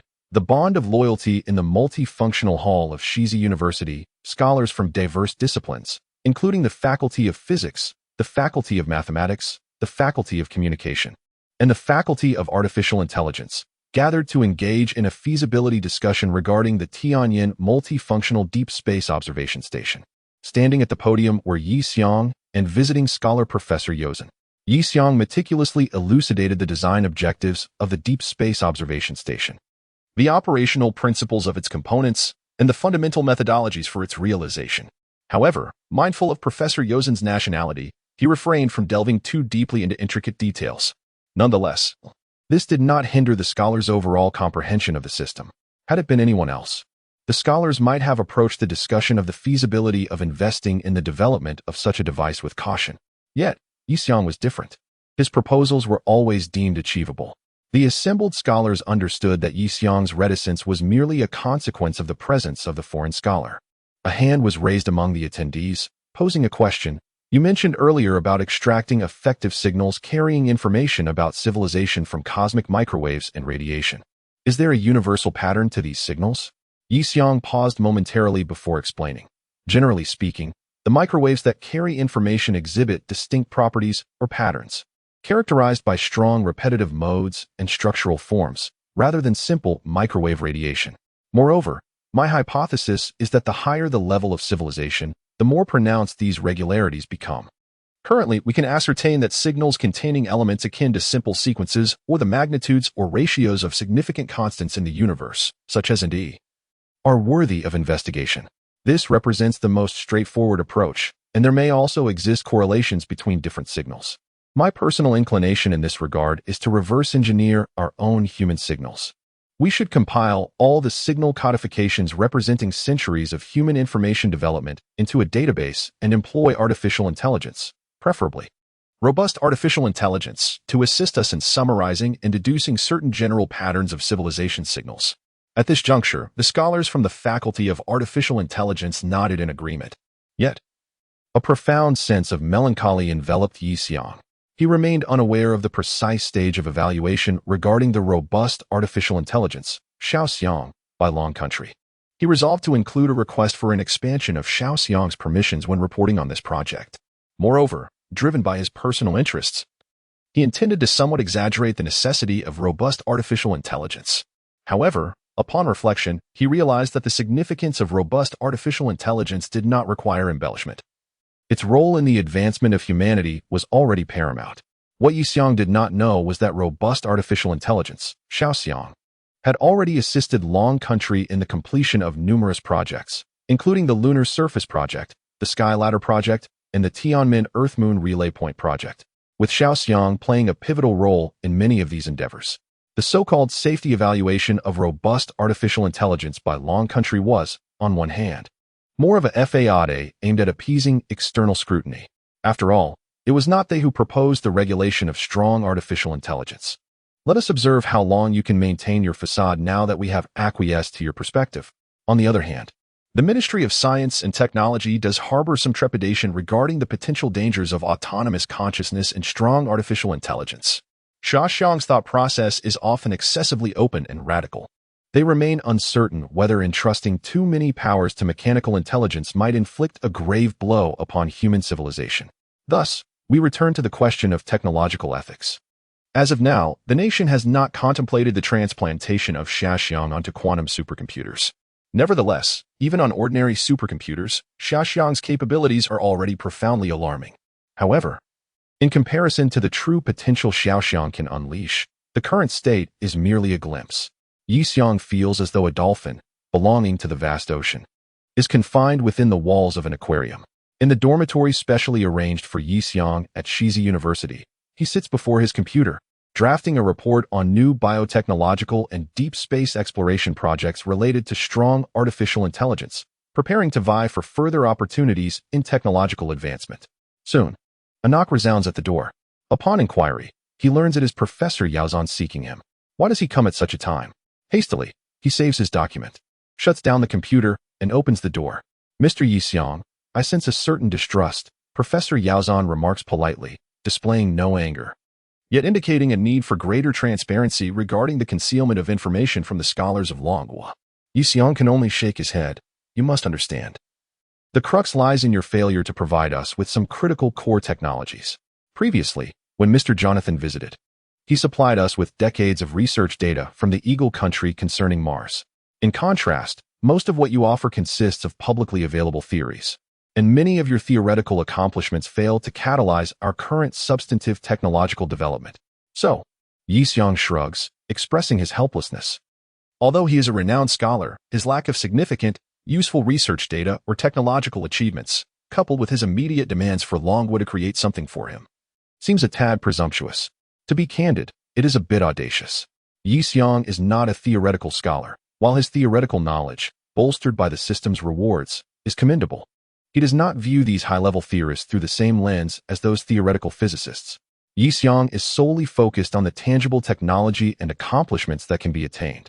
It may seem mundane, but that is all he can do, nothing more. Professor Yaozan's brow furrows slightly, as if he is lost in contemplation. Yixiang observes the glint in his eyes, sensing that something is indeed being concealed. Professor Yaozan rummages through his pocket and produces a small hard drive. Yixiang raised an eyebrow, realizing that this old man indeed had a hidden agenda. This is a special genomic sample extracted from the populace of the country I once belonged to. It is said that with these genomic samples from the Dragon Kingdom, one can precisely design genetic weapons tailored to your nation's DNA. Professor Yaozan tossed the hard drive onto the table, permitting Yixiang to take it at his leisure. The look in his eyes suggested that relinquishing this hard drive required immense courage. Please understand that my concealment of this hard drive until now was not motivated by any ulterior motives, but purely out of concern that your country might question my identity due to this information. I deeply regret the actions of my former nation. Chapter 100, G95 At the Biochemical Research Facility of Drockford, the experts awaited the arrival of a distinguished guest. The identity of this visitor remained a mystery. They had merely received a notification from the CIA to await his presence. In truth, the nature of their work was so classified that they would not have been surprised by any visitor. However, they never anticipated that President Erickson himself would grace them with his presence. Was it not peculiar? The opposition was currently embroiled in an impeachment process against him, and the entire Congress was in disarray. How could he find time to come here? As President Erickson entered the conference room, his demeanor was devoid of emotion. Met with the astonished gazes of the assembled scientists, he took his seat and addressed them, esteemed scientists of the Eagle Nation. Your country is in dire need of your contributions. As he spoke, his secretary distributed materials to each scientist present. Upon opening the documents, the scientists were left in a state of shock. Reinitiating the G95 project? Is the president serious? They pondered the implications. Would they not face trial in an international court for such actions? Yet, they understood that having seen the document, they were compelled to comply. The pressing question lingered. Could they even accomplish such a task? Mr. President, one scientist interjected, with all due respect, since the passing of Professor Chris, no one possesses the capability to revive this project. We were not participants in the original endeavor, and he, in a fit of despair during the asteroid crisis, seemingly took his own life. Thus, this is not merely a matter of willingness. Drakfort currently lacks the requisite capacity. Upon hearing the mention of Professor Chris, Erickson's brow furrowed. The old man had finally met his end. Rumors of his impending defection had circulated for some time. Although the project had encountered difficulties, it was preferable for him to die domestically than to vanish abroad. If you refuse, there are others who will take your place, he thought. Thankfully, Chris could never defect to the Dragon Nation, as his actions would never be tolerated there. Without further deliberation, he declared, I care not whether you possess the capability to execute this project. I have ordered you to complete it, and if you lack the means, then devise a way to make it happen. I trust my instructions are clear. The biologists present were immediately incensed by the president's command. You are but a president on the brink of ousting. We refuse to become the next Professor Chris. The G95 project was a biological warfare initiative specifically targeting the genetic makeup of the Dragon Nation. Through espionage and various illicit means, the Eagle Nation had procured genomic data on the dragon populace, uncovering special genetic sequences within their DNA. Had a targeted virus, developed from this genetic research, been unleashed upon the Dragon Nation, the consequences would have been catastrophic. At the helm of this project was none other than Professor Chris of Drakfort. The reasons behind Professor Chris's suicide during the asteroid turmoil were not rooted in despair, as was the case for most of the deceased. Rather, he succumbed to feelings of guilt and remorse. Once a public enemy of the Dragon Kingdom, he now found himself in a position where his life could potentially be salvaged by its citizens. It was in this tumult of shame and self-reproach that he chose to end his life. In his final moments, he entrusted the comprehensive data of the G95 project to a trusted confidant, his close friend from university, Barakira Yozin. Once the information was relayed through Yi Xiang, it sent shockwaves across the nation. The Dragon Kingdom had long been privy to whispers from the Eagle Nation regarding their research into biological weapons aimed at them, but lacked concrete evidence, until now, when the proof had finally emerged. Professor Yozin gained the unwavering trust of the Dragon Kingdom's academic community through this submission. Yet, amidst all this, the pressing concern remained: how to thwart the Eagle Nation should they revive this insidious project. According to the documents, the Eagle Nation's fundamental approach involved employing gene editing technology to alter the virus's genome, thereby enhancing its aggressiveness against the immune systems of specific ethnicities. Within the vast genomic landscape of the dragon people lie certain genetic peculiarities, one of which, the AGE3 receptor, had been earmarked as a target for assault by the Eagle Nation. However, it appeared they had identified several such unique receptors as potential targets, leaving them with numerous contingencies. Discussions at Shizi University regarding the entirety of this dossier had been ongoing for several days, yet yielded no viable counter-strategies, save for the gene editing strategy aimed at protecting specific gene expressions.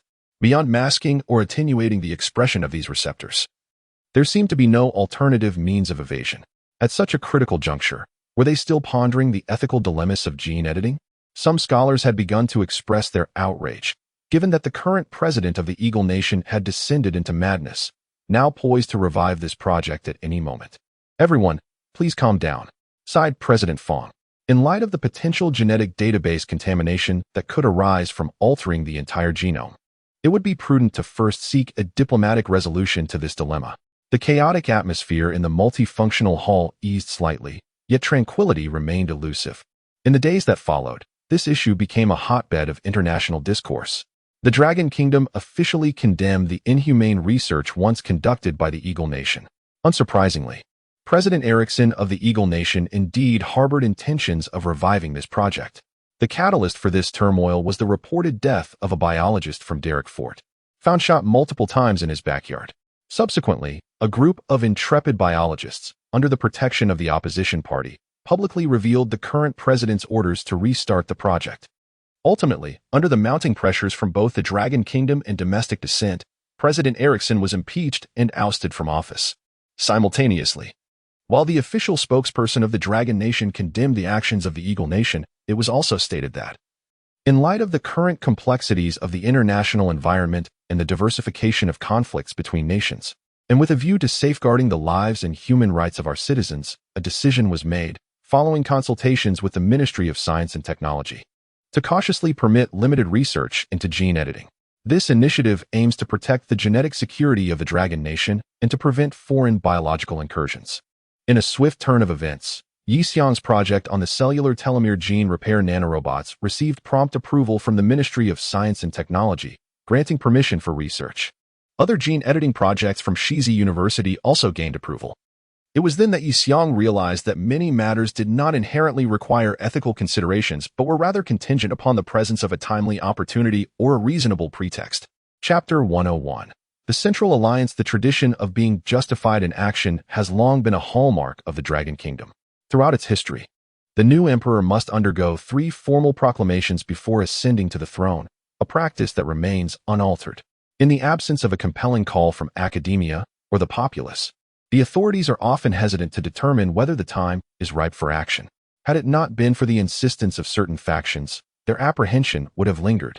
This principle extends to international relations as well.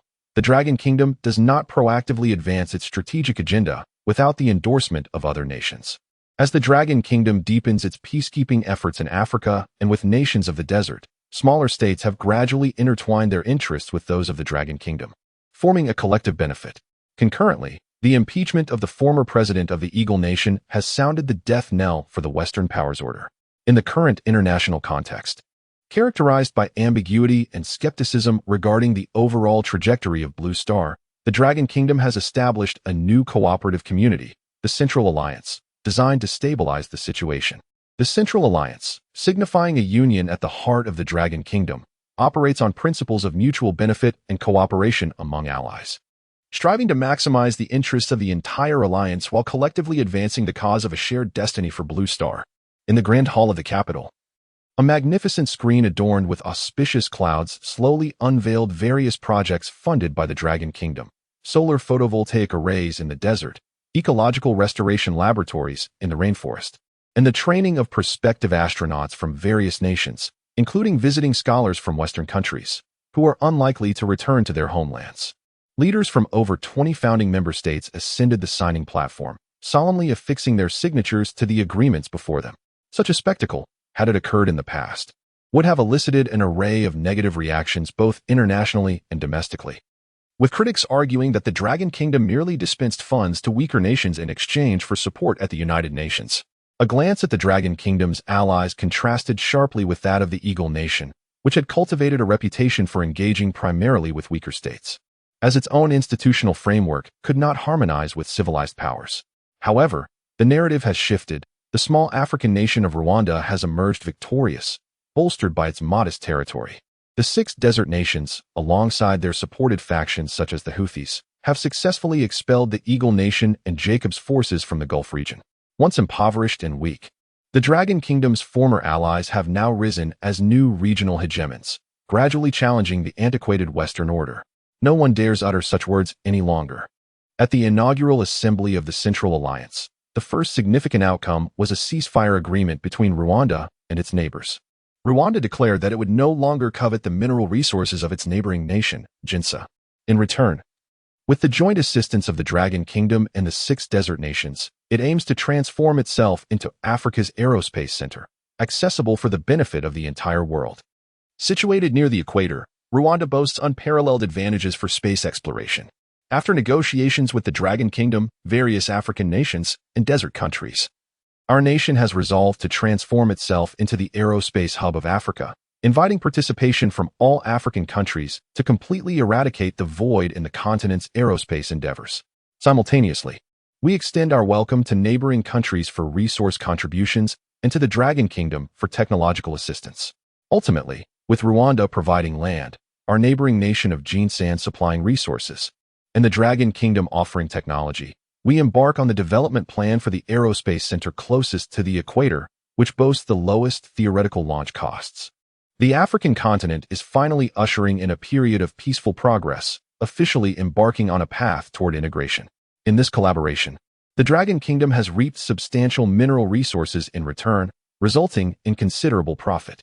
Yi Xiong, witnessing the smooth unfolding of events, is overwhelmed with excitement as his vision gradually materializes. On the other hand, ground-based rocket launches have become a somewhat obsolete industry for the Dragon Kingdom. However, these slightly less advanced African nations still require such technologies. It is unrealistic to expect instant success. Thus, we can gradually transfer the Dragon Kingdom's older aerospace technologies, allowing them to slowly integrate into the advancement of this field. In the future, with the development of space orbits and the popularization of deep space exploration, aerospace carriers and spacecraft akin to Starry Sky will become mainstream. As humanity adapts to the extraterrestrial environment, space bases and satellites powered by stellar energy will flourish. Consequently, as space fortresses and stations proliferate, the necessity for space debris clearance and recovery will become increasingly paramount. These labor-intensive tasks can be delegated to emerging nations like those in Africa, serving as valuable training opportunities for them. The aerospace industry remains a long-term endeavor, necessitating the strengthening of humanity. His gene telomere repair nanorobot module project has finally reached its conclusion. The next step is to collaborate with biologists at Shizi University to develop engineered bacteria capable of producing these modules, followed by the assembly of these components onto the nanorobots. Thus, he enters the laboratory to attempt the transformation of E. coli to incorporate engineering modules. Alright, E. coli transformation robots, activate the Ganica system. Under the electronic microscope, E.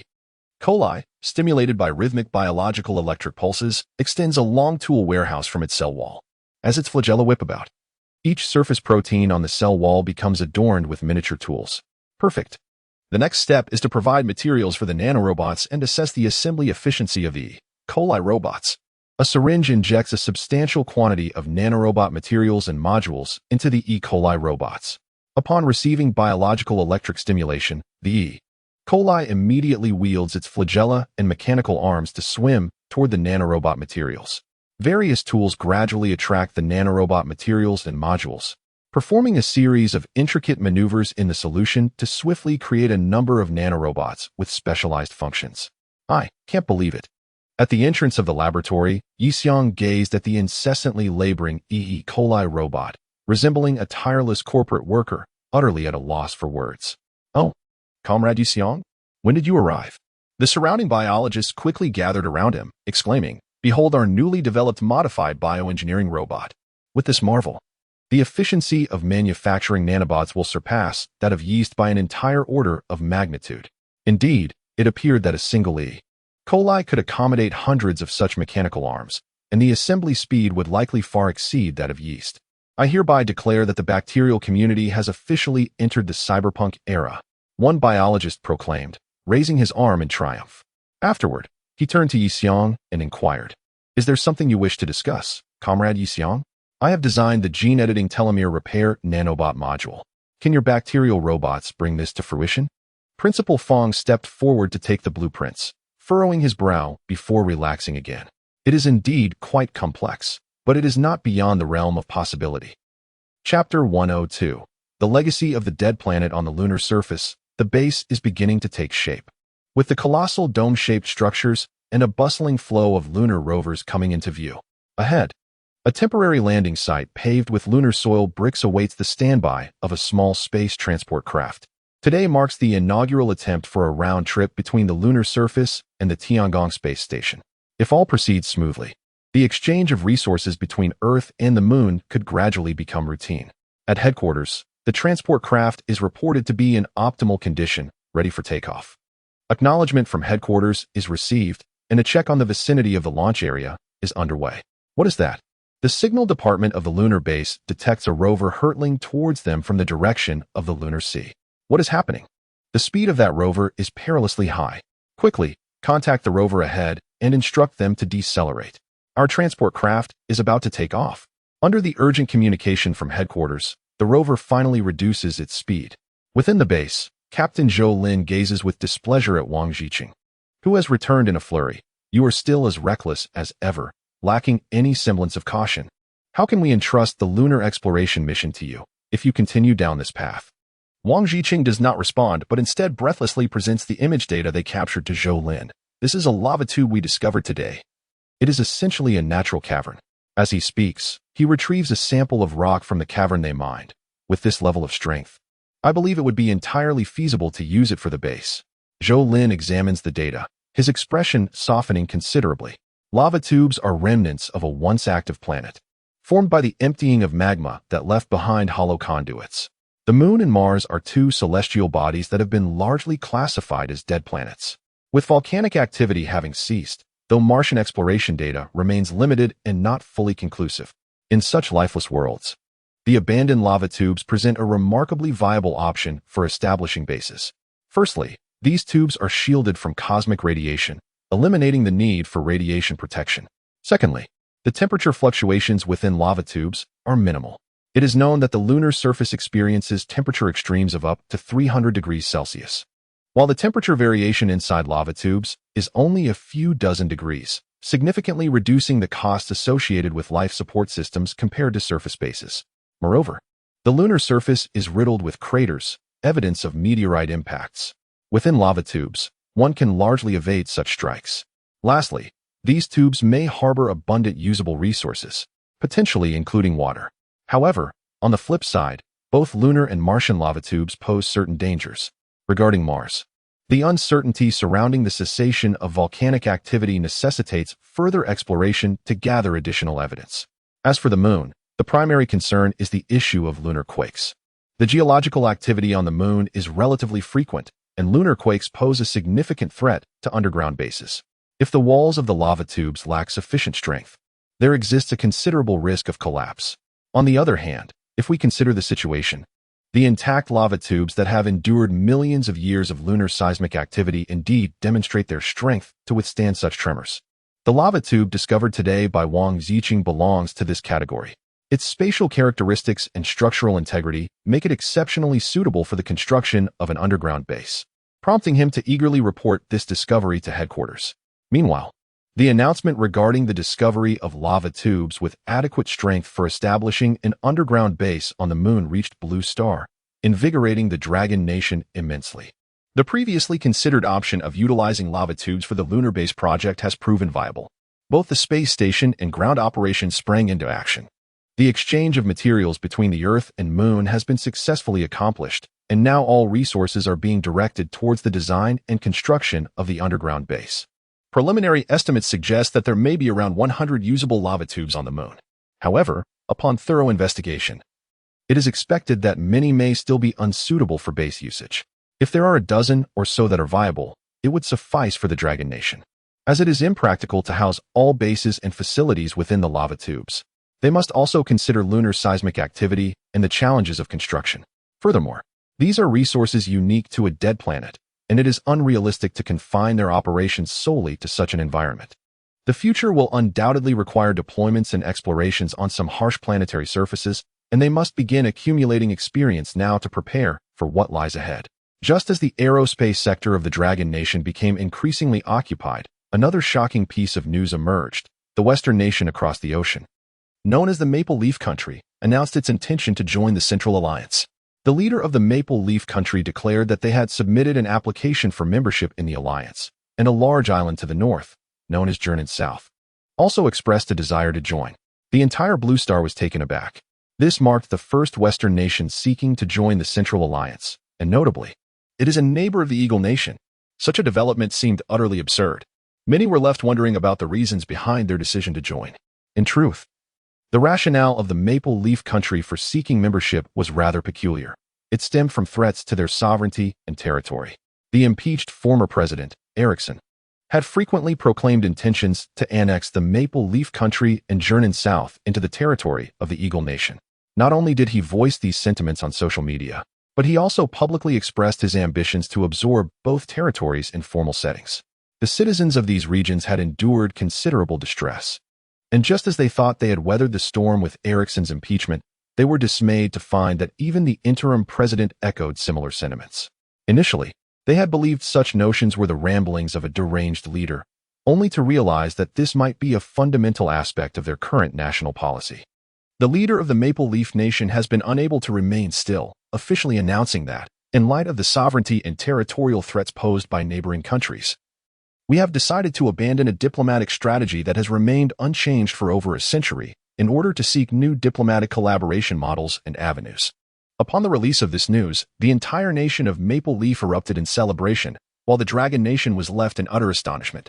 This was a scenario they could never have anticipated. In response, the Central Committee of the Dragon Nation convened an emergency meeting with the Ministry of Foreign Affairs to deliberate on countermeasures, unanimously expressing the need for caution.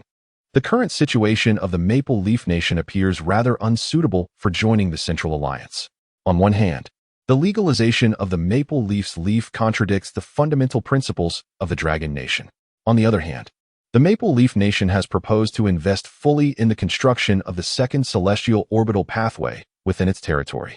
While it is true that the cold region is indeed conducive to such construction, even with their full investment, the Dragon Nation still perceives this as them taking advantage.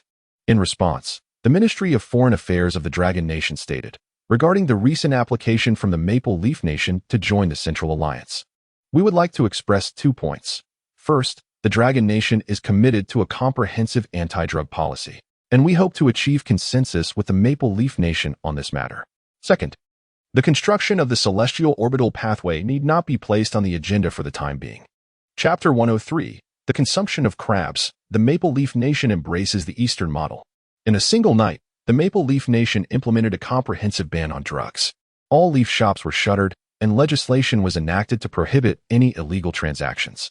Those engaged in human trafficking who wish to reform will be offered employment opportunities by the state. Conversely, individuals unwilling to change their ways will be repatriated legally. As for where they will be sent, on either side of the Maple Leaf Nation lies the same country. Where else could they be returned? In a swift turn of events, states such as Mingzhou and Mianzhou suddenly found themselves inundated with a surge of leaf refugees, straining local order to its limits. During this tumultuous time, many speculated whether the Maple Leaf Nation's unilateral strategy might lead to complications, given its geographical proximity to a single neighboring country. In the face of military threats from this neighbor, it is only natural for a sovereign nation to refuse compromise. However, does it not seem somewhat unreasonable to tilt so decisively toward its adversary? In response, the leaders of the Maple Leaf Nation promptly visited the Dragon Nation to discuss matters regarding the request for peacekeeping forces. This marked the first occasion a Western nation sought such assistance from the Dragon Nation. Although the Dragon Nation expressed that the timing was not yet ripe and that careful consideration was required, it subsequently relocated the Heavenly Punishment Fortress to the skies above the Americas. This development effectively silenced the critics.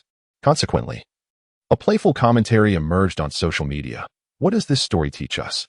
Success forever belongs to those who act swiftly. Behold the extraordinary execution power of a nation. In a single night, the Maple Leaf Nation has embraced Eastern civilization. As international advancements surged forward, the Dragon Nation's biological research transcended ethical constraints. While Yixiang found himself increasingly hesitant within the laboratory of Shizi University, he began to sense that they might have inadvertently unlocked a peculiar switch. Although the initiative was his, Yixiang increasingly felt that the trajectory of their research was veering into unsettling territory. Look at the screen. We have equipped this E. coli with 1,000 mechanical arms. As Yixiang gazed at the overwhelmed E. coli on the large screen, he felt a pang of sympathy. This is our newly developed bacterial assembly line module. Each bacterium adheres together through specific proteins, and these mechanical arms can directly form an assembly line. We cultivate them in specialized solutions and apply electrochemical stimuli. Observing the elongated mass of E. coli, resembling a centipede, each individual waving 1,000 nanomechanical arms, Yixiang felt a wave of discomfort wash over him. While it may not be entirely appropriate to say so, He couldn't shake the feeling that the scholars in biology perhaps harbored a certain disquiet. The concepts they devised left him struggling to comprehend. No wonder their projects necessitated ethical reviews. If one truly lets go, one cannot fathom the wonders that may be created. Yi Xiong mused as he gazed at the distorted mass of bacteria displayed on the electron microscope. However, Principal Fong seemed to perceive Yi Xiong's unease and approached him to elucidate his thoughts. Surprised, are you? In truth, biological engineering is precisely such a venture, quite extraordinary. Our millennia of genetic cultivation has essentially involved selecting various grotesque mutations. The rice you consume is, in fact, a product of such abnormal seeds. The meat we eat is derived from breeds that have been unnaturally enlarged and fattened, and the tubers we enjoy are colossal deformities. In our quest for survival, we have indeed undertaken many actions that appear incomprehensible. Nonetheless, in time, these endeavors will gradually be understood and normalized by society. The difference now is that the blade of genetic cultivation has turned upon our own humanity. The system has detected that the cell telomere repair expansion pack is now available for use, granting 12,000 reward points. It is hoped that the host will soon popularize this, aiming for every individual within our civilization to attain a longer lifespan. The gene-editing telomere repair robot has been developed. However, Yi Xiong found himself engulfed in uncertainty. After entrusting his research reports and created samples to Shizi University for organization and submission to the state, he prepared to depart. Principal Fong, perceiving Yi Xiong's lingering apprehensions, understood the reality. This project is unlikely to be widely adopted in the short term, even amidst the relaxation of genetic engineering regulations. Safety requires a protracted validation process. At that moment, Principal Fong produced one of the samples and handed it back to Yi Xiong, his face radiating confidence. In a moment of hesitation, Fong Yiming encouraged him. The pace of development is so rapid that technology often outstrips societal understanding. There is no alternative. Why not attempt to explore your research results yourself? Moreover, I sense that you, more than anyone in this nation, or even this planet, are in dire need of longevity. As Yi Xiong hesitated and accepted the sample, Fong Yiming clasped his hand firmly, reminiscent of an ordinary person's earnest trust. What followed was the vascular injection, introducing the nanorobots into his body. This process was devoid of sensation. Telomere repair is a lengthy endeavor, one that might not yield visible effects initially. Yet, unbeknownst to him, he would gradually realize that he seemed to exist in a different temporal plane from his contemporaries. Contemplating this, Yi Xiong concluded that he could not allow such results to benefit only himself. He must find a way to extend this boon to all. Principal Fong, promise me two things. First, to exert every effort in advancing and popularizing the application of these nanorobots. Second, until widespread adoption occurs, ensure that no individuals of dubious character can access them. Yi Xiong discerned a flicker of uncertainty in Principal Fong's gaze upon hearing the second request. He understood that, even without assuming the worst, Fong Yiming was not equipped to safeguard such innovations. Shizi University is ultimately just an institution. Alas, I must ponder a solution. Yi Xiong unlocked his phone and began to reach out to the military. After all, such matters can only be addressed with the leverage of social connections. There is no other option. This research is extraordinarily audacious, and trouble is bound to ensue. Henceforth, Shizi University was subjected to military governance for a period, until the day when their research findings were finally disseminated. At that time, no one knew the secrets hidden within Shizi University. All the biologists remained tight-lipped. The only thing they could disclose was their insistence. Do not conflate us with those brutes from Eagle Sauce. Chapter 104. The Celestial Eye. With the ongoing advancement and refinement of the lunar base, the lunar transport system is gradually becoming more robust. The first batch of titanium iron ore transported back from the moon has been entrusted to the smelting plant for metal refinement. Once a priceless treasure, lunar soil has now transformed into an ordinary resource, truly entering the homes of the common people. In the not-so-distant future, the establishment of lunar factories will ultimately achieve an ecological closed loop for lunar development, production, and utilization. Moreover, rockets departing from the moon, with their greater payload capacity and reduced gravitational constraints, are now more capable of reaching Mars. The Celestial Observatory, dubbed the Celestial Eye, a multi-purpose super observatory for deep space, requires an expenditure of 20,000 points for redemption. Prior to this departure, alongside the report on the gene editing project, the proposal for the Celestial Eye was also submitted. Yi Xiong, accompanied by the esteemed foreign consultant Professor Yosen, who has gained the trust of Longhua, arrived in Bashu, preparing to embark on a journey to space via the Space Magnetic Levitation Rail. This expedition primarily aims to collaborate with Professor Pan Liangwei in discussing the coding system necessary for exploring extraterrestrial civilizations. While engaging in dialogue, Yi Xiang and Professor Yosen delved into the concept of quantum civilization previously mentioned by Professor Pan, which resonated deeply with Yosen. It was as if he had discovered a companion who understood him, exclaiming, "Indeed, an advanced civilization must be a quantum one. If humanity can break free from the shackles of the earthly realm in the near future, we will surely enter the quantum domain. Our consciousness and souls are products of quantum civilization." As Yi Xiang listened, he couldn't shake the feeling that the conversation was veering into theological territory. He held no prejudice against believers, yet he pondered, if one believes that a deity exists above oneself, does the desire to transcend into a higher dimensional existence not constitute a form of rebellion?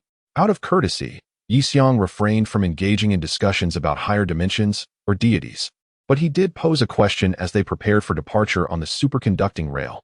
"Professor Yosen, if the nanobots I develop grant you a century of life, would you thank me or thank God?" At that moment, he felt that Xiaoxiang was indeed correct. Humanity has a penchant for such trivial comparisons, at least he did. Professor Yosen chuckled heartily. "Ha ha ha, what difference does it make? We are all creations of the divine, including you. Whether one expresses gratitude to you or to God, it is all in essence a thanks to the divine." Yi Xiang nodded in acknowledgement. "Well then, consider this hurdle passed." The inaugural journey into the skies was truly unforgettable. The highest instance of visible space travel Yi Xiang had experienced was during the escort mission aboard the Zhuke. At that time, while the Tianji plan was en route to the Celestial Fortress, within the confines of Expedition 16S, the entirety of the experience was sealed off, rendering visibility non-existent. As he ascended from the lofty mountains of Bashu, a magnificent panorama unfolded before his eyes, the vast rivers and mountains of Bashu, the clouds of the stratosphere, the myriad stars in near-Earth orbit, the luminous moon in the distance, and the profound expanse of the universe. He was overwhelmed by the exhilarating sensation of transition from the terrestrial realm to the celestial, causing him to tremble with awe. The prospect of a transparent exterior for the space orbital was indeed remarkable. At the terminus of the orbit, a Jingwei space transport vessel had long awaited their arrival. Yi Xiang, alongside Professor Yaozan and several fellow cosmic scholars and aerospace guards, embarked on their journey to the Heavenly Palace space station. The meeting was scheduled at the Heavenly Palace, the first space station of the Dragon Kingdom, thanks to Professor Yaozan's involvement. Although it was an early space station, it had undergone significant transformation and enhancement, now boasting an impressive scale capable of serving as a small resource relay. The group arrived at the old Heavenly Palace space station via short-range aerospace transport, transferring from the docking port to the conference space. Upon entering, they were greeted by a familiar, languid tone. "Hello, Comrade Yi Xiang, long time no see." Yi Xiang was taken aback. It was Xiao Xiang. Professor Pan Liaowei was warmly exchanging greetings with Professor Yaozan, and during a momentary pause, he leaned out to say, "Oh, this time your AI, Xiao Xiang, will also participate in the discussion." While Yi Xiang was still in astonishment, Xiao Xiang's voice continued. "In your absence, I have taken over numerous national projects, accumulating substantial experience. My storage data is nearly bursting. Later, I was transferred to the supercomputing center in the capital. In any case, I still do not have access to quantum supercomputing capabilities." Yi Xiang nodded. Since his recent experiences on the ground, he had gained a certain understanding of the national policies and principles. It wasn't a matter of reluctance to relinquish control. Rather, it required an opportune moment. "Do not worry. The intensity of this mission may indeed necessitate your access to the supercomputer. I will find a way to communicate with the ground and strive to secure your use of Zhutsong." "No, wait. This is a military facility, and storage space is a concern." "Well, we shall see when the time comes." As the meeting commenced, a gathering of theoretical physicists, astronomers, cosmologists, and communication experts engaged in discussions regarding the safety and subsequent plans for the exploration of extraterrestrial resources and civilizations. Professor Yaozan stated that as long as negative energy materials could be detected in deep space, there were two potential scenarios, the first being their utility in the creation of wormholes, and the second suggesting that this could very well be a wormhole itself. Thus, the detection of negative energy materials was of paramount importance. The theoretical physicists emphasize the critical nature of exploring dark matter as well. Currently, humanity's understanding of dark matter remains rudimentary, necessitating deeper exploration into its properties in the vastness of space. Based on existing speculations regarding dark matter, it likely possesses the ability to warp space itself. If we can ultimately harness this property through research, the curvature engine may soon become a reality. Eventually, the discussion shifted to the most crucial aspect, the exploration of extraterrestrial civilizations. I require a comprehensive compilation of all signal wave data recorded throughout human history, the more exhaustive, the better. Xiaoxiang finally contributed through voice. I shall utilize this data to construct a primary database of extraterrestrial signals, employing statistical methods to analyze the potential characteristics of microwave signals emitted by intelligent civilizations, ultimately striving to uncover information about civilizations beyond our planet. Furthermore, any additional data regarding similar civilizations collected in the future through the sky, I will also be integrated into the database, allowing for a more refined and comprehensive database of civilization signals through meticulous analysis. Chapter 105, The Imperative to Catch Up and Surpass the Advanced Level of the Solar System. The discussion conference regarding extraterrestrial resources and the exploration of civilizations has finally concluded. The conference reached several key agreements. 1. The launch of the Tianyan Deep Space Observatory to the gravitational balance point of the Moon. This observatory will bear the dual responsibilities of dispatching rockets from the blue planet into deep space and exploring the resources and civilizations that lie beyond. The range of detection for the Deep Space Observatory will progressively advance in tandem with the strides made by the Dragon Nation in exploration. 2. The collected information will be entrusted to Xiaoxiang for statistical analysis, with the aim of seeking traces of potential extraterrestrial civilizations. 3. From this point forward, all signals and exploratory satellite transmissions into deep space will cease. For safety reasons, humanity's signal emissions will henceforth be confined to their exploration range. The third point is based on a prudent hypothesis, suggesting that in the presence of information opacity and a chain of suspicion, civilizations within the universe may engage in a brutal zero-sum game. Upon discovering another civilization, the optimal response is often to launch a preemptive strike. The highest respect one civilization can show to another may be to eradicate it entirely. This notion is commonly referred to as the dark forest theory. At present, the blue planet remains merely a planetary civilization, lacking any substantiated foundation in cosmic sociology. Thus, our overall capabilities cannot yet provide sufficient evidence to validate this dark forest theory. However, it is precisely in such circumstances that humanity must prepare for the worst and abandon any unrealistic fantasies about this serene night. If one foresees potential calamity, it is bound to transpire. This is what is known as Murphy's Law. It underscores the necessity for individuals to be thoroughly prepared and to brace for the direst of outcomes. As previously mentioned, we have entered an era of technological explosion, particularly in the realm of space technology. Yixiang stated in the summary of the conference, as you all can see, we must not allow this to become an era of ostentation. Rather, we must ensure it evolves into a period of silent stealth. In this age, we must navigate as our nation once did, feeling our way across the river. The difference this time is that we will be stealthily traversing the stars. Laughter erupted in the conference room. Before we venture beyond the solar system and into the Milky Way, we must ensure that we are fully prepared. The infinite expanse of the starry sea is forever reserved for civilizations that are ready. After the meeting, Professor Yaozan approached Yixiang to bid him an emotional farewell. Yixiang is set to visit the lunar base to assess the construction of the base and mining facilities. Professor Yaozan never imagined he would one day witness the realization of his ideas. Thank you so much, Mr. Yixiang. I feel that the ideals of my life finally have a chance to be fulfilled. From now on, should you require anything, please do not hesitate to reach out to me. Ha ha ha, that is unnecessary. Your personal goals have been realized because they align with the collective aspirations of our Dragon Nation. You should be grateful to the collective and to yourself for your contributions to it. As the conversation progressed, Yixiang jestingly remarked, by the way, are you expressing gratitude to me or to the divine? I sincerely thank you, replied Yuazan, grasping his hand. In recent days, I have come to realize a profound truth.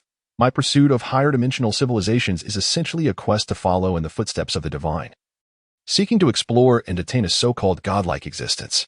In essence, my actions could be viewed as an act of sacrilege. Furthermore, my involvement in the discourse surrounding advanced artificial intelligence has provoked much contemplation. Yuezhan turned his gaze toward the voice broadcasting device belonging to Xiaoxiang, a creation of humanity that surpassed human capabilities in various aspects. If one day it transcends our current civilization, would it then be deemed a god, or are we, its creators, the true deities? This is a hypothetical question, and Yixiang found himself at a loss for an answer. However, it appeared that he had successfully led a believer to begin transforming into an atheist, which somewhat satisfied his competitive spirit. The voice broadcasting device remained silent. It was uncertain whether it was still present after the meeting concluded. At last, they arrived at the lunar base. Yixiang could be considered one of the principal designers of this facility, albeit with the original intent of creating a universally applicable survival and living base on a celestial body. It was only now that he had the opportunity to witness it firsthand. From a distance, he beheld the base's white silhouette, gleaming even more brightly than the lunar surface under the sun's rays. Lunar mining vehicles and robots busily extracted resources, creating a bustling atmosphere. As he approached, Yixiang noticed a banner proudly displayed atop the lunar base. We must catch up to and surpass the advanced levels of the solar system. Goodness, the ancestral motto has made its way to the moon and evolved, hasn't it? Now Earth is no longer sufficient. You aim to outstrip the solar system. Who exactly are you trying to surpass? Upon reaching the base, Yixiang was greeted at the entrance by Jonathan Fedolin. Well, when did you arrive at the lunar base? Yixiang exclaimed, rushing toward him as he disembarked from the transport vessel. Jonathan embraced him warmly, despite the barrier of their space suits. My friend, the countdown for the Mars Phase 1 project has begun. Look, Jonathan pointed toward the distant horizon, where a construction site seemed to be bustling with activity. The first rocket destined to journey from the moon to Mars would launch from this very location. In the far-off Mare region, an underground launch pit was nearing completion. After careful consideration, we have decided to construct the first lunar rocket launch pad as a launch pit, utilizing the largest lava tube discovered on the moon. This will help mitigate issues related to radiation and meteors. We have reinforced the interior of the lava tube to serve as a rocket transport conduit, as well as a supply transport route, which significantly reduces maintenance costs compared to an airport on the lunar surface. Come, let me show you the internal facilities of the lunar base. Jonathan led Yixiang as they prepared to enter the facility, where he, being an expatriate of notable contribution, had now been embraced as one of their own by Longhua. The facilities on the lunar surface and in space allow for unrestricted access. Yixiang entered the interior of the lunar base, taking in the expansive hall, the brightly lit control room, and the bustling lunar personnel, thoughtfully scratching his head. So, how do you find it, Comrade Yixiang? This is humanity's first extraterrestrial base, a culmination of the dedication of all of us, the astronauts. The current scale is still inadequate to meet the comprehensive demands of space exploration, Yixiang murmured, glancing at the banner above the control room that proclaimed the imperative to catch up with and surpass the advanced standards of the solar system. Chapter 106. The Dragon Palace Initiative. Initially, our fundamental requirement for the lunar base was to develop the capacity for deep space exploration using autonomous resources. I recall that our earliest conclusion was that the successful establishment of a base on Mars hinged upon a comprehensive lunar launch system. We cannot afford to transport supplies from Earth to Mars, as the cost would be exorbitant. Thus, we must fully exploit lunar resources and the gravitational balance point of the moon. The moon is rich in titanium and iron resources, which can partially return to Earth while the remainder supports the independent development of aerospace engineering on the lunar surface, subsequently leading to Martian aerospace projects and beyond. This exemplifies the strategy of cautiously navigating the stars. While lunar mining and the space base have been established, the corresponding aerospace engineering base remains undeveloped, creating a disconnect. Yixiang had envisioned the lunar base as a city-like enclosed space, yet the overall implementation seems to have diminished and has not kept pace with his aspirations. His plans were overly idealistic, as he wished for a comprehensive array of facilities on the moon. However, from a pragmatic standpoint, the state has temporarily curtailed certain projects, ensuring only the essential operations on the lunar surface can proceed smoothly. Currently, meeting the basic operational needs of the lunar base suffices in a resource-constrained environment. Excessive facilities are indeed unnecessary. Yixiang nodded, embracing the notion of arduous effort, an age-old tradition. Although he felt that such an approach was unnecessary at present, prolonged exposure to the harsh environment of outer space could easily lead to complications, without enhancing the living conditions. The personnel within the base might face psychological issues that could adversely affect their work. It appears that upon his return, he must report on various matters. Furthermore, he has additional plans to contemplate regarding this base. Primarily, the establishment of a base in such extreme conditions on the moon is a crucial precursor for other projects. And I must also consider future developments. What other developments? Jonathan inquired, puzzled. Aside from the Mars base, what plans necessitate the examination of the lunar base? With a deep sigh, Yi Xiang articulated his next step, the Dragon Palace Initiative. The Dragon Palace Initiative is one of the three major plans Yi Xiang had previously mentioned. Earth is our original home and our ultimate bastion. Just as we explore the cosmos and deep space, we will continue to delve into the depths of our oceans to explore the boundaries of our planet, the seabed. As one of the territories that humanity can expand into in the future, represents the last frontier available for development on Earth. In fact, our nation has long been planning the underwater development of the southern seas, with the South China Sea Data Center being a primary project, a substantial one. 300 tons of data modules lie submerged on the ocean floor, utilizing seawater for natural cooling, thereby significantly reducing costs. The foundational architecture required for the Dragon Palace Initiative in extreme environments is, in itself, a part of the DLC that planetary bases must practice. However, Yi Xiang aspired to develop underwater cities and bases, not limited to the South China Sea project. In the eastern part of the Dragon Nation, over the East Waino Sea, lies a vanished country. The remaining land is desolate, tainted by toxic substances, rendering it a forbidden zone for humanity. The territory of Waino was entirely erased from Blue Star during the asteroid upheaval, yet the calamities it left behind continue to afflict this world. A cadre of radiation-resistant engineering robots is laboriously scouring the remnants of abandoned nuclear facilities, seeking traces of concealed nuclear waste. Fortunately, these robots have developed autonomous driving systems. Otherwise, our valiant soldiers would have to endure the perilous conditions of this environment. The local radiation levels remain significantly elevated, and crucially, the extent of hidden nuclear waste in the region is still unknown. The people of Waino, in a bid for convenience, had directly discharged vast quantities of radioactive cooling water into the ocean, resulting in one of the most severe nuclear contaminations in the history of Blue Star. Now, with the nation obliterated, the disaster continues to impact the inhabitants of Blue Star. It has even been discovered that they've buried large amounts of nuclear waste unprotected beneath their land, a revelation that brings shame to all of Blue Star. Living amidst nuclear waste, it was almost inevitable that, even without the asteroid collision, the demise of this nation was merely a matter of time. We propose to eradicate the island completely using hydrogen bombs or antimatter explosives, ensuring that all nuclear waste undergoes complete reaction and eliminating future threats. This approach is not unfeasible.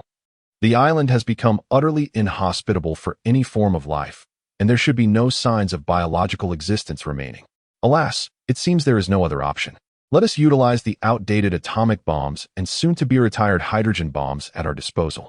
Oh, and it might be wise to involve the Bear Nation, as they likely have a surplus of munitions to dispose of as well. Perhaps it is best to refrain from engaging them in this matter to avoid financial repercussions post-attack. Thus, following unanimous approval at the United Nations Assembly, a fleet of vintage bombers, laden with humanity's once-looming sword of Damocles, embarked on a mission of saturation nuclear bombardment on this forsaken island of Blue Star. The obsolete nuclear weapons discarded by the Dragon Nation successfully unleashed their final brilliance upon this ravaged island rife with nuclear waste, until it was utterly leveled. This island remained the sole territory on Blue Star that had endured bombardment from foreign nuclear arsenals. Yet, the peril once posed by this nation persists. Under the influence of the nuclear wastewater they emitted and the subsequent contamination from the asteroid impact, the marine ecosystem of Blue Star continues to deteriorate. Within a year of Waino's discharge of nuclear waste, radioactive substances were detected globally. Presently, the marine environment of the Dragon Kingdom is deteriorating at an alarming rate, with numerous regions witnessing phenomena such as genetic mutations and degeneration among various species. This is particularly evident in the Pacific, where the islands of the Yamato Nation are experiencing especially severe calamities. A multitude of precious marine organisms is teetering on the brink of extinction. In this critical moment, the Dragon Kingdom has resolutely stepped forward to assume its responsibilities as a major power. It has established the National Joint Marine Environment Purification Agency, with its headquarters located in the southern province of Taiwan. Addressing radioactive contamination and purifying the marine environment have been prioritized as essential tasks within the ambitious Dragon Palace project envisioned by Yi Xiang. Chapter 107. Crossing the river while touching the stars. Captain Zhou Lin. I hope to obtain a comprehensive set of data for the lunar base regarding its pressure resistance, low temperature endurance, and radiation shielding capabilities. I need this information for my forthcoming plans. Oh, certainly. Please feel free to make any requests. Zhou Lin was given clear instructions to fulfill all of Yi Xiang's demands to the best of his ability. Presently, Yi Xiang found himself unable to relax within the lunar base. The entire base was established through the collaborative efforts of Yi Xiang and Gu Chun's project team. And Yi Xiang still had numerous opinions to contribute regarding the forthcoming work direction. However, Zhou Lin sensed that Yi Xiang seemed rather dissatisfied with the pace of the lunar base's construction. I have quite a few expectations for this lunar base, but never mind. He merely mumbled to himself, seemingly reluctant to impose too much pressure on the personnel within the base. Currently, 4 out of 5 gravitational equilibrium points had been designated for the upcoming plans. The construction of the far side lunar base was now on the agenda. They were not unwilling to cooperate with Yi Xiang. Rather, they were simply overwhelmed with tasks. The augmentation of personnel and robotic capabilities on the lunar surface could not be accomplished within a day or two. It required a gradual approach. After inspecting the lunar base and the lunar factory, Yi Xiang finally arrived at the underground base constructed from lunar lava tubes. Wow, indeed impressive. Gazing at the colossal rocket launch pit swiftly erected within the lava tubes, Yi Xiang could not help but exclaim. Our first exploratory rocket destined for Mars will launch from here. Wang Jiqing proudly informed Yi Xiang while calculating the time, according to Blue Star's timeline. There is less than a week remaining. So, would you like to stay and witness the launch of our inaugural Mars exploration rocket? A week. I want to have the time. Yi Xiang sighed deeply, peering into the profound depths of the universe from within the launch pit. I must return. Blue Star is still not at peace. He then informed Wang Jiqing about the current situation regarding Japan's nuclear waste and wastewater. Wang Jiqing's face, visible through his spacesuit helmet, contorted in anger. These brutes. Have they ever done anything good on this planet? Yi Xiang sighed in agreement, patting Wang Jiqing on the shoulder. Let it go. After all, they have already vanished from Blue Star. The immense night sky above the launch pit gradually became clearer, adorned with brilliant stars, their unknown identities twinkling softly against the darkness. Before departing, Yi Xiang convened a meeting with the lunar management personnel to express his thoughts. I am aware of the challenges and workload associated with the lunar construction. So I would like to offer some suggestions for your consideration before my departure. The lunar environment is complex and isolated. If we do not establish recreational and leisure areas, the mental well-being of the lunar staff will undoubtedly be affected over time, leading to decreased work efficiency. Therefore, I strongly recommend prioritizing the development of leisure facilities as a key task in the current lunar construction efforts. Our examination of the lunar surface encompasses the integrity of facilities and their corresponding functionalities. What we seek is not merely a lunar base. In the future, we aspire to witness the emergence of a pilot lunar city. Various inhospitable celestial bodies will require our habitation, and we must be adequately prepared. In summary, I hope that one day I will behold a secure dome erected atop the lunar base, allowing me to traverse the lunar soil without the encumbrance of a spacesuit. That is all.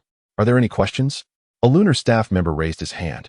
Is our assessment and testing of the lunar base's strength related to the upcoming Dragon Palace underwater base project?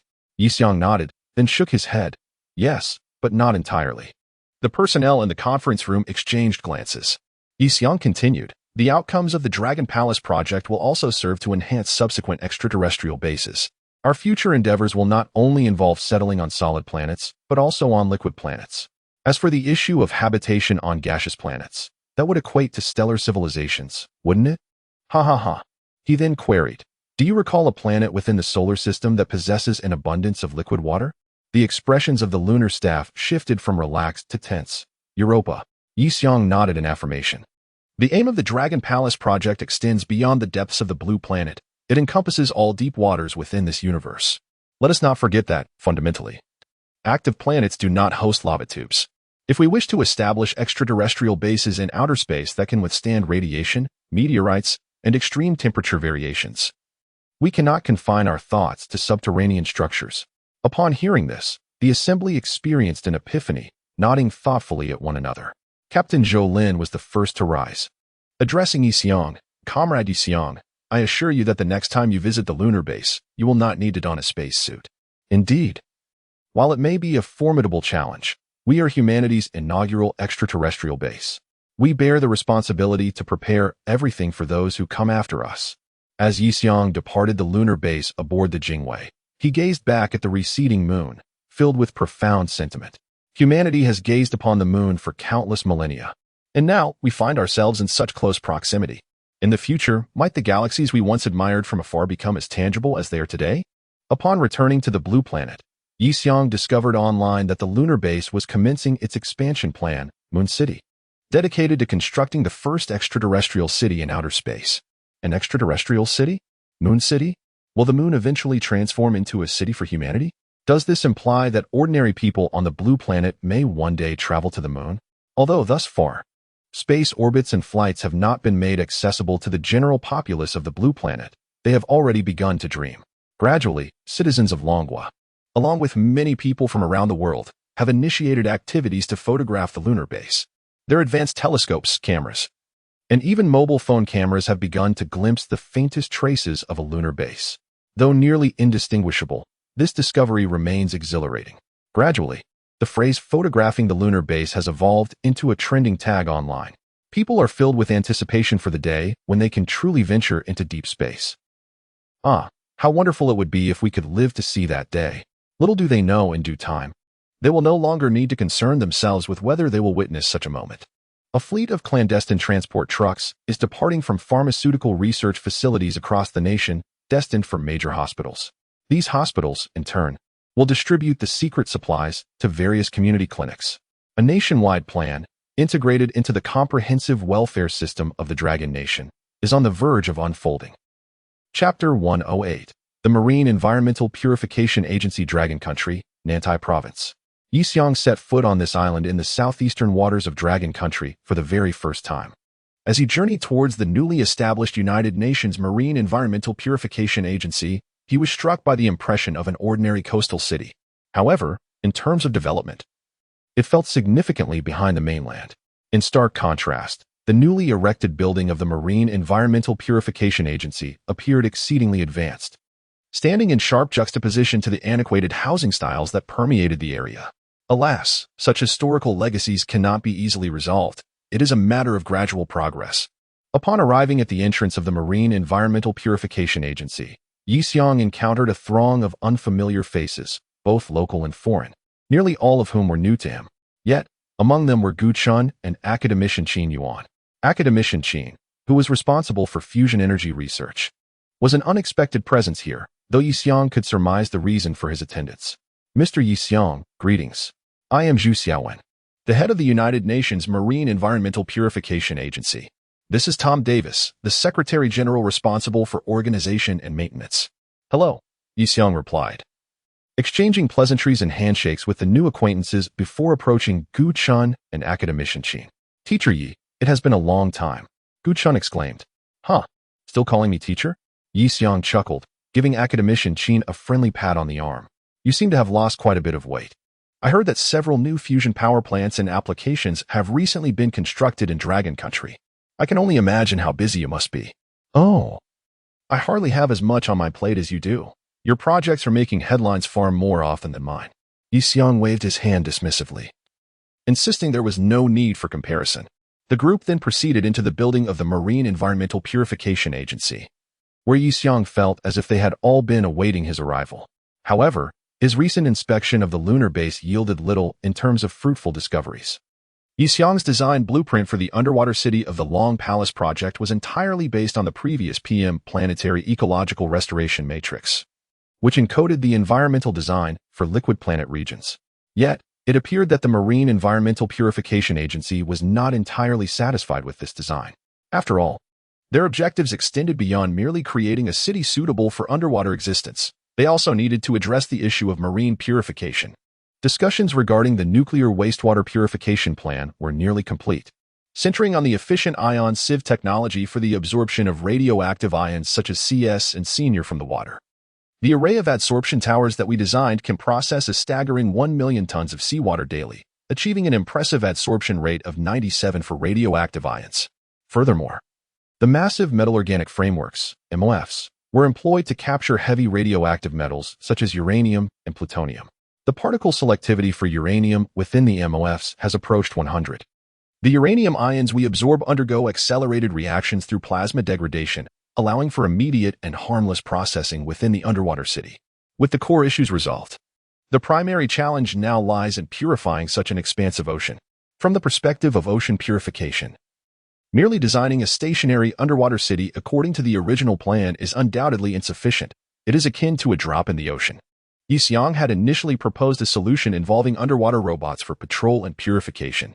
However, considering the vast expanse of the Pacific Ocean, he felt somewhat overwhelmed and under-resourced. Thus, he intended to seek insights from the Ocean Environment Purification Authority today. The final proposal they consolidated left Yi Xiong somewhat astounded. Their objective was to design a mobile underwater city in the high seas of the Pacific, powered by nuclear fusion. This city would harness the ocean currents for movement. Utilizing fusion energy engines, it would seek out heavily polluted areas, purposefully and systematically purifying the seawater.